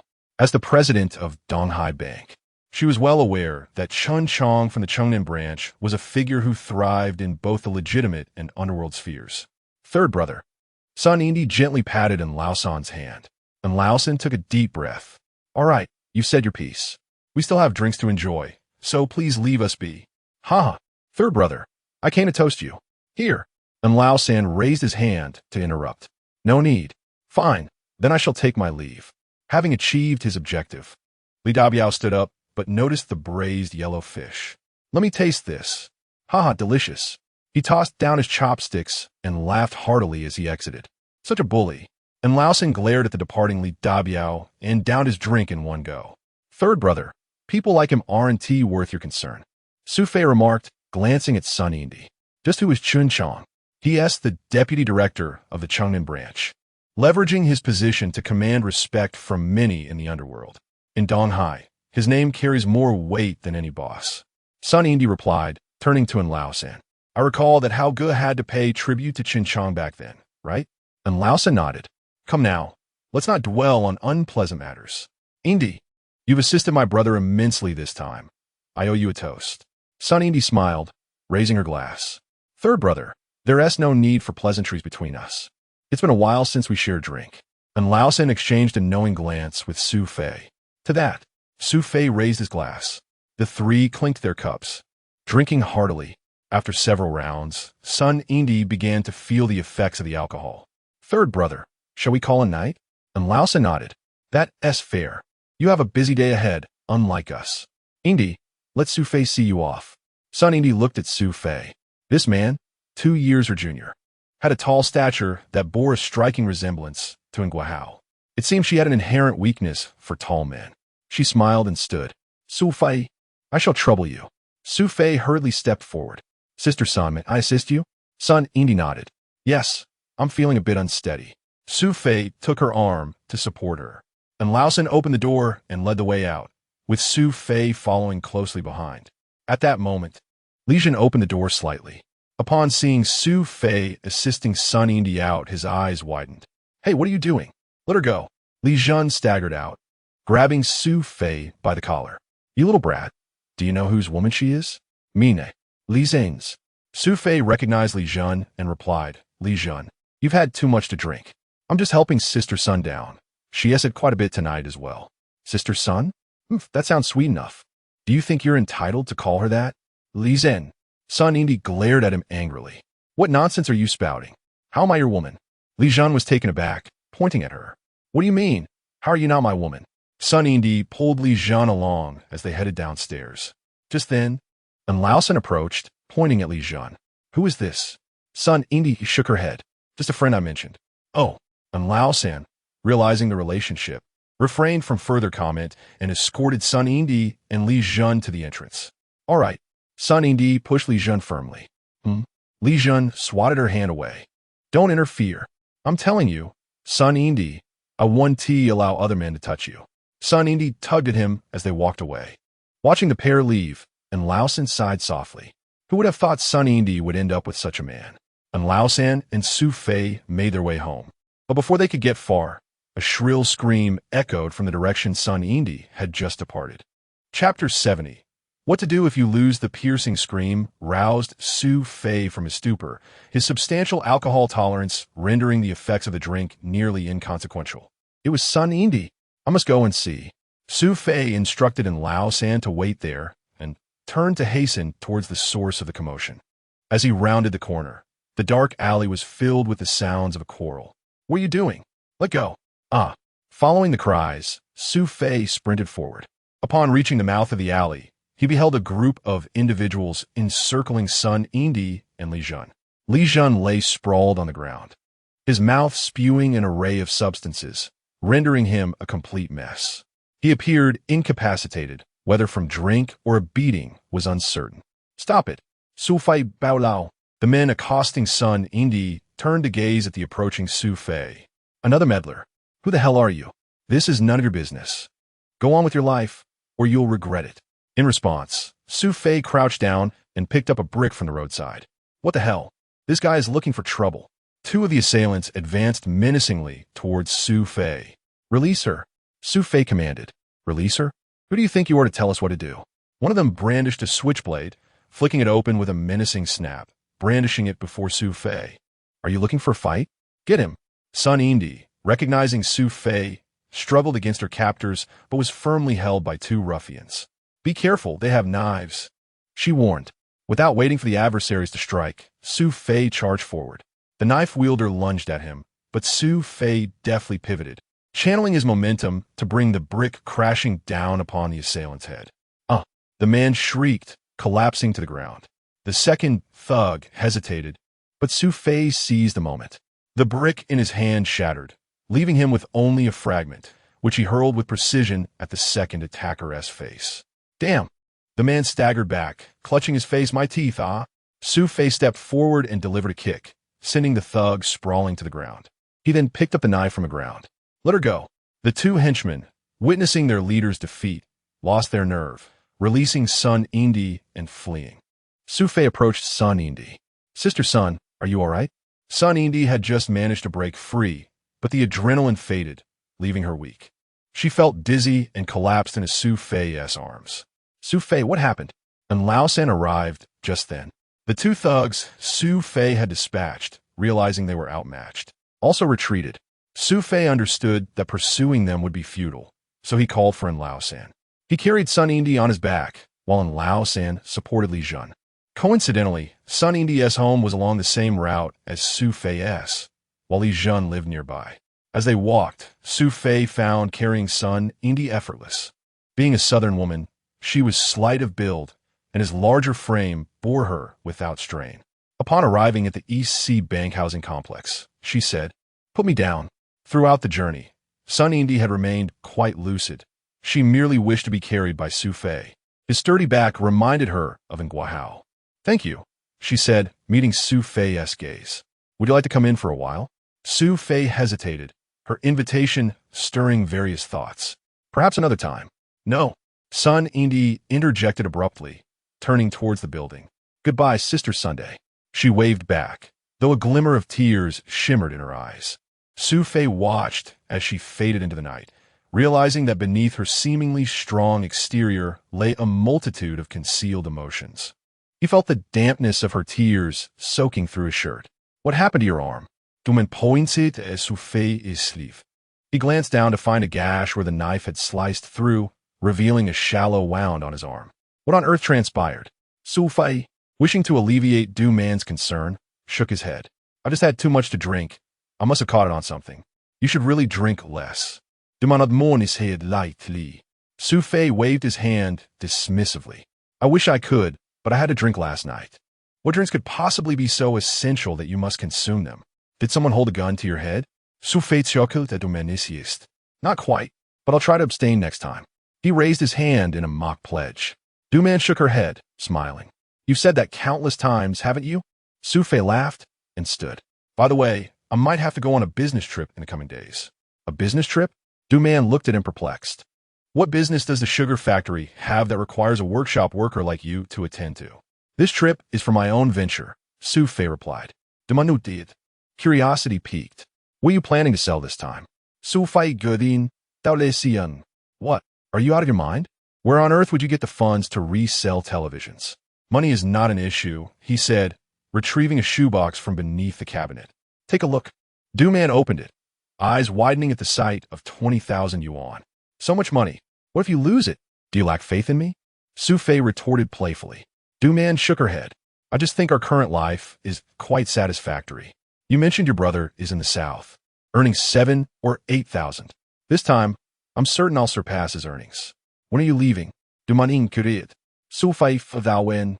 "All right. The younger brother has his college entrance exam soon. I might really miss it. Maybe you could go in my stead." Du Man nodded in agreement. "Your younger brother already harbors reservations about you. I was hoping this exam would help mend your sibling relationship. But alas, this opportunity is too crucial. If I succeed, his tuition will be secured."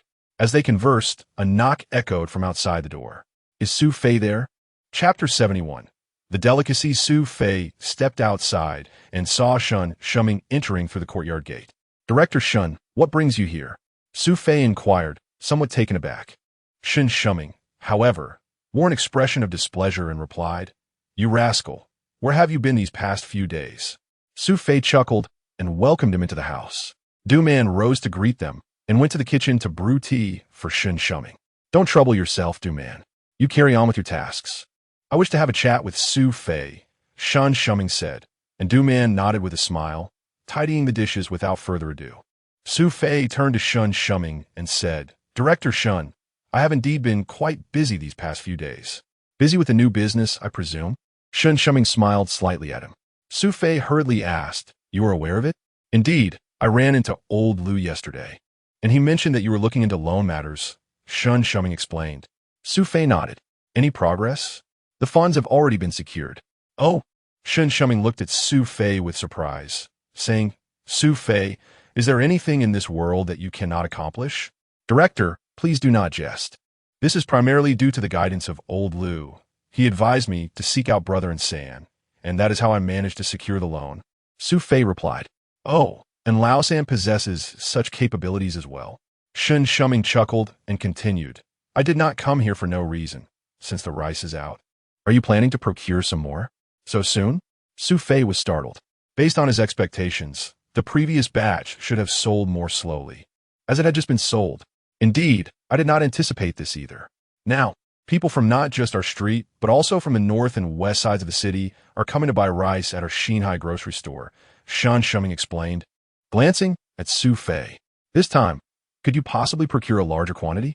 Ideally, around 20,000 jin. 20,000? Su Fei shook his head with a wry smile. My dear director, this is not an issue, but my funds are currently limited.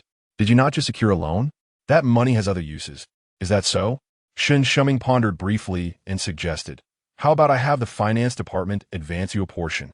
Would that be acceptable? It would be like a collaboration between us. Shun Shuming rose and said, It's settled then.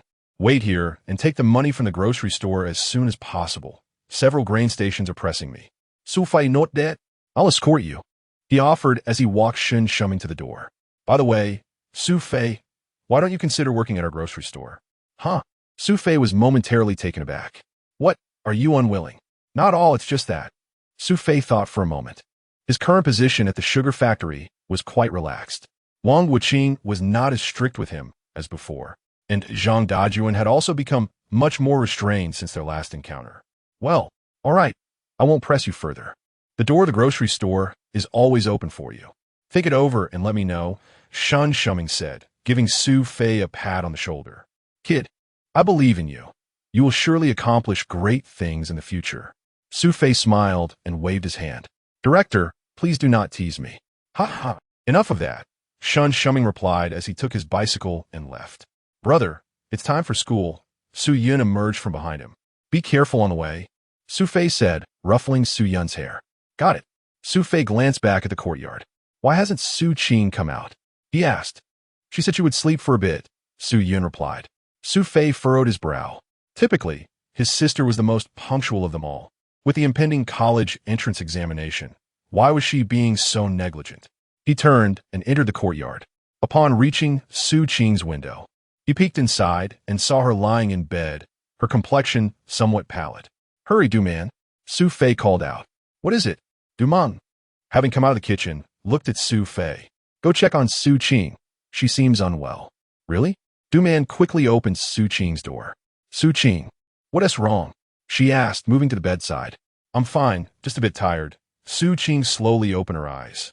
Du-man noticed the bloodshot appearance of her eyes. Did you stay up late last night? Su Qing nodded. I haven't been able to sleep for several days, only dozing off around 4 or 5 in the morning. Why didn't you say anything sooner? Du-man gently touched her forehead. Ah, you seem to have a slight fever. Get up quickly. I'll take you to the hospital. Su Qing shook her head, saying, It's nothing. I just need to sleep for a bit. That won't do. Du-man took her clothes. Su Qing reluctantly got up and put on her clothes, following Du-man out of the room. What happened? Su Fei asked with concern as he stepped forward. Du-man glanced at Su Qing and replied, She hasn't slept well for several days, and I just checked her forehead. She has a slight fever. I think we should go to the hospital. All right, let's go, Su Fei said as he grabbed his coat. Although Su Qing was quite unwilling, she was still let out by Su Fei and Du-man. The trio arrived at the nearby Donghai Second Hospital. After registering, they quickly reached Su Qing's turn. Du-man accompanied her into the consultation room, while Su Fei found a long bench outside to sit on and lit a cigarette. At that moment, 2 individuals approached him, a woman accompanied by a young boy. The woman appeared to be in her 30s, and the boy was coughing as they walked. Mom, I'm tired. Can we rest for a bit? The boy asked. The woman nodded, but her expression revealed a deep-seated worry. Her brows were furrowed, and tear stains adorned her face. Mom, I'm thirsty. The little boy, adorable yet visibly unwell, said. The woman retrieved half a cucumber from her pocket. Just then, a little girl walked past them holding a soda. "Mom, look, soda!" the boy exclaimed, clearly wanting some. The woman smiled at him and said, "That's too sweet. If you drink it, you'll cough more." The boy reluctantly nodded, though his gaze lingered on the girl as she walked away. Su-fei observed this and asked, "What illness does your child have?" The woman hesitated, glancing at Su-fei, who was dressed in work attire. She managed a strained smile and replied, "Lung disease." "Lung disease?" Su-fei noted the boy's pale complexion. The mother had not elaborated, indicating the seriousness of the child's condition. "Oh," Su-fei said, not wishing to pry further. "Mom, I want to sleep for a while," the boy murmured. The woman nodded, embracing him in her arms. Soon, the little boy fell asleep, but Su-fei could see he was utterly exhausted. "What brings you here?" A burly man approached from a distance. Upon reaching them, he glared at the woman with a disgruntled expression, saying, "I've been looking for you for half the day. By the way, give me $1. "For what?" the woman replied. "I haven't eaten yet." The woman reached into her pocket and produced half a steamed bun. The man looked at it incredulously. Is this fit for human consumption? Chapter 72. Inability to proceed. Why is it not possible? My child and I have just eaten this. What more do you want? The woman, clearly under immense pressure, raised her voice as the little boy in her arms slowly opened his eyes. "Mom, what's wrong?" The man glanced at the boy with disdain and remarked, "This little creature is a bottomless pit. His illness is beyond cure. How long will you keep spending money?" Su-fei, listening nearby, felt a pang of sorrow. Is this really his biological father? He glared at the man. "What are you looking at me for?" The man sensed Su-fei's gaze. Su-fei replied coolly, "As a parent, don't you feel ashamed saying such things?" "Ashamed? What business is it of yours? Just mind your own." The man waved Su-fei off impatiently and seized the woman's bag. "What are you doing?" The woman reached out to grab it back. "Mom." The little boy lunged forward, but his frail body faltered, causing him to collapse to the ground. "Mau Mau." The woman cried out for her son, yet he showed no sign of response. "Hey!" Su-fei could no longer stand by. He rushed over, grasping the man's shoulder. "What are you doing? Give this lady her bag back. Who are you? Why should you meddle in our affairs?" The man retorted, pushing Su-fei aside. Su-fei blocked his hand and swiftly snatched the bag away. "Hey, give me back my bag." The man, seeing his bag was taken, pursued Su-fei. Su-fei pointed at him, warning, "Don't come any closer, or I'll hit you." The man, realizing Su-fei was taller, pondered before asking, "Who exactly are you?" Su-fei returned the bag to the woman. "Here, madam, take this." The woman nodded gratefully. "Brother, could you please help me carry my child inside?" Su-fei nodded and lifted the little boy, feeling how alarmingly light he was. The child was nothing but skin and bones, devoid of any flesh. Carrying him felt akin to lifting a bundle of firewood, requiring no effort at all. Su-fei, with the woman following closely, headed straight for the hospital lobby. Upon entering, Du-man and Su-ching emerged from the consultation room. "What's your brother doing?" Du-man pointed to it. Su-ching looked over, puzzled. "Who is that woman?" Only then did Du-man notice the woman trailing Su-fei. Although older, she was fair and had a striking appearance. The woman's expression was grim. Su-ching glanced at Du-man beside her and said, "Sister-in-law, don't overthink it. She might just be his colleague." Du-man nodded, saying, "I'll go buy some medicine." She headed toward the pharmacy, while Su-ching followed closely behind Su-fei as he carried the boy into the emergency room. "Oh, I was outside smoking when this boy fainted. His mother couldn't hold him, so I offered to help." "Help, huh?" Su-ching felt relieved. "Who's the boy's family?" A nurse emerged from the emergency room. The woman stepped forward, saying, "I am. Please take this and complete the paperwork." The woman accepted the form from a nurse, but her face paled as she read it. "What? 1,200? She was utterly dumbfounded. "What's wrong?" The man approached, not bothering to check the form, and reached for the woman's bag. Smack! The woman slapped the man across the face. "How dare you hit me?" The man, momentarily stunned, seized the woman's hair and retaliated with fists and kicks, swiftly knocking her to the ground. Enough! Su-fei could no longer bear the sight. He stepped forward and shoved the man away. At that moment, Su-ching also rushed in to help the woman up. "Are you all right, sister?" The woman's face was bruised, her hair in disarray. Zhao Baozhu, you are inhuman. Your child is suffering, and you only care for yourself. Where are we supposed to get 1,200? She collapsed onto the ground, sobbing uncontrollably. 1,200? That is just 120. I don't have it. This damned illness is futile to treat. The man scooped the bag from the ground, retrieving a paper package from within, and tossed the bag at the woman before striding out of the hospital. The woman struggled to her feet, intent on pursuing him, but staggered and fainted again. Su Fei, witnessing this, caught her in his arms. Hey, what is wrong? He called out, but she remained unresponsive. Just then, Su Fei, what are you doing? Du Man stood behind him, glaring with anger. Su Fei turned to her. Du Man, hurry. This lady has fainted. We need a doctor. Du Man stepped forward, taking the woman from Su Fei's grasp. Hey! Su Fei was pushed away, bewildered. Su Qing approached and discreetly tugged at his sleeve, signaling him. Realizing Du Man was upset, he shook his head and hurried to the nurse's station, summoning a nurse and a doctor. Under the doctor's guidance, they laid the woman on a bed, and after a short while, she regained consciousness. How long have you gone without food? The doctor asked. The woman weakly opened her eyes. Where's my Mao Mao? Su Fei glanced toward the emergency room. Yes, not out yet. My money. Your man took it. Upon hearing this, the woman squeezed her eyes shut, tears streaming down her cheeks. What will happen to my Mao Mao? At that moment, the nurse re-entered. Has the payment for Zhao Mao Mao been made? The woman struggled to sit up. Hurry. They need the payment for the surgery. Without it, we cannot proceed. The nurse, growing impatient, turned and re-entered the emergency room. With a stern expression, she said, No money? Why did you bring them here? This is madness. No. I have money. I will get it. Can you please proceed with the surgery? The nurse remained unyielding. We only proceed with payment. If you haven't paid, we cannot continue. Chapter 73. 20,000 Jean. The nurse cast aside her duties and knelt before the anguished woman. She turned and entered the emergency room. A short while later, a doctor emerged. Are you a family member of the patient? He inquired.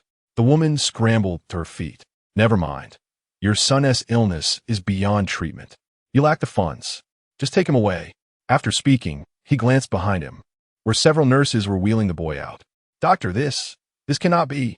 The woman implored, clinging to the doctor's leg. Let go. What are you doing? The doctor, visibly irritated, shot her a glance. When she did not release her grip, he shouted, Call security. A nurse promptly hurried inside.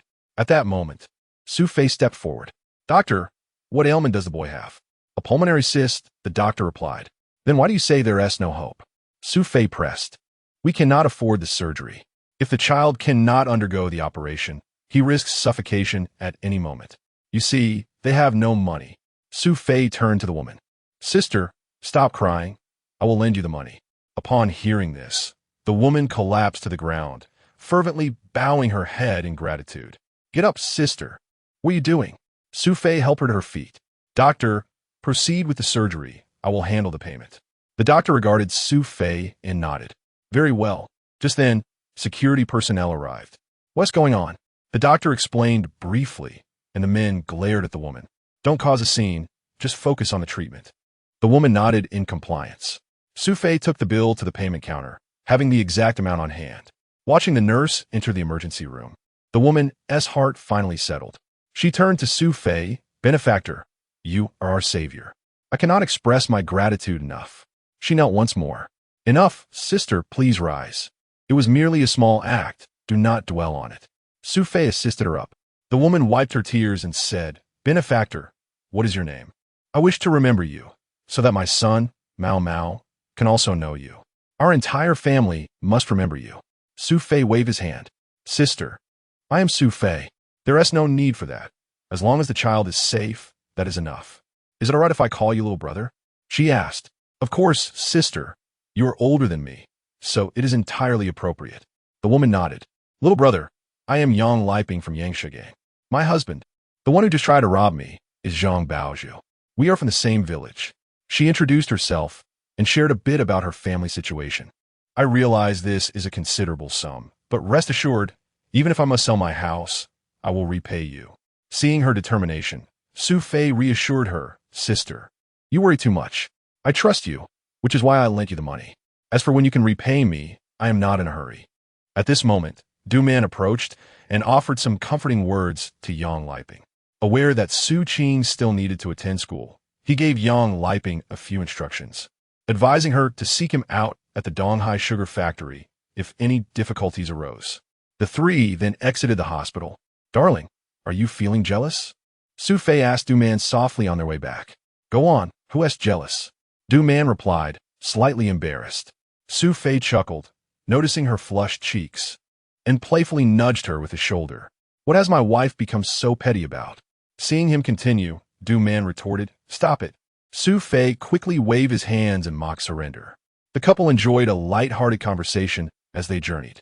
After dropping Su Qing off at school, Su Fei headed to the factory. He requested a 2-day leave from Wang Guqing, then sought out Olden. Upon arriving at the cinema, Su Fei discovered that Olden had not come to work. Knowing that he had likely indulged in drink the previous night, Su Fei decided against disturbing him.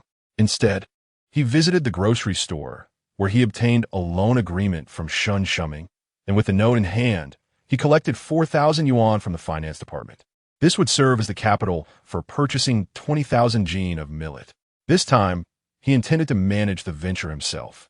By afternoon, figuring Olden would have awakened, Su Fei made his way to Olden's residence. Sure enough, Olden had just risen from bed. Third brother, did you overindulge last night? Olden glared at him. You brat, if it weren't for you, would I have gone all out drinking with Sunny Indy? Haha, I appreciate it, third brother. Gulme, let me treat you to a meal before we set off. Set off where? Olden asked. Su Fei explained Shin Shuming's plan to procure millet from him. Do we need that much? Olden questioned. It's fine. Once I finish this batch of millet, I will attend to the television matter. Su Fei took Olden into a nearby restaurant, where they shared a simple meal. By 3 o'clock, they drove out of the city. Throughout the journey, Olden appeared drowsy. Third brother, would you like me to drive for a bit? Su Fei offered. Olden looked at him in surprise. You could drive? Su Fei secretly chuckled to himself. Drive? Please, I could handle any vehicle with ease. Shall I give it a try? Olden, feeling unwell, nodded. Having accompanied Olden on several trips, and with the road being relatively smooth, he felt comfortable allowing Su Fei to take the wheel. However, once Su Fei started driving, Olden was taken aback. This was no novice behind the wheel. He drove remarkably well. Su Fei, you rascal. I've never seen someone handle a car so adeptly on their first try. Olden exclaimed. Su Fei smiled and shook his head. Third brother, just relax. I will wake you when we arrive. Olden, genuinely fatigued, leaned against the passenger seat and soon fell asleep. After about an hour, they reached Xiaozhong village. Su Fei parked the car and got out to find village chief Zhang. The school was still in session, leaving the playground quiet. Save for the distant sounds of children reading in the classroom, Olden was sound asleep. Upon entering the village office, Su Fei was greeted by village chief Zhang, who was busy organizing accounts. Su Fei, what a pleasant surprise, he exclaimed, smiling as he approached. Village chief Zhang, I am here to trouble you once more. Oh, please, don't be so formal. In fact, I would prefer it if you came to me more often. They both laughed. They sat down, and village chief Zhang poured Su Fei a glass of cool water. Su Fei, feeling parched, drank nearly half the glass before setting it down. Village chief Zhang, how much millet do we have left in the village? Not much. How much do you wish to procure this time? With a smile, Su Fei held up 2 fingers. 20,000 jin. Chapter 74. The engine roared to life. What? 20,000? The village head, Zhang, was momentarily taken aback by the figure, then managed a wry smile. My dear comrade Su Fei, do you realize that most of the rice from our little Zhang village and a few neighboring areas has already been collected by you? Su Fei nodded in acknowledgement. Village head Zhang, you must devise a solution for me. Very well. Zhang closed the ledger. It's getting late. You should stay the night. I will venture to other villages tonight to see what I can arrange for you. All right. Su Fei proceeded to his vehicle, where he had purchased 2 cartons of premium cigarettes prior to his arrival. Presenting the cigarettes to Zhang, the village head beamed with delight. Oh dear, my esteemed village head. Please do not feel obliged. These cigarettes are but a small token of my appreciation. Zhang nodded in agreement. How about this? You will stay at my home tonight. I shall have my wife prepare chicken for us. We will enjoy a hearty stew of chicken and potatoes together. Su Fei agreed and accompanied Zhang to his residence. Zhang's wife was a robust woman, even taller than her husband, with a jovial disposition. Su Fei was familiar with her. Upon their arrival, she was busily preparing the meal, slaughtering the chicken and making dumplings. Su Fei glanced at the darkening sky. Village head Zhang, you need not go anywhere tonight. Let us enjoy some drinks. You can tend to the rice matter tomorrow. Zhang nodded in consent. Certainly, the rice will not flee. We shall go together tomorrow and load it directly onto your vehicle. Thus, they settled on this plan. The chicken and potatoes were soon ready, and steaming dishes were served on the table. Su Fei and Lao San, in the company of Zhang, began their revelry. The moon ascended over the rooftops of Shaozhong village. Not far from Zhang's home, beneath a grand willow tree, Li Dabiao and his wife, sister Zhang, cast a glance at Lao San's vehicle. It appears their rice is being harvested from here. What do you think, my dear? Sister Zhang surveyed Li Dabiao and remarked, it seems they will only collect the rice tomorrow. We cannot allow their plans to succeed. Do you have any ideas? Li Dabiao smirked, glancing at Lao San's truck. My dear, do you see that vehicle? What about it? Li Dabiao shook his head. Woman, is your hair not long? Stop your nonsense and speak plainly. With a chuckle, Li Dabiao nodded. You see, that truck is meant for transporting rice.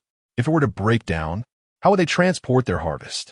Naturally, if the vehicle fails, they cannot take anything at all. Sister Zhang exclaimed, her eyes suddenly sparkling. Are you suggesting we sabotage their vehicle? Quite astute, my dear.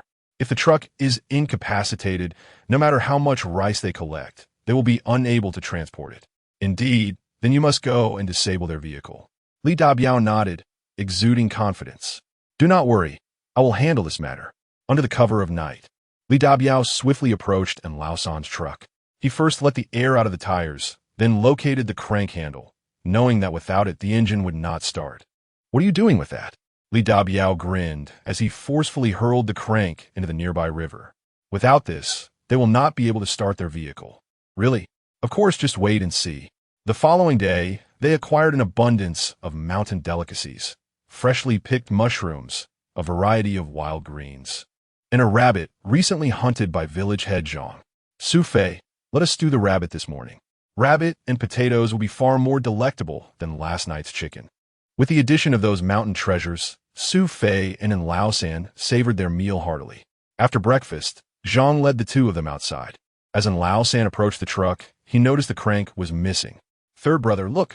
Su Fei, who was discussing the day's itinerary with Zhang, noticed the tire was flat. Upon inspecting the vehicle, he discovered that every tire had been tampered with. Who did this? Zhang appeared anxious, glancing at Su Fei. Could it have been the village children? Those rascals. Lao San shook his head. Village head, children may let the air out, but they would not steal my crank. This is the work of someone with ill intent. Someone with ill intent towards you? Zhang pondered. You have no enemies in Shaozhong village, do you? Su Fei not dead? Indeed. Third brother, who could possibly harbor hatred towards us? Lao San surveyed the surroundings. Su Fei, it may not be someone from Shaozhong village at all. You mean? Su Fei contemplated a possibility.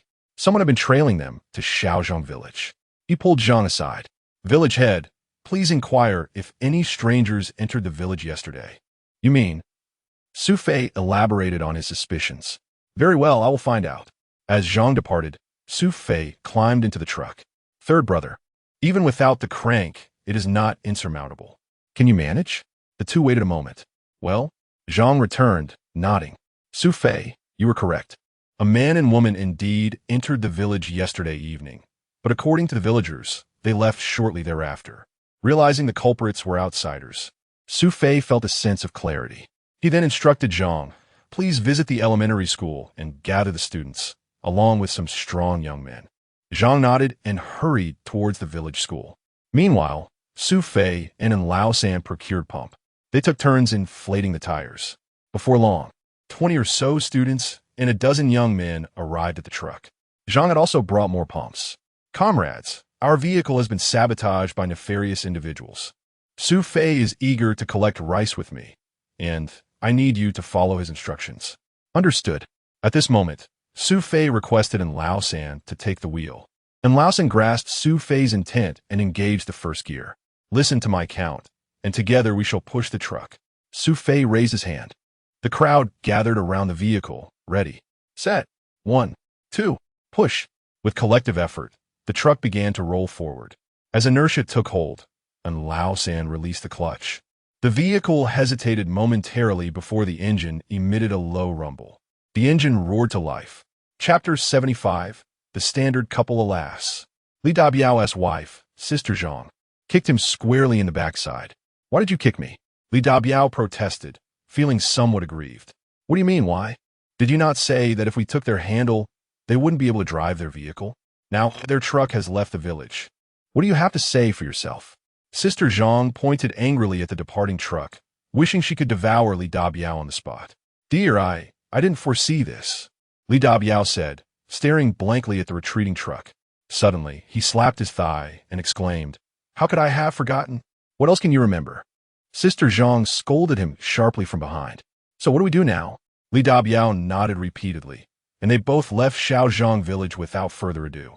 Meanwhile, Su Fei and village chief Zhang had visited several neighboring villages.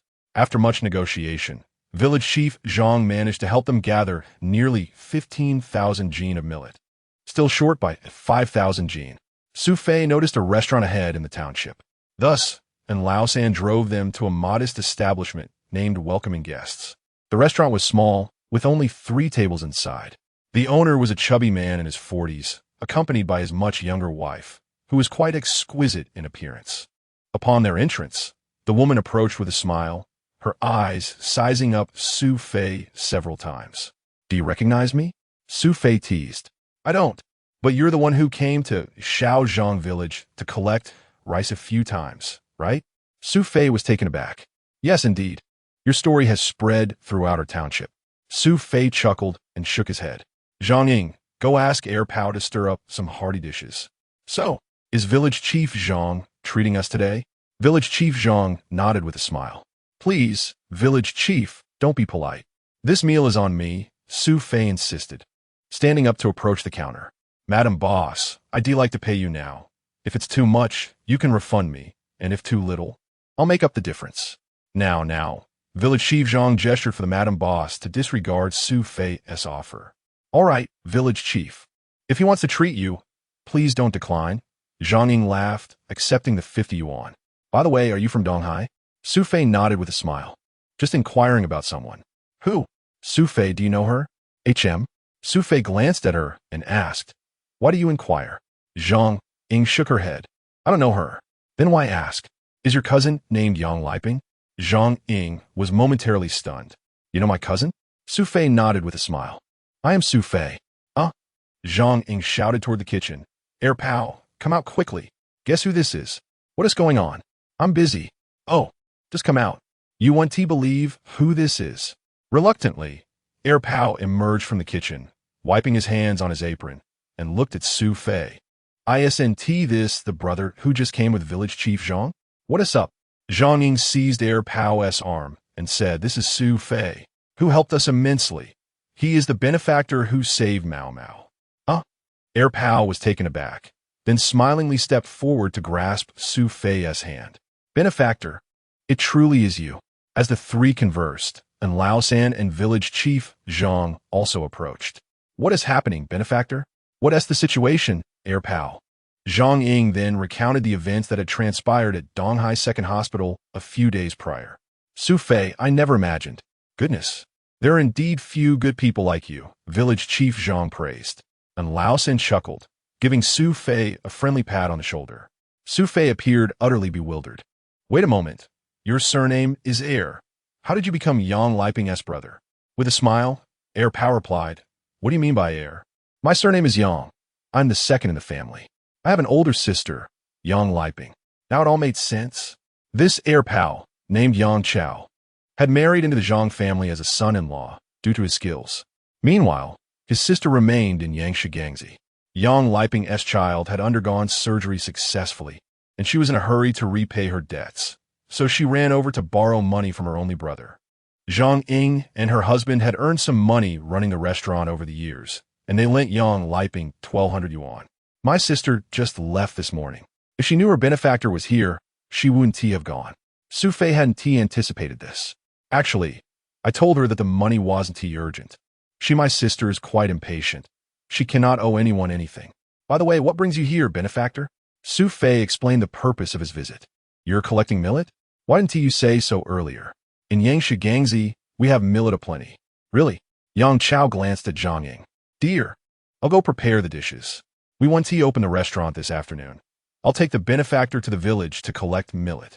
Go ahead, she replied.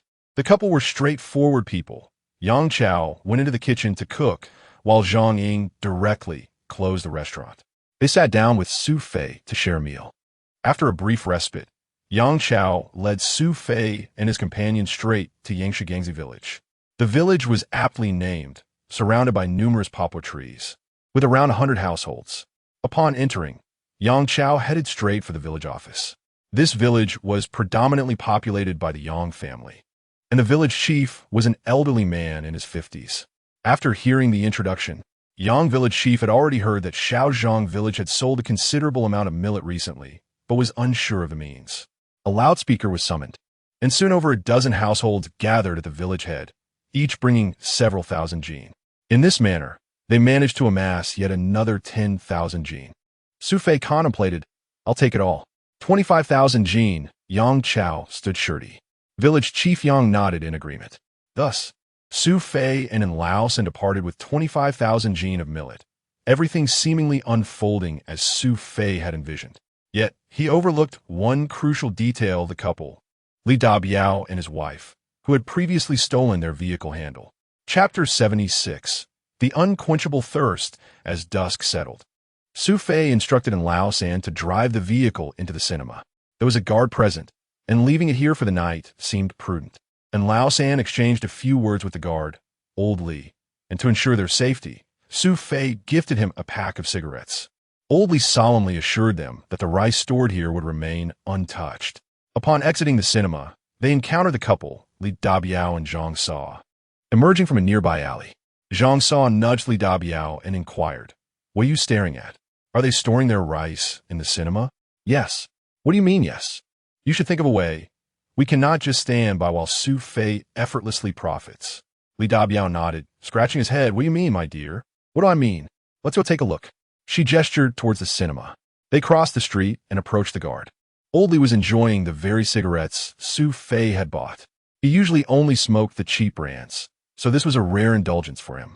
Old Li exhaled a puff of smoke just as the door creaked open. He glanced up to see them. What brings you two here? Li Dabiao smiled as he stepped closer. Dad, didn't Lao San's car just park here? What do you want to do? Old Li shot a sideways glance at his son and daughter-in-law, knowing they rarely visited without a specific purpose. Dad, I just want to check it out. Check.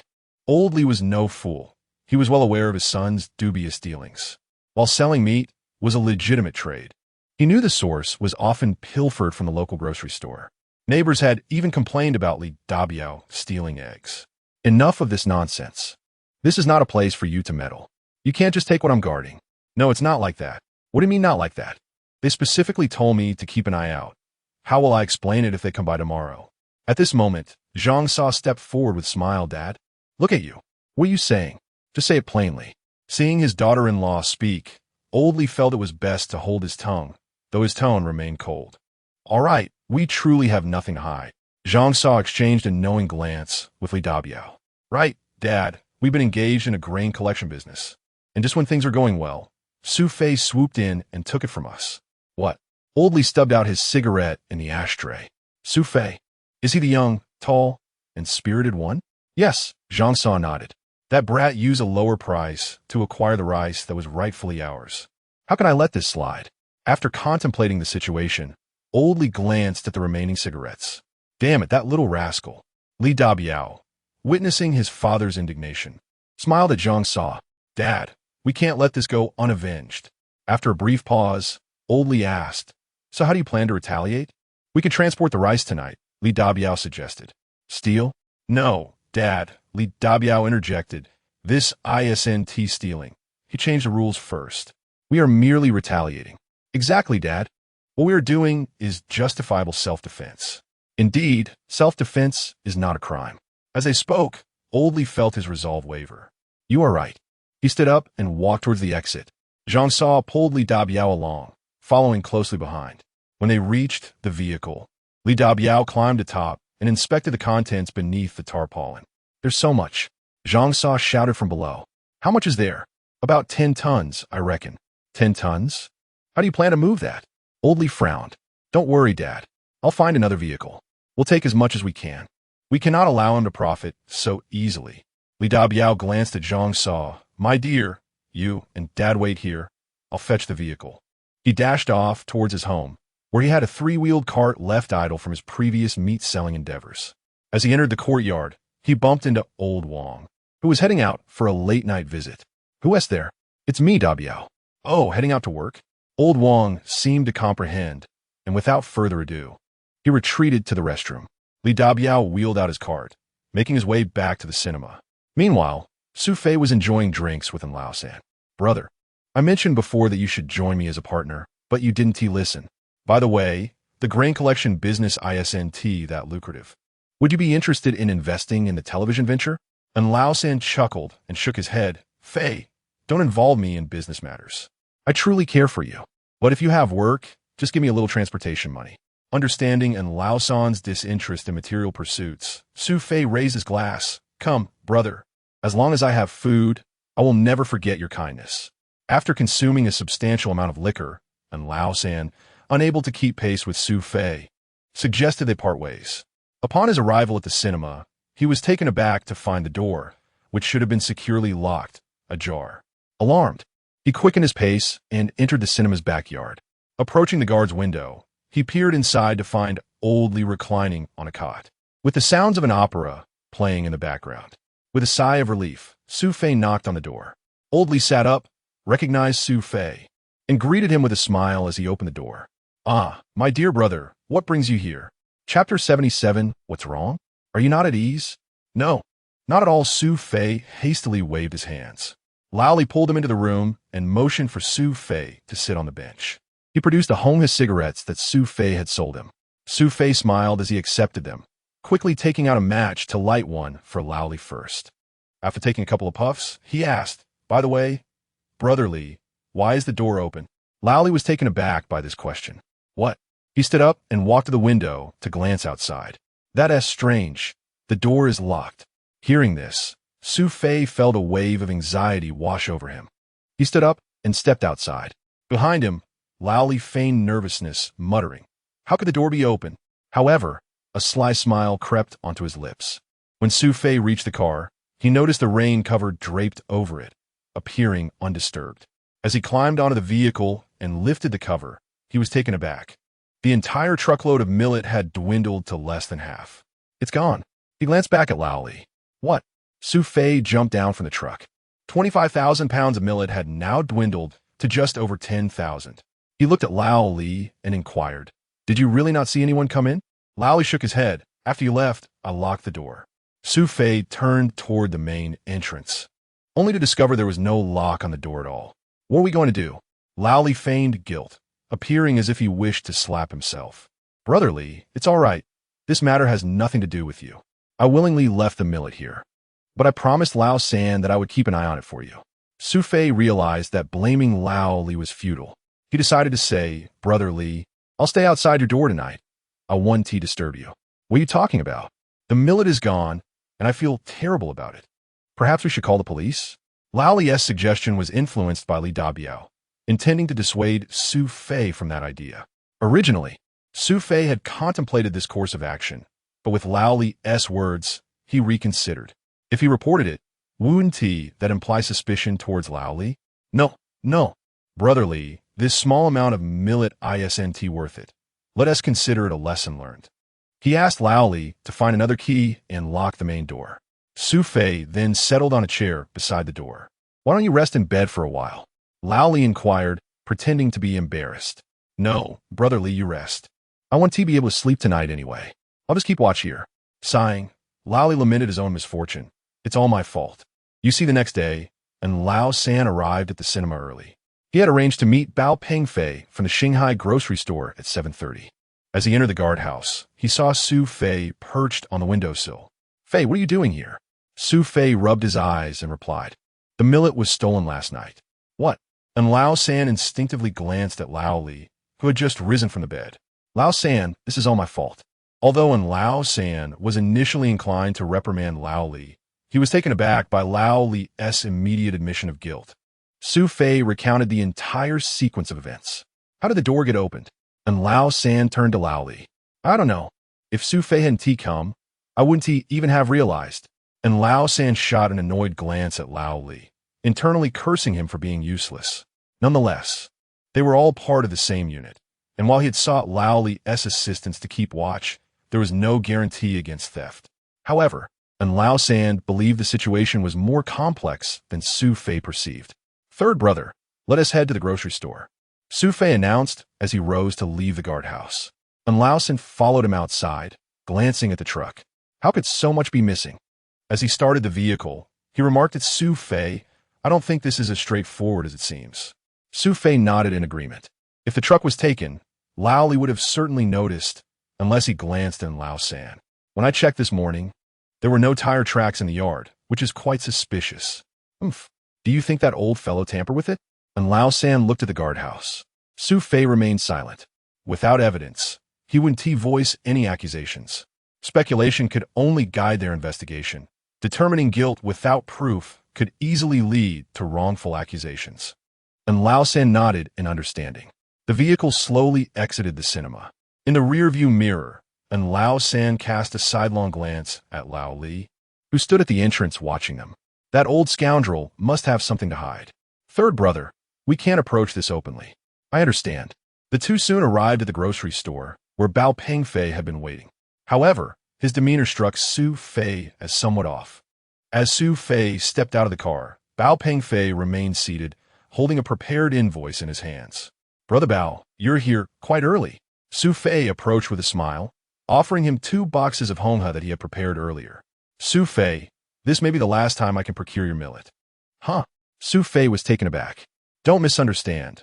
This isn't my decision. Director Shun? No, it's coming from above. Above? He gestured for Lao San to drive the vehicle into the warehouse. Su Fei could only follow him, unloading the truck before letting Lao San leave. He then made his way to Director Shun's office. Knock at that moment, Shun Shuming was lost in thought, his face clouded with worry. He was concerned about how to address Su Fei's situation. Upon hearing the knock, he looked up and saw Su Fei, standing awkwardly as he personally opened the door. This gesture surprised Su Fei. Without preamble, Su Fei posed his question. Please have a seat. Would you like something to drink? No, thank you. Su Fei took out a cigarette. Go ahead, smoke. Su Fei typically refrained from smoking in this room, as Shin Shuming disliked it, but today he broke that rule.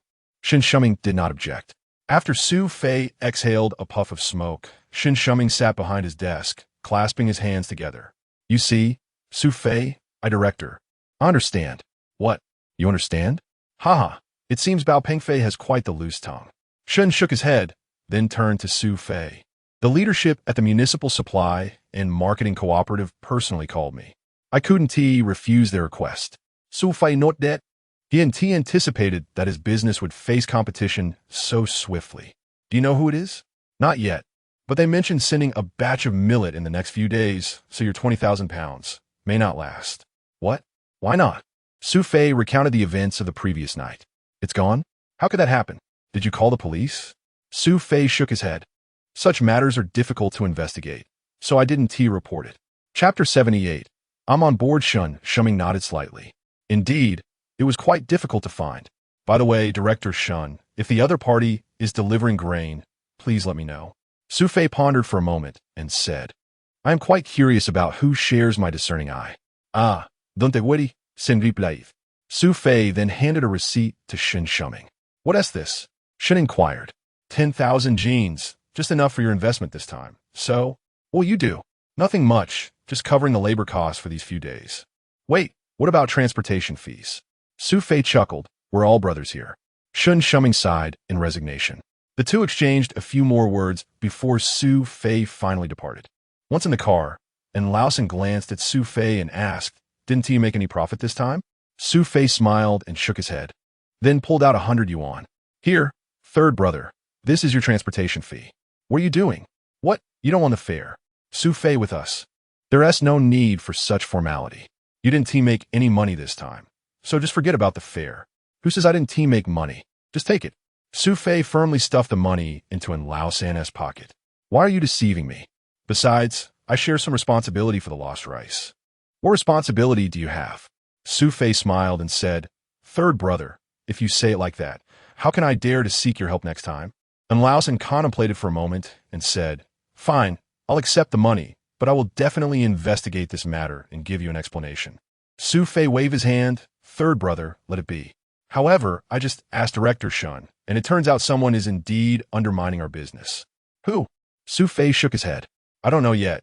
Director Shun mentioned it was a call from a leader at the Municipal Supply and Marketing Cooperative. What are you planning to do? Su Fei, my help, what do we do? Their people are quite formidable. We can only watch and dare not act. Fortunately, we are not solely reliant on the Shanghai grocery store. As he spoke, a frown suddenly crossed his brow, and Lao San turned to look at him. Third brother, let us go to the Dongxing grocery store. And Lao San slammed the accelerator, and the vehicle roared out of the Shanghai grocery store. Meanwhile, behind the window, Sister Zhang wore a smug expression. In Dongcheng, the car halted at the grocery store's entrance. Su Fei jumped out and rushed into He Jin's office. At that moment, Director He was reading a newspaper. Director He, what is going on? You seem flustered. Seeing that He Jin remained silent, Su Fei relaxed and smiled as he took a seat. Nothing much, just going to ask how the sale of millet is going for the next time. Oh, you mean that? I was just about to look for you. Before he could finish, the phone rang. He Jin picked up the phone. Hello. Su Fei observed He Jin, noticing his expression gradually changing, glancing at himself several times. When He Jin hung up, Su Fei's eyelids twitched. Su Fei, did you hear something? That seemingly baseless question made Su Fei understand instantly. Was it a call from your system's leadership? I knew it. You rushed to find me for a reason. Indeed, it was a leader from a municipal supply and marketing cooperative who just called, and our second in command. He Jin raised 2 fingers. What did he say? What else could he say? He informed me that a relative of his has a batch of millet to sell and asked me to arrange it. This is not a negotiation. It's an imposition. Damn it. Being younger, He Jin found it hard to accept this, but he was aware that higher authority often trumps. Director He, please don't put yourself in a difficult position. Su Fei stood up, sensing the clarity of the situation. Su Fei, don't get worked up. I'm in a tough spot too. Su Fei chuckled and extended his hand. My dear Director He, I am not one to be petty. He Jin shook his hand in agreement. It's great that you can understand. Su Fei nodded and turned to leave He Jin's office. Once outside the Dongxing grocery store, he glanced at the newly risen sun. It seemed everything was about to start anew, didn't he it? Well then, Su Fei approached and Lao San's car. How is it going? Su Fei nodded. Damn. And Lao San slammed the steering wheel. It seems they are targeting us specifically. Who could it be? The mystery would soon be unveiled. Su Fei chuckled. Third brother, it's nothing, we just need to wait. That is all we can do. And Lao San replied, feeling somewhat disheartened. Let us get in the car. I'll take you to work. Su Fei shook his head. I want to walk by myself. After a moment of thought, and Lao San said, Okay, I'll treat you tonight. Let us grab a drink? Su Fei considered and replied, I'll come find you. All right, I'll wait for you. And Lao San started the car, and the liberation vehicle slowly drove away from Su Fei's view. Watching the vehicle recede, Su Fei felt a surge of defiance within him. Is that all you think it takes to defeat me? I am Su Fei. He had firmly resolved in his heart. Turning around, Su Fei strode purposefully toward the Donghai sugar factory. Upon entering a workshop, Wang Guoqing saw him and nearly contorted his face in frustration. Su Fei, what is your intention? If you don't want to work, just say it. Su Fei stepped forward. Director Wang, I wish to take a leave of absence without pay. What? I said I want to take a leave of absence without pay. You? No longer earning? Su Fei glanced around the workshop. This kind of money, I'd rather not earn. Fine, Wang Guoqing retorted as he entered his office. He took out a blank sheet of paper and swiftly signed his name. Take it. Wang Guoqing had been waiting for this day. With Su Fei leaving early, he could finally breathe a sigh of relief. Did I hear you're taking a leave of absence without pay? Zhang Dajuan entered from outside. Without even glancing at him, Su Fei held onto the application. Wait, Zhang Dajuan blocked Su Fei's path. Our business isn't settled yet, you know? Isn't it to be seen in court? That is correct. But I heard you want to apply for civil mediation. However, now that you don't even have a job, how will you compensate me? That is not for you to worry about. Su Fei shoved him aside and strode out of the workshop. Su Fei, Lao Lu chased after him from the workshop. Brother Lu, Su Fei smiled. I made up my mind. Since Wang Guoqing and the others are here, it's quite difficult for me to earn money. That is true, Lao Lu nodded. What is your next step? The loan has come through. I'm going to start my own venture. Dive into the business. I believe you can do it. Chapter 79. A difficult situation. Su Fei stepped into the factory office on the first floor. Coincidentally, Jolina emerged from the laboratory, and upon seeing Su Fei, she greeted him with a smile. Su Fei, what brings you to the factory office? Are you looking for me? Su Fei shook his head and replied, Oh, I'm here to see Director Sunday. You're looking for Sun Xing? Jolina furrowed her brow and asked, Has he been giving you a hard time? Su Fei chuckled. Not at all. I'm just here to get his approval on this. He handed over the application to Jolina. Leave of absence without pay? Jolina looked at Su Fei in astonishment. What will you do if you quit? What are your plans? Going into business, he replied. You're going to start a business? Su Fei nodded. That is feasible, but where will you get the capital? Su Fei smiled. That is a question I've already resolved. Oh. Although Jolina maintained her smile, an indescribable sense of loss stirred within her. Initially, she had agreed to date Sun Xing because of Su Fei's presence in the factory, but now he was suggesting a leave of absence.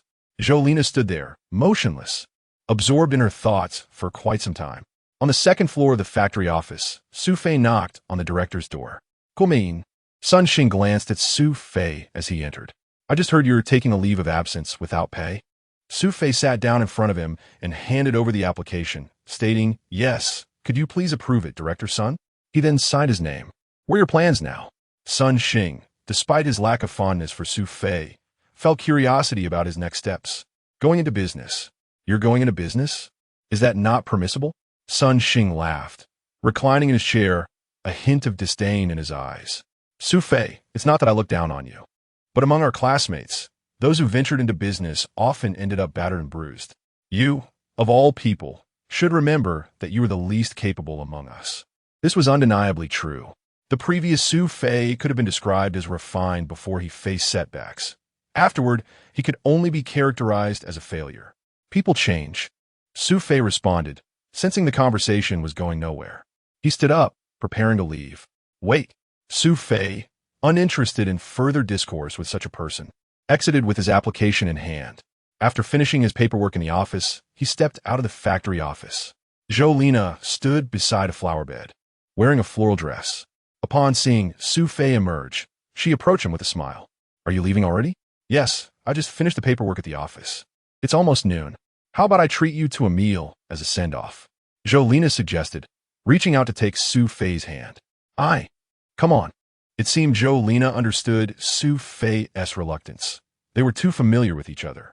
Hand in hand, they proceeded to the bike shed. Meanwhile, Sun Xing stood by the window, watching his girlfriend leave with another man, laughing and chatting. He gripped the windowsill tightly, his hand turning pale from the pressure. Su Fei. Sun Xing turned around, grabbing his coat as he headed outside. At that moment, Jolina mounted her bicycle, just as before, supporting Su Fei as they exited the factory. The guard, Old Chun, waved goodbye to Su Fei. However, when Sun Xing rode out from behind, intending to call out to Director Sun, he was met with a murderous expression, completely unlike the usual cordial demeanor. What's going on? Old Chun suddenly realized the situation. Jolina supporting Su Fei, with Sun Xing in pursuit. The youth of today. Old Chun shook his head as he returned to the guardhouse. Ali Laosie's restaurant. Jolina handed the menu to Su Fei. Order whatever you like. Today, I'm treating you. Don't hold back. Really? Then I want to be modest. Su Fei smiled, glancing at the menu, and ordered spicy stir-fried dried tofu and stir-fried pork liver. Is that all? That sounds good. I don't drink, so let us get 2 servings of sugar pancakes. Laosie's pancakes are quite good. Jolina nodded in agreement. Do you remember when we were in middle school? There was a time when you, Fu Chun, and I came here for sugar pancakes. Su Fei noted that, although the memory felt somewhat unfamiliar. He could vaguely piece together fragments of it. Time flies. Jolina reflected, lowering her gaze. Indeed, it has been nearly 10 years since we graduated. Actually, it's 9.5 years, Jolina corrected, lifting her head. You remember that clearly? Yes. Jolina wanted to mention her diary, which meticulously recorded the days she and Su Fei had been apart. As they chatted, Sun Xing walked in from outside. Sun Xing? Jolina, seated, naturally spotted him immediately. Lena? Sun Xing waved with a smile. Su Fei turned to glance at him, then whispered to Jolina, "It seems he is worried about us being out together." Jolina, not naive, understood Sun Xing's intentions. She stood to meet him. "What is your meaning?" she asked reproachfully. Sun Xing, however, looked past her, casting a cold glance at Su Fei before smiling and placing a hand on Jolina's shoulder. "Lena, what are you thinking? How could I possibly be following you? It's merely a coincidence." Sun Xing, do you think I'm a child? No. Then explain why you're here at this hour. With half an hour until the end of the workday, are you really going to say you're hungry and came here for a meal? Faced with Jolina's accusation, Sun Xing awkwardly chuckled. No, I was at a meeting at the commercial bureau. I thought I might not have time for lunch, so I just came in for a quick bite. Jolina shot him a skeptical look. Suit yourself. Do you want to join us? Sun Xing quickly nodded. That would be wonderful. He walked past Jolina and, upon reaching their table, coldly remarked, Really? You two are just having this? Su Fei replied with a smile. Just a simple bite for the two of us. That won't do. Now that you're not with the factory anymore, as an old classmate, I must treat you. Sun Xing called to the counter. I'd like an order of stir-fried pig heart. Chapter 80. Living a Good Life, Old 4. Sun Xing called out to the counter. Li Laoxi's wife stood up from within. Oh, isn't this Director Sun? What can I do for you? Old 4 is worried about you. Sun Xing was momentarily taken aback. What was he worried about? This woman, really, just bring me the half pot of wine I left last time. Li Laoxi's wife nodded. Understood. Before long, she emerged from the storeroom, carrying a wine pot. Sun Xing took it and poured himself a drink, then was about to pour for Su Fei. Sun Xing, I'm not drinking. Why? Do you find my wine unsatisfactory? No, I just don't feel like drinking today. Sun Xing looked at Su Fei with a hint of displeasure. Su Fei, what kind of relationship do we have? Is this a slight to me? Seeing this, Su Fei waved his hand. Fine, how about we switch to something else? Huh. As Sun Xing was about to pour, he paused upon hearing Su Fei's suggestion. What do you mean?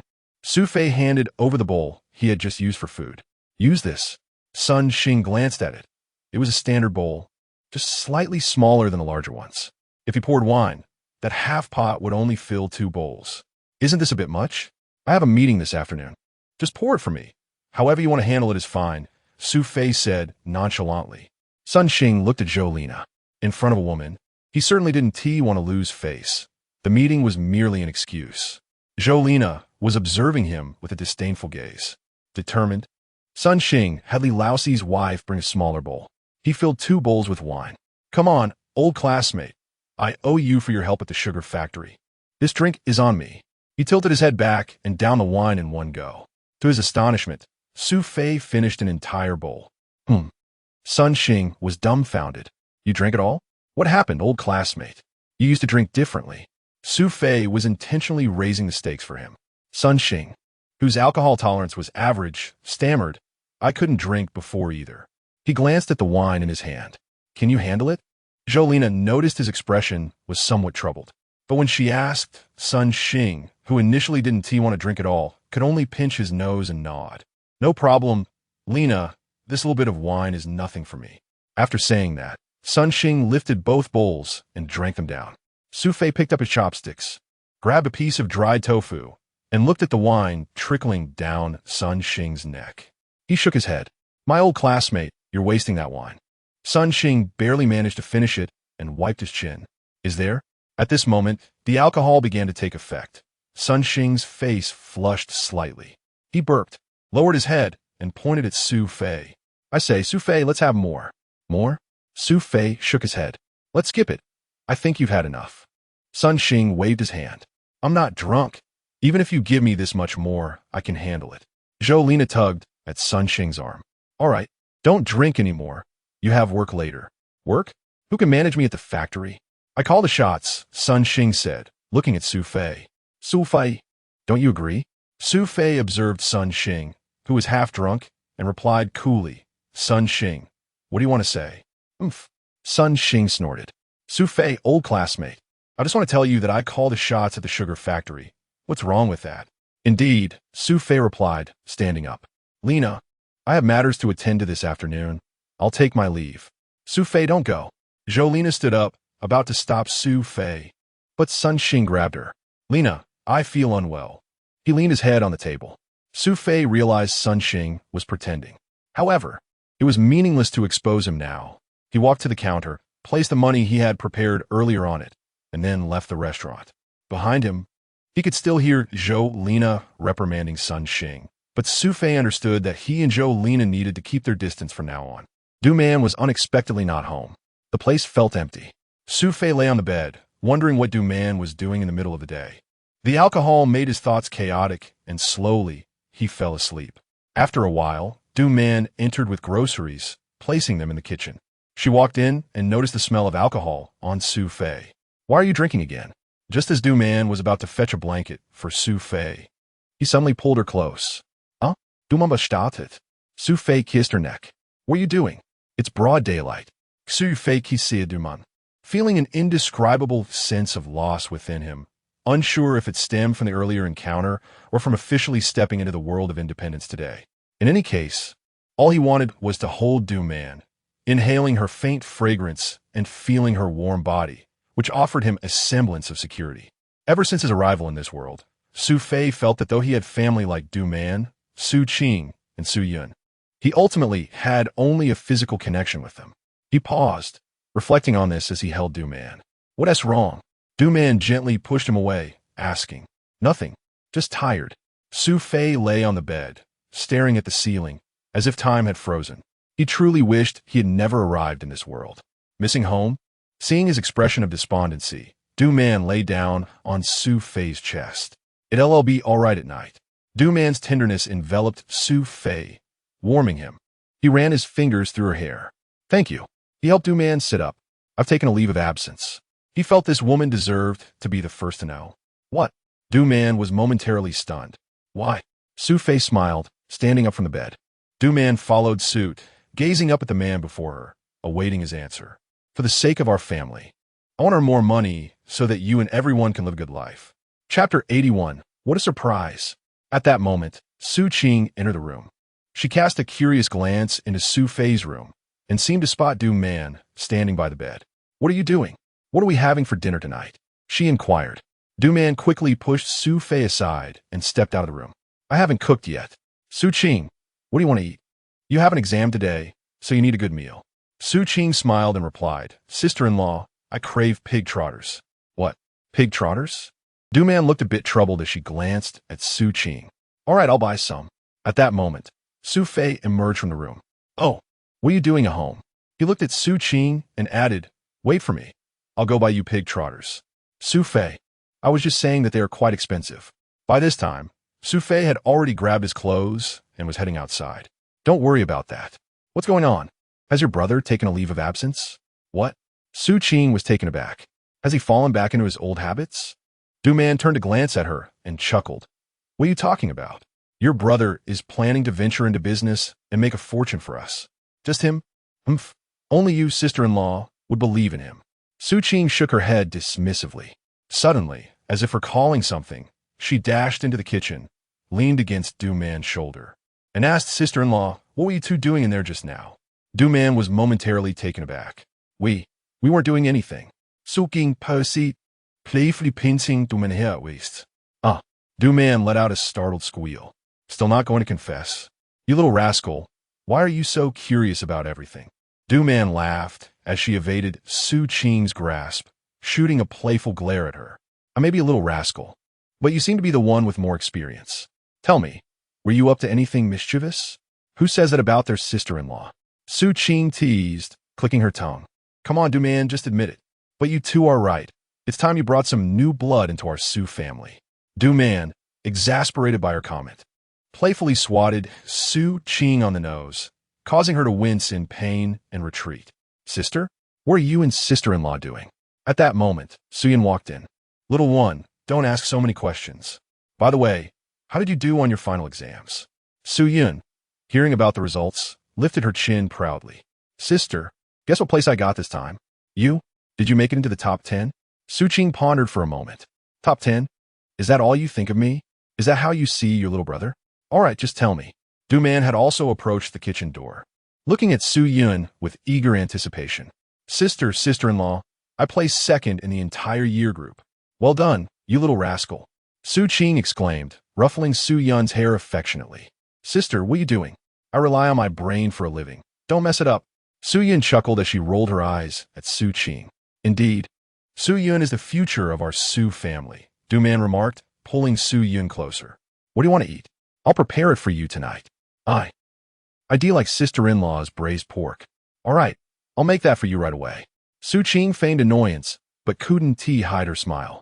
You, sooner or later, will be getting married, while Su Yun is the true heir of our family. Such a feudal mindset, Su Qing said, pinching Su Yun's ear playfully. Ow, that hurts, second sister. Su Yun squealed as Su Qing tugged her into the room. Go finish your homework first. You are the hope of the Su family. Just because you scored high, don't think you're all that. Du Man watched as the siblings entered the room, shaking her head with a smile before returning to the kitchen to busy herself.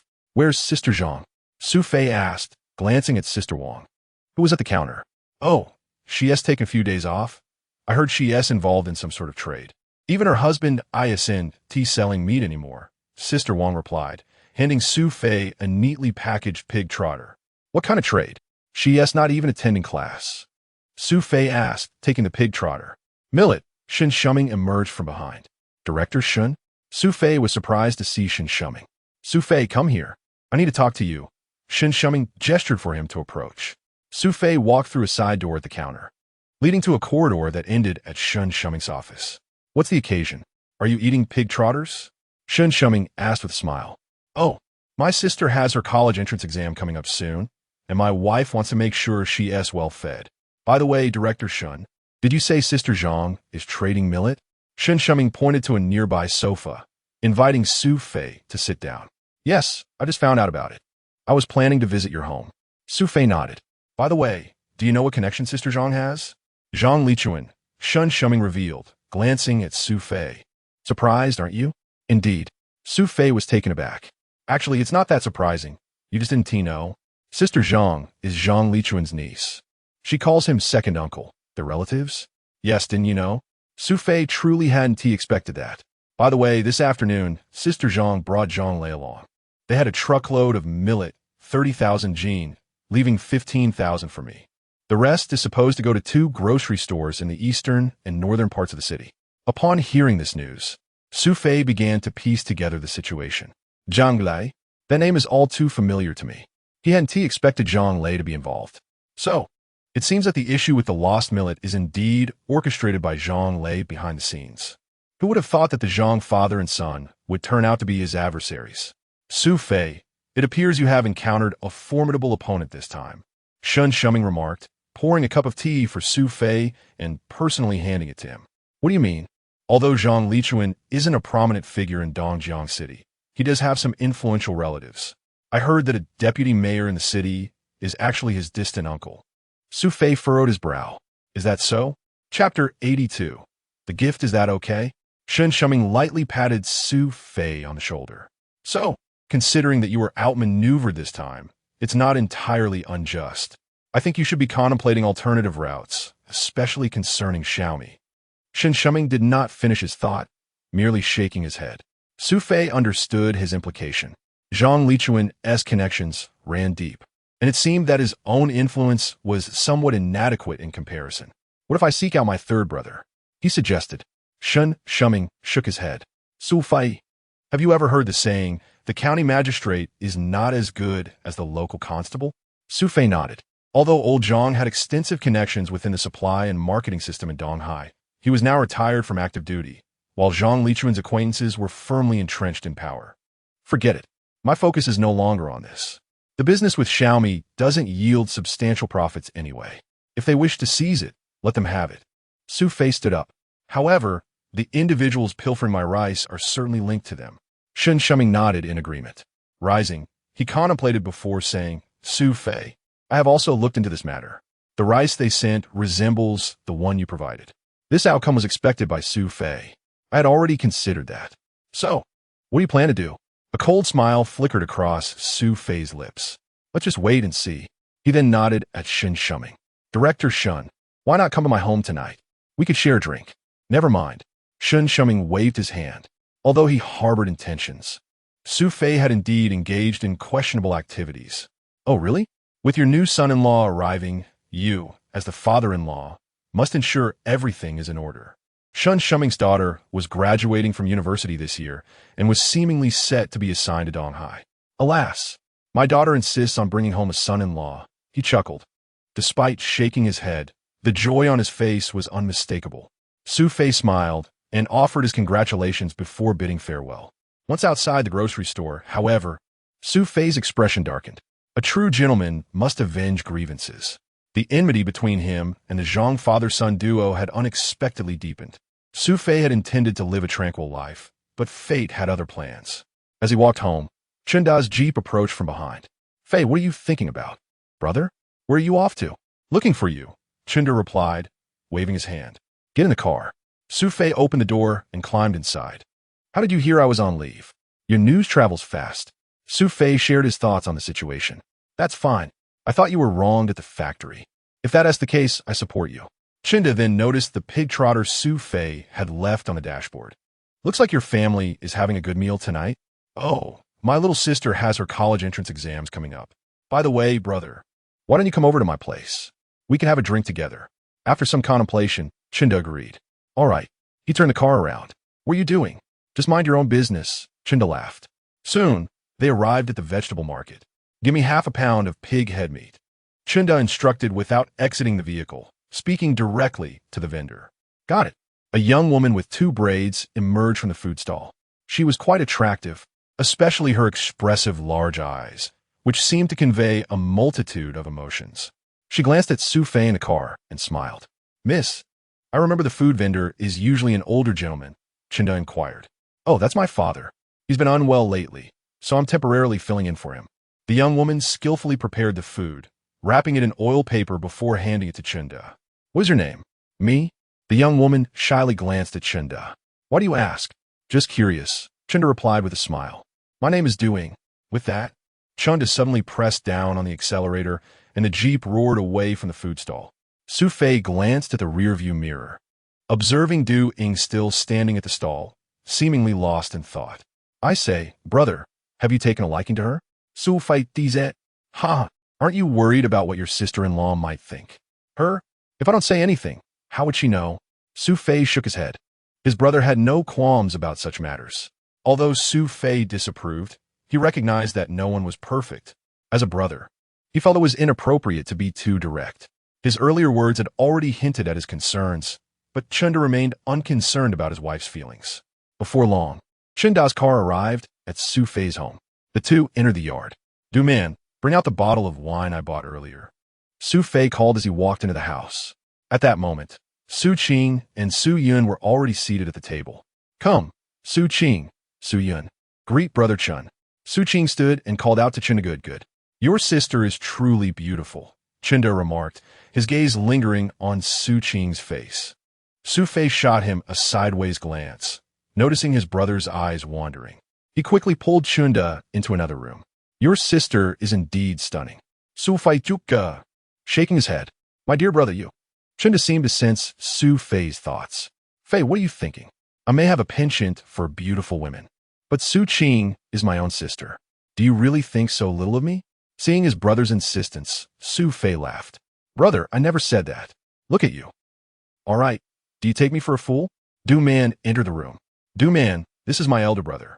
Brother, she greeted, it's our first meeting. I didn't bring anything. Enough, brother, Su Fei laughed, pulling Chun Da's hand out of his pocket. Do we really need to stand on ceremony? All right, sister-in-law. Next time I will definitely bring you a gift, Chinda promised, waving his hand. Su Fei, I've prepared the dishes and warmed the wine. Would you two like to? Of course, let's go, brother. Su Fei pulled Chinda out. As they sat down, Su Fei curiously asked, what is this braised pork?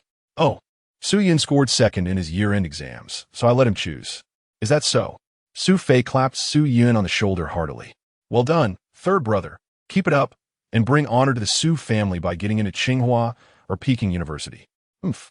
Su Qing scoffed from aside. Chapter 83. The Subconscious What Happened? Su Fei asked, momentarily taken aback as he looked at Su Qing. What do you think? Su Qing shot him a sharp glance. Do you and your wife both believe that I, Su, am not of the same Su as you? At that moment, Du Man stepped out with a smile, placing the sliced pig's head on the table. Su Fei, is it not true that you consider Su Yun to be the hope of our family? Oh, ha ha ha. Su Fei finally understood. My sister is indeed the hope of the old Su family. As he spoke, he picked up a piece of pig trotter and placed it directly into Su Qing's bowl. Su Qing, this time you must perform well and strive to get into Tsinghua University for our family, all right? Su Qing, hearing this, burst into laughter. In such a short time, our Su family has produced 2 students from Tsinghua and Peking University. What, do you think Tsinghua and Peking University are reserved solely for our family? Seeing her smile, Su Fei and the others joined in laughter. At this moment, Chenda turned to Su Fei and said, Fei, I truly envy you. You have such a beautiful sister and an outstanding brother, not to mention a sister-in-law who is so virtuous. If only I could have half of what you possess. Su Fei looked at Chinda in surprise. Brother, I have heard that my sister-in-law is the beauty of her workplace. What beauty? If she is a beauty, then there might not be any women left in Donghai City. Chinda replied, glancing at Du Man's sister-in-law is the true beauty, isn't she? Du Man lowered her head, saying, in Su Fei's eyes, I am nothing more than ordinary. When did I ever say you were ordinary? Su Fei shook his head, raising his wine glass. Brother, let us not discuss these matters. Let's drink. Very well. Chinda, whose drinking capacity was not on par with Su Fei's, was soon feeling the effects. I say fourth. Chinda's speech became slightly slurred. Today I am quite happy. You see, the sister-in-law's cooking is truly. He extended his thumb towards Du Man brother. I did not do much, she replied honestly. The braised pork was all prepared, and the rest was ready-made. No, you do not understand. My wife, she cannot even stir-fry cucumber slices. Alas, Chanda seemed to harbor a plethora of grievances regarding his wife. Noticing that Chanda had consumed enough alcohol, Su Fei said, Brother, how about I accompany you for some tea instead of wine? Fourth, what do you mean? I have not finished drinking yet. Chanda, saying this, picked up the wine jug, poured himself another cup, and filled Su Fei's glass as well. Cheers! Su Fei had no choice but to comply. After all, he was the host, and it would be impolite to rush a guest. As they continued to drink, Chinda soon could not sit still. His body swayed as he spoke, and his eyes were half closed. Su Fei, witnessing this, called for Du Man to brew some tea. Just as he finished speaking, Chunda slumped onto the table, snoring loudly. Is he asleep? Du Man asked, entering with the tea water.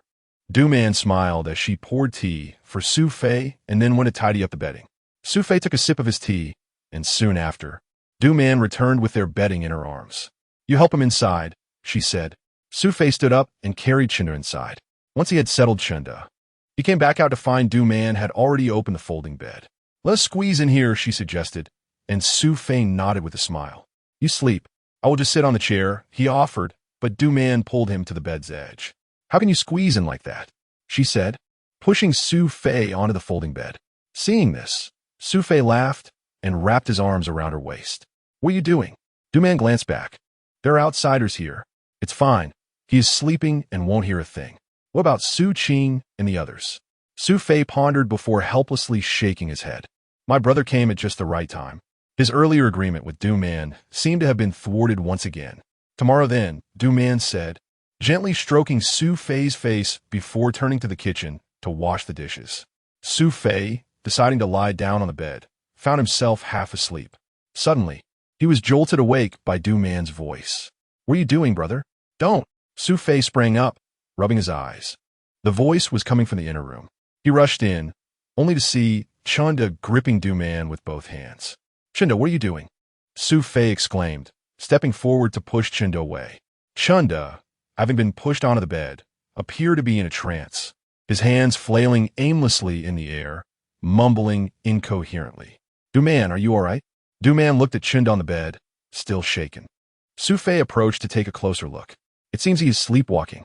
"Sleepwalking?" Du-man moved closer to observe Chunda, who was still waving his hands wildly, a smirk lingering on his lips, as though he were engaged in something inappropriate in his dreams. "What should we do?" "We cannot interrupt him. I have heard that it can be dangerous to wake a sleepwalker." Su-fei nodded in agreement. "Yes, I have heard that too. So what we do? Let's leave him be for now. We can go outside," Su-fei suggested, pulling Du-man out with him. Once they were back on the bed, Su-fei held Du-man close and asked, "What made you go into the inner room?" "I saw you asleep and thought to fetch another blanket since it might get cold tonight." Su-fei chuckled softly, teasingly pinching her cheek. "My Du-man, were you frightened just now? What do you think?" Du-man shook her head. "The way he was, eyes closed, hands tightly gripping me, wasn't that terrifying?" She patted her chest a few times. "By the way, your brother truly is something else. How could he sleepwalk and behave like that?" Su-fei could only shake his head in resignation. He could not disclose to his wife that his brother was lecherous. That was a secret he would keep to himself. "This is called the subconscious, you see." "The subconscious?" "Indeed. Everyone possesses it. The actions driven by the subconscious may involve things we would not dare to do under normal circumstances." Du-man shook her head. "The subconscious? This is the first time I have heard of it. Let me put it this way. If he were to harm someone, it could very well be." Chapter 84. Endure it. It's terrifying. Du-man looked up at Su-fei in astonishment. "I've heard a story before." Su-fei glanced at Du-man in his arms and asked, "Shall I tell you?" "Sure." Du-man nodded with curiosity. Once, a group of students went to the countryside during the commune movement. On their first night, one of them had his throat slit. Du-man, upon hearing this, buried her head in Su-fei's embrace in fear. Su-fei smiled, realizing his story was having an effect. "Why did you stop?" Du-man asked, still nestled in his arms. "Do you want to hear more?" Su-fei lowered his voice, adopting a hoarse tone. The next day, the students moved to another room, but strangely, another student had his throat cut. "No, please don't continue." Du-man trembled in fright. Su-fei tightened his embrace. "Don't be afraid, it's just a story."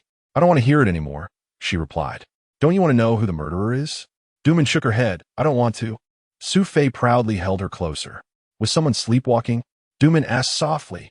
Su-fei replied with a murmur. "You guessed it." At that moment, she was nearly asleep. The next day, Su-fei opened his eyes to find Du-man in the kitchen preparing breakfast. He got up and walked over. "Why are you up so early?" Du-man turned to look at him. "Your eyes?" Su-fei pointed in surprise at her eyes. "Haha, what's wrong with you? You're still laughing. It's your story that kept me up all night. Were you afraid he would come for us?" Su-fei said, making a gesture across his throat. Du-man looked down. "Look at you, you have panda eyes from staying up." Su-fei pointed at the bed. "Why don't you lie down for a bit? I'll take care of it." "Never mind, I'll sleep after you all leave." Su-fei, seeing her helpless expression, walked out of the kitchen with a smile. "Fei, you're up quite early." Shengdai mirjit, rubbing his neck, appearing rather fatigued. "How did you sleep, big brother?" Su-fei chuckled inwardly, but maintained a composed exterior as he led Chunda into the courtyard. "Let's stretch a bit. After breakfast, you can head to work." "All right." Chunda strolled around the courtyard. "I'm waiting for Sango. He's contacting a friend from the second department to clarify the address of the TV factory before we set off." "Good, you're efficient. By the way, isn't your court hearing on the 25th? Yes. Chunda pondered for a moment. "Is that lawyer Zhang reliable?" "I think he's capable."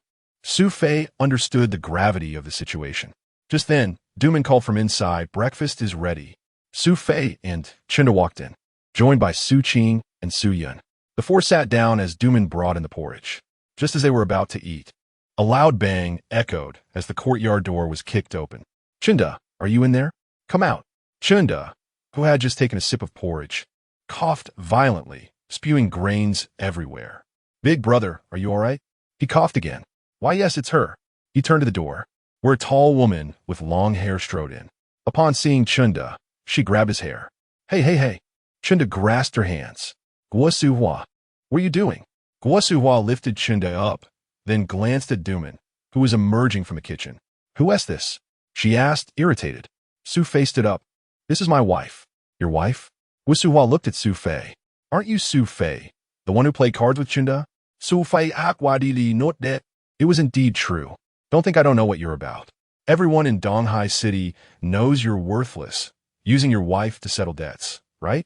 Su Fei wanted to explain, but it seemed the rumor had become accepted fact. Sister-in-law, let me explain. Yesterday. Don't speak. Gua Su Hua interrupted him. You owe my Chunda money, and now you want to use your wife to settle it? Su Fei looked at Chunda. Big brother, what's going on? All he received was a firm wink from Chunda. What is this? Gua Su Hua sneered at Duman. She is somewhat pretty, but alas, just a worthless woman. Who are you calling worthless? Duman's expression darkened. Chunda, realizing the situation could escalate, quickly embraced the fuming Gua Su Hua.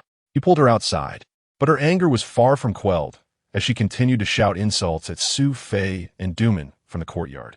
Su Fei, look. Duman pointed outside, feeling wronged. Wife, I'm sorry you saw it too. My brother just gave me a look. Let us just endure it. At that moment, Chunda had already dragged Gua Su Hua away. Look at this mess. Duman sat down, tears streaming down her face. Don't cry. What are you upset about? We haven't done anything she accuses us of. But have you considered how the neighbors see us? Duman glared at Su Fei in frustration. All right, I admit my fault. I apologize on behalf of my brother. Okay? Duman, hearing this, cried even harder. Su Qing and Su Yun watched the scene unfold. Su Fei, what kind of friends do you have? Big brother? What kind of big brother is this? Su Qing said as she approached Duman. Yes, sister-in-law.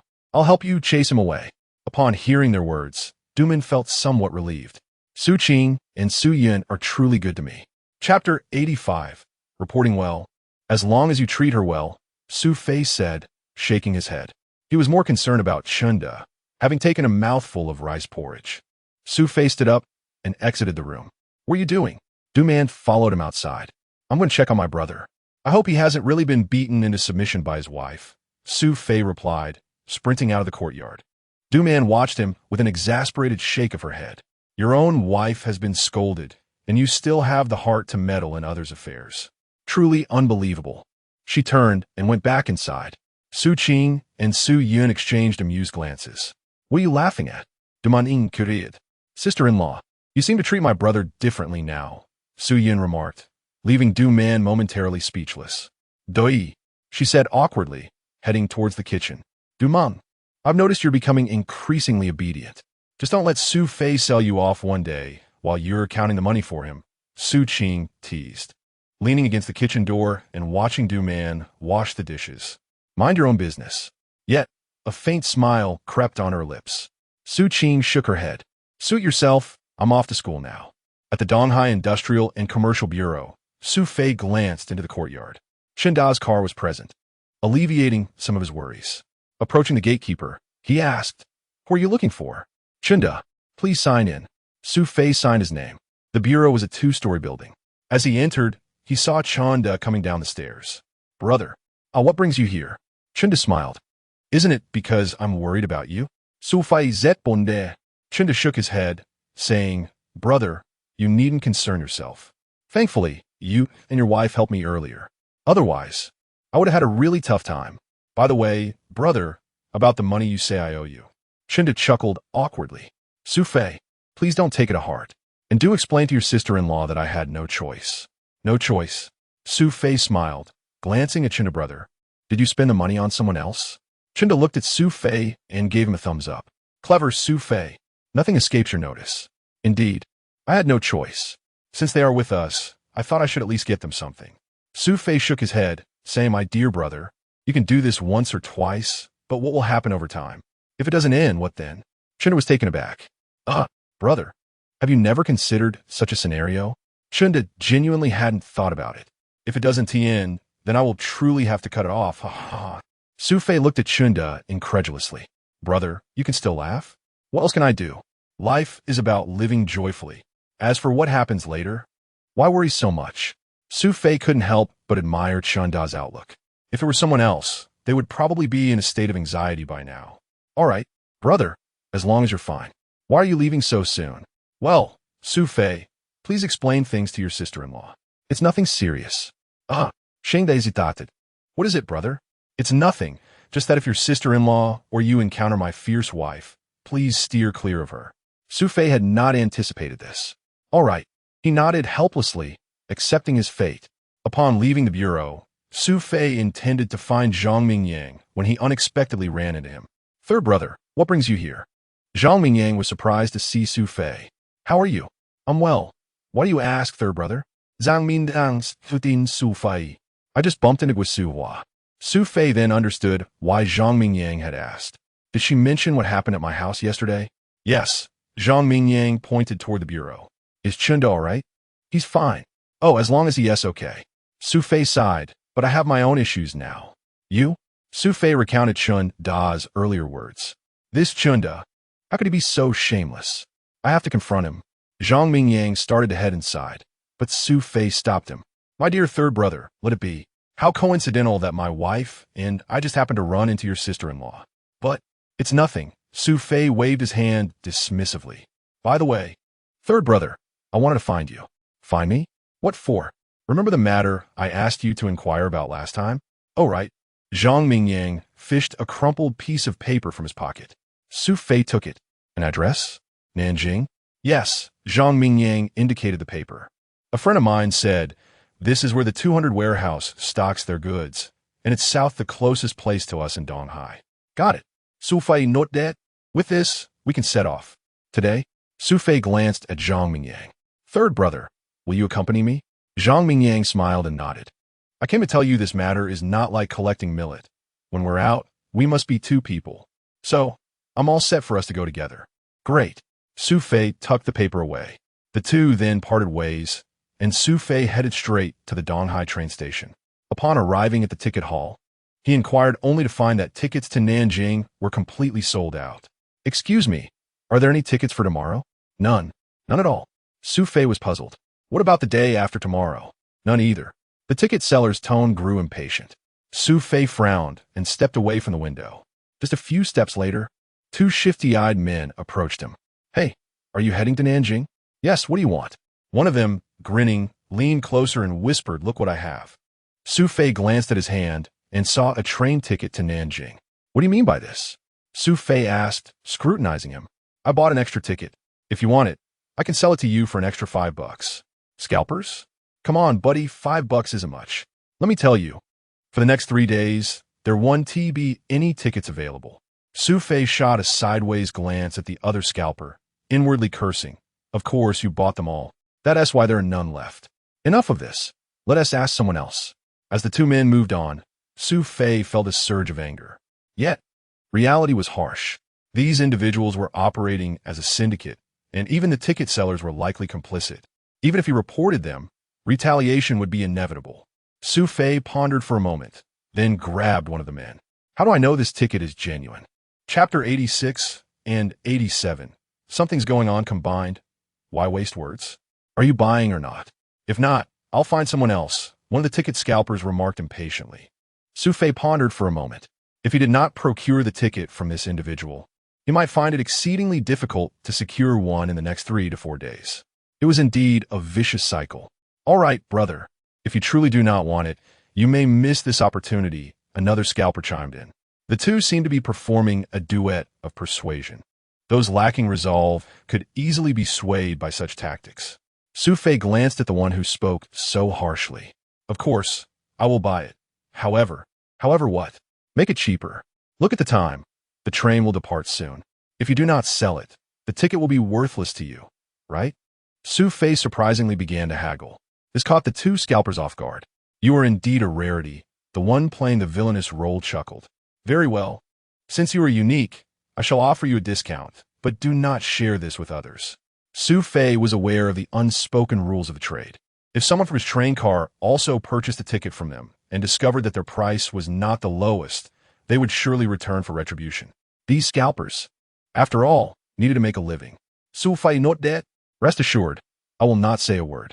Thus, a ticket that was originally priced at 3 yuan was procured by Su Fei for 5 yuan. After exchanging money for the ticket, he headed home. With a train scheduled for 5 o'clock in the afternoon and less than 6 hours remaining, he needed to prepare and also find Zhang Mingyang. Upon arriving home, he was greeted by the sound of a woman's furious voice. You little wretch, tell me how you managed to seduce my man. Su Fei recognized that voice all too well. It was Guo Suhua, who had come earlier that day. Pushing open the courtyard gate, he saw Guo Suhua and two men standing in the yard, the door to the house firmly shut, while Du Man sulked on the bed inside. What is going on here? Upon noticing Su Fei's entrance, Guo Suhua turned to him. Oh, it's you, the pathetic one. She sneered. Who is he, sister? One of the men inquired. He is the man of that wretched woman inside.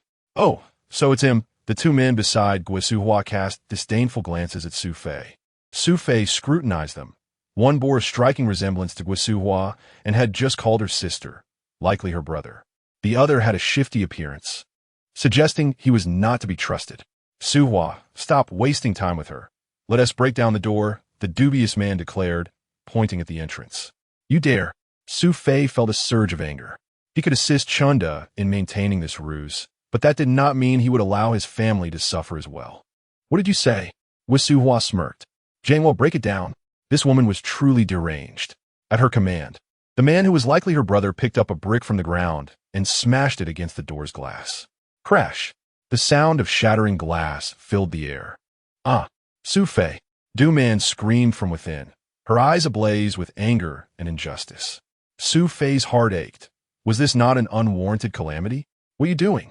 He exclaimed, rushing forward to grab Guo Jangwo by the collar, delivering a punch. Smack! Jangwo cried out in pain, staggering and landing in the chamber pot, which Su Fei had neglected to clean the night before, leaving it half full. Jangwo collapsed, drenching himself in the contents. What is that smell? Jangwo exclaimed, recognizing the foul odor. Damn it, it's urine. His outburst elicited a grimace from Guo Suhua. Dengyu, take care of him, she commanded, directing her attention to the man beside her as she witnessed her brother's humiliation. Dengyu nodded, raising his fist and swinging it towards Su Fei's face. However, Su Fei merely cast a glance at the man, who appeared diminutive and monkey-like next to Su Fei's towering stature. Su Fei swiftly delivered a kick, sending Deng Yu stumbling back against the wall. Ouch! Deng Yu groaned, clutching his abdomen, unable to stand upright. So what do you mean? We had agreed that this matter would be settled with your man. Why are you causing a scene in my home? Su Fei gonfun guo suhu. Su Fei, your wife is seducing my man. What is wrong with me confronting you? Guo Suhua stood her ground, shouting back. Sister, why waste breath on him? Jangwo, having risen from a urine-soaked pile, produced a spring knife from his pocket. With a snap, the blade gleamed ominously before Su Fei. He stepped back, apprehensive. Just then, Du Man's voice rang out from inside. Su Fei, watch out. Su Fei sensed movement behind him, but he was a moment too late. Before he could retaliate, Deng Yu had wrapped his arms around Su Fei's waist. Jangwo, Deng Yu shouted. The menacing Jangwo lunged forward with a knife. I'll stab you to death. He yelled as he thrust the blade towards Su Fei's abdomen, unable to evade due to Deng Yu's grip restricting his movement. Su Fei resorted to stamping his foot down hard. Deng Yu yelped in pain. In that instant, Su Fei summoned his strength, violently flinging Deng Yu forward. Thud! Deng Yu shivered as if struck by a chill, then collapsed to the ground, howling in agony as he clutched his backside. The knife had struck Deng Yu instead of Su Fei. Serves you right. Jangwo laughed derisively. Brother Ji, are you all right? Guo Suhua rushed to Deng Yu's side, as if her husband had been mortally wounded. Old Den, how are you? Su Fei stood momentias tun, observing Guo Suhua's intimate gestures as she wiped the sweat from Deng Yu's brow. What's happening here? Chapter 88. You eat first. Du Man smiled as she sat up in bed, reaching for her clothes. Su Fei gazed at her porcelain-like back, her slender figure illuminated by the glowing ember of his cigarette, revealing an exquisite beauty. I'll go make some pancakes. You rest for a bit, she said, stepping outside. After finishing his cigarette, Su Fei put on his clothes. Although he couldn't confront Chunda to resolve the matter, he hoped today as events wouldn't repeat themselves. He bid farewell to Du Man and left the house. He first sought out Zhang Mingyang, handing him a train ticket. Zhang Mingyang packed a few changes of clothes into a backpack, and together they departed. Just as they stepped outside, old Master Zhang returned home. Where are you off to? He inquired. I'll be away for a few days. Take care of yourself, Su Fei replied. All right, off you go, old Master Zhang said, seeing it was Su Fei and not expressing any further concern. Once they exited the alley, Zhang Mingyang glanced at Su Fei and remarked, if it were anyone else, I'm certain my old man wouldn't agree to this at all. Really? Su Fei replied, shaking his head. I suppose you've struck a chord with him. He holds you in high regard. Su Fei chuckled softly. I think the old man merely appreciates those who speak well. Stubborn old fool, Zhang Mingyang retorted. Where are we headed? He then realized Su Fei was not leading him home. To find my elder brother.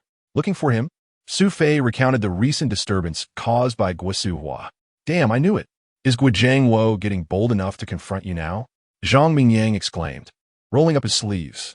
Let us go find Guizhang Wo. I'll teach him a lesson and make him understand that we are not to be trifled with. Su Fei waved his hand dismissively. Let us not. It wouldn't sit well with my elder brother. Him? Zhang Mingyang snorted. He is comfortable enough. Isn he? Did he think of you when he was with that woman? Su Fei shook his head. He mentioned wanting to sever ties. Sever ties? Does he even have the audacity? If he could cut ties with others, that's one thing. But if it's with Chunda, it would be harder than taking away his food. Su Fei laughed. It's not that serious. You don't believe me? After all these years, do you think I don't know him well? As they spoke, they arrived at the Industrial and Commercial Bureau. Coincidentally, Chunda emerged from within. What brings you here? He asked. Zhang Mingyang approached him with a stern expression. Where are you off to? Oh, just stepping out, Chunda replied with a smile. Are you going to see that woman? Zhang Mingyang retorted. You should call her second sister-in-law. Off you go. Zhang Mingyang, in a fit of anger, pointed at Su Fei. I say, elder brother, you're our leader, but can't you act like one? Do you know that old Fur almost got stabbed by that bastard Guizhang Wo just now? Chunda was taken aback. What? He came looking for you? Su Fei not dead? He didn't harm you, did he? Chunda asked anxiously. Now you're scared? You know my sister-in-law brought 2 people to old Fur's house and cornered his wife to scold her. Those people. Chunda's expression darkened. This is too much. That woman. And she is still referred to as second sister-in-law? Can't you rein her in, elder brother? Shang da contemplated. All right, I'll go find them. Su Fei quickly grabbed Chunda's arm. Elder brother, don't go. What? Zhang Mingyang looked at Su Fei in confusion. What's going on? Su Fei smiled at Zhang Mingyang. Third brother, I know you mean well, but what about our elder brother? Zhang Mingyang glanced at Chunda, who was looking down, a look of distress on his face. Shang da forced Ismail. Zhang Mingyang chuckled coldly. Elder brother, you can't even handle a woman's family? Chunda sighed, shaking his head in resignation. All right, elder brother, third brother, let us handle this. As long as you keep our sister-in-law in check, we can let it go. Shang da nodded. Zhang Mingyang shot a glare at Chunda.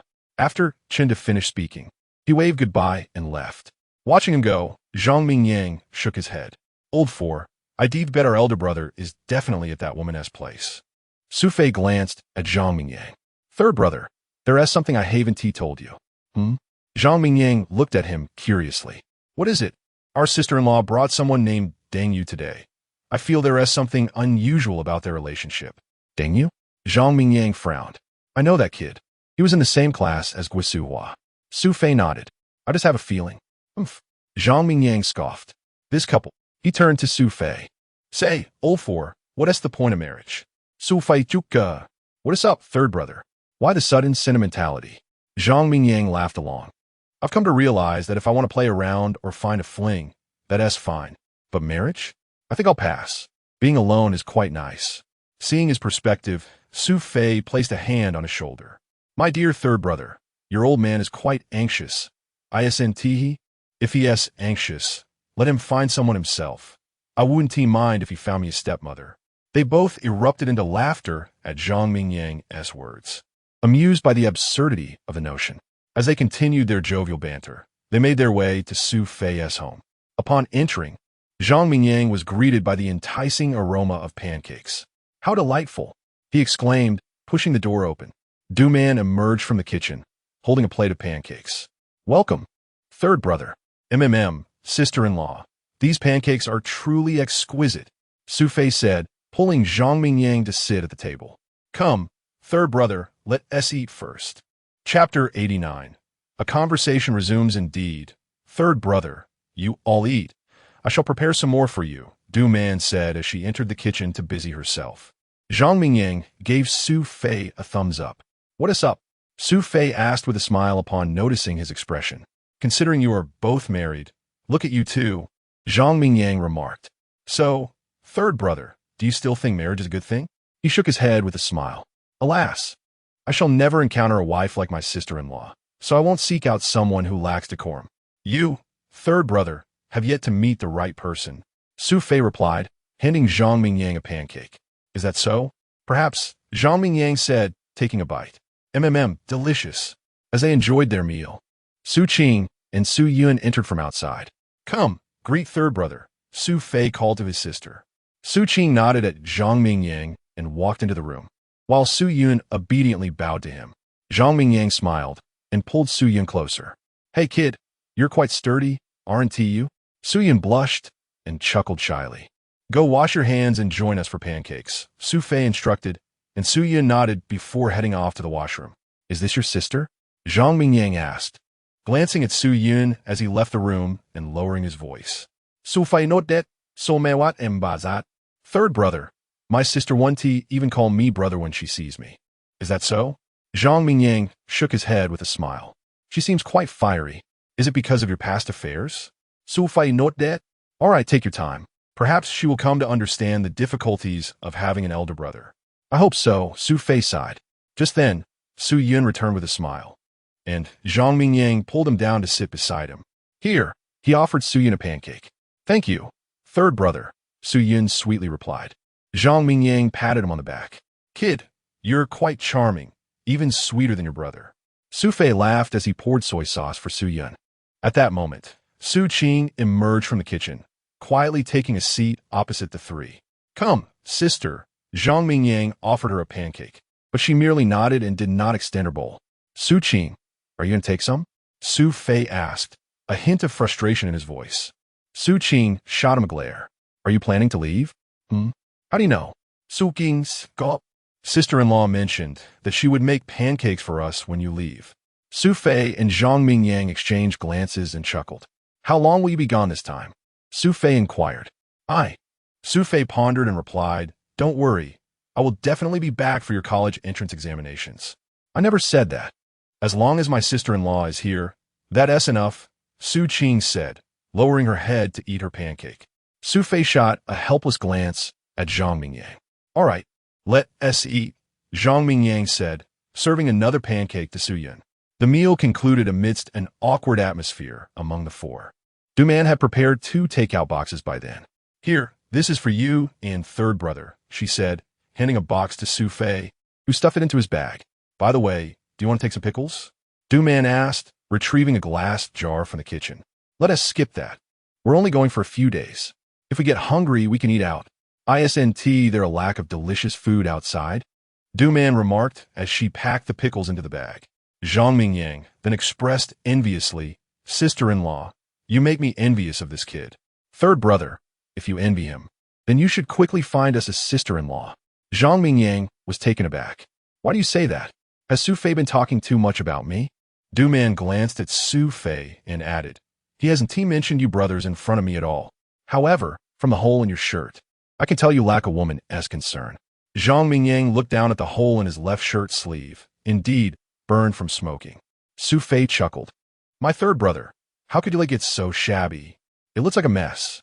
Zhang Mingyang had sewn the hole haphazardly, resembling a clumsy patch. He stammered, awkwardly shaking his head. My old man can't sew either. I can't go looking for a wife just because of this, right? Well, third brother, you should seriously consider it. Enough. Why is everyone bringing this up today? Zhang Mingyang, am perfectly fine on my own. He stood up, nodded at Du-man with a smile, and said, thank you, sister-in-law. Afterward, Zhang Mingyang took out a cigarette. Fourth, let us step outside for a smoke. Su Fei smiled and followed him out. The two leaned against the door frame. Zhang Mingyang lit his cigarette and glanced at Du-man, who was busy tidying up inside. I must say, fourth, you truly are fortunate. Why is that? Su Fei asked with a chuckle, taking a drag. Honestly, you've moved me with your words. They exchanged knowing glances and burst into laughter. At 4:30, Donghai Railway Station, Su Fei placed his bag on the ground and checked the time. Let us sit over there for a bit, he suggested, pointing to a nearby bench. Zhang Mingyang nodded, carrying only a backpack. The two settled on the bench. "Excuse me, brothers, where are you headed?" A man in his 40s, dressed like a farmer, turned to Zhang Mingyang and asked. Zhang Mingyang assessed the man. "To Nanjing. What a coincidence." The farmer chuckled, nodding. "I'm also going to Nanjing." "Indeed," Zhang Mingyang replied politely, then turned to Su Fei, clearly uninterested in further interaction. "Hey, brother, can I ask you something?" Zhang Mingyang frowned slightly, feeling impatient as he turned to face the man. "Go ahead. This is my first time on a train. So how do I board?" Zhang Mingyang chuckled. "Your first time, huh? All right, just follow us when the time comes. We'll show you how." The farmer expressed his gratitude profusely. "Thank you so much, brother. I've truly met a good person." "Enough of that." Zhang Mingyang waved his hand dismissively and turned back to Su Fei. Before he could speak, the farmer interrupted again. "I say, brother." Zhang Mingyang's patience was wearing thin. He turned to the farmer. "Are you annoying? I already said to just follow us when it's time to board. What else do you want?" The farmer was startled by Zhang Mingyang's sudden change in demeanor and awkwardly smiled. "I'm sorry, I just wanted to chat a bit." Chapter 90. Fate, do I even want to converse with you? Zhang Mingyang shot a glare, his irritation evident. However, upon witnessing the innocent demeanor of the farmer, he softened his tone. "All right, brother, we still have matters to discuss here. You just keep to yourself, all right?" The farmer, understanding Zhang Mingyang's sentiment, nodded repeatedly. "Sure, you all carry on, I won't disturb you." With a smile, he genuinely closed his mouth. Zhang Mingyang couldn't help but chuckle at his demeanor. He then turned to Su Fei. "Did you see that?" Su Fei, observing closely, lowered his voice. "Third brother. It's perfectly normal for this brother to be a bit out of sorts on his first outing." "Fine, it's my fault." Zhang Mingyang replied with a smile and a shake of his head. At that moment, a vendor pushing a cart filled with snacks and beverages passed by. Peanuts, sunflower seeds, sausages, sodas, beers, drinks, and cigarettes. 2 packs of cigarettes, please, Su Fei stated, handing the vendor 5 yuan. As he received the cigarettes, the farmer pulled out 2 yuan from his waist. "Miss, I'd like a bottle of that," he requested, pointing to a soft drink. Zhang Mingyang accepted the cigarettes from Su Fei and glanced at the beverage the farmer was indicating. It was a bottle of cola. "Wow, brother, you're quite trendy. Drinking this?" The farmer smiled and nodded. "I've never had this before, thought I'd give it a try." What truly piqued Zhang Mingyang and Su Fei's curiosity was how this seemingly rustic farmer was so generous. After the vendor handed him the cola, the farmer stared at it for a long time, unsure how to open it. "Brother, look." Zhang Mingyang shook his head. "All right, let me show you." He took the cola and opened it for him. "Can't you see?" The farmer nodded with a smile. "This foreign invention is impressive. We used to drink from bottles with caps. This one just pulls open. Truly amazing." Zhang Mingyang chuckled. "I say, brother, this is called a pull-tab can, understand?" "A pull-tab can?" The farmer seemed to grasp Zhang Mingyang's explanation. He looked at the open can. "Indeed, it opens with a pull. Pull-tab is quite fitting." Zhang Mingyang understood the farmer's interpretation. "Whatever you think is fine," he said, choosing to ignore him and continue chatting with Su Fei. However, Su Fei's eyes were drawn to the 2 men lurking not far behind the farmer. From the moment the farmer took out money, their expressions had turned greedy. Su Fei realized the farmer was being targeted. He chose silence. It was better to avoid trouble while out in public. Moreover, it wasn't the right moment for intervention. After all, one couldn't just accuse someone of theft outright. "Attention passengers." At that moment, the station's announcement echoed. Su Fei stood up. "Brother, it's time to check tickets. Just follow us." The farmer quickly adjusted his 2 bags, one slung over his shoulder, the other in hand, and nodded at Su Fei. "All right, big brother." Zhang Mingyang led the way to the ticket check, with Su Fei trailing behind. He feigned interest in the scene, glancing back at the farmer. Sure enough, the 2 men followed at a distance. They soon passed through the ticket gate, and Su Fei headed straight for his platform. He intended to warn the farmer, but the 2 men maintained their close proximity, and he feared being discovered, which could lead to unwanted trouble. When Su Fei and Zhang Mingyang reached the platform, Zhang Mingyang was startled. "My goodness, you scared me. What are you doing, brother? You can't just stand silently behind someone and then smile." The farmer grinned widely. "I'm just saying, isn't it a coincidence?" "Coincidence?" Zhang Mingyang shot him a glance. "What carriage are you on to be standing here?" "Carriage?" The farmer clearly didn't understand. Su Fei interjected, "Brother, where's your ticket?" The farmer handed Su Fei the freshly checked ticket. Su Fei glanced at it. "What a coincidence indeed," Zhang Mingyang observed, and then remarked, "We're in the same carriage." "Is that so?" The farmer beamed, even more. "You two are good people. Before I set out, two magpies were chirping at my door. Look, I've run into you, two noble souls." "Oh, so we're the magpies?" Zhang Mingyang teased with a sly grin. "No, no, you are my benefactors." As the three chatted, the train gradually entered the station. The farmer gazed in awe at the train before him. "This metal thing can carry people? How do you board it?" Zhang Mingyang pointed to the train door. "See that? We board from there." He stepped towards the door. Su Fei smiled at the farmer. "Just follow me."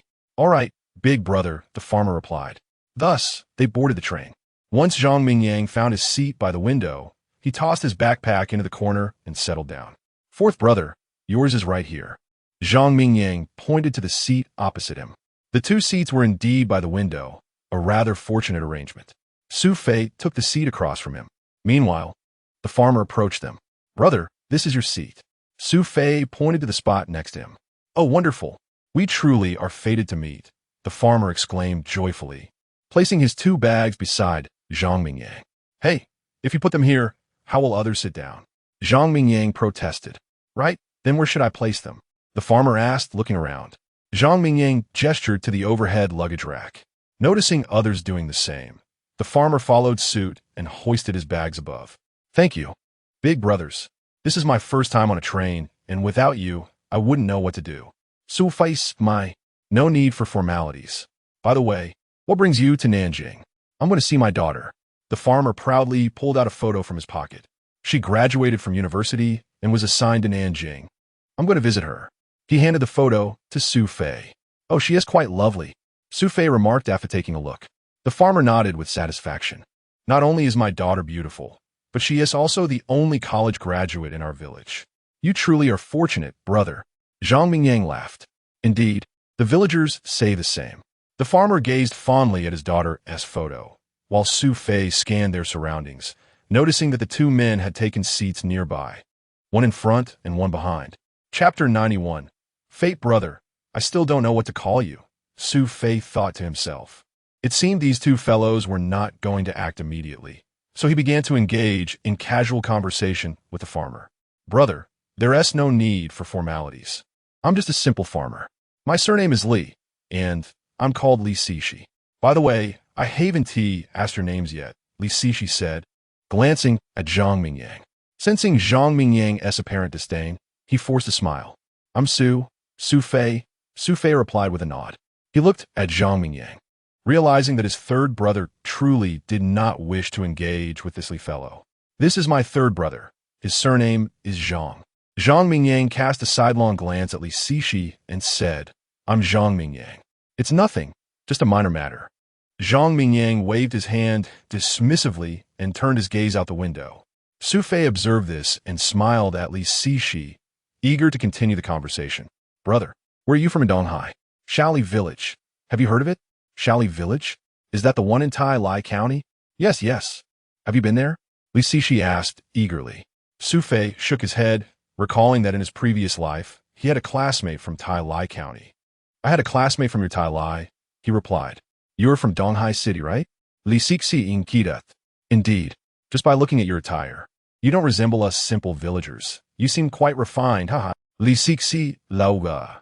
And the wrinkles on his face gathered in layers at the corners of his mouth, giving him an air of age. Thus, Su Fei and Li Cixi engaged in light banter as the train swiftly departed Donghai, heading towards Nanjing. The journey would take until 8 the following morning.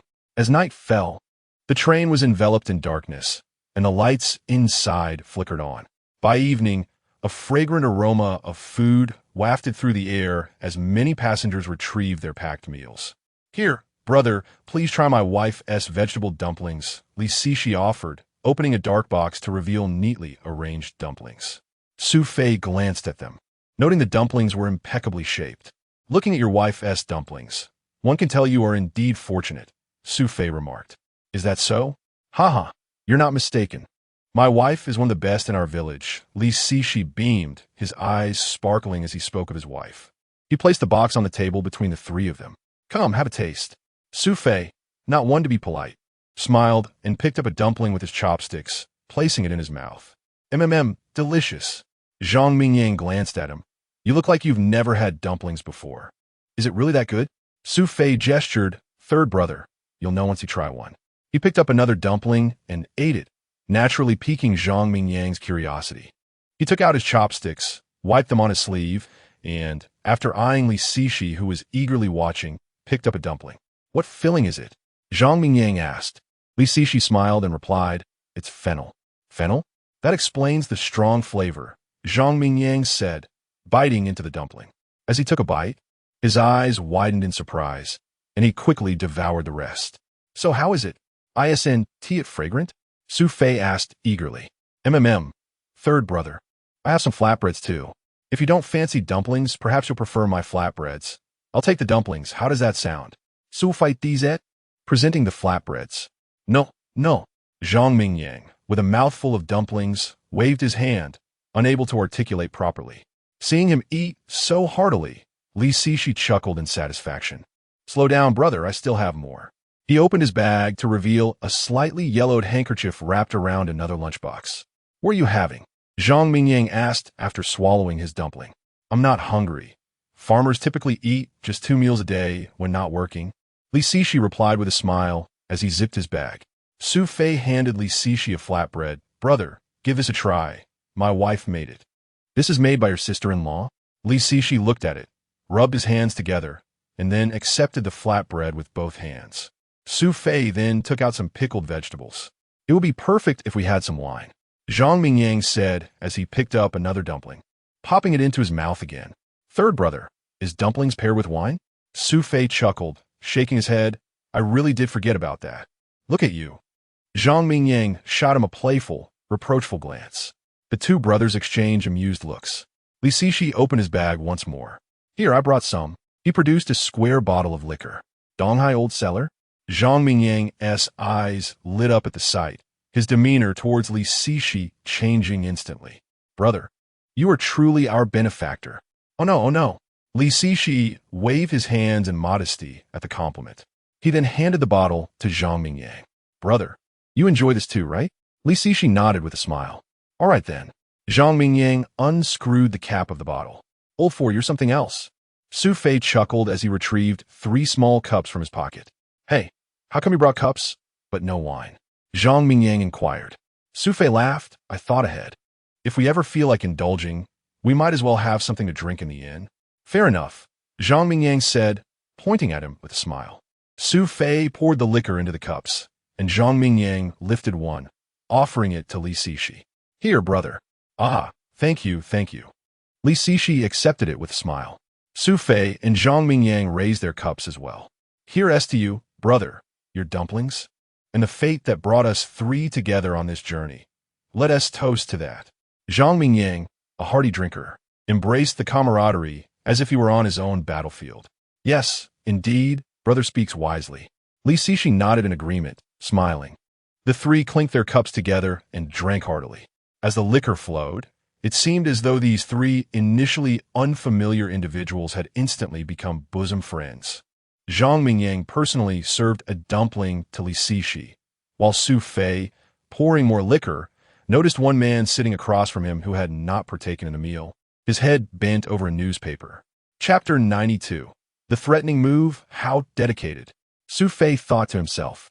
However, he realized that these 2 individuals were about to take action. Zhang Mingyang, clearly intoxicated, had consumed more than half a bottle of liquor without even finishing his dumplings. I can't go on like this. I need to lie down for a bit. Zhang Mingyang waved his hand and promptly laid his head against the side, barely waiting for Su Fei to provide something to cushion his head before his snoring commenced. Brother Mingyang certainly falls asleep quickly. Li Cixi chuckled as he set down his wine glass. He glanced at Su Fei and asked, Brother, are you still drinking? Su Fei had not anticipated how much Li Cixi could drink. He nodded.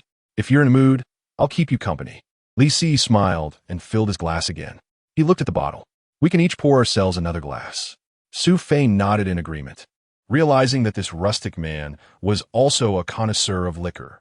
After picking up a dumpling, Li Si took a bite, lifted his glass, and said, "Here's to you, brother.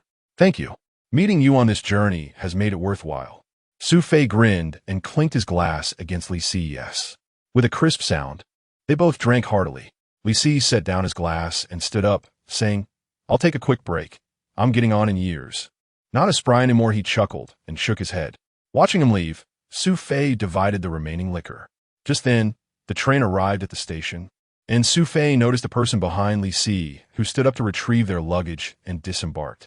Following them were the two men who had come on board with them, one of whom directly took the vacant seat. "Come on, let us drink together, and we can all get a little tipsy," Li Si cheerfully suggested. "What is there to see?" By the way, he whispered, "Is there anything valuable in there?" Su Fei shook his head with a smile. "It's just some clothes and 2 jars of pickles. But with so many people on the train, it's wise to be cautious." Hearing this, Li Si nodded, raised his glass, and downed his drink. After placing his glass down, he grinned and patted his waist. "Brother, my wife is quite resourceful. She sewed a little pocket into my pants," he laughed, lifting his shirt slightly. Su Fei had previously seen him take out money from there. Nodding, he replied, "Your wife certainly thinks ahead." "Indeed," Li Si said, shifting slightly and leaning back into the corner of the seat. Su Fei hurriedly handed him his clothing. "Here, use this for support." Li Si chuckled as he crumpled it up and tucked it behind his head, then closed his eyes. At this moment, most passengers had finished their meals, and movement within the train had dwindled. Only a few were engaged in idle chatter. Su Fei glanced at the time. It was late 9:30. There was still a long night ahead. A lengthy, dreary night. Su Fei knew that lingering in this manner was not a viable plan. He decided to lean back in his seat, though his gaze remained fixed upon Li Si. Suddenly, the train jolted violently. The entire carriage plunged into darkness, rendering it nearly impossible to see anything. Su Fei's eyes snapped open. A tunnel? How had I not anticipated this? He sensed a shadow flicker before him.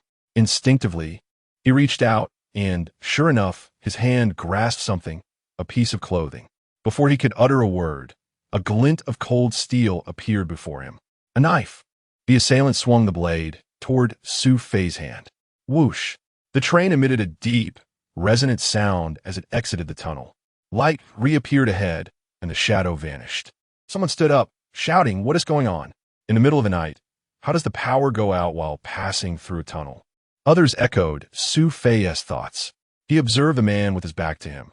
He knew this was the one who had just attempted to stab him. Across from him, the man's 2 companions fixed him with icy stares. Su Fei understood that they had been caught off guard. "My apologies. The power tripped unexpectedly in our carriage," the train attendant explained to the passengers. However, Su Fei noticed a subtle exchange of glances between the attendant and the man across from him. Could it be? Su Fei's heart raced. Were these pickpockets in cahoots with the train staff? His mind raced, struggling to comprehend the implications. Surely, it was too coincidental for the power to fail at such an opportune moment. In the oppressive darkness, Su Fei swallowed hard. Just then, the man sitting opposite him slowly rose, holding a newspaper as he approached Su Fei. "Excuse me, is anyone sitting here?" he asked, indicating the spot where Li Si had just been. Su Fei shook his head. The man seemed uninterested in the answer. As Su Fei shook his head, the man had already taken a seat directly across from him. Meanwhile, the man's accomplice also stood, stretched lazily, and turned to position himself beside Su Fei. These two had effectively cornered him. "Don't move, and don't shout," the man beside Su Fei warned, his hand tucked into his pocket. Su Fei caught a glimpse of something hard, creating a bulge in the fabric. The individual across from him discreetly used the newspaper to cover one of his hands as he reached toward Li Si's waist. "What are you?" Su Fei's brow furrowed.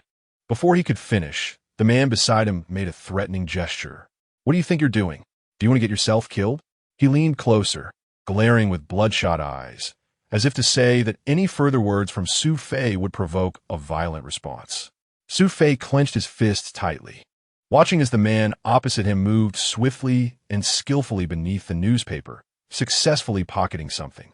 He stood, shot a fierce look at Su Fei, and both he and his accomplice made their way toward the end of the carriage.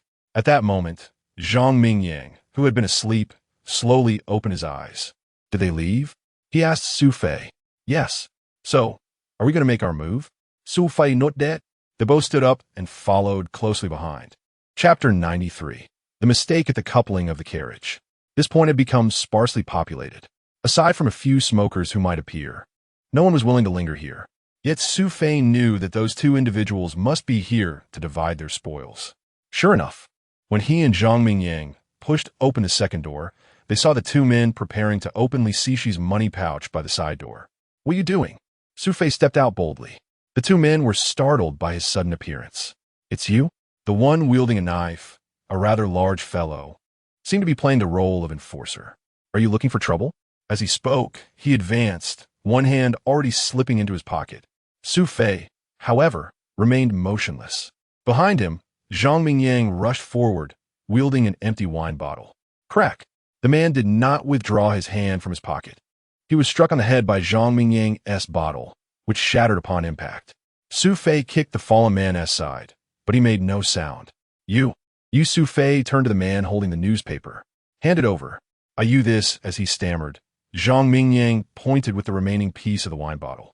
The man promptly handed over Li Sishi's pouch to Su Fei. Su Fei glanced at it and asked, This hasn't tea been opened, has it? No. I haven't tea looked since you two just arrived. Humph. Zhang Mingyang glared at him and said, If we hadn't tea come, would you have shared? The pickpocket nodded with a nervous chuckle. I wouldn't tea dare, gentlemen. Here, take your things. Su Fei scrutinized the man. We'll take this. But what about the two of you? The man glanced at Su Fei and replied, Brother, I only took this bag from the old man. Nothing else. All right. I understand. What if you retaliate against us? Huh? The man was taken aback. Who would dare? We'll get off at the next stop. That should suffice, right? Su Fei not dead? Good, since you said so. He checked his watch. There are 5 minutes left, just until the next stop, correct? You know. Su Fei smiled as he pulled out a train schedule from his pocket, which he had just retrieved from the carriage wall. Flipping it open, he noted Wolfmat Station. At 11:30, Su Fei sneered at the man. Quite bold, my friend. Could you kindly inform me of your affiliation? The man unexpectedly spoke in coded language. Su Fei's expression darkened. What? Do you really intend to retaliate against us? I wouldn't dare. Those of us who mix in these circles must know whose authority we cross today. Enough of this useless chatter. Zhang Mingyang pointed the broken bottle at the man, instilling a sense of fear in him. Fine, I want to inquire further. Just then, a noise came from the rear door of the carriage. Zhang Mingyang glanced over to see the conductor entering, keys in hand, presumably to unlock the door. You. The conductor's expression shifted upon seeing Su Fei and Zhang Mingyang, along with the fallen man and the pickpockets at the door. What are you doing? Fighting? I could enough. Su Fei interrupted him sharply. The conductor looked terrified. Don't think I don't know who you are. Who am I? The conductor asked Su Fei. You're in cahoots with them, aren't you? This statement deflated the conductor's previously arrogant demeanor. You're talking nonsense. Su Fei coldly laughed, saying, If I'm talking nonsense, then when we reach the next station, would you dare accompany us to the police station? The conductor's eyes darted. Why would I go with you to the police station? Then don't pretend in front of us, understood? Zhang Mingyang pointed a finger at the conductor's nose, speaking fiercely. At this moment, the train gradually came to a halt. Open the door. Su Fei gestured towards the exit. Wolfmat Station was a small stop, with hardly anyone getting off, only pausing for a minute. The conductor had no choice but to approach the door with trepidation. The door opened. Carry him out. The pickpocket glanced at his fallen companion, looking conflicted as he turned to Su Fei. Brother, he's too big. I can't carry him. You go with him. Su Fei pointed at the conductor. Me? No. The conductor stood at the door, turning away. What? Do you want me to report this? You. The conductor was genuinely intimidated. He could only assist the pickpocket in carrying the large man out. Meanwhile, the whistle of the train echoed from the front. Su Fei gestured for the conductor to return. The conductor glanced back at the pickpocket, muttering, Useless. He reluctantly boarded the train. With the door closed, Su Fei addressed the conductor. Don't you feel any guilt for doing such things? Oomph. The conductor scoffed. Guilt? I have an elderly parent and children to feed. Who can I turn to for help? Su Fei thou win. The conductor pointed at them, saying, Don't let me see you again. Crack. Zhang Mingyang did not hold back and slapped the conductor, causing him to kneel on the ground. "Who are you calling you to?" Zhang Mingyang demanded, pointing at the conductor. "I still looking at me?" Zhang Mingyang kicked him again. At this point, the conductor was cowed. "Please don't hit me anymore, big brother, I was wrong. All right?" "Oomph." Zhang Mingyang scoffed. "Listen carefully. Refrain from engaging in such despicable acts. There are plenty of legitimate ways to make a living." "Yes." "Yes." Zhang Mingyang kicked him once more, sending the conductor into the corner. Su Fei recognized that the matter had been satisfactorily resolved. If they truly pushed too hard, after all, he was a staff member on the train, they might end up with accusations of assaulting a train worker and disrupting the normal operation of the railway, which could lead to serious consequences, even detention. Li Cixi had yet to awaken. "Old four, this fellow can really sleep, can't he?" Zhang Mingyang intended to wake him, but Su Fei stopped him. "Third brother, let him sleep. We can discuss it with him tomorrow morning." Chapter 94. Shaking heads. The train was delayed by half an hour. Su Fei and his companions disembarked. The gaze of the conductor left Li Cixi in a state of astonishment. "Have you seen that conductor?" he asked. "Why should we care?" Zhang Mingyang replied dismissively, waving his hand. "The way he looked at us was as if he were the butcher Wang San from my village." "Who has that same look when he slaughters pigs?" Li Cixi remarked, shivering involuntarily at the thought. "By the way, brother, do you want to check if you're missing anything?" Li Cixi glanced at the bag in his hand. "No, everything is here. Why do you ask?" At that moment, Zhang Mingyang stepped forward and patted Li Cixi on the shoulder, saying, "My dear brother Li, take a look at your most concealed area." Upon hearing this, Li Cixi promptly reached for his waist, and upon touching it, his face turned pale with fright. "My wallet is gone." Zhang Mingyang waved his hand at Li Cixi. "Oh, brother, don't shout. Nothing is lost." "Not lost." Li Cixi looked at Su Fei, then at Zhang Mingyang, his face contorted with worry. "My wallet is truly missing." Su Fei laughed as he retrieved the wallet. Zhang Mingyang stepped forward and placed it into Li Cixi's arms. "Brother, quickly tuck it away." Li Cixi hurriedly accepted the wallet, opened it, and upon seeing that the money was intact, he finally relaxed and looked gratefully at Su Fei and Zhang Mingyang. "What exactly happened?" Su Fei explained that he had noticed two pickpockets eyeing Li Cixi and that he and Zhang Mingyang had secretly conspired to feign drunkenness as a ruse to deter the thieves. "So you had noticed all along?" Li Cixi glanced at his wallet and then raised his head, looking at the two with gratitude. "I knew that on this trip I would encounter benefactors. Truly, you are my benefactors." As he spoke, he pulled out several large bills from the wallet. "Thank you so much. I don't know how to repay you. Please take this money." "Brother, we are fated to meet. If you insist on this, it would seem disrespectful to us." Zhang Mingyang replied with a smile. "Li, since we are both from Donghai, it is our duty to look out for one another while we are away from home." Li Cixi nudda rapatavli. Yes, you're truly good people." Su Fei smiled and said, "All right, brother, let us escort you out." Thus, the two helped Li Cixi with his luggage and led him out of the station.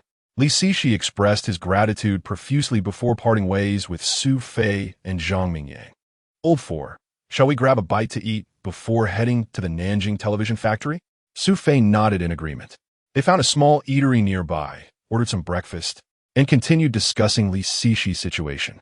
As they reminisced, they relished the details, particularly Zhang Mingyang's pride in his clever handling of the two pickpockets. Su Fei was pleasantly surprised by Zhang Mingyang's resourcefulness. "I didn't expect that from you," Su Fei remarked, giving Zhang a thumbs up. "Really?" Zhang Mingyang chuckled in response. After finishing their meal, they inquired with the owner about the location of the Nanjing television factory. Outside the station, a sturdy man in a sleeveless shirt approached them. "Where to?" he asked. "Nanjing television factory. 15 cents. That's quite steep," Zhang Mingyang retorted, eyeing the man suspiciously. "Brother, this is the most reasonable price. The factory is over 10 miles away, and it could take an hour to get there," the man explained. Su Fei glanced at Zhang Mingyang and suggested, "Third brother, just pay him." "All right then," Zhang Mingyang conceded. The sturdy man loaded their bags onto the cart while Su Fei and Zhang Mingyang climbed aboard, sitting on opposite sides. "Are you here to restock?" the man asked. "Yes," Su Fei replied with a smile. "Is there a large number of suppliers coming here?"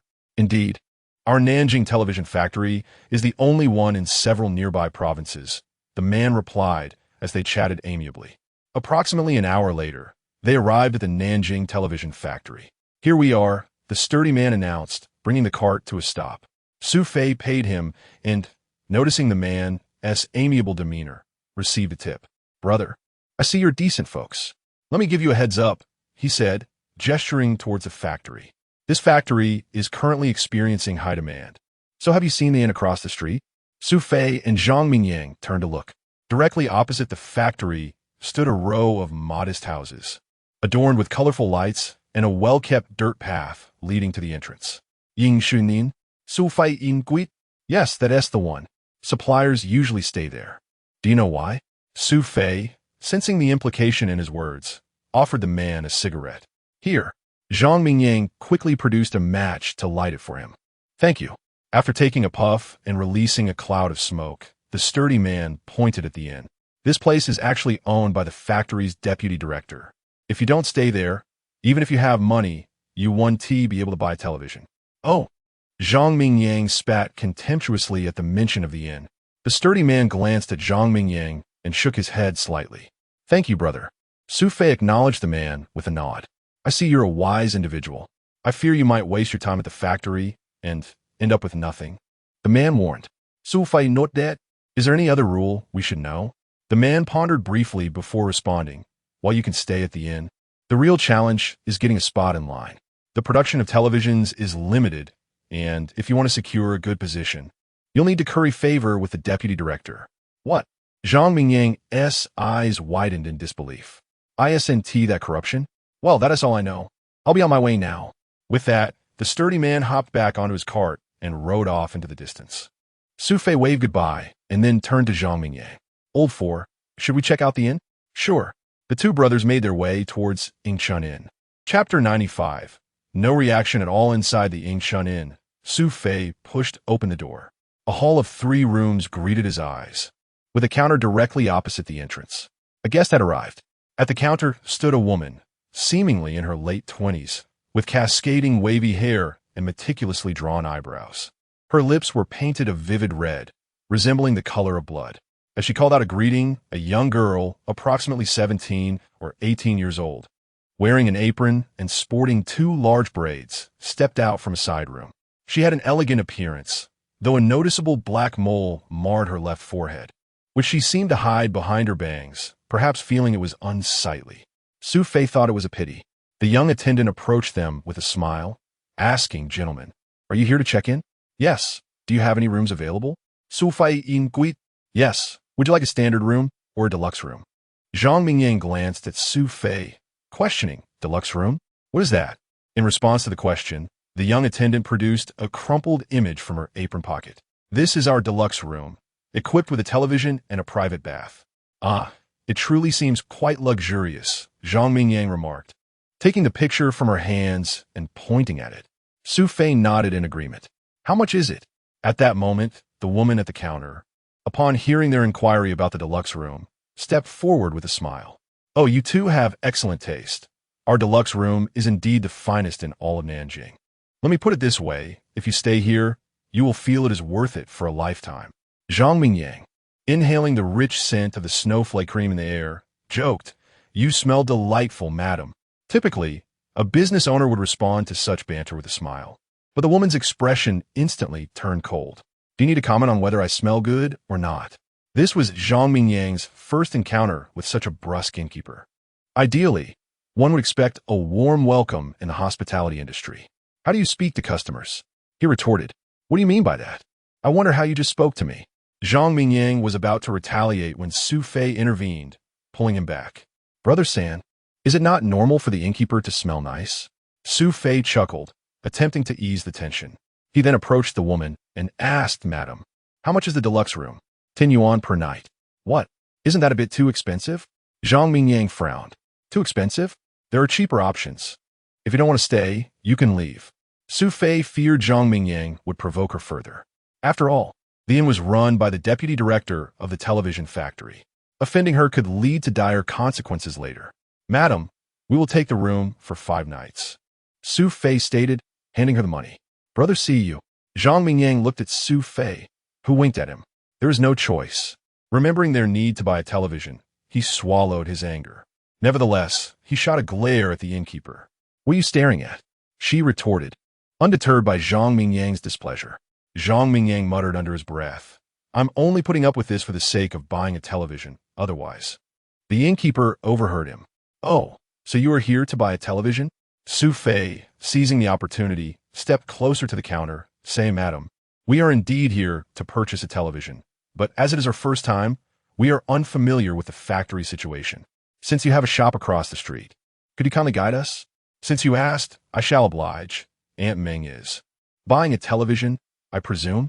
The innkeeper's demeanor shifted to one of disdain, especially as she glanced at Zhang Mingyang, her eyes brimming with contempt. Indeed, I heard the television factory is experiencing a shortage of supply. Is that true? Su Fei inquit? That is correct, the innkeeper replied, casting a sidelong glance at Su Fei. Where are you from? You should register. Register? Su Fei recalled the robust man's words. I am from Donghai. My name is Su Fei. The innkeeper recorded Su Fei's details in a ledger. Xiaolon, please take them to room 203. She handed a key to the young attendant. Understood. The girl accepted the key and said to Su Fei and Zhang Mingyang, Follow me. Su Fei intended to engage the innkeeper further, but she merely lowered her head, engrossed in a magazine. He reasoned that since they had checked in, there was no rush to inquire about purchasing a television. They could address that after settling into their room. He exchanged a brief nod with the innkeeper, who merely responded with a nonchalant As they followed the young attendant down the left corridor, Su Fei remarked, Look at her demeanor. Brother San, we must stay focused on our task. With a smile, Su Fei shook his head. It's best not to offend her. The attendant led them to the end of the corridor. What my brother said is true. If you're here to buy a television, you cannot upset Aunt Meng. She inserted the key into the lock, opening the door. Please, if you need anything, just ask at the front desk. Su Fei nodded at the girl, and they entered the room. This so-called deluxe room was merely a subdivided space, with a small bedroom and a living area so cramped that it could barely accommodate two people side by side. As they attempted to turn around simultaneously, they found a struggle. Isn't this a bit too small? Su Fei noted Zhang Mingyang's complaints and chuckled as he switched on the television. Brother San, at least we have color television.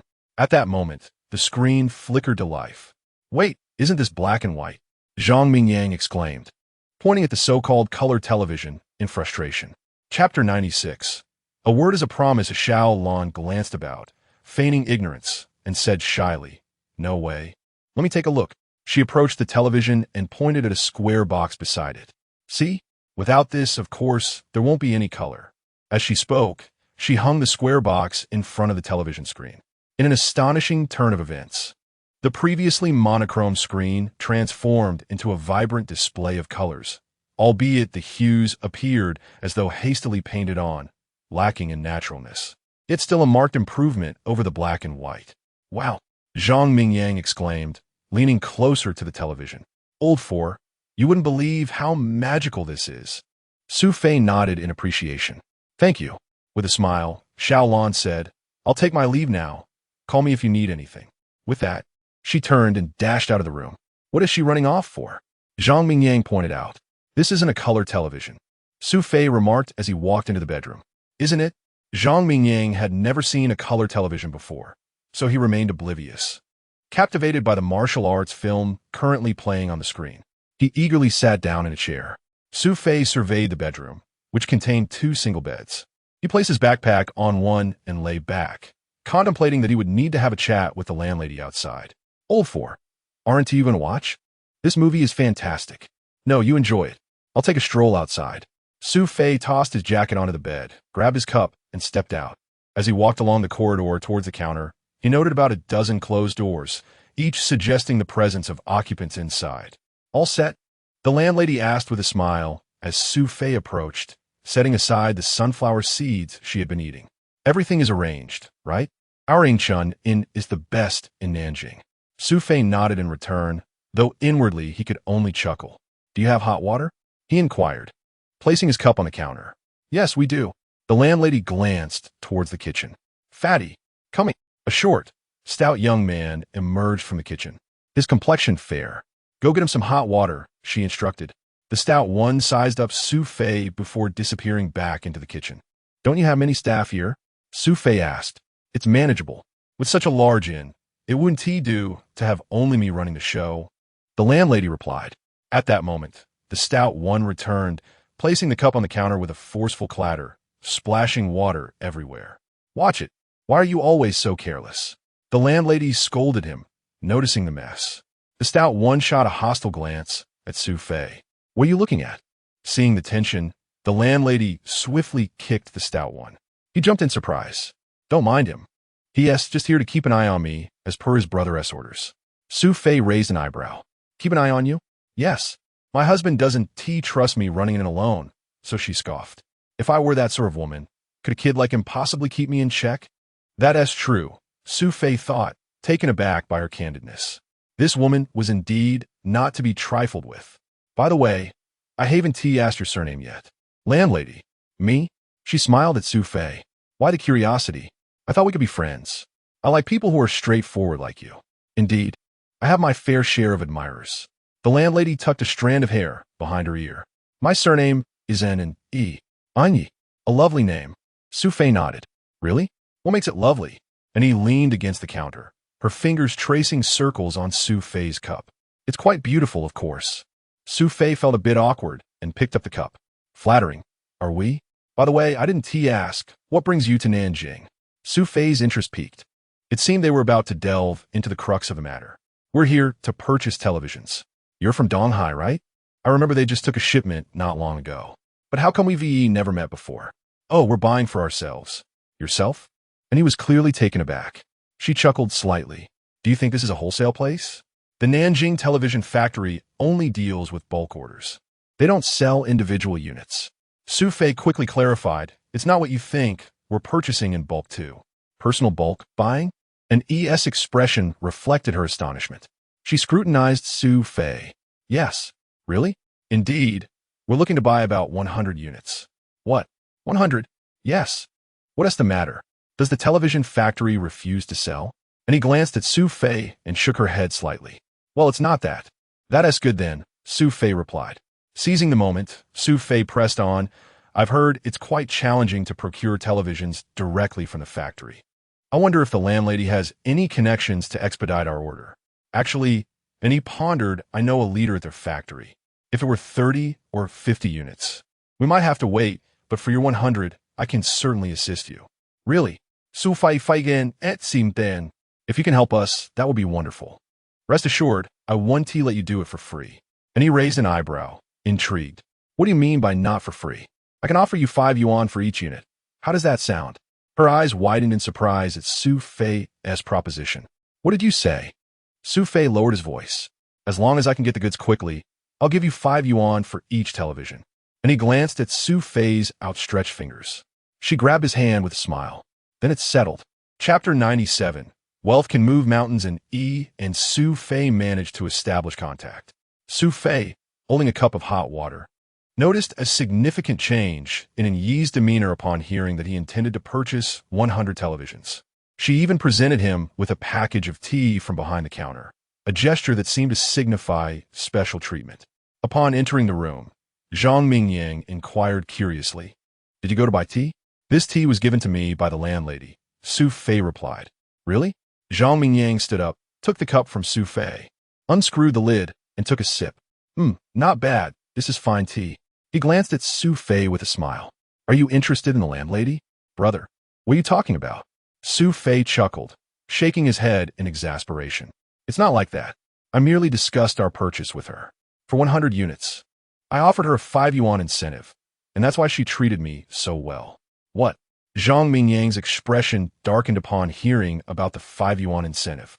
Why didn't you consult me before making such a decision? Zhang Mingyang's face grew increasingly grim as he held up the water cup, scrutinizing it before casting a sideways glance at Su Fei. 500 yuan for tea?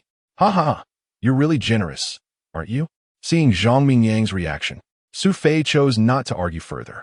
After all, Zhang Mingyang was also a stakeholder in this transaction. All right, brother, I've already made this agreement. Otherwise, I can cover the cost myself. Zhang Mingyang shot Su Fei a glare, but restrained his words, waving his hand dismissively. Do as you wish. After all, I did say that you would call the shots in our business. Noticing Zhang Mingyang's reluctance, Su Fei pondered for a moment. Brother, I acknowledge that not consulting you is my oversight, but have you seen the rooms outside? I just checked, and they're all occupied. Do you think this mall has so many guests? Zhang Mingyang furrowed his brow slightly. What do you mean? They're all occupied? Yes, there are over 10 rooms. All occupied. What does that signify? Su Fei looked at Zhang Mingyang, who shook his head in confusion. It indicates that someone is manipulating the distribution of televisions. You mean they are intentionally controlling the supply to profit from it? Precisely, Su Fei nodded. Damn it, Zhang Mingyang cursed in frustration.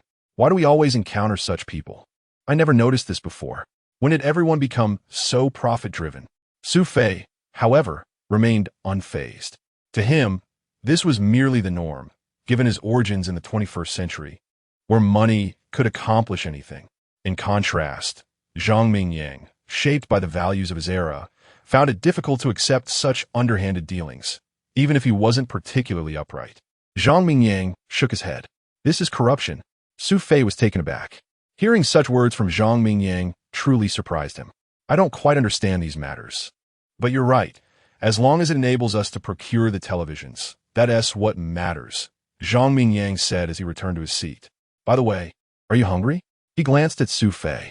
Seeing Zhang Mingyang rub his stomach, Su Fei chuckled. Brother, don't worry. I've arranged a meeting with the deputy factory manager. We'll meet with him shortly. What are we meeting him for?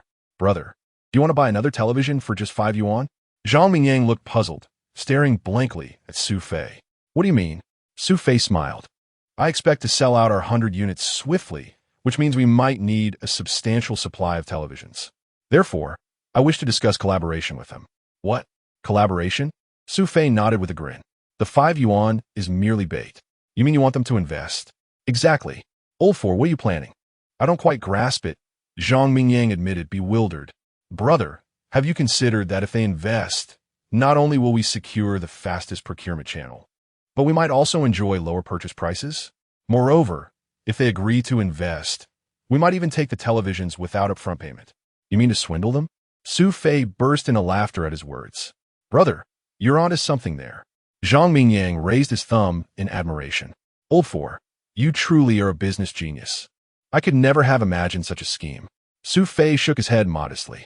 It's nothing remarkable. It's merely a win-win situation. Huh? A win-win? Zhang Mingyang seemed to struggle with the concept at first, but he looked at Su Fei with respect in his eyes.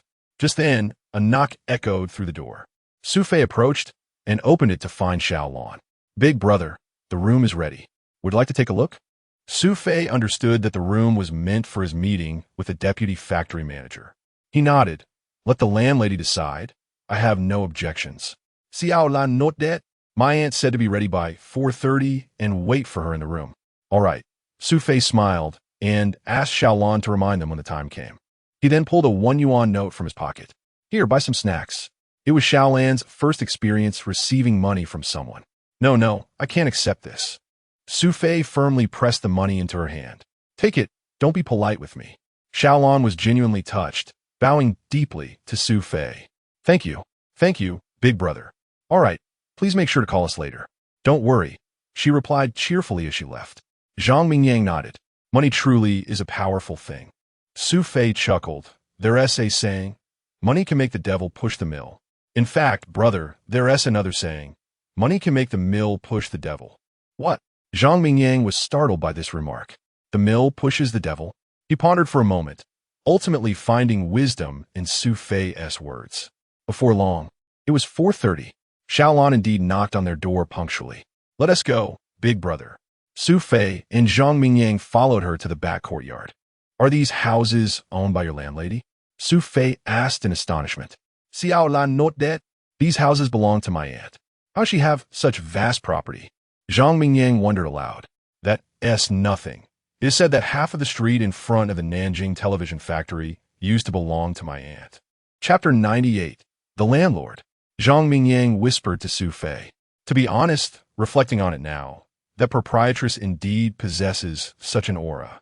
Su Fei Chuka. The two entered one of the rooms. The walls were freshly painted, and in the center stood a round table, capable of seating 6 or 7 individuals. In the corner, there was a half-height cabinet adorned with a vase containing fresh flowers, their fragrance wafting through the air, creating a refreshing ambience. The room featured 4 large windows, allowing sunlight to flood in, illuminating the space and making it appear enveloped in light against the pristine white walls. Could we draw the curtains? Su Fei pointed at the windows. What for, Lao Si? Isn't this delightful? I relish this brightness, Zhang Mingyang exclaimed, plopping down in the window seat. Su Fei, however, stood and pulled him up. My dear third brother, this isn't our home. We're dining with guests, he remarked, glancing at Xiaolan. All right, I'll draw the curtains now, Xiaolan responded eagerly, swiftly pulling them halfway shut. Is this sufficient? She inquired. Perfect, Su Fei nodded at her. By the way, could you inform the proprietress that we have arrived? Xiaolan nodded and exited. Zhang Mingyang looked at the table and asked, Where should I sit? Su Fei smiled, guiding him to the left of where he had just sat.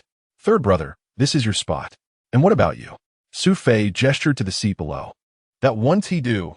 You're the one in charge here, Zhang Mingyang protested. Let us not make a poor impression, third brother. Since the proprietress is the daughter of a landlord, we must extend her the proper courtesy. You're in charge, but I truly don't understand matters of business, so. Su Fei nodded reassuringly. Don't worry, I will handle the negotiations. They waited a while longer until footsteps echoed from outside. Soon, Xiaolan pushed the door open, ushering in Meng Ani, accompanied by a square-faced man. Proprietress, Su Fei stood first, followed by Zhang Mingyang. Meng Ani smiled and gestured for the square-faced man to take the seat of honor. She cast a knowing glance at Su Fei regarding the arrangement. Please take a seat. The square-faced man exuded an air of authority, sitting down before anyone else. Su Fei glanced at Meng Ani, who recognized his attentiveness. Please sit down, Su Laudi. Meng Ani, being a year older than Su Fei, addressed him casually. Su Fei then took a seat alongside Zhang Mingyang after Meng Ani settled in. Allow me to introduce. Meng Ani indicated the square-faced man beside her. This is Deputy Director Qi from the Nanjing Television Factory. Qi Jiong.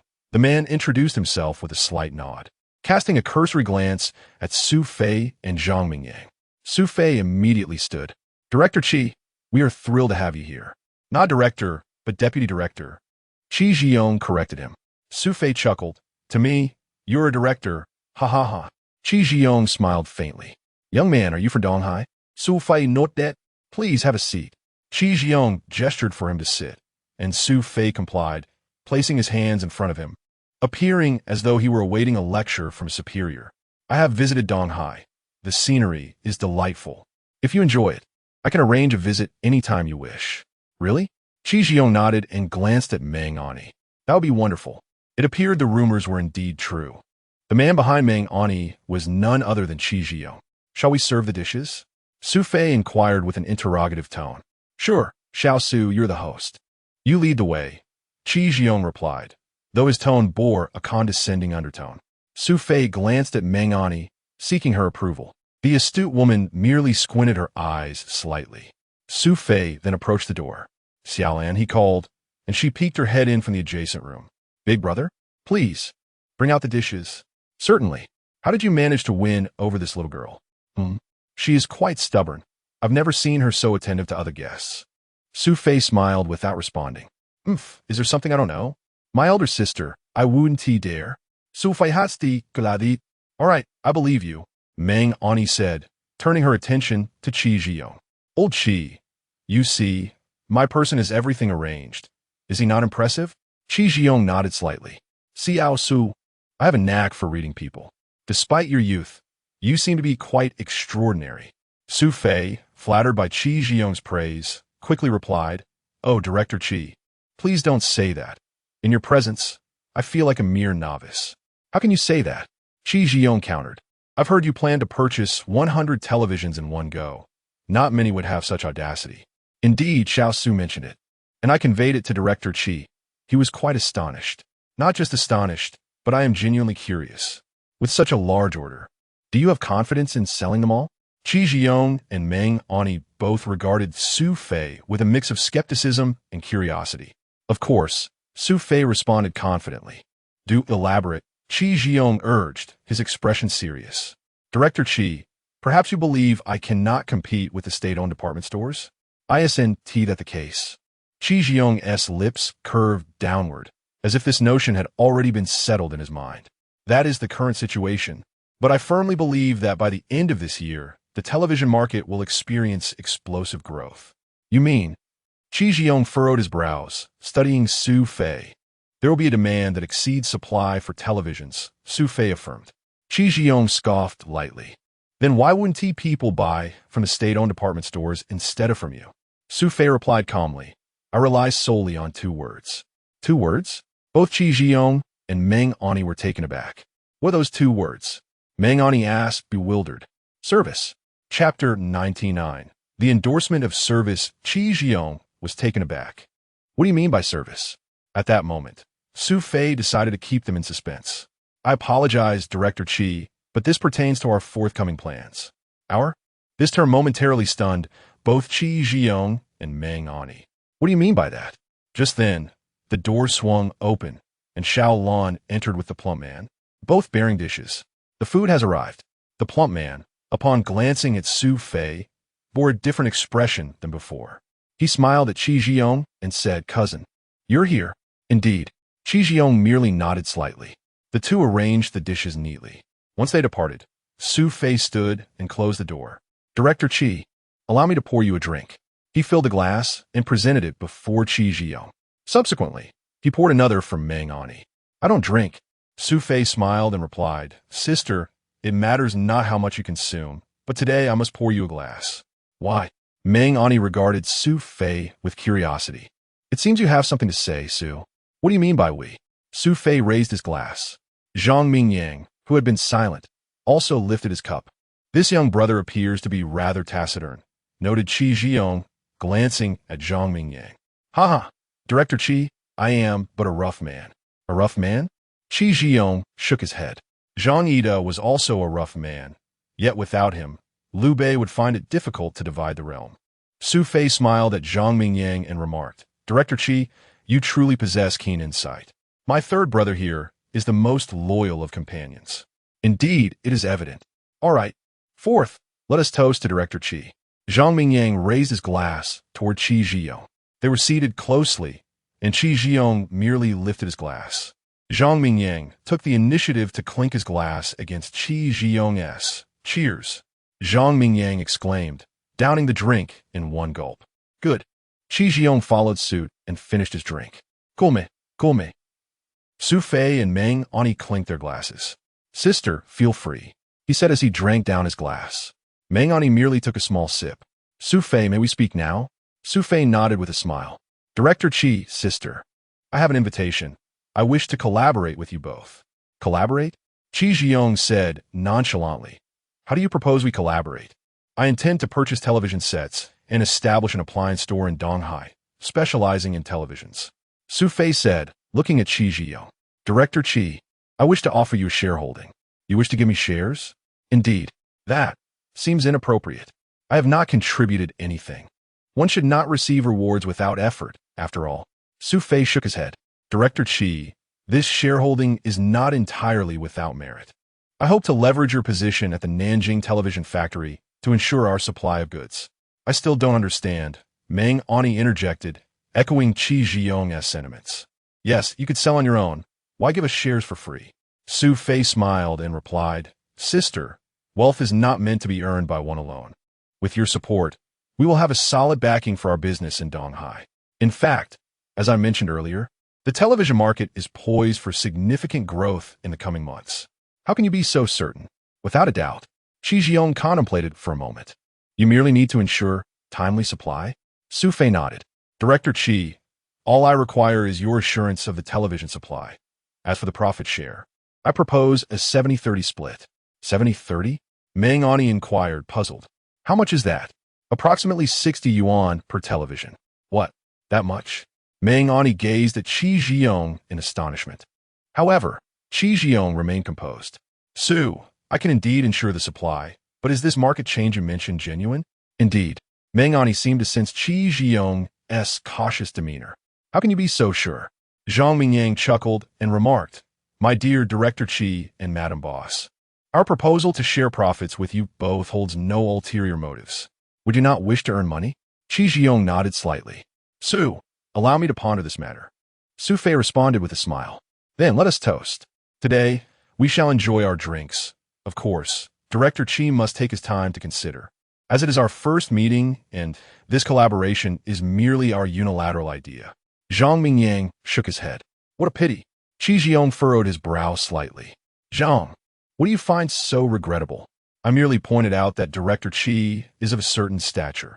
How could he possibly care about a mere 60 yuan profit share? Qi Zhiyong mused. This matter is not beyond collaboration. Oh, Zhang Mingyang was momentarily taken aback. Director Qi, do you believe it is feasible? Qi Zhiyong glanced at Meng Ani beside him. Old Qi, I see both young men are sincere fellows. Moreover, they have stated they require no investment from us. Only the assurance of television supply. Why hesitate to accept such a beneficial arrangement? Su Fei understood that the prospect of 60 yuan in profit had swayed this woman. Very well. Qi Zhiyong appeared to be convinced by his partner. Splendid. Upon hearing his agreement, Su Fei rose. Our collaboration commences from this moment. What? This moment counts? Meng Ani looked at Su Fei in disbelief. Certainly. Now that Director Qi has consented, we are officially partners. How delightful. Meng Ani, being a woman of the occasion, smiled as she filled Qi Zhiyong's and her own glass to the brim. Seeing this, Su Fei raised his glass. Here's to the success of our television venture. Success? A splendid term indeed. Qi Zhiyong chuckled, lifting his glass in unison. Success. The four raised their glasses together. Subsequently, Zhang Mingyang and Su Fei took turns toasting Qi Zhiyong. This Director Qi truly possessed a remarkable capacity for alcohol. It was only when Zhang Mingyang was thoroughly intoxicated that Qi Zhiyong remained as steady as a mountain. Finally, the gathering came to a close. Xiaolon knocked on the door. Brother, this is from my aunt for that esteemed gentleman. Su Fei glanced over. It was a cup of hawthorn water. Please thank the Madam Boss for me. My aunt also asked me to give you this. Xiaolon said, handing him a note. Su Fei took the note and glanced at it. It was Qi Zhiyong's endorsement for 100 television sets. Su Fei casually handed Xiaolon 2 yuan. The little girl left joyfully. Su Fei looked at the note in his hand. With this, he could collect the goods tomorrow. Su Fei lay contentedly on his bed. Today's harvest was substantial, and what pleased him most was the initial agreement for collaboration with Qi Zhiyong. It appeared that his plans were steadily progressing toward success. Su Fei reclined on his bed, narrowing his eyes, a faint smile gracing his lips. At that moment, he thought of Duman Chapter 100, sated and satisfied. Nanjing Television Factory. In front of the warehouse, Su Fei and Zhang Mingyang held their slips of paper, surveying the scene. Before them stood 5 or 6 other outsiders. Much like themselves. What's the situation today? One man, tall and somewhat dazed, queried. Haven't you found that woman? Her? I've sought her several times. But she completely ignores me, he replied. What are you doing here then? Another man asked. Just trying my luck, the tall man shrugged. Come on, mate. You're wasting your time. Without that slip, you can't collect your goods, interjected a man with a handlebar mustache, producing his slip for the tall man to see. What's this? The tall man inquired. A batch slip. Without it, they won't release any goods to you.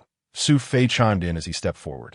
At that moment, the warehouse door swung open, revealing a woman in her 30s who scanned the crowd. Who is Su Fei? Su Fei stepped forward, responding, I am. The woman scrutinized him. Where's your slip? Su Fei retrieved his slip from his pocket and handed it to her. All right, follow me, she instructed. Wait. The tall man protested, stepping in front of her. We've been waiting here all morning. Why does he get to go in first? Who are you? The woman shot back. I'm here to collect goods, he stammered. Are you not familiar with the rules? Rules? Without the leader's approval, there are no goods. Understand? She snapped, waving him off. Go seek the leader for approval. Don't cause trouble here. The mustachioed man stepped forward. Miss, I have a slip too. Look here. I arrived early. Shouldn't I be allowed in? She glanced at his slip. Let me see. He handed it over. 30 units. Look at his. He has got so few and still moves ahead. Just wait your turn.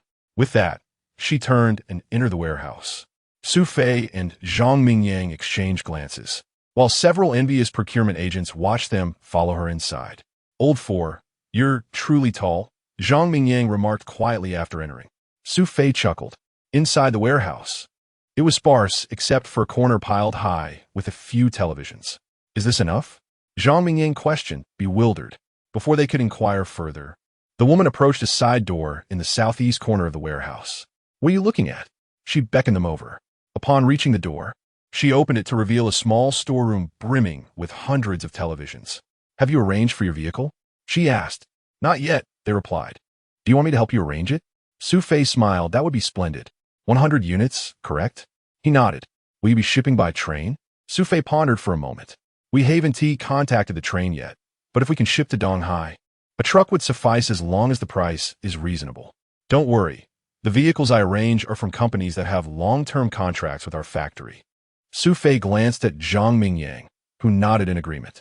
Seeing Zhang Mingyang had no objections, Su Fei handed the woman his slip. Thank you for your assistance. Why so polite? She replied, yet her hand reached out to accept 5 yuan from Su Fei. What is this for? She asked. Just a token of appreciation, he said. Despite her protests, she accepted the money. Su Fei nodded in acknowledgement. As they exited, the tall man still lingered at the entrance. Upon seeing Su Fei, he rushed over and grabbed his arm. Brother, are you free?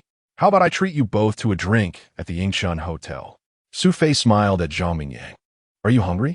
I've been starving, Zhang Mingyang replied, patting his stomach. Then let us go. Su Fei nodded in agreement. The tall man pulled each of them along, as if afraid they might escape. Just as they were about to leave, the mustachioed man caught up with them. Can I join? The tall man glared at him. What are you doing here? Don't you have your own slip? The mustachioed man smiled sheepishly. I was told to approve 50 units, but they won't give me any. The tall man turned to Su Fei. Brother, what do you think? Su Fei nodded with a smile. Seeing his approval, the mustachioed man linked arms with Su Fei. The tall man laughed heartily. You're something else. Let us split the bill 5 ways, all right? The mustachioed man waved him off. I'll treat. It's no problem. The 4 of them departed the television factory and arrived at the Yingchun Hotel. As they entered, Meng Ani waved at Su Fei with a smile. Why are you here so soon? Sister, please arrange a nice room for us. Meng Ani looked puzzled at the tall man and the mustachioed man. Su Fei explained, they want to learn how to handle the approval slips, so I brought them along. Make sure not to be too courteous. Meng Ani, perceptive as ever, smiled knowingly. You, always with your schemes. Xiao Lan. Su Fei called into the inner room. Coming. Xiao Lan responded, rushing out. Quickly arrange a premium room for these gentlemen, he instructed, giving Xiao Lan a knowing glance. All right, she replied, leading the tall man and his companions to the back. Once they were out of sight, Su Fei turned to Meng Ani. Sister, the next part is up to you. Understood, she replied, fully aware of her role in this transaction. With Meng Ani's nod, Su Fei made his way to the back room. Upon entering, the tall man eagerly gestured for Su Fei to take the prime seat. Brother, have you ordered the dishes? Su Fei, feeling no need for courtesy since he was using the tall man's money to repay Meng Ani's favor, ordered a lavish spread from the Yingchun Hotel's finest menu. The tall man's expression darkened with each dish, while the mustachioed man looked increasingly pained. Look at you two, Zhang Mingyang scoffed from the side. You want to get things done, yet you're hesitant to spend a little? Su Fei remained silent, thoroughly enjoying the feast alongside Zhang Mingyang. As the meal concluded, the tall man and the mustachioed man could no longer contain themselves. Brother, did you check the slips? Su Fei then called for Xiaolan. Please bring in the owner. Xiaolan quickly returned with Meng Ani, and in front of the tall man and the mustachioed man, Su Fei and Meng Ani engaged in a well-rehearsed exchange, ensuring to extract their due from the 2 men.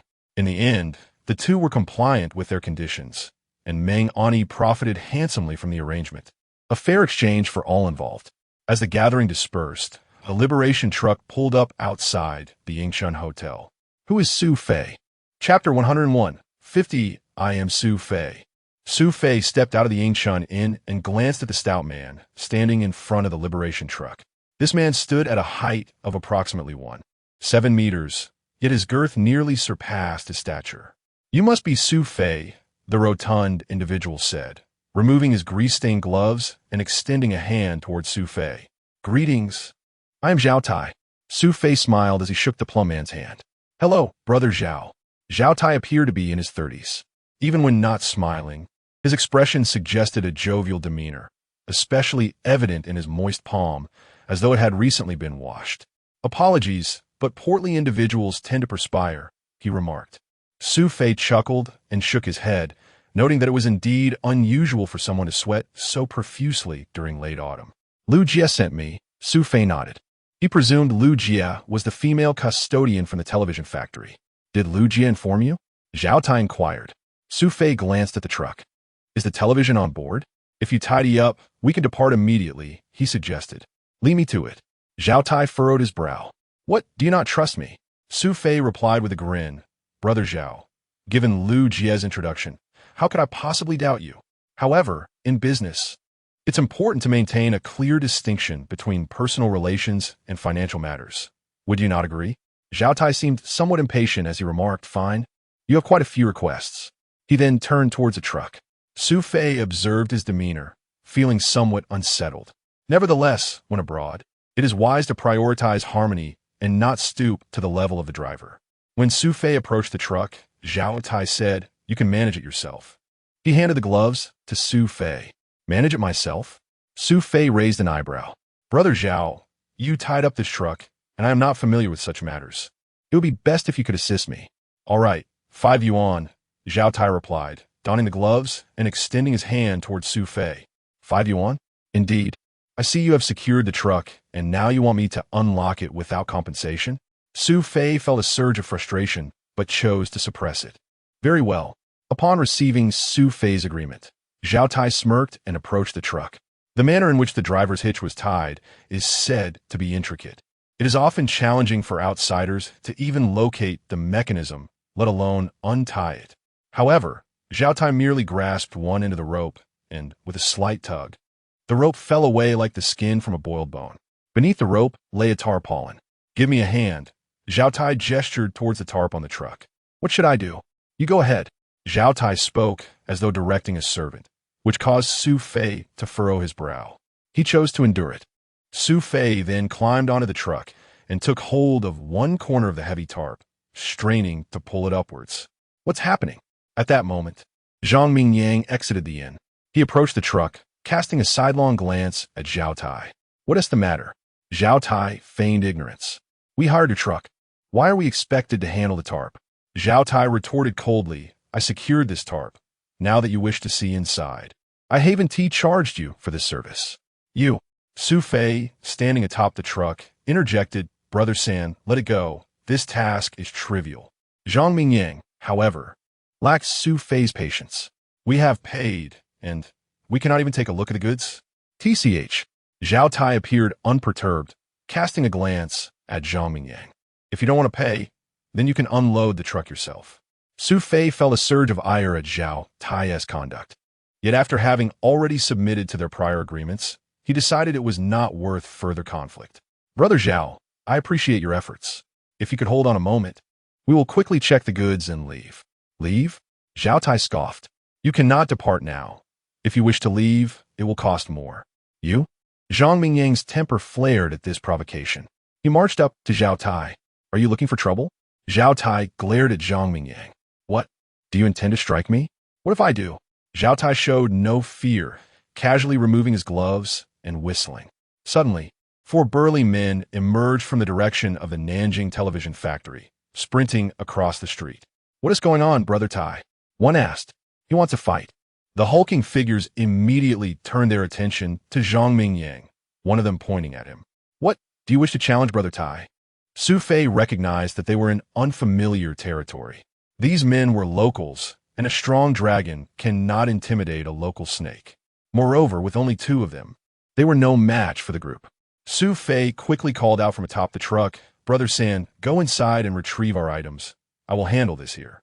Zhang Mingyang, not lacking in wit, saw Su Fei's gesture and glared at Zhao Tai before turning back towards the Yingchun Inn. "Don't leave." The burly men seemed poised to pursue Zhang Mingyang. "Brother Zhao, Please discuss with these men. Tell me how much more, and I will comply. Zhao Tai was not eager to escalate the situation. His objective was achieved. Since Su Fei agreed to pay, he refrained from further demands. 50. Su Fei was taken aback. They had initially agreed on 150. He nodded. Zhao Tai waved dismissively at the burly men, who nodded and dispersed. Su Fei strained to pull the tarp back, counting the goods, which were exactly as expected, before recovering the tarp. At that moment, Zhang Mingyang emerged carrying a bag. Su Fei descended from the truck, assisting Zhang Mingyang in placing the items onto the vehicle. He then turned to the Yingchun Inn to bid farewell to Meng Ani, the innkeeper, who personally escorted them out. As Su Fei and his companions boarded the truck, it slowly began to move, departing from the Yingchun Inn and heading down the road towards Donghai. Chapter 102. Smoke from 7 orifices. The cost of transportation by air is significantly lower than that of a train. However, the journey will take longer, which essentially means that Su Fei and Zhang Mingyang must endure some hardship. Nevertheless, as this is their own venture, a little suffering merely translates to savings for themselves. Brother Zhao, do you think we can arrive in 2 days? Su Fei inquired. Zhao Tai, displaying a degree of courtesy towards Su Fei, replied nonchalantly. In a day and a half, we will reach Donghai by 9 tomorrow morning. Su Fei calculated that this journey would take less than 3 days, which is quite commendable, especially considering the legal matters awaiting him at home. The vehicle rattled along the highway, and once they left Nanjing, the field alongside the road unfolded as a pleasant sight. Due to Zhao Tai's presence, Zhang Mingyang leaned against the car and pretended to sleep, although he was still simmering with anger. To ease the tension, Su Fei deliberately initiated small talk, engaging Zhao Tai in a casual conversation. Soon, the horizon began to display a dark hue. Looks like rain is on the way, Su Fei observed. Zhao Tai glanced at the evening sky. Is that so? Su Fei replied, somewhat apprehensive, as the road ahead was in poor condition. Though it was termed a highway, it resembled a dirt path. Rain would not only create mud, but could also reveal deep ruts, making travel exceedingly slow. If it rains, will our journey be delayed? Su Fei Guidi? Zhao Tai nodded. As a driver, he too wished for fair weather. After all, difficult roads would lead to significant time losses. As the moon rose above the treetops, ominous clouds swiftly obscured its light. Oh no, Zhao Tai remarked, peering out the window. Just then, a drop of rain plopped onto the windshield. What kind of weather is this? The forecast said no rain. Zhao Tai muttered. Su Fei inwardly scoffed. Contemporary weather forecasts, particularly those from the 21st century, were far more reliable than this. Just as he pondered this, rain began to pour down in torrents, as if a bucket had been upended. Damn it, Zhao Tai shouted at the heavens, easing off the accelerator. In such weather, with an old truck fully loaded, even an experienced driver like him knew better than to speed. Should we find a place to wait out the rain?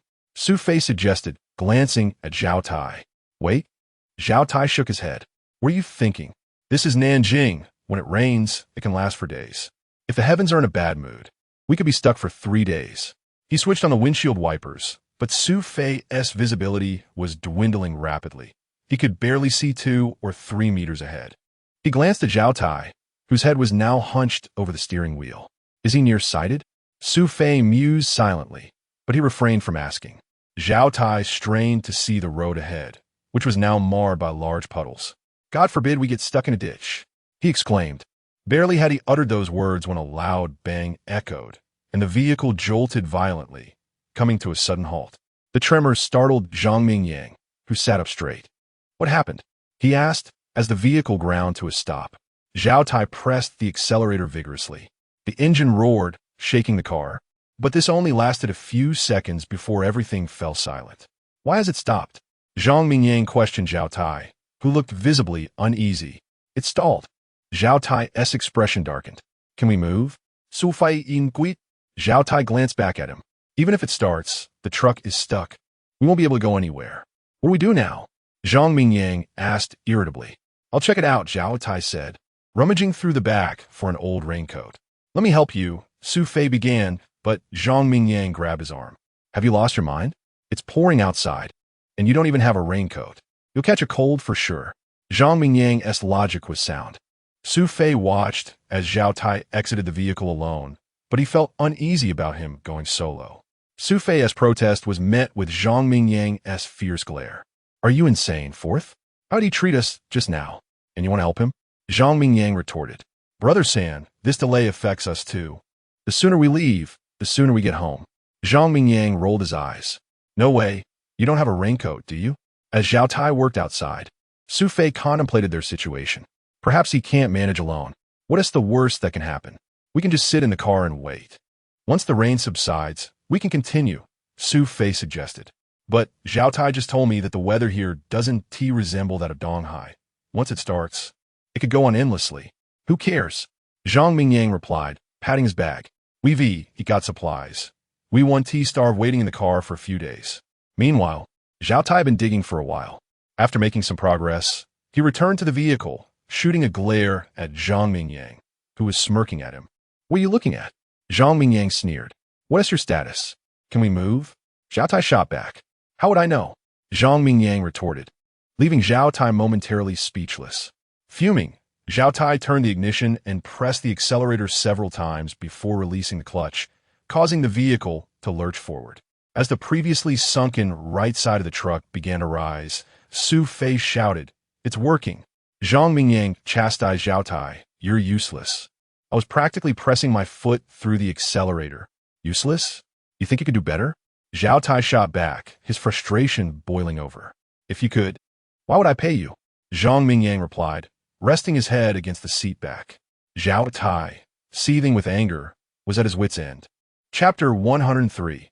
The key Zhao Tai could only resign himself to his fate. He opened the car door and stepped out. Zhang Mingyang let out a scoff, deeming it self-inflicted. Su Fei shook his head. Third brother, why must you act this way? It's not easy for anyone out here. I must say, old Fourth, you weren't always like this. How can you tolerate such a person? Zhang Mingyang pointed at Zhao Tai. With someone like him in Donghai, I'd have knocked him out long ago.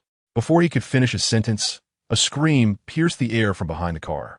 Su Fei stared in shock at the rearview mirror. The flashlight's beam had vanished. This is bad. Su Fei nuget Zhang Mingyang. What is wrong? Though Zhang Mingyang despised Zhao Tai, he didn't wish for any real trouble. Su Fei opened the car door, and the rain poured in like water from a bucket, drenching them instantly. Zhang Mingyang jumped out, followed closely by Su Fei. The two walked slowly to the back of the car. Zhao Tai, who should have been by the rear wheel, was nowhere to be seen. Where is he? Zhao Tai? Su Fei shouted, but the rain muffled his voice. They scanned the area again. Zhang Mingyang spotted the flashlight in the water. He picked it up, wiped it clean, and found it still functional. The beam cut through the downpour, revealing a trench several meters deep beside them. Help me.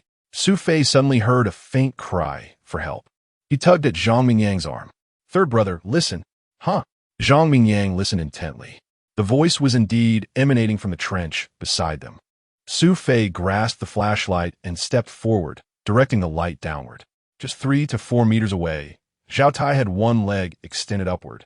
It's him, Su Fei exclaimed, ready to advance. What are you doing? Zhang Mingyang pulled him back. You'll fall if you go down there. Su Fei, driven by the urgency to save, remembered a bundle of rope behind the seats. What are you doing, old Fourth? Zhang Mingyang inquired as Su Fei tied one end of the rope around his waist. I'm going down.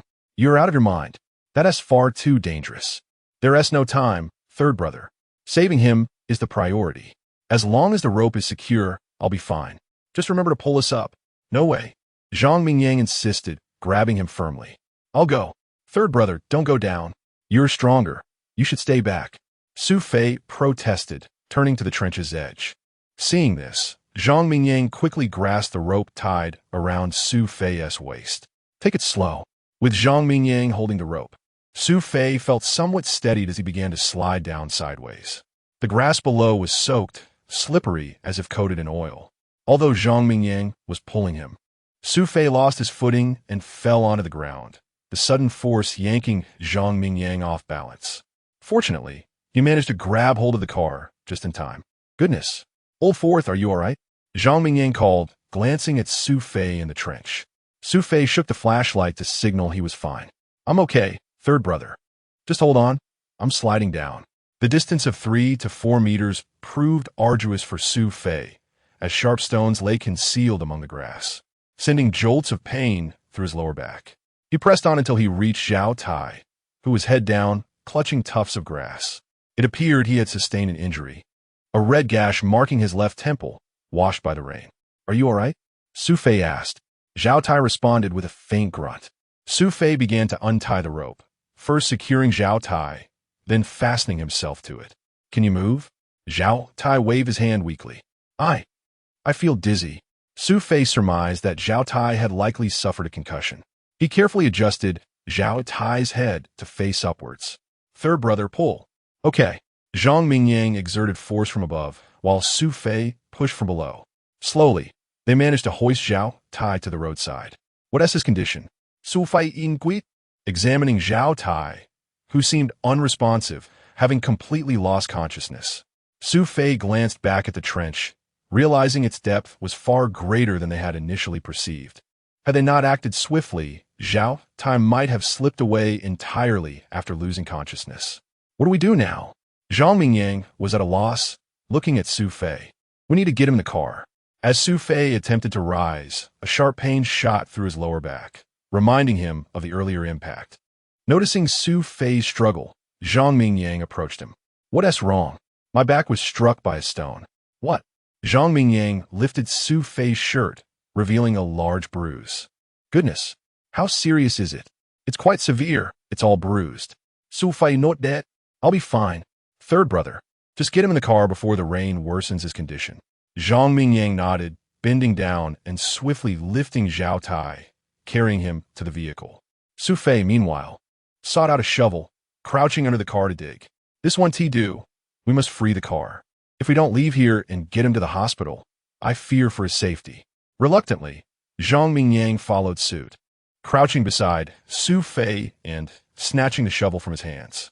"Let me handle this." With determination, Zhang Mingyang began to dig. Fortunately, they had some shelter from the rain beneath the vehicle, though they were still crouched in a puddle. After some time, Su Fei reached into the water in front of the car wheel and felt around. "All right," he declared, extending a hand to Zhang Mingyang. "Third brother, help me up." "What are you planning to do?" "Third brother, I can drive." "Really?" Zhang Mingyang was taken aback. "When did you learn to do that?" Su Fei my. "Don't you remember? Well, I want to collect rice. I drove for brother and when he was too tired." "Oh, that's splendid." At that moment, Su Fei found the keys on Zhao Tai. Chapter 104. Truly inhumane, the vehicle roared to life, and Zhang Mingyang cast a nervous glance at Su Fei. "Are you able?" he inquired. Su Fei nodded, albeit with a hint of discomfort. "I mean your waist?" Zhang pressed. "It's manageable," Su Fei replied, though the pain in his lower back was so intense that sitting was nearly unbearable. He understood that if he admitted his suffering, his hot-headed brother would never allow him to drive. Enduring the agony, Su Fei pressed the accelerator. The pain almost caused him to lose consciousness. The vehicle lurched forward. As they encountered resistance, Su Fei slammed the accelerator down, causing the liberation truck to stall momentarily, with Zhang Mingyang leaning forward eagerly. "Go," he urged in a hushed tone. Perhaps spurred by his call, the vehicle indeed began to move onward. "Old four, we made it out," Zhang Mingyang exclaimed, slapping Su Fei's shoulder with fervor. The impact jolted Su Fei's body. "Are you all right?" Su Fei forced a smile. "I'm fine," he replied, and continued to drive. After approximately half an hour, they finally spotted a glimmer of light ahead. By then, the rain had considerably diminished. "It's a town." Zhang Mingyang pointed to a building that flashed by them. Soon, they noticed an increasing number of residences along the roadside. "Let's find a hospital," Su Fei urged as he steered the vehicle into the town. Shortly, they spotted a glowing red cross on the roadside. "There!" Zhang Mingyang shouted excitedly. Su Fei nodded and drove toward what turned out to be a health clinic. Though the town lacked a full-fledged hospital, it was certainly better than nothing. Su Fei halted the vehicle, and Zhang Mingyang leapt out. "I'll go get help." As he dashed into the clinic, before long, a man dressed as a doctor emerged with Zhang Mingyang, carrying a stretcher. They promptly lifted Zhao Tai onto the stretcher. "You all go ahead. I'll park the car," Su Fei instructed. Zhang Mingyang nodded, and soon returned to assist Su Fei inside. Inside the clinic, Zhao Tai lay on a hospital bed while the doctor and a nurse examined his condition. Zhang Mingyang helped Su Fei to another bed. Lie down for a moment, he urged. Su Fei complied, though concern for Zhao Tai lingered in his mind. Is he going to be all right? He asked the doctor. He appears to have been knocked unconscious. There's nothing serious, the doctor reassured. Doctor, please check on my brother, Su Fei implored. The doctor approached. What seems to be the problem? Su Fei shifted onto his side as Zhang Mingyang lifted his shirt. The doctor pressed gently on Su Fei's waist, eliciting a wince of pain. Is my brother okay? Su Fei asked again.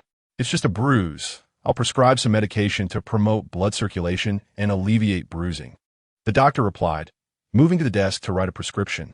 He instructed Zhang Mingyang and the nurse to handle the payment and retrieve the medication. What happened to you? Didn't you say you were driving? The doctor questioned Su Fei. Su Fei recounted the entire incident. Why? Why did this happen? The doctor chuckled and shook his head. During the War of Resistance, many hidden pits were created for warfare. Whenever it rains, these pits become apparent. Su Fei finally understood why they had suddenly fallen into a hole while driving smoothly. The nurse brought him warm water to take his medicine. You should stay here for the night, the doctor advised. Zhang Mingyang expressed his gratitude, and the night passed without incident. The next day, Su Fei remained in a deep slumber when he heard Zhang Mingyang calling out, Zhao Tai, are you even human? Thanks to me and Old Four, you're fine now. Yet look at Old Four, he's still asleep. Su Fei chuckled inwardly and gradually opened his eyes. Third brother, I'm fine. Upon seeing Su Fei awake, Zhang Mingyang rushed over. How are you? I just went to town to buy some breakfast. Would you like to eat? He gestured toward 2 steaming bowls of rice porridge on the desk. Yes, I'm quite hungry, Su Fei responded, attempting to sit up, only to find his waist devoid of strength. Are you all right, little brother? Zhao Tai approached, cradling his head. I'm fine, Zhao Ge. Are you feeling better? Su Fei asked. Yes, Zhao Tai replied, looking somewhat embarrassed as he glanced at Su Fei. I just heard that you got hurt while saving me last night. With Zhang Mingyang as support, Su Fei sat up. I'm much better now. Much better? You can't even sit up by yourself. Look at him. He's the one who is truly fine. Zhang Mingyang scolded, glaring at Zhao Tai. Right, I'm sorry. Zhao Tai mumbled, bowing slightly to Su Fei. No, Zhao Ge, what are you doing? Su Fei exclaimed, waving his hand. Zhao Tai, however, gestured for Su Fei to be still. Don't move. I just asked the doctor, and he said you're much worse off than I am. Worse? Su Fei chuckled. The doctor said to take care of yourself, or you might have lingering issues with your back. Su Fei laughed. Third brother, I merely bumped into something. How could there be any lingering issues? Zhang Mingyang shot him a stern look. You never listened to me. Fine, I'll fetch the doctor to explain it to you. Su Fei quickly grabbed his arm. All right. Third brother, I believe you. Seeing Su Fei relent, Zhang Mingyang nodded and turned to Zhao Tai. Go get the porridge. Zhao Tai hurriedly returned with the bowls. Zhang Mingyang took the porridge. Eat up, he urged, lifting a spoon to feed Su Fei. Third brother, I can do it myself. Su Fei insisted, taking the spoon. Are you sure? Zhang Mingyang asked. I'm fine, don't worry. As Su Fei reached for the porridge, a sharp twinge from his waist caused him to grimace. See? I told you not to move, Zhao Tai interjected, stepping forward to snatch the spoon from Su Fei's hand. I'll feed you. The hefty Zhao Tai settled beside Su Fei, causing the bed to creak under his weight. You should really take it easy. If you break the bed and throw Old Four off, that one tea do, Zhang Mingyang remarked, snatching the spoon from Zhao Tai's grasp. Balancing the bowl in one hand and the spoon in the other, he blew on a mouthful of porridge before bringing it to Su Fei's lips. Noticing Zhang Mingyang's meticulousness, Zhao Tai returned to the desk. As he glanced at the porridge, tears unexpectedly streamed down his face. What's wrong? Zhang Mingyang asked, perplexed. Why are you crying? If you don't eat properly, how can Old Four eat? Zhao Tai wiped his tears. I'm sorry. I realized that what I did before was truly inhumane.